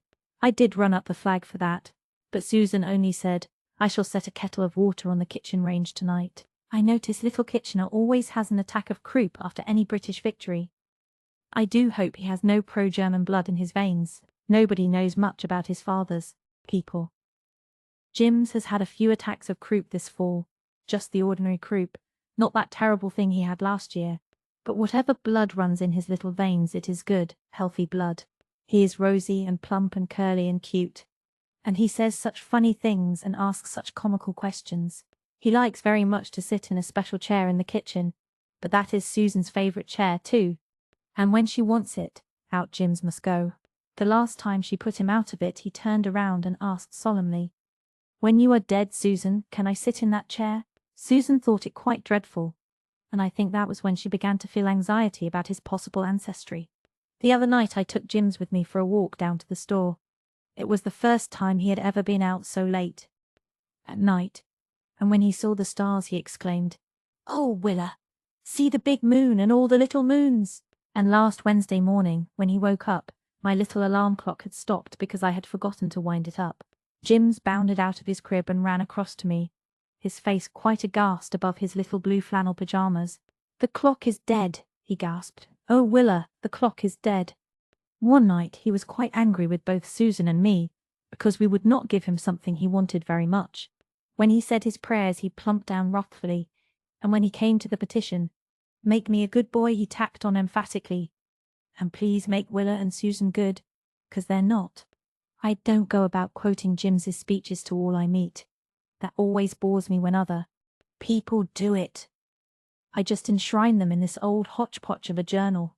This very evening as I put Jims to bed he looked up and asked me gravely, Why can't yesterday come back, Willa? Oh, why can't it, Jims? That beautiful yesterday of dreams and laughter, when our boys were home, when Walter and I read and rambled and watched new moons and sunsets together in Rainbow Valley. If it could just come back. But yesterdays never come back, little Jims, and the todays are dark with clouds, and we dare not think about the tomorrows. 11th of December 1917. Wonderful news came today. The British troops captured Jerusalem yesterday. We ran up the flag and some of Gertrude's old sparkle came back to her for a moment. After all, she said, it is worthwhile to live in the days which see the object of the Crusades attained. The ghosts of all the Crusaders must have crowded the walls of Jerusalem last night, with Coeur de Lion at their head. Susan had cause for satisfaction also. I am so thankful I can pronounce Jerusalem and Hebron, she said. They give me a real comfortable feeling after Przemysl and Brest-Litovsk. Well, we have got the Turks on the run at least, and Venice is safe, and Lord Lansdowne is not to be taken seriously. And I see no reason why we should be downhearted. Jerusalem, the meteor flag of England, floats over you. The crescent is gone. How Walter would have thrilled over that. 18th December 1917. Yesterday the election came off. In the evening Mother and Susan and Gertrude and I forgathered in the living room and waited in breathless suspense, Father having gone down to the village. We had no way of hearing the news, for Carter Flagg's store is not on our line, and when we tried to get it, Central always answered that the line was busy, as no doubt it was, for everybody for miles around was trying to get Carter's store for the same reason we were. About 10 o'clock Gertrude went to the phone and happened to catch someone from over harbour talking to Carter Flagg. Gertrude shamelessly listened in and got for her comforting what eavesdroppers are proverbially supposed to get, to wit, unpleasant hearing. The Union government had done nothing in the West. We looked at each other in dismay. If the government had failed to carry the West, it was defeated. Canada is disgraced in the eyes of the world, said Gertrude bitterly. If everybody was like the Mark Crawfords over harbour, this would not have happened, groaned Susan. They locked their uncle up in the barn this morning and would not let him out until he promised to vote Union. That is what I call effective argument, Mrs. Doctor, dear. Gertrude and I couldn't rest after all that. We walked the floor until our legs gave out and we had to sit down perforce. Mother knitted away as steadily as clockwork and pretended to be calm and serene. Pretended so well that we were all deceived and envious until the next day, when I caught her ravelling out 4 inches of her sock. She had knit that far past where the heel should have begun. It was 12 before father came home. He stood in the doorway and looked at us, and we looked at him. We did not dare ask him what the news was. Then he said that it was Laurier who had done nothing in the West, and that the Union government was in with a big majority. Gertrude clapped her hands. I wanted to laugh and cry. Mother's eyes flashed with their old-time starriness, and Susan emitted a queer sound between a gasp and a whoop. "This will not comfort the Kaiser much," she said. Then we went to bed, but were too excited to sleep. "Really," as Susan said solemnly this morning, "Mrs. Dr. dear, I think politics are too strenuous for women." 31st December 1917. Our 4th war Christmas is over. We are trying to gather up some courage wherewith to face another year of it. Germany has, for the most part, been victorious all summer, and now they say she has all her troops from the Russian front ready for a big push in the spring. Sometimes it seems to me that we just cannot live through the winter waiting for that. I had a great batch of letters from overseas this week. Shirley is at the front now too, and writes about it all as coolly and matter-of-factly as he used to write of football at Queen's. Carl wrote that it had been raining for weeks, and that nights in the trenches always made him think of the night of long ago when he did penance in the graveyard for running away from Henry Warren's ghost. Carl's letters are always full of jokes and bits of fun. They had a great rat hunt the night before he wrote, spearing rats with their bayonets, and he got the best bag and won the prize. He has a tame rat that knows him and sleeps in his pocket at night. Rats don't worry Carl as they do some people. He was always chummy with all little beasts. He says he is making a study of the habits of the trench rat, and means to write a treatise on it some day that will make him famous. Ken wrote a short letter. His letters are all rather short now, and he doesn't often slip in those dear little sudden sentences I love so much. Sometimes I think he has forgotten all about the night he was here to say goodbye. And then there will be just a line or a word that makes me think he remembers and always will remember. For instance, today's letter hadn't a thing in it that mightn't have been written to any girl, except that he signed himself, "Your Kenneth," instead of "Yours, Kenneth," as he usually does. Now, did he leave that off intentionally, or was it only carelessness? I shall lie awake half the night wondering. He is a captain now. I am glad and proud. And yet Captain Ford sounds so horribly far away and high up. Ken and Captain Ford seem like 2 different persons. I may be practically engaged to Ken. Mother's opinion on that point is my stay and bulwark, but I can't be to Captain Ford. And Jem is a lieutenant now, won his promotion on the field. He sent me a snapshot, taken in his new uniform. He looked thin and old. Old. My boy brother Jem. I can't forget Mother's face when I showed it to her. That, my little Jem, the baby of the old house of dreams, was all she said. There was a letter from Faith, too. She is doing V.A.D. work in England, and writes hopefully and brightly. I think she is almost happy. She saw Jem on his last leave, and she is so near him she could go to him, if he were wounded. That means so much to her. Oh, if I were only with her! But my work is here at home. I know Walter wouldn't have wanted me to leave Mother, and in everything I try to keep faith with him, even to the little details of daily life. Walter died for Canada. I must live for her. That is what he asked me to do. 28th January 1918. I shall anchor my storm-tossed soul to the British fleet and make a batch of bran biscuits, said Susan today to Cousin Sophia, who had come in with some weird tale of a new and all-conquering submarine, just launched by Germany. But Susan is a somewhat disgruntled woman at present, owing to the regulations regarding cookery. Her loyalty to the Union government is being sorely tried. It surmounted the first strain gallantly. When the order about flour came, Susan said, quite cheerfully, "I am an old dog to be learning new tricks, but I shall learn to make war bread if it will help defeat the Huns." But the later suggestions went against Susan's grain. Had it not been for Father's decree, I think she would have snapped her fingers at Sir Robert Borden. Talk about trying to make bricks without straw, Mrs. Dr. dear.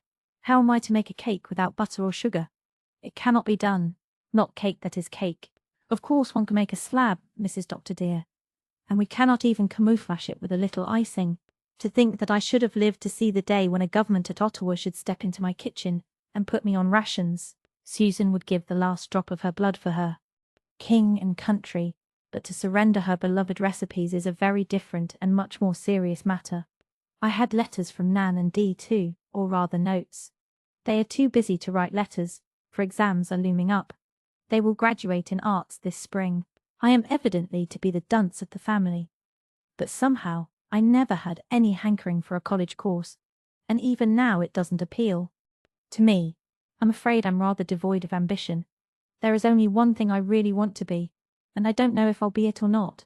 If not, I don't want to be anything. But I shan't write it down. It is all right to think it, but, as Cousin Sophia would say, it might be brazen to write it down. I will write it down. I won't be cowed by the conventions and Cousin Sophia. I want to be Kenneth Ford's wife. There now. I've just looked in the glass, and I hadn't the sign of a blush on my face. I suppose I'm not a properly constructed damsel at all. I was down to see little dog Monday today. He has grown quite stiff and rheumatic, but there he sat, waiting for the train. He thumped his tail and looked pleadingly into my eyes. When will Jem come? He seemed to say. Oh, dog Monday there. Is no answer to that question, and there is, as yet, no answer to the other, which we are all constantly asking. What will happen when Germany strikes again on the Western Front, her one great, last blow for victory? 1st March 1918. What will spring bring? Gertrude said today. I dread it as I never dreaded spring before.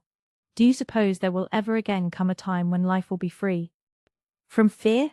For almost 4 years we have lain down with fear and risen up with it. It has been the unbidden guest at every meal, the unwelcome companion at every gathering. Hindenburg says he will be in Paris on 1st April, sighed Cousin Sophia. Hindenburg! There is no power in pen and ink to express the contempt which Susan infused into that name. Has he forgotten what day the 1st of April is? Hindenburg has kept his word hitherto, said Gertrude, as gloomily as Cousin Sophia herself could have said it. Yes, fighting against the Russians and Romanians, retorted Susan. Wait you till he comes up against the British and French, not to speak of the Yankees, who are getting there as fast as they can, and will no doubt give a good account of themselves. You said just the same thing before Mons, Susan, I reminded her. Hindenburg says he will spend 1,000,000 lives to break the Allied front, said Gertrude. At such a price he must purchase some successes, and how can we live through them, even if he is baffled in the end? These past 2 months, when we have been crouching and waiting for the blow to fall, have seemed as long as all the preceding months of the war put together. I work all day feverishly and waken at 3 o'clock at night to wonder if the Iron Legions have struck at last. It is then I see Hindenburg in Paris and Germany triumphant. I never see her so at any other time than that accursed hour. Susan looked dubious over Gertrude's adjective, but evidently concluded that the air saved the situation.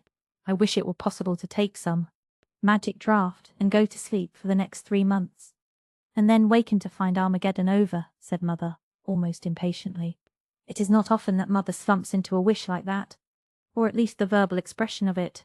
Mother has changed a great deal since that terrible day in September, when we knew that Walter would not come back, but she has always been brave and patient. Now it seemed as if even she had reached the limit of her endurance. Susan went over to Mother and touched her shoulder. Do not you be frightened or downhearted, Mrs. Doctor dear, she said gently. I felt somewhat that way myself last night, and I rose from my bed and lighted my lamp and opened my Bible. And what do you think was the first verse my eyes lighted upon? It was, and they shall fight against thee, but they shall not prevail against thee, for I am with thee, saith the Lord of hosts, to deliver thee.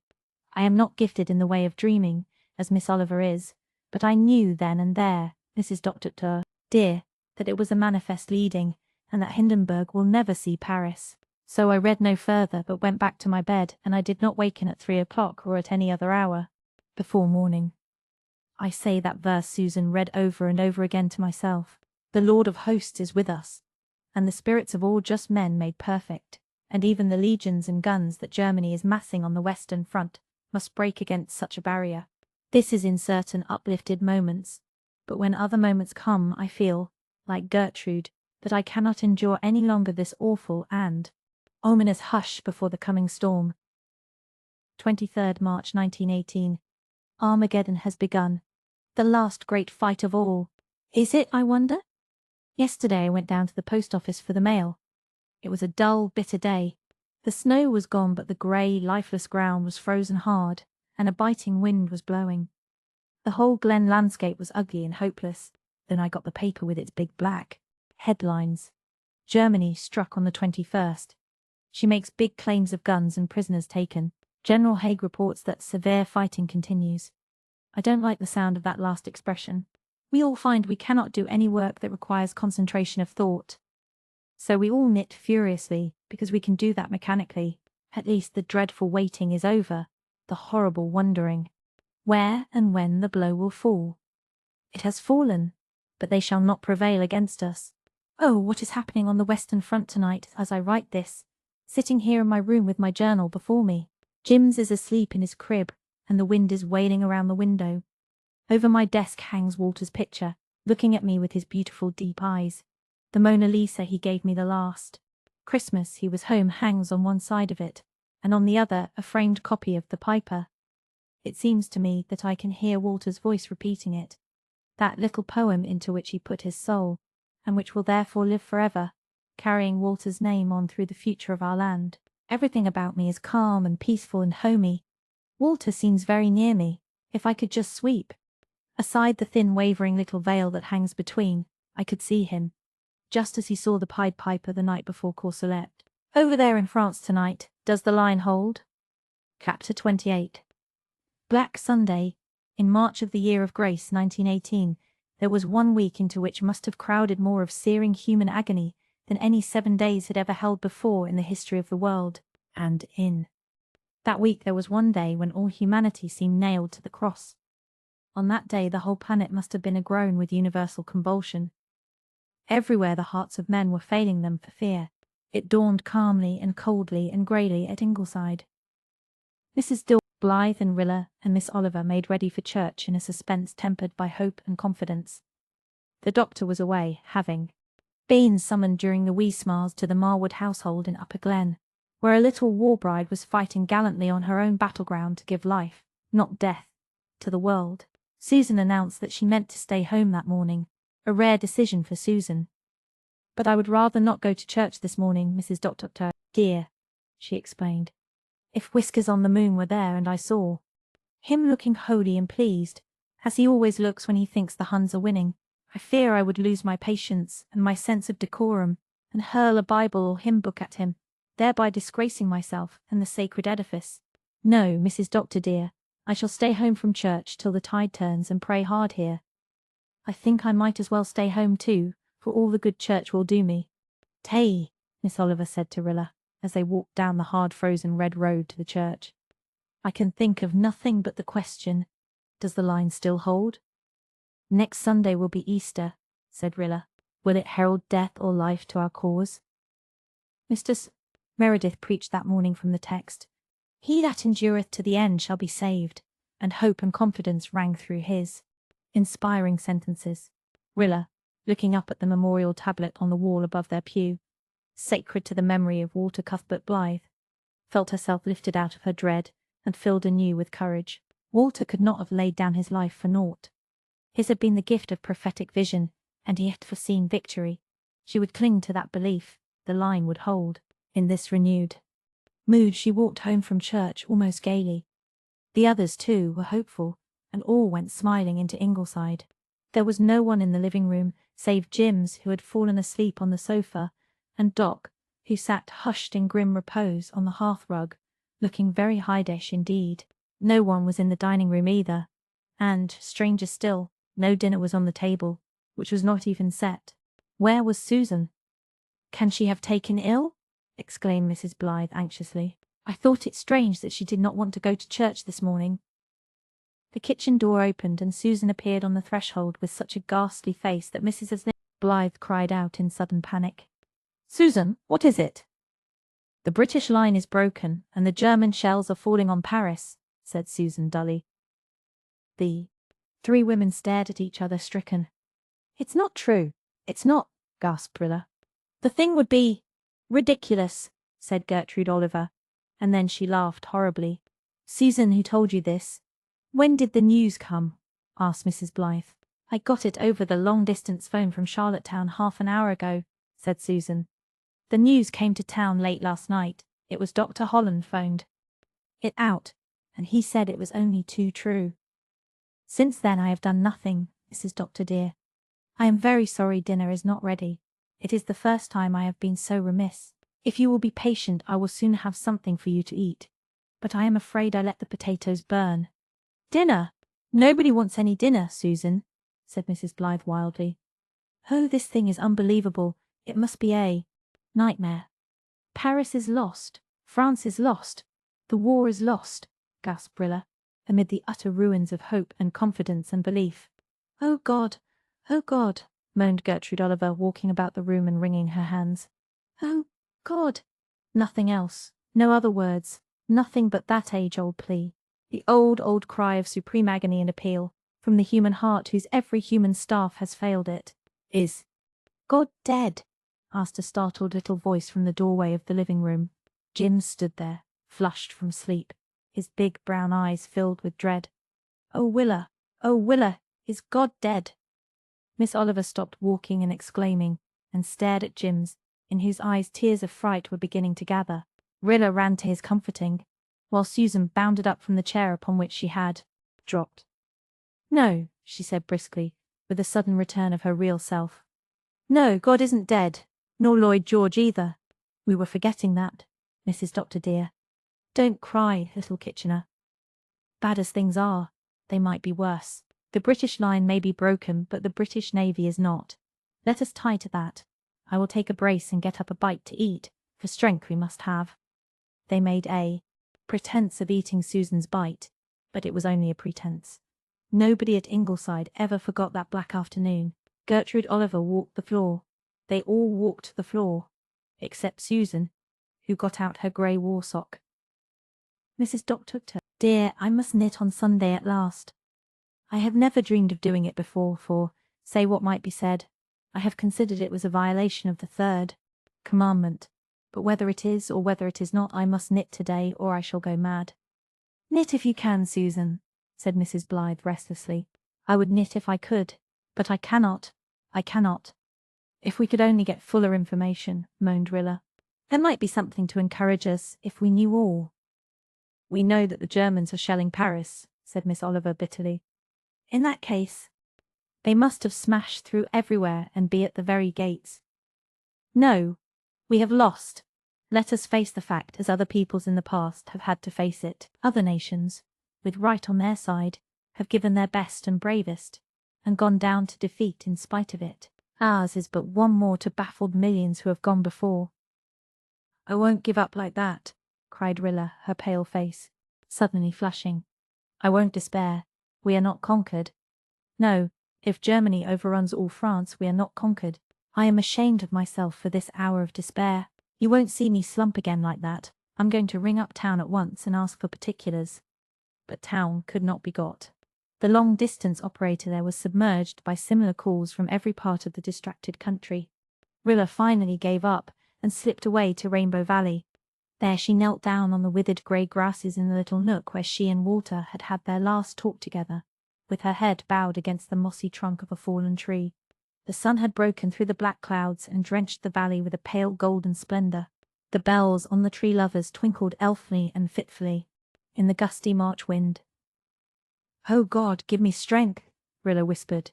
Just strength and courage. Then like a child she clasped her hands together and said, as simply as Jim's could have done, please send us better news tomorrow. She knelt there a long time, and when she went back to Ingleside, she was calm and resolute.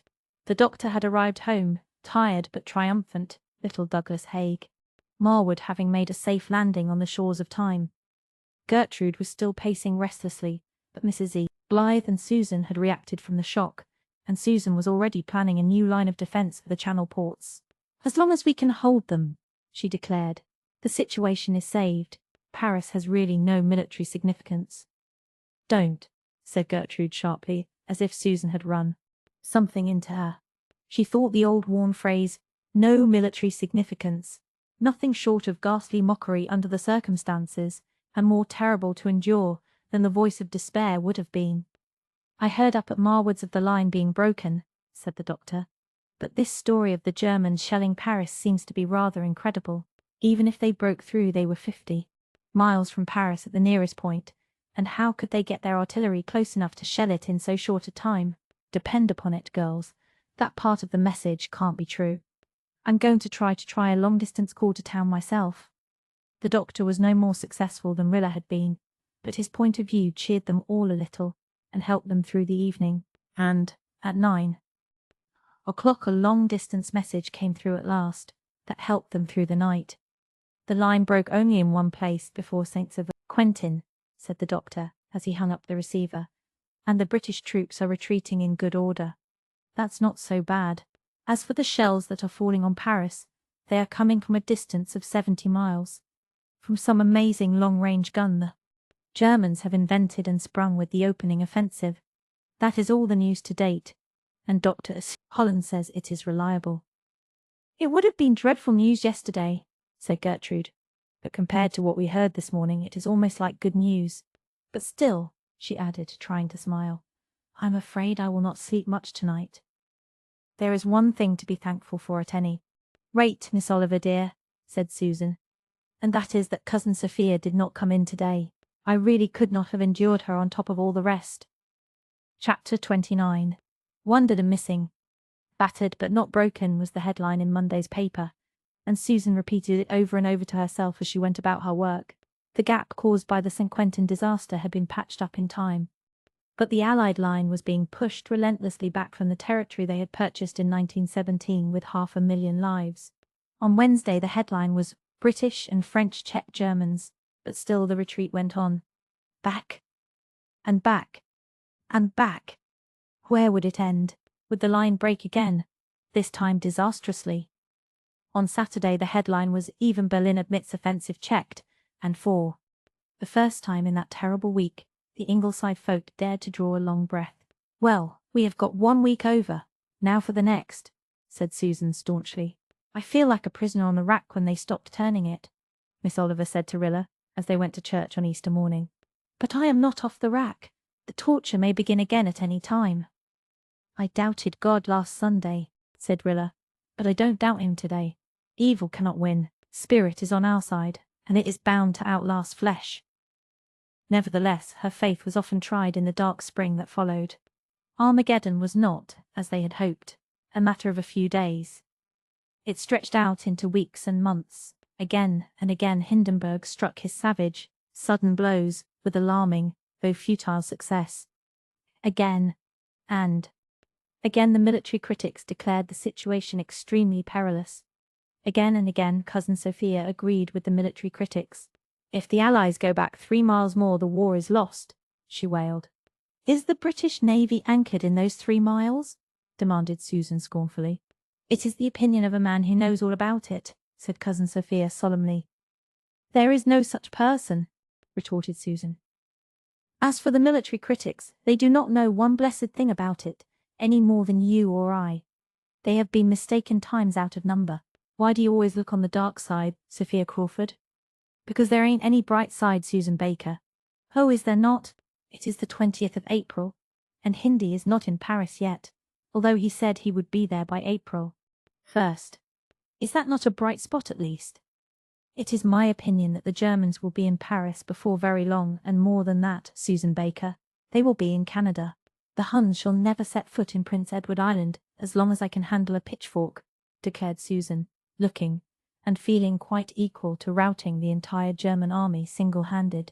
No, Sophia Crawford, to tell you the plain truth, I am sick and tired of your gloomy predictions. I do not deny that some mistakes have been made. The Germans would never have got back Passchendaele if the Canadians had been left there, and it was bad business trusting to those Portuguese at the Lys River. But that is no reason why you or anyone should go about proclaiming the war is lost. I do not want to quarrel with you, least of all at such a time as this, but our morale must be kept up, and I am going to speak my mind out plainly and tell you that if you cannot keep from such croaking, your room is better than your company. Cousin Sophia marched home in high dudgeon to digest her affront, and did not reappear in Susan's kitchen for many weeks. Perhaps it was just as well, for they were hard weeks, when the Germans continued to strike, Now here, now there, and seemingly vital points fell to them at every blow. And one day in early May, when wind and sunshine frolicked in Rainbow Valley and the maple grove was golden green, and the harbour all blue and dimpled and white-capped, the news came about Jem. There had been a trench raid on the Canadian front. A little trench raid, so insignificant that it was never even mentioned in the dispatches, and when it was over, Lieutenant James Blythe was reported wounded and missing. I think this is even worse than the news of his death would have been, moaned Rilla through her white lips that night. No, no. Missing leaves a little hope, Rilla, urged Gertrude Oliver. Yes, torturing, agonized hope that keeps you from ever becoming quite resigned to the worst, said Rilla. Oh, Miss Oliver, must we go for weeks and months, not knowing whether Jem is alive or dead? Perhaps we will never know. I cannot bear it. I cannot. Walter. And now Jem. This will kill Mother. Look at her face, Miss Oliver, and you will see that. And Faith. Poor Faith. How can she bear it? Gertrude shivered with pain. She looked up at the pictures, hanging over Rilla's desk, and felt a sudden hatred of Mona Lisa's endless smile. Will not even this blot it off your face? She thought savagely. But she said gently, No, it won't kill your mother. She's made of finer metal than that. Besides, she refuses to believe Jem is dead. She will cling to hope, and we must all do that. Faith, you may be sure, will do it. I cannot, moaned Rilla. Jem was wounded. What chance would he have? Even if the Germans found him, we know how they have treated wounded prisoners. I wish I could hope, Miss Oliver. It would help, I suppose. But hope seems dead in me. I can't hope without some reason for it, and there is no reason. When Miss Oliver had gone to her own room and Rilla was lying on her bed in the moonlight, praying desperately for a little strength, Susan stepped in like a gaunt shadow and sat down beside her. Rilla, dear, do not you worry. Little Jem is not dead. Oh, how can you believe that, Susan? Because I know. Listen you to me. When that word came this morning, the first thing I thought of was Dog Monday. And tonight, as soon as I got the supper dishes washed and the bread set, I went down to the station. There was Dog Monday, waiting for the train, just as patient as usual. Now, Rilla dear, that trench raid was 4 days ago, last Monday, and I said to the station agent, Can you tell me if that dog howled or made any kind of a fuss last Monday night? He thought it over a bit, and then he said, No, he did not. Are you sure? I said. There's more depends on it than you think. Dead sure, he said. I was up all night last Monday night because my mare was sick, and there was never a sound out of him. I would have heard if there had been, for the stable door was open all the time, and his kennel is right across from it. Now, Rilla dear, those were the man's very words, and you know how that poor little dog howled all night after the Battle of Courcelette. Yet he did not love Walter as much as he loved Jem. If he mourned for Walter like that, do you suppose he would sleep sound in his kennel the night after Jem had been killed? No, Rilla dear, little Jem is not dead, and that you may tie to. If he were, Dog Monday would have known, just as he knew before, and he would not be still waiting for the trains. It was absurd, and irrational, and impossible, but Rilla believed it, for all that, and Mrs. Edson Blythe believed it, and the doctor, though he smiled faintly in pretended derision, felt an odd confidence replace his first despair, and foolish and absurd or not, they all plucked up heart and courage to carry on, just because a faithful little dog at the Glen station was still watching with unbroken faith for his master to come home. Common sense might scorn, incredulity might mutter, mere superstition. But in their hearts the folk of Ingleside stood by their belief that Dog Monday knew. Chapter 30. The turning of the tide. Susan was very sorrowful when she saw the beautiful old lawn of Ingleside ploughed up that spring and planted with potatoes. Yet she made no protest, even when her beloved peony bed was sacrificed. But when the government passed the daylight-saving law, Susan balked. There was a higher power than the Union government, to which Susan owed allegiance. Do you think it right to meddle with the arrangements of the Almighty? She demanded indignantly of the doctor. The doctor, quite unmoved, responded that the law must be observed, and the Ingleside clocks were moved on accordingly. But the doctor had no power over Susan's little alarm. I bought that with my own money, Mrs. Doctor, dear, she said firmly, and it shall go on God's time and not Borden's time. Susan got up and went to bed by God's time, and regulated her own goings and comings by it. She served the meals, under protest, by Borden's time, and she had to go to church by it, which was the crowning injury. But she said her prayers by her own clock, and fed the hens by it, so that there was always a furtive triumph in her eye when she looked at the doctor. She had got the better of him by so much at least. Whiskers on the Moon is very much delighted with this daylight-saving business, she told him one evening. Of course he naturally would be, since I understand that the Germans invented it. I hear he came near losing his entire wheat crop lately. Warmead's cows broke into the field one day last week. It was the very day the Germans captured the Kemangda Dam, which may have been a coincidence or may not, and were making fine havoc of it when Mrs. Dick Clow happened to see them from her attic window. At first she had no intention of letting Mr. Pryor know. She told me she had just gloated over the sight of those cows pasturing on his wheat. She felt it served him exactly right. But presently she reflected that the wheat crop was a matter of great importance, and that save and serve meant that those cows must be routed out as much as it meant anything. So she went down and phoned over to Whiskers about the matter. All the thanks she got was that he said something queer right out to her. She is not prepared to state that it was actually swearing, for you cannot be sure just what you hear over the phone, but she has her own opinion, and so have I, but I will not express it, for here comes Mr. Meredith, and Whiskers is one of his elders, so we must be discreet. Are you looking for the new star? Asked Mr. Meredith, joining Miss Oliver and Rilla, who were standing among the blossoming potatoes gazing skyward. Yes, we have found it. See, it is just above the tip of the tallest old pine. It's wonderful to be looking at something that happened 3,000 years ago, isn't it? Said Rilla. That is when astronomers think the collision took place which produced this new star. It makes me feel horribly insignificant, she added under her breath. Even this event cannot dwarf into what may be the proper perspective in star systems.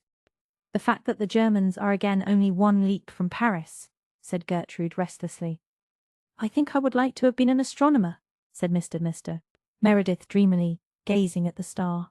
There must be a strange pleasure in it, agreed Miss Oliver, an unearthly pleasure, in more senses than one.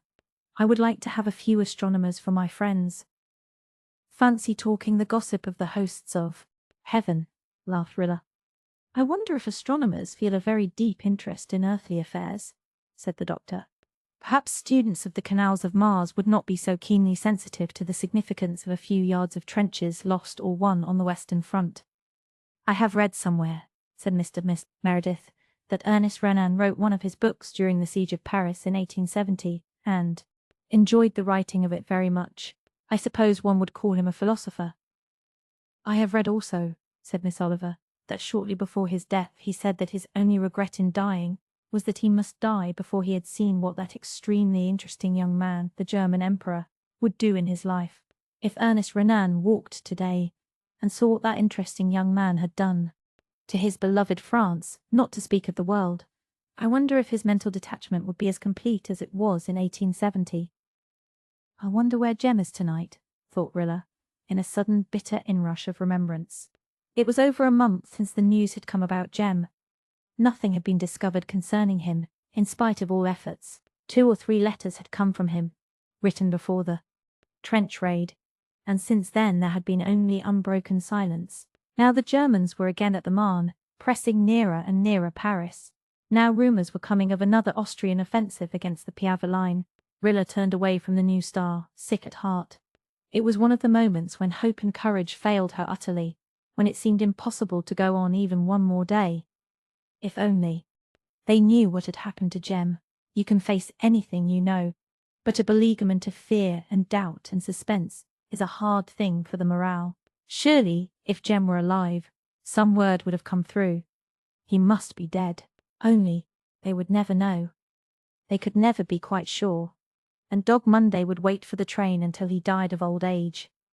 Monday was only a poor, faithful, rheumatic little dog who knew nothing more of his master's fate than they did.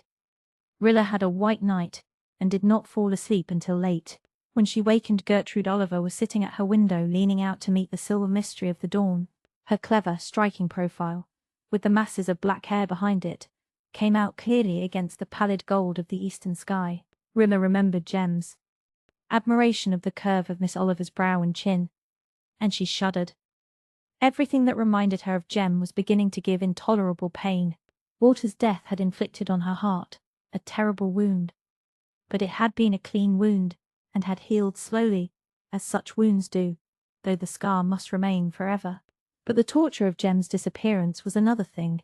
There was a poison in it that kept it from healing. The alternations of hope and despair, the endless watching each day for the letter that never came, that might never come, the newspaper tales of ill usage of prisoners, the bitter wonder as to Jem's wound, all were increasingly hard to bear. Gertrude Oliver turned her head. There was an odd brilliancy in her eyes. "Rilla, I've had another dream." "Oh, no, no," cried Rilla, shrinking.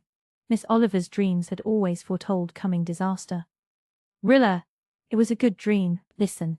I dreamed just as I did 4 years ago, that I stood on the veranda steps and looked down the glen, and it was still covered by waves that lapped about my feet.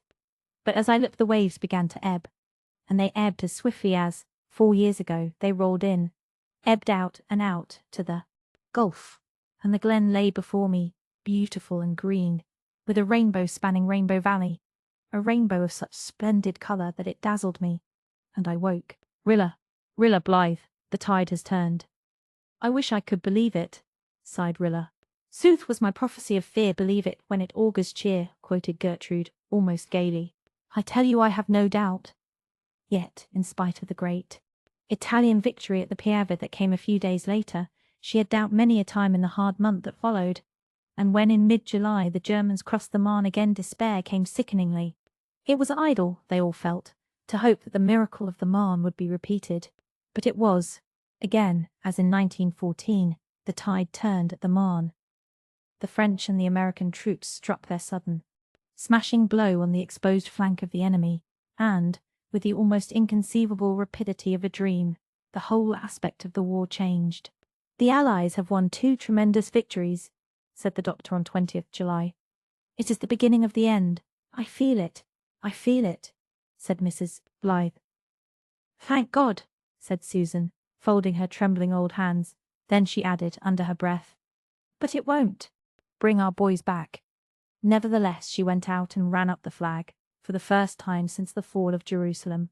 As it caught the breeze and swelled gallantly out above her, Susan lifted her hand and saluted it, as she had seen Shirley do. "We've all given something to keep you flying," she said. 400,000 of our boys gone overseas, 50,000 of them killed. You're worth it." The wind whipped her grey hair about her face, and the gingham apron that shrouded her from head to foot was cut on lines of economy, not of grace. Yet, somehow, just then Susan made an imposing figure. She was one of the women, courageous, unquailing, patient, heroic, who had made victory possible. In her, they all saluted the symbol for which their dearest had fought. Something of this was in the doctor's mind as he watched her from the door. "Susan," he said, when she turned to come in, "from first to last of this business you have been a brick." Chapter 31. Matilda Pittman Rilla and Jims were standing on the rear platform of their car when the train stopped at the little Millwood siding. The August evening was so hot and close that the crowded cars were stifling. Nobody ever knew just why trains stopped at Millwood siding.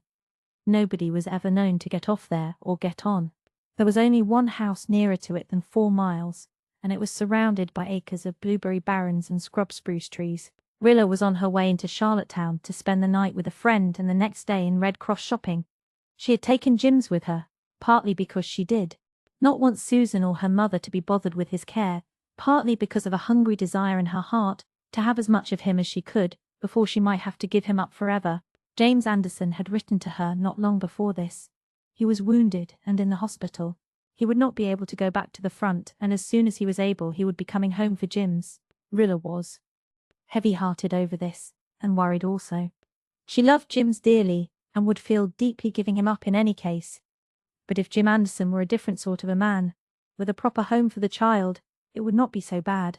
But to give Jims up to a roving, shiftless, irresponsible father, however kind and good-hearted he might be, and she knew Jim Anderson was kind and good-hearted enough, was a bitter prospect to Rilla. It was not even likely Anderson would stay in the glen. He had no ties there now. He might even go back to England. She might never see her dear, sunshiny, carefully brought up little Jims again. With such a father, what might his fate be? Rilla meant to beg Jim Anderson to leave him with her, but from his letter, she had not much hope that he would. If he would only stay in the glen, where I could keep an eye on Jims and have him often with me, I wouldn't feel so worried over it, she reflected. But I feel sure he won't, and Jims will never have any chance. And he is such a bright little chap. He has ambition, wherever he got it, and he isn't lazy. But his father will never have a cent to give him any education or start in life. Jims, my little war baby, whatever is going to become of you? Jims was not in the least concerned over what was to become of him. He was gleefully watching the antics of a striped chipmunk that was frisking over the roof of the little siding. As the train pulled out, Jims leaned eagerly forward for a last look at Chippy, pulling his hand from Rilla's. Rilla was so engrossed in wondering what was to become of Jims in the future that she forgot to take notice of what was happening to him in the present. What did happen was that Jims lost his balance, shot headlong down the steps, hurtled across the little siding platform, and landed in a clump of bracken fern on the other side. Rilla shrieked and lost her head. She sprang down the steps and jumped off the train. Fortunately, the train was still going at a comparatively slow speed. Fortunately also, Rilla retained enough sense to jump the way it was going. Nevertheless, she fell and sprawled helplessly down the embankment, landing in a ditch full of a rank growth of goldenrod and fireweed. Nobody had seen what had happened, and the train whisked briskly away round a curve in the barrens. Rilla picked herself up, dizzy but unhurt, scrambled out of the ditch, and flew wildly across the platform, expecting to find Jims dead or broken in pieces. But Jims, except for a few bruises and a big fright, was quite uninjured. He was so badly scared that he didn't even cry.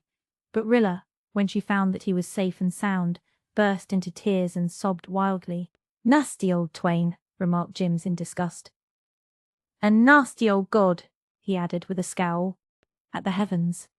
A laugh broke into Rilla's sobbing, producing something very like what her father would have called hysterics, but she caught herself up before the hysteria could conquer her. "Rilla Blythe, I'm ashamed of you. Pull yourself together immediately." "Jims, you shouldn't have said anything like that." "God threw me off the Twain," declared Jims defiantly. "Somebody threw me, you didn't throw me. So it was God." "No, it wasn't. You fell because you let go of my hand and bent too far forward. I told you not to do that, so that it was your own fault." Jims looked to see if she meant it, then glanced up at the sky again. "Excuse me then, God," he remarked airily. Rilla scanned the sky also. She did not like its appearance. A heavy thundercloud was appearing in the northwest. What in the world was to be done? There was no other train that night, since the 9 o'clock special ran only on Saturdays. Would it be possible for them to reach Hannah Brewster's house, 2 miles away, before the storm broke? Rilla thought she could do it alone easily enough, but with Jims it was another matter. Were his little legs good for it? "We've got to try it," said Rilla desperately. "We might stay in the siding until the thunderstorm is over, but it may keep on raining all night, and anyway it will be pitch dark. If we can get to Hannah's, she will keep us all night." Hannah Brewster, when she had been Hannah Crawford, had lived in the glen and gone to school with Rilla. They had been good friends then, though Hannah had been 3 years the older. She had married very young, and had gone to live in Millwood. What with hard work and babies and a ne'er-do-well husband, her life had not been an easy one, and Hannah seldom revisited her old home. Rilla had visited her once soon after her marriage, but had not seen her or even heard of her for years. She knew, however, that she and Jims would find welcome and harbourage in any house where rosy-faced, open-hearted, generous Hannah lived. For the first mile they got on very well, but the second one was harder. The road, seldom used, was rough and deep-rutted. Jims grew so tired that Rilla had to carry him for the last quarter. She reached the Brewster house, almost exhausted, and dropped Jims on the walk with a sigh of thankfulness. The sky was black with clouds. The first heavy drops were beginning to fall, and the rumble of thunder was growing very loud. Then she made an unpleasant discovery. The blinds were all down, and the doors locked. Evidently the Brewsters were not at home. Rilla ran to the little barn. It, too, was locked. No other refuge presented itself. The bare, whitewashed little house had not even a veranda or porch. It was almost dark now, and her plight seemed desperate. "I'm going to get in. If I have to break a window," said Rilla resolutely. "Hannah would want me to do that. She'd never get over it if she heard I came to her house for refuge in a thunderstorm and couldn't get in." Luckily, she did not have to go to the length of actual housebreaking. The kitchen window went up quite easily. Rilla lifted Jims in and scrambled through herself, just as the storm broke in good earnest. "Oh, see all the little pieces of thunder," cried Jims in delight, as the hail danced in after them. Rilla shut the window and with some difficulty found and lighted a lamp. They were in a very snug little kitchen. Opening off it on one side was a trim, nicely furnished parlour, and on the other a pantry, which proved to be well stocked. "I'm going to make myself at home," said Rilla. "I know. That is just what Hannah would want me to do. I'll get a little snack for Jims and me, and then if the rain continues and nobody comes home, I'll just go upstairs to the spare room and go to bed. There is nothing like acting sensibly in an emergency. If I had not been a goose when I saw Jims fall off the train, I'd have rushed back into the car and got someone to stop it. Then I wouldn't have been in this scrape. Since I am in it, I'll make the best of it. This house," she added, looking around, "is fixed up much nicer than when I was here before. Of course, Hannah and Ted were just beginning housekeeping then, but somehow I've had the idea that Ted hasn't been very prosperous. He must have done better than I've been led to believe, when they can afford furniture like this. I'm awfully glad. For Hannah's sake." The thunderstorm passed, but the rain continued to fall heavily. At 11 o'clock, Rilla decided that nobody was coming home. Jims had fallen asleep on the sofa. She carried him up to the spare room and put him to bed. Then she undressed, put on a nightgown she found in the washstand drawer, and scrambled sleepily in between very nice lavender-scented sheets. She was so tired, after her adventures and exertions, that not even the oddity of her situation could keep her awake. She was sound asleep in a few minutes. Rilla slept until 8 o'clock the next morning, and then wakened with startling suddenness. Somebody was saying in a harsh, gruff voice, "Here, you two, wake up! I want to know what this means." Rilla did wake up, promptly and effectually. She had never in all her life wakened up so thoroughly before. Standing in the room were 3 people, one of them a man, who were absolute strangers to her. The man was a big fellow with a bushy black beard and an angry scowl. Beside him was a woman, a tall, thin, angular person, with violently red hair and an indescribable hat. She looked even crosser and more amazed than the man, if that were possible. In the background was another woman, a tiny old lady who must have been at least 80. She was, in spite of her tininess, a very striking-looking personage. She was dressed in unrelieved black, had snow-white hair, a dead-white face, and snapping, vivid, coal-black eyes. She looked as amazed as the other 2, but Rilla realized that she didn't look cross. Rilla also was realizing that something was wrong, fearfully wrong. Then the man said, more gruffly than ever, "Come now, who are you and what business have you here?" Rilla raised herself on one elbow, looking and feeling hopelessly bewildered and foolish. She heard the old black and white lady in the background chuckle to herself. "She must be real," Rilla thought. "I can't be dreaming her." Aloud she gasped, "Isn't this Theodore Brewster's place?" "No," said the big woman, speaking for the first time. "This place belongs to us. We bought it from the Brewsters last fall. They moved to Greenvale. Our name is Chapley." Poor Rilla fell back on her pillow, quite overcome. "I beg your pardon," she said. I thought the Brewsters lived here. Mrs. Brewster is a friend of mine. I am Rilla Blythe, Dr. Blythe's daughter from Glen St. Mary. I was going to town with this little boy, and he fell off the train.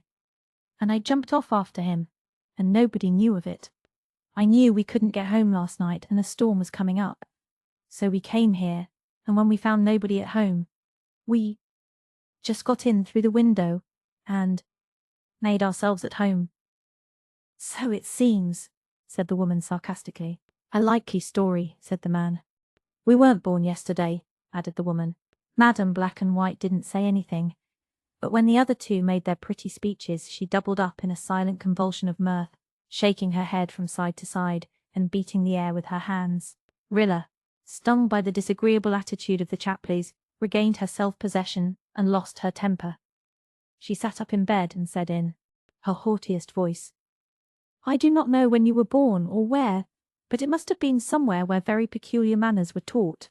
If you will have the decency to leave my room, this room, until I can get up and dress, I shall not transgress upon your hospitality."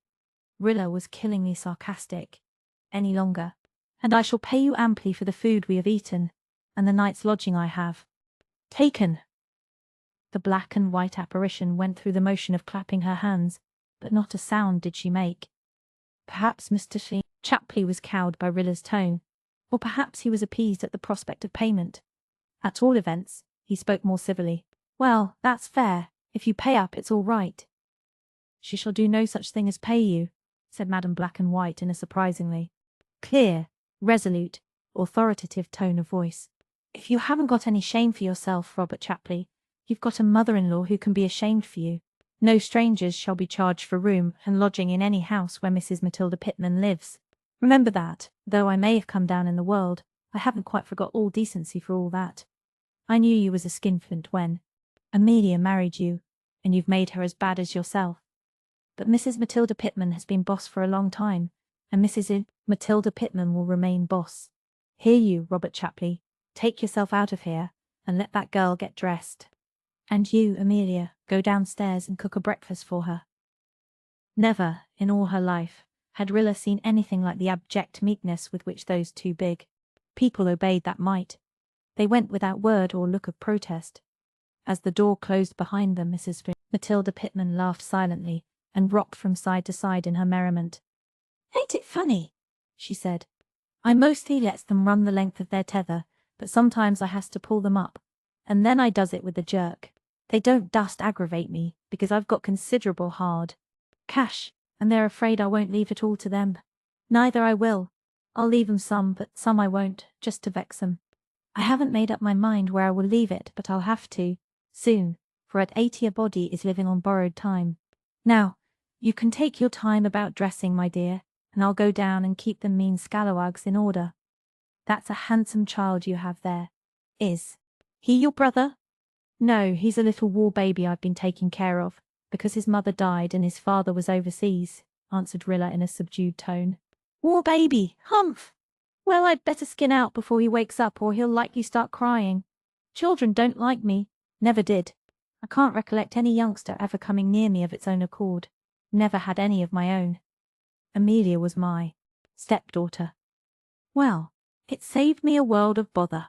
If kids don't like me, I don't like them, so that's an even score. But that certainly is a handsome child." Jims chose this moment for waking up. He opened his big brown eyes and looked at Mrs. Matilda Pitman unblinkingly. Then he sat up, dimpled deliciously, pointed to her and said solemnly to Rilla, "Pretty lady, Rilla, pretty lady." Mrs. Matilda Pitman smiled. "Even 80-odd is sometimes vulnerable in vanity." "I've heard that children and fools tell the truth," she said. "I was used to compliments when I was young, but they're scarcer when you get as far along as I am. I haven't had one for years. It tastes good. I suppose now, you monkey, you wouldn't give me a kiss." Then Jims did a quite surprising thing. He was not a demonstrative youngster, and was chary with kisses even to the Ingleside people. But without a word he stood up in bed, his plump little body encased only in his undershirt, ran to the footboard, flung his arms about Mrs. Matilda Pitman's neck, and gave her a bear hug, accompanied by 3 or 4 hearty, ungrudging smacks. "Jims!" protested Rilla, aghast at this liberty. "You leave him be," ordered Mrs. Matilda Pitman, setting her bonnet straight. "Laws, I like to see someone that isn't scared of me. Everybody is. You are, though you're trying to hide it. And why? Of course Robert and Amelia are because I make 'em scared on purpose. But folks always are, no matter how civil I be to them. Are you going to keep this child?" "I'm afraid not. His father is coming home before long." "Is he any good? The father, I mean." "Well, he's kind and nice, but he's poor, and I'm afraid he always will be," faltered Rilla. "I see, shiftless. Can't make or keep. Well, I'll see. I'll have an idea. It's a good idea, and besides it will make Robert and Amelia squirm. That's its main merit in my eyes, though I like that child, mind you, because he ain't scared of me. He's worth some bother." Now, you get dressed, as I said before, and come down when you're good and ready. Rilla was stiff and sore after her tumble and walk of the night before, but she was not long in dressing herself and Jim's. When she went down to the kitchen, she found a smoking hot breakfast on the table. Mr. Chapley was nowhere in sight, and Mrs. Chapley was cutting bread with a sulky air. Mrs. Matilda Pitman was sitting in an armchair, knitting a grey army sock. She still wore her bonnet and her triumphant expression. "Set right in, dears, and make a good breakfast," she said. "I am not hungry," said Rilla almost pleadingly. "I don't think I can eat anything, and it is time I was starting for the station. The morning train will soon be along. Please excuse me and let us go. I'll take a piece of bread and butter for Jim's." Mrs. Matilda Pitman shook a knitting needle playfully at Rilla. "Sit down and take your breakfast," she said. "Mrs. Matilda Pitman commands you."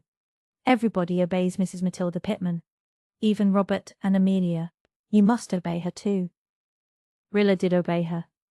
She sat down, and, such was the influence of Mrs. Matilda Pitman's mesmeric eye, she ate a tolerable breakfast. The obedient Amelia never spoke. Mrs. Matilda Pitman did not speak either, but she knitted furiously and chuckled. When Rilla had finished, Mrs. Matilda Pitman rolled up her sock. "Now you can go if you want to," she said, "but you don't have to go. You can stay here as long as you want to, and I'll make Amelia cook your meals for you." The independent Miss Blythe, whom a certain clique of junior red cross girls accused of being domineering and bossy, was thoroughly cowed. "Thank you," she said meekly, "but we must really go." "Well then," said Mrs. Matilda Pitman, throwing open the door. "Your conveyance is ready for you. I told Robert he must hitch up and drive you to the station. I enjoy making Robert do things. It's almost the only sport I have left. I'm over 80 and most things have lost their flavour except bossing Robert." Robert sat before the door on the front seat of a trim, double-seated, rubber-tired buggy. He must have heard every word his mother-in-law said, but he gave no sign.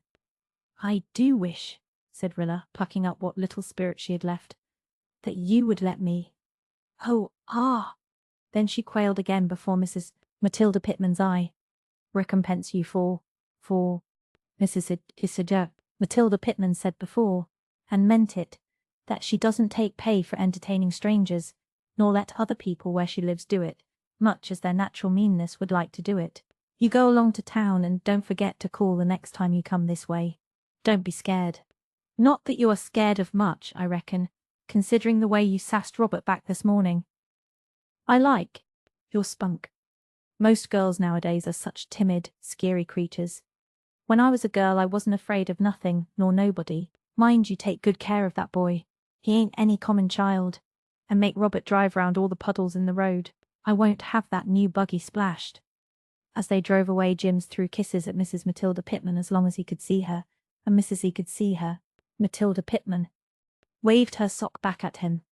Robert spoke no word, either good or bad, all the way to the station, but he remembered the puddles. When Rilla got out at the siding, she thanked him courteously. The only response she got was a grunt as Robert turned his horse and started for home. "Well," Rilla drew a long breath, "I must try to get back into Rilla Blythe again. I've been somebody else these past few hours. I don't know just who. Some creation of that extraordinary old person's. I believe she hypnotized me. What an adventure this will be to write the boys." And then she sighed. Bitter remembrance came that there were only Jerry, Ken, Carl, and Shirley to write it to now. Jem, who would have appreciated Mrs. Matilda Pitman keenly. Where was Jem?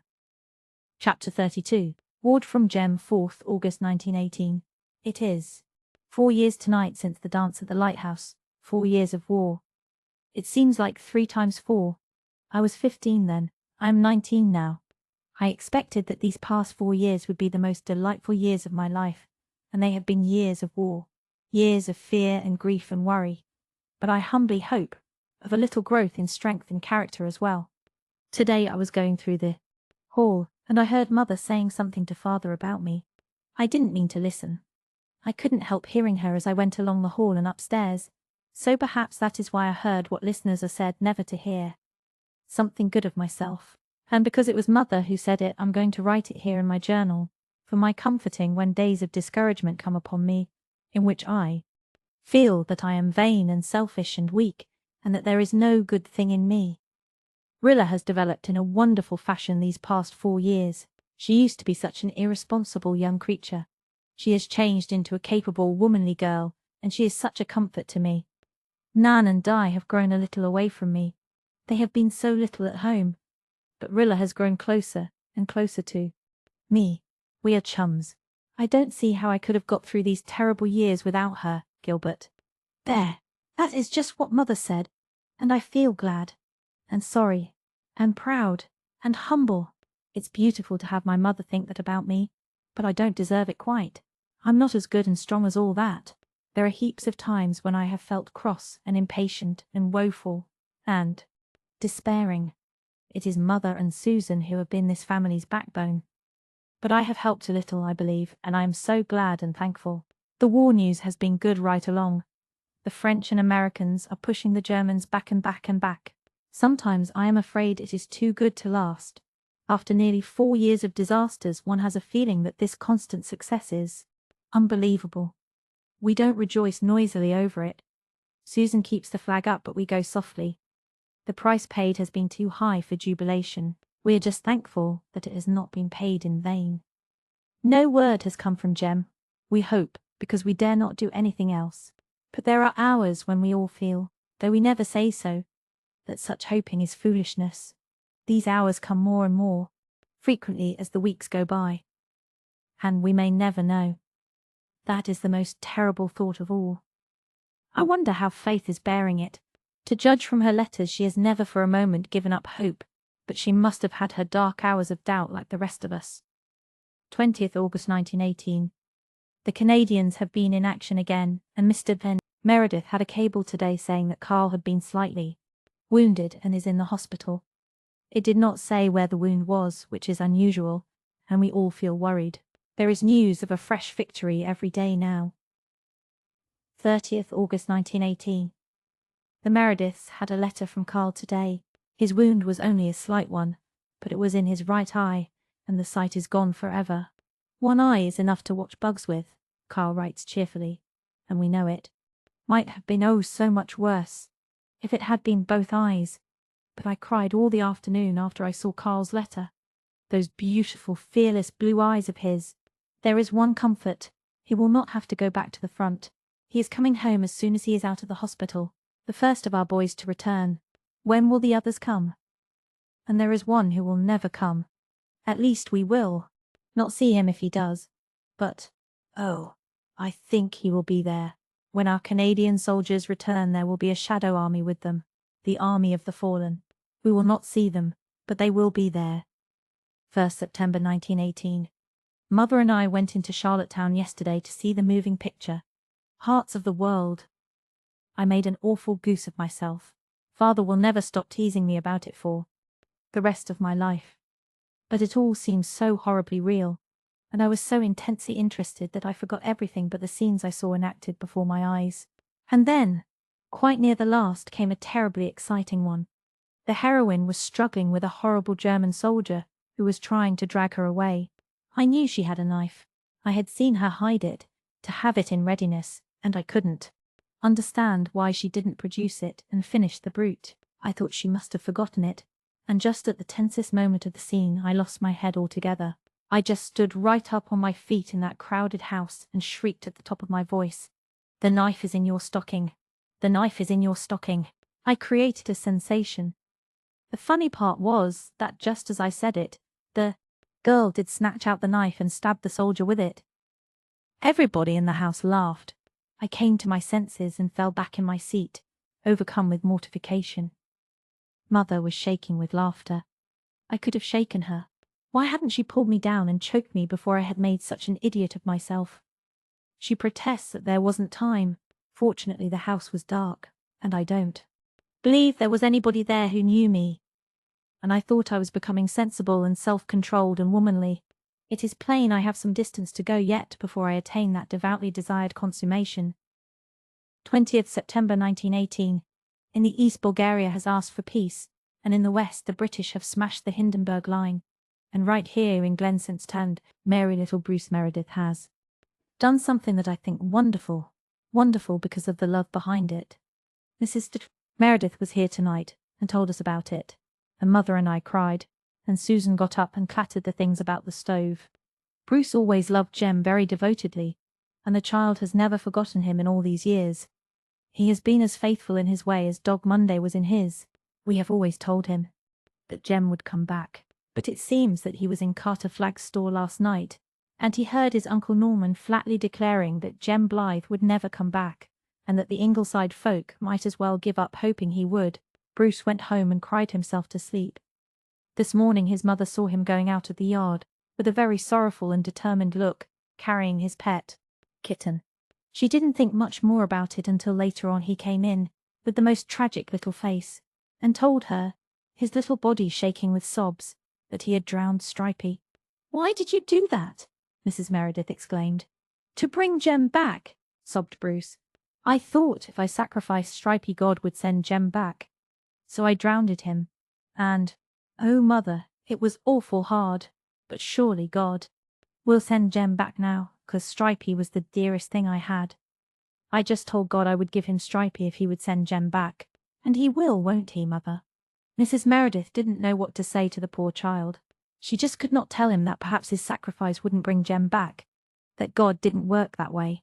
She told him that he mustn't expect it right away, that perhaps it would be quite a long time yet before Jem came back. But Bruce said, "It oughtn't to take longer than a week, Mother." "Oh, Mother, Stripey was such a nice little cat. He purred so pretty. Don't you think God ought to like him enough to let us have Jem?"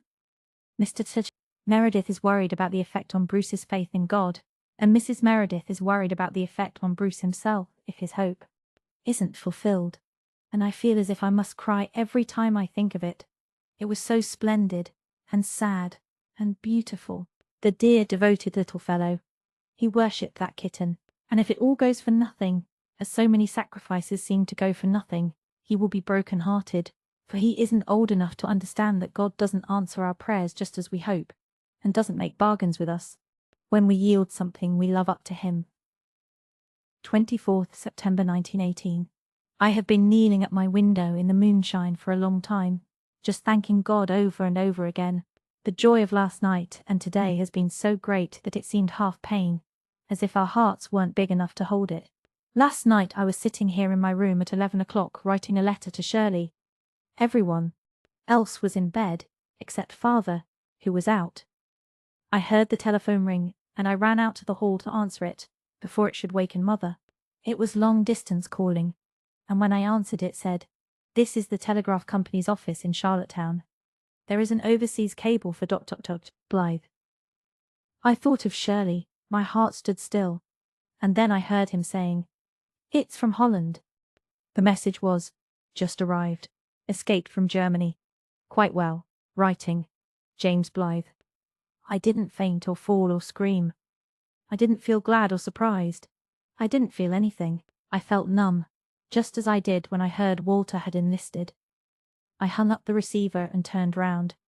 Mother was standing in her doorway. She wore her old rose kimono, and her hair was hanging down her back in a long thick braid, and her eyes were shining. She looked just like a young girl. "There is word from Jem," she said. How did she know? I hadn't said a word at the phone except, "Yes, yes, yes." She says she doesn't know how she knew, but she did know.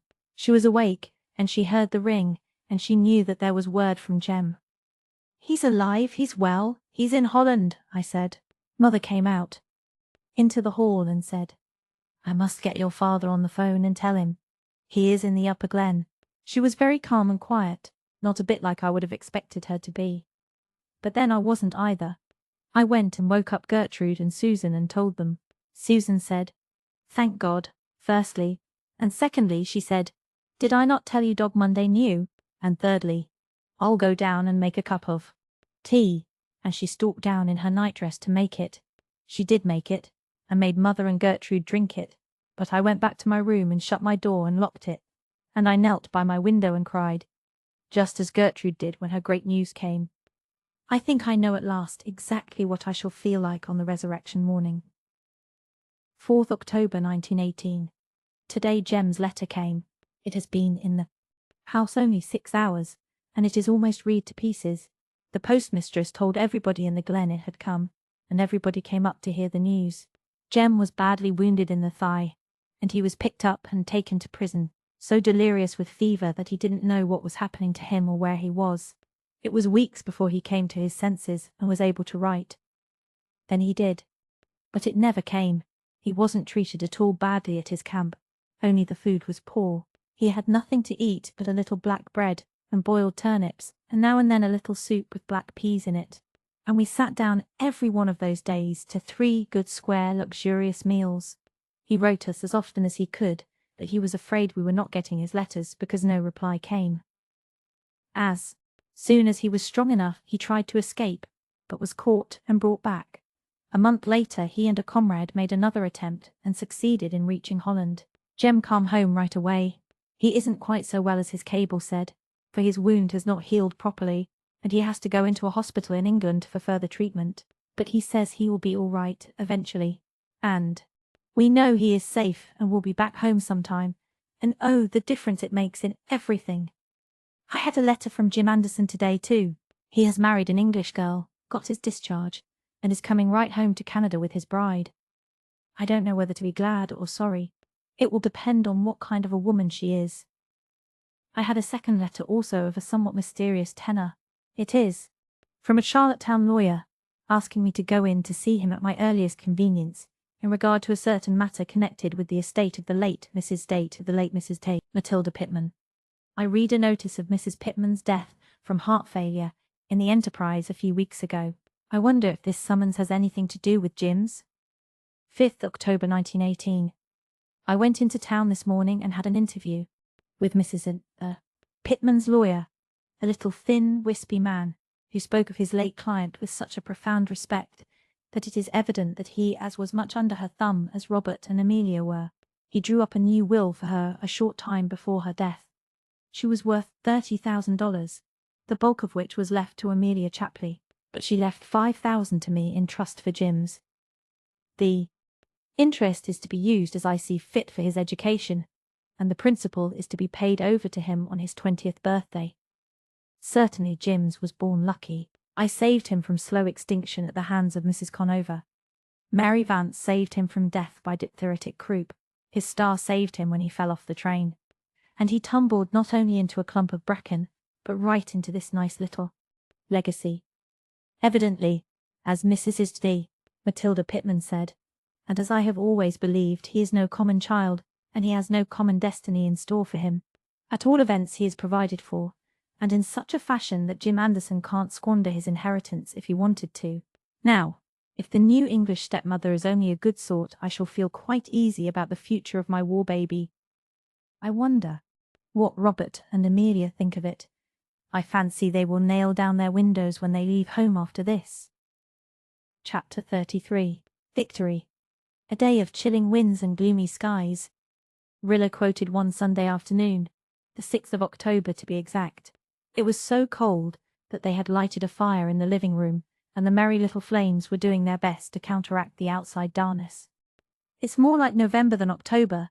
November is such an ugly month. Cousin Sophia was there, having again forgiven Susan, and Mrs. Martin Clow, who was not visiting on Sunday, but had dropped in to borrow Susan's cure for rheumatism. That being cheaper than getting one from the doctor. I'm afeard we're going to have an early winter, foreboded Cousin Sophia. The muskrats are building awful. Big houses round the pond, and that's a sign that never fails. Dear me, how that child has grown. Cousin Sophia sighed again, as if it were an unhappy circumstance that a child should grow. When do you expect his father? Next week, said Rilla. Well, I hope the stepmother won't abuse the poor child, sighed Cousin Sophia. But I have my doubts. Anyhow, he'll be sure to feel the difference between his usage here and what he'll get anywhere else. You've spoiled him so, Rilla, waiting on him hand and foot the way you've always done. Rilla smiled and pressed her cheek to Jim's curls. She knew sweet-tempered, sunny, little Jim's was not spoiled. Nevertheless, her heart was anxious behind her smile. She, too, thought much about the new Mrs. Anderson and wondered uneasily. what she would be like. I can't give Jims up to a woman who won't love him, she thought rebelliously. I believe it's going to rain, said Cousin Sophia. We have had an awful lot of rain this fall already. It's going to make it awful hard for people to get their roots in. It wasn't so in my young days. We generally had beautiful Octobers then, but the seasons is altogether different now from what they used to be. Clear across Cousin Sophia's doleful voice cut the telephone bell. Gertrude Oliver answered it. Yes, what? What? Is it true? Is it official? Thank you. Thank you. Gertrude turned and faced the room dramatically, her dark eyes flashing, her dark face flushed with feeling. All at once the sun broke through the thick clouds and poured through the big crimson maple outside the window. Its reflected glow enveloped her in a weird immaterial flame. She looked like a priestess performing some mystic, splendid rite. Germany and Austria are suing for peace, she said. Rilla went crazy for a few minutes. She sprang up and danced around the room, clapping her hands, laughing, crying. Sit down, child, said Mrs. S. Clow, who never got excited over anything, and so had missed a tremendous amount of trouble and delight in her journey through life. Oh, cried Rilla, I have walked the floor for hours in despair and anxiety in these past 4 years. Now let me walk in joy. It was worth living long dreary years for this minute, and it would be worth living them again just to look back to it. Susan, let's run up the flag, and we must phone the news to everyone in the glen. Can we have as much sugar as we want to now?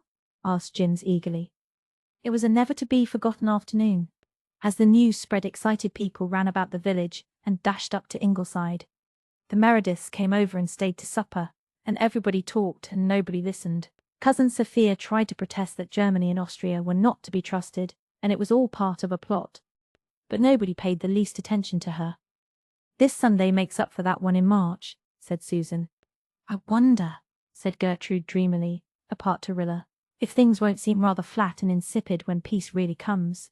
After being fed for 4 years on horrors and fears, terrible reverses, amazing victories, won't anything less be tame and uninteresting? How strange, and blessed, and dull it will be not to dread the coming of the mail every day. We must dread it for a little while yet, I suppose, said Rilla. Peace won't come, can't come, for some weeks yet. And in those weeks dreadful things may happen. My excitement is over. We have won the victory. But, oh, what a price we have paid! Not too high a price for freedom, said Gertrude softly. Do you think it was, Rilla? No, said Rilla under her breath. She was seeing a little white cross on a battlefield of France. No, not if those of us who live will show ourselves worthy of it. If we keep faith. We will keep faith, said Gertrude. She rose suddenly.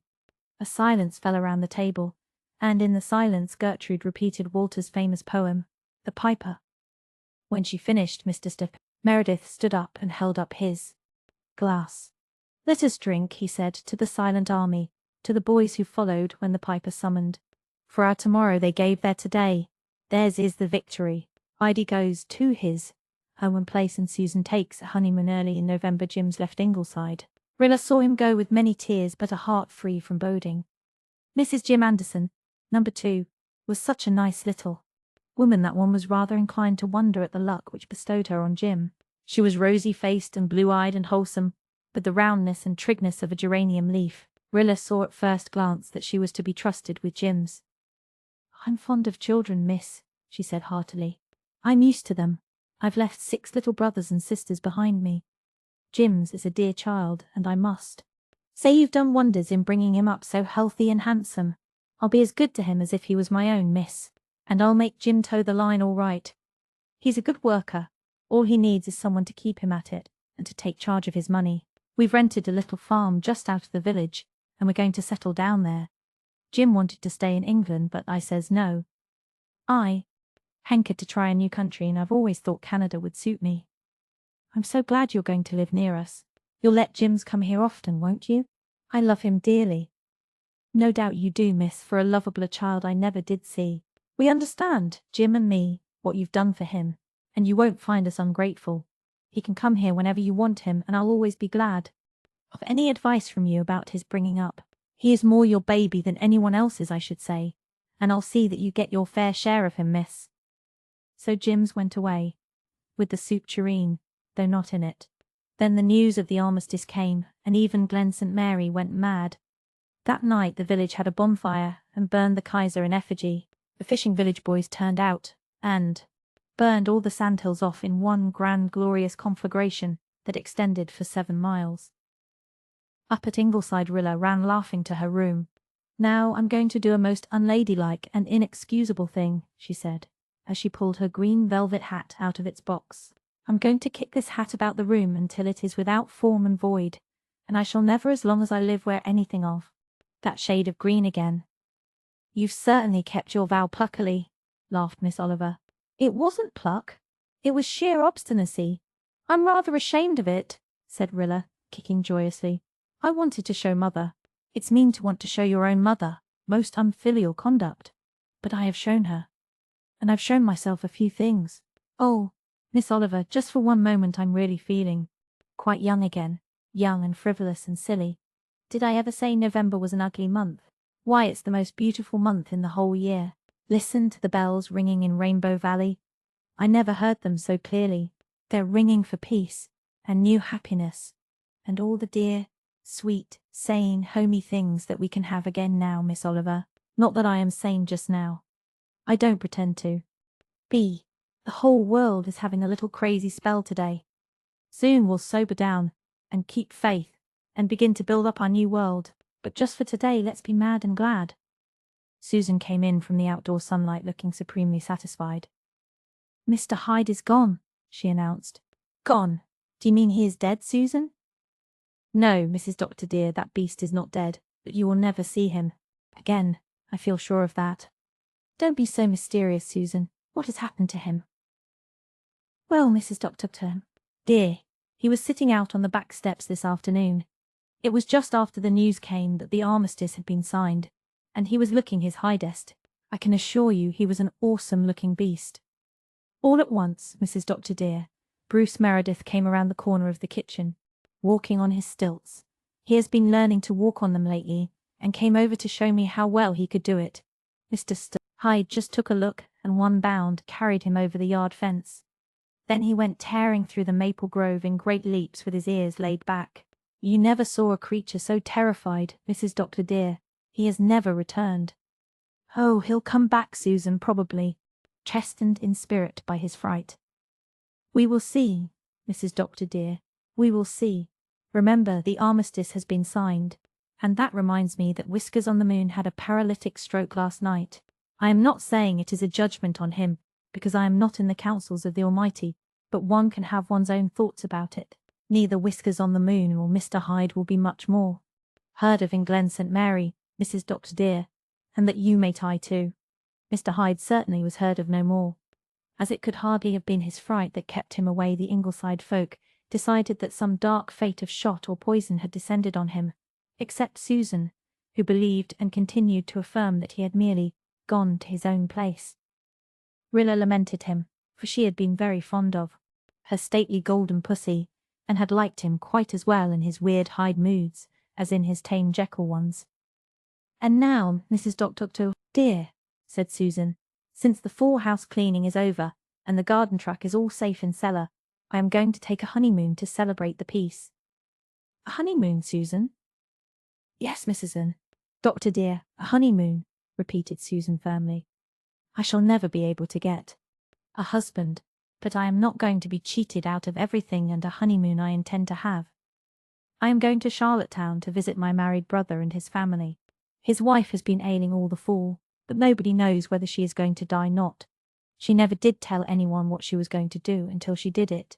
That is the main reason why she was never liked in our family.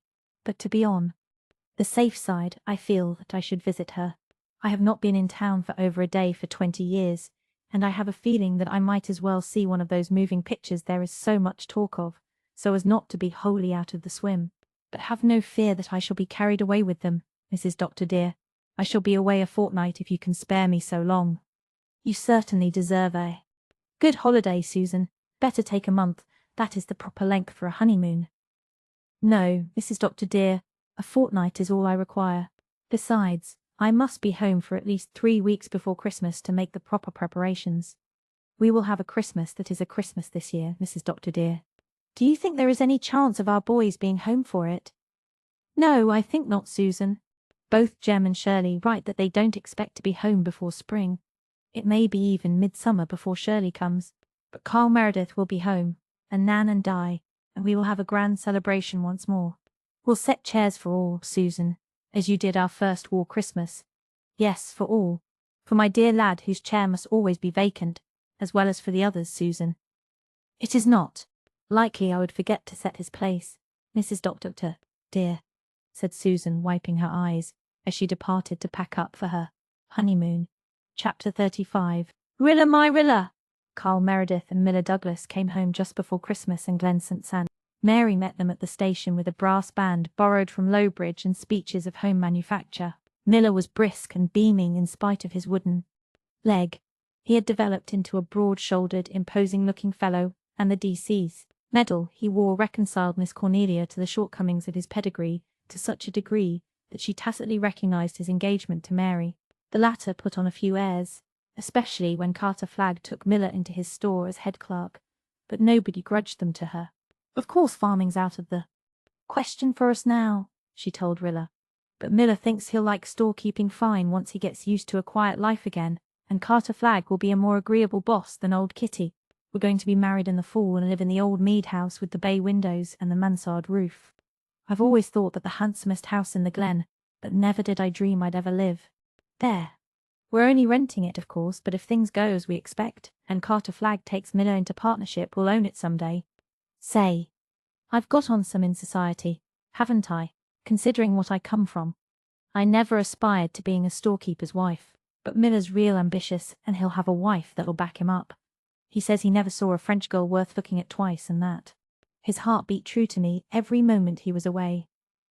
Jerry Meredith and Joe Milgrave came back in January, and all winter the boys from the Glen and its environs came home by twos and threes. None of them came back just as they went away, not even those who had been so fortunate as to escape injury. One spring day, when the daffodils were blowing on the Ingleside lawn, and the banks of the brook in Rainbow Valley were sweet with white and purple violets, the little, lazy afternoon accommodation train pulled into the Glen station.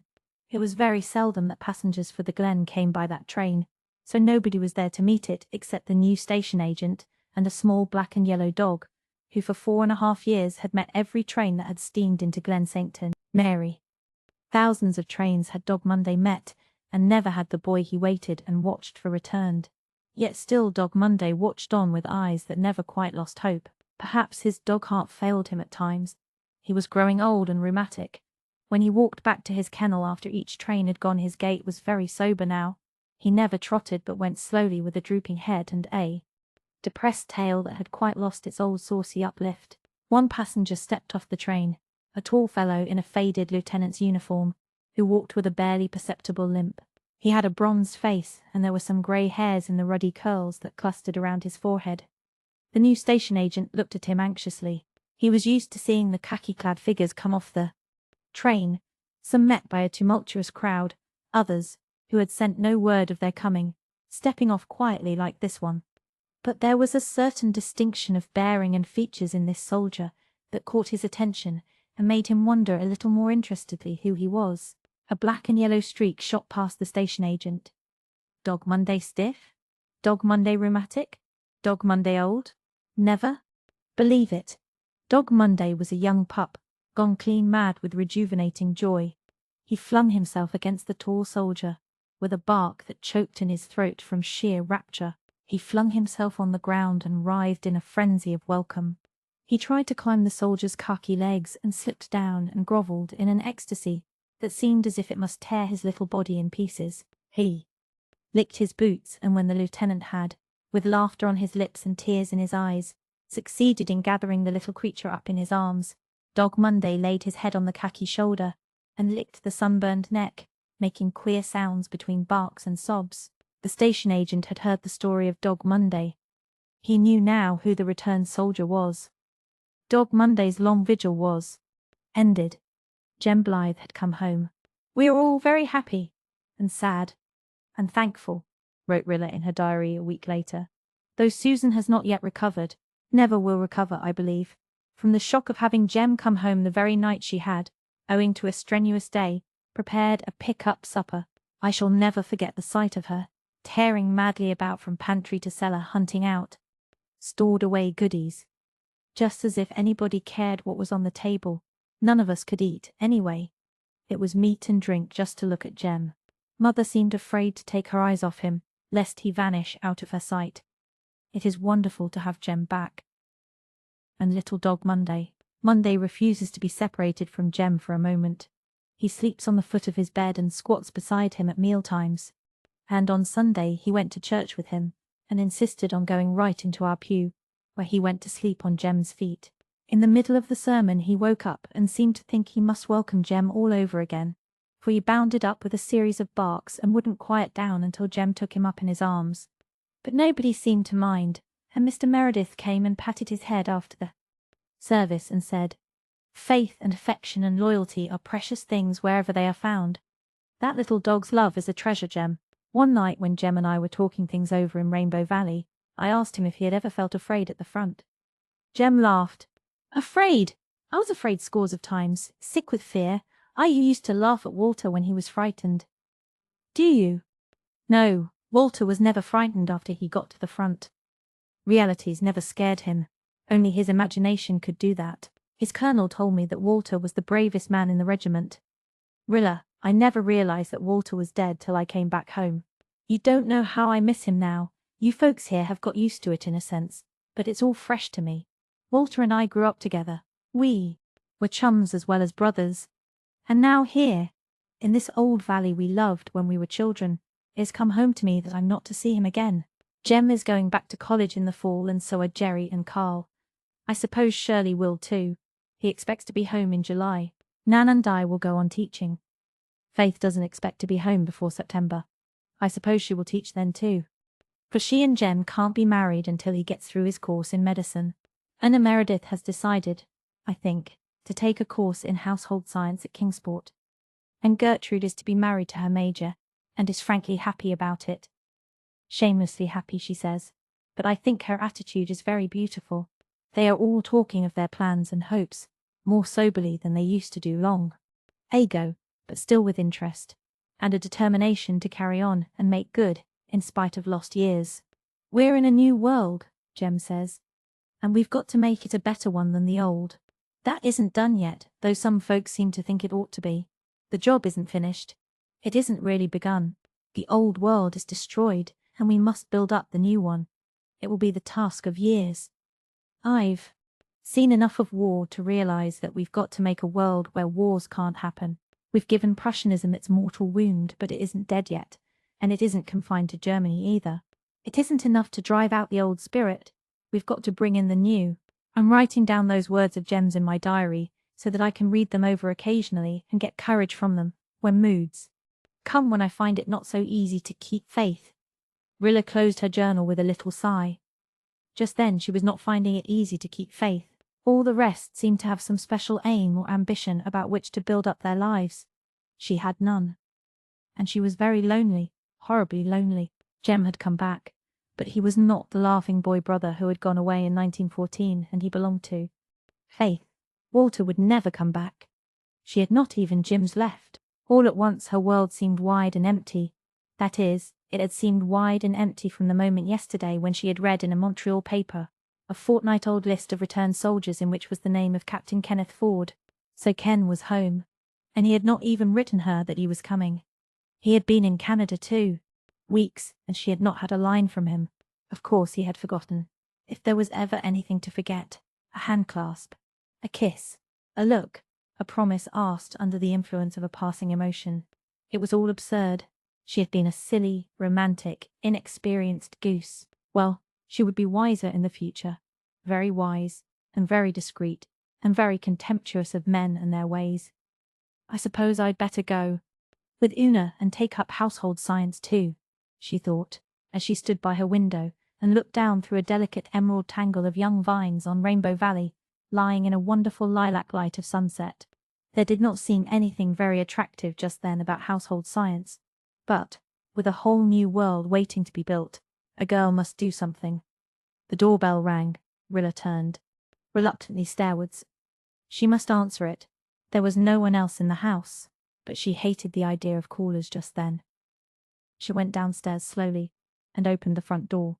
A man in khaki was standing on the steps, a tall fellow with dark eyes and hair, and a narrow white scar running across his brown cheek. Rilla stared at him foolishly for a moment. Who was it? She ought to know. Him. There was certainly something very familiar about him. Rilla, my Rilla, he said. Ken, gasped Rilla. Of course it was Ken, but he looked so much older. He was so much changed. That scar. The lines about his eyes and lips. Her thoughts went whirling helplessly. Ken took the uncertain hand she held out and looked at her.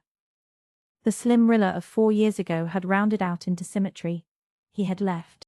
A schoolgirl, and he found a woman with wonderful eyes and a dented lip, and rose-bloom cheek, a woman altogether beautiful and desirable, the woman of his dreams. Is it Rilla, my Rilla? He asked meaningly. Emotion shook Rilla from head to foot. Joy, happiness, sorrow, fear. Every passion that had wrung her heart in those 4 long years seemed to surge up in her soul for a moment as the deeps of being were stirred. She had tried to speak. At first voice would not come. Then, "Yes," said Rilla. Here the story comes to an end. If you enjoy quality English audiobooks uploaded regularly, be sure to subscribe to Driven to win Audiobook.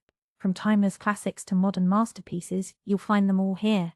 Thank you for listening to Driven to win Audiobook.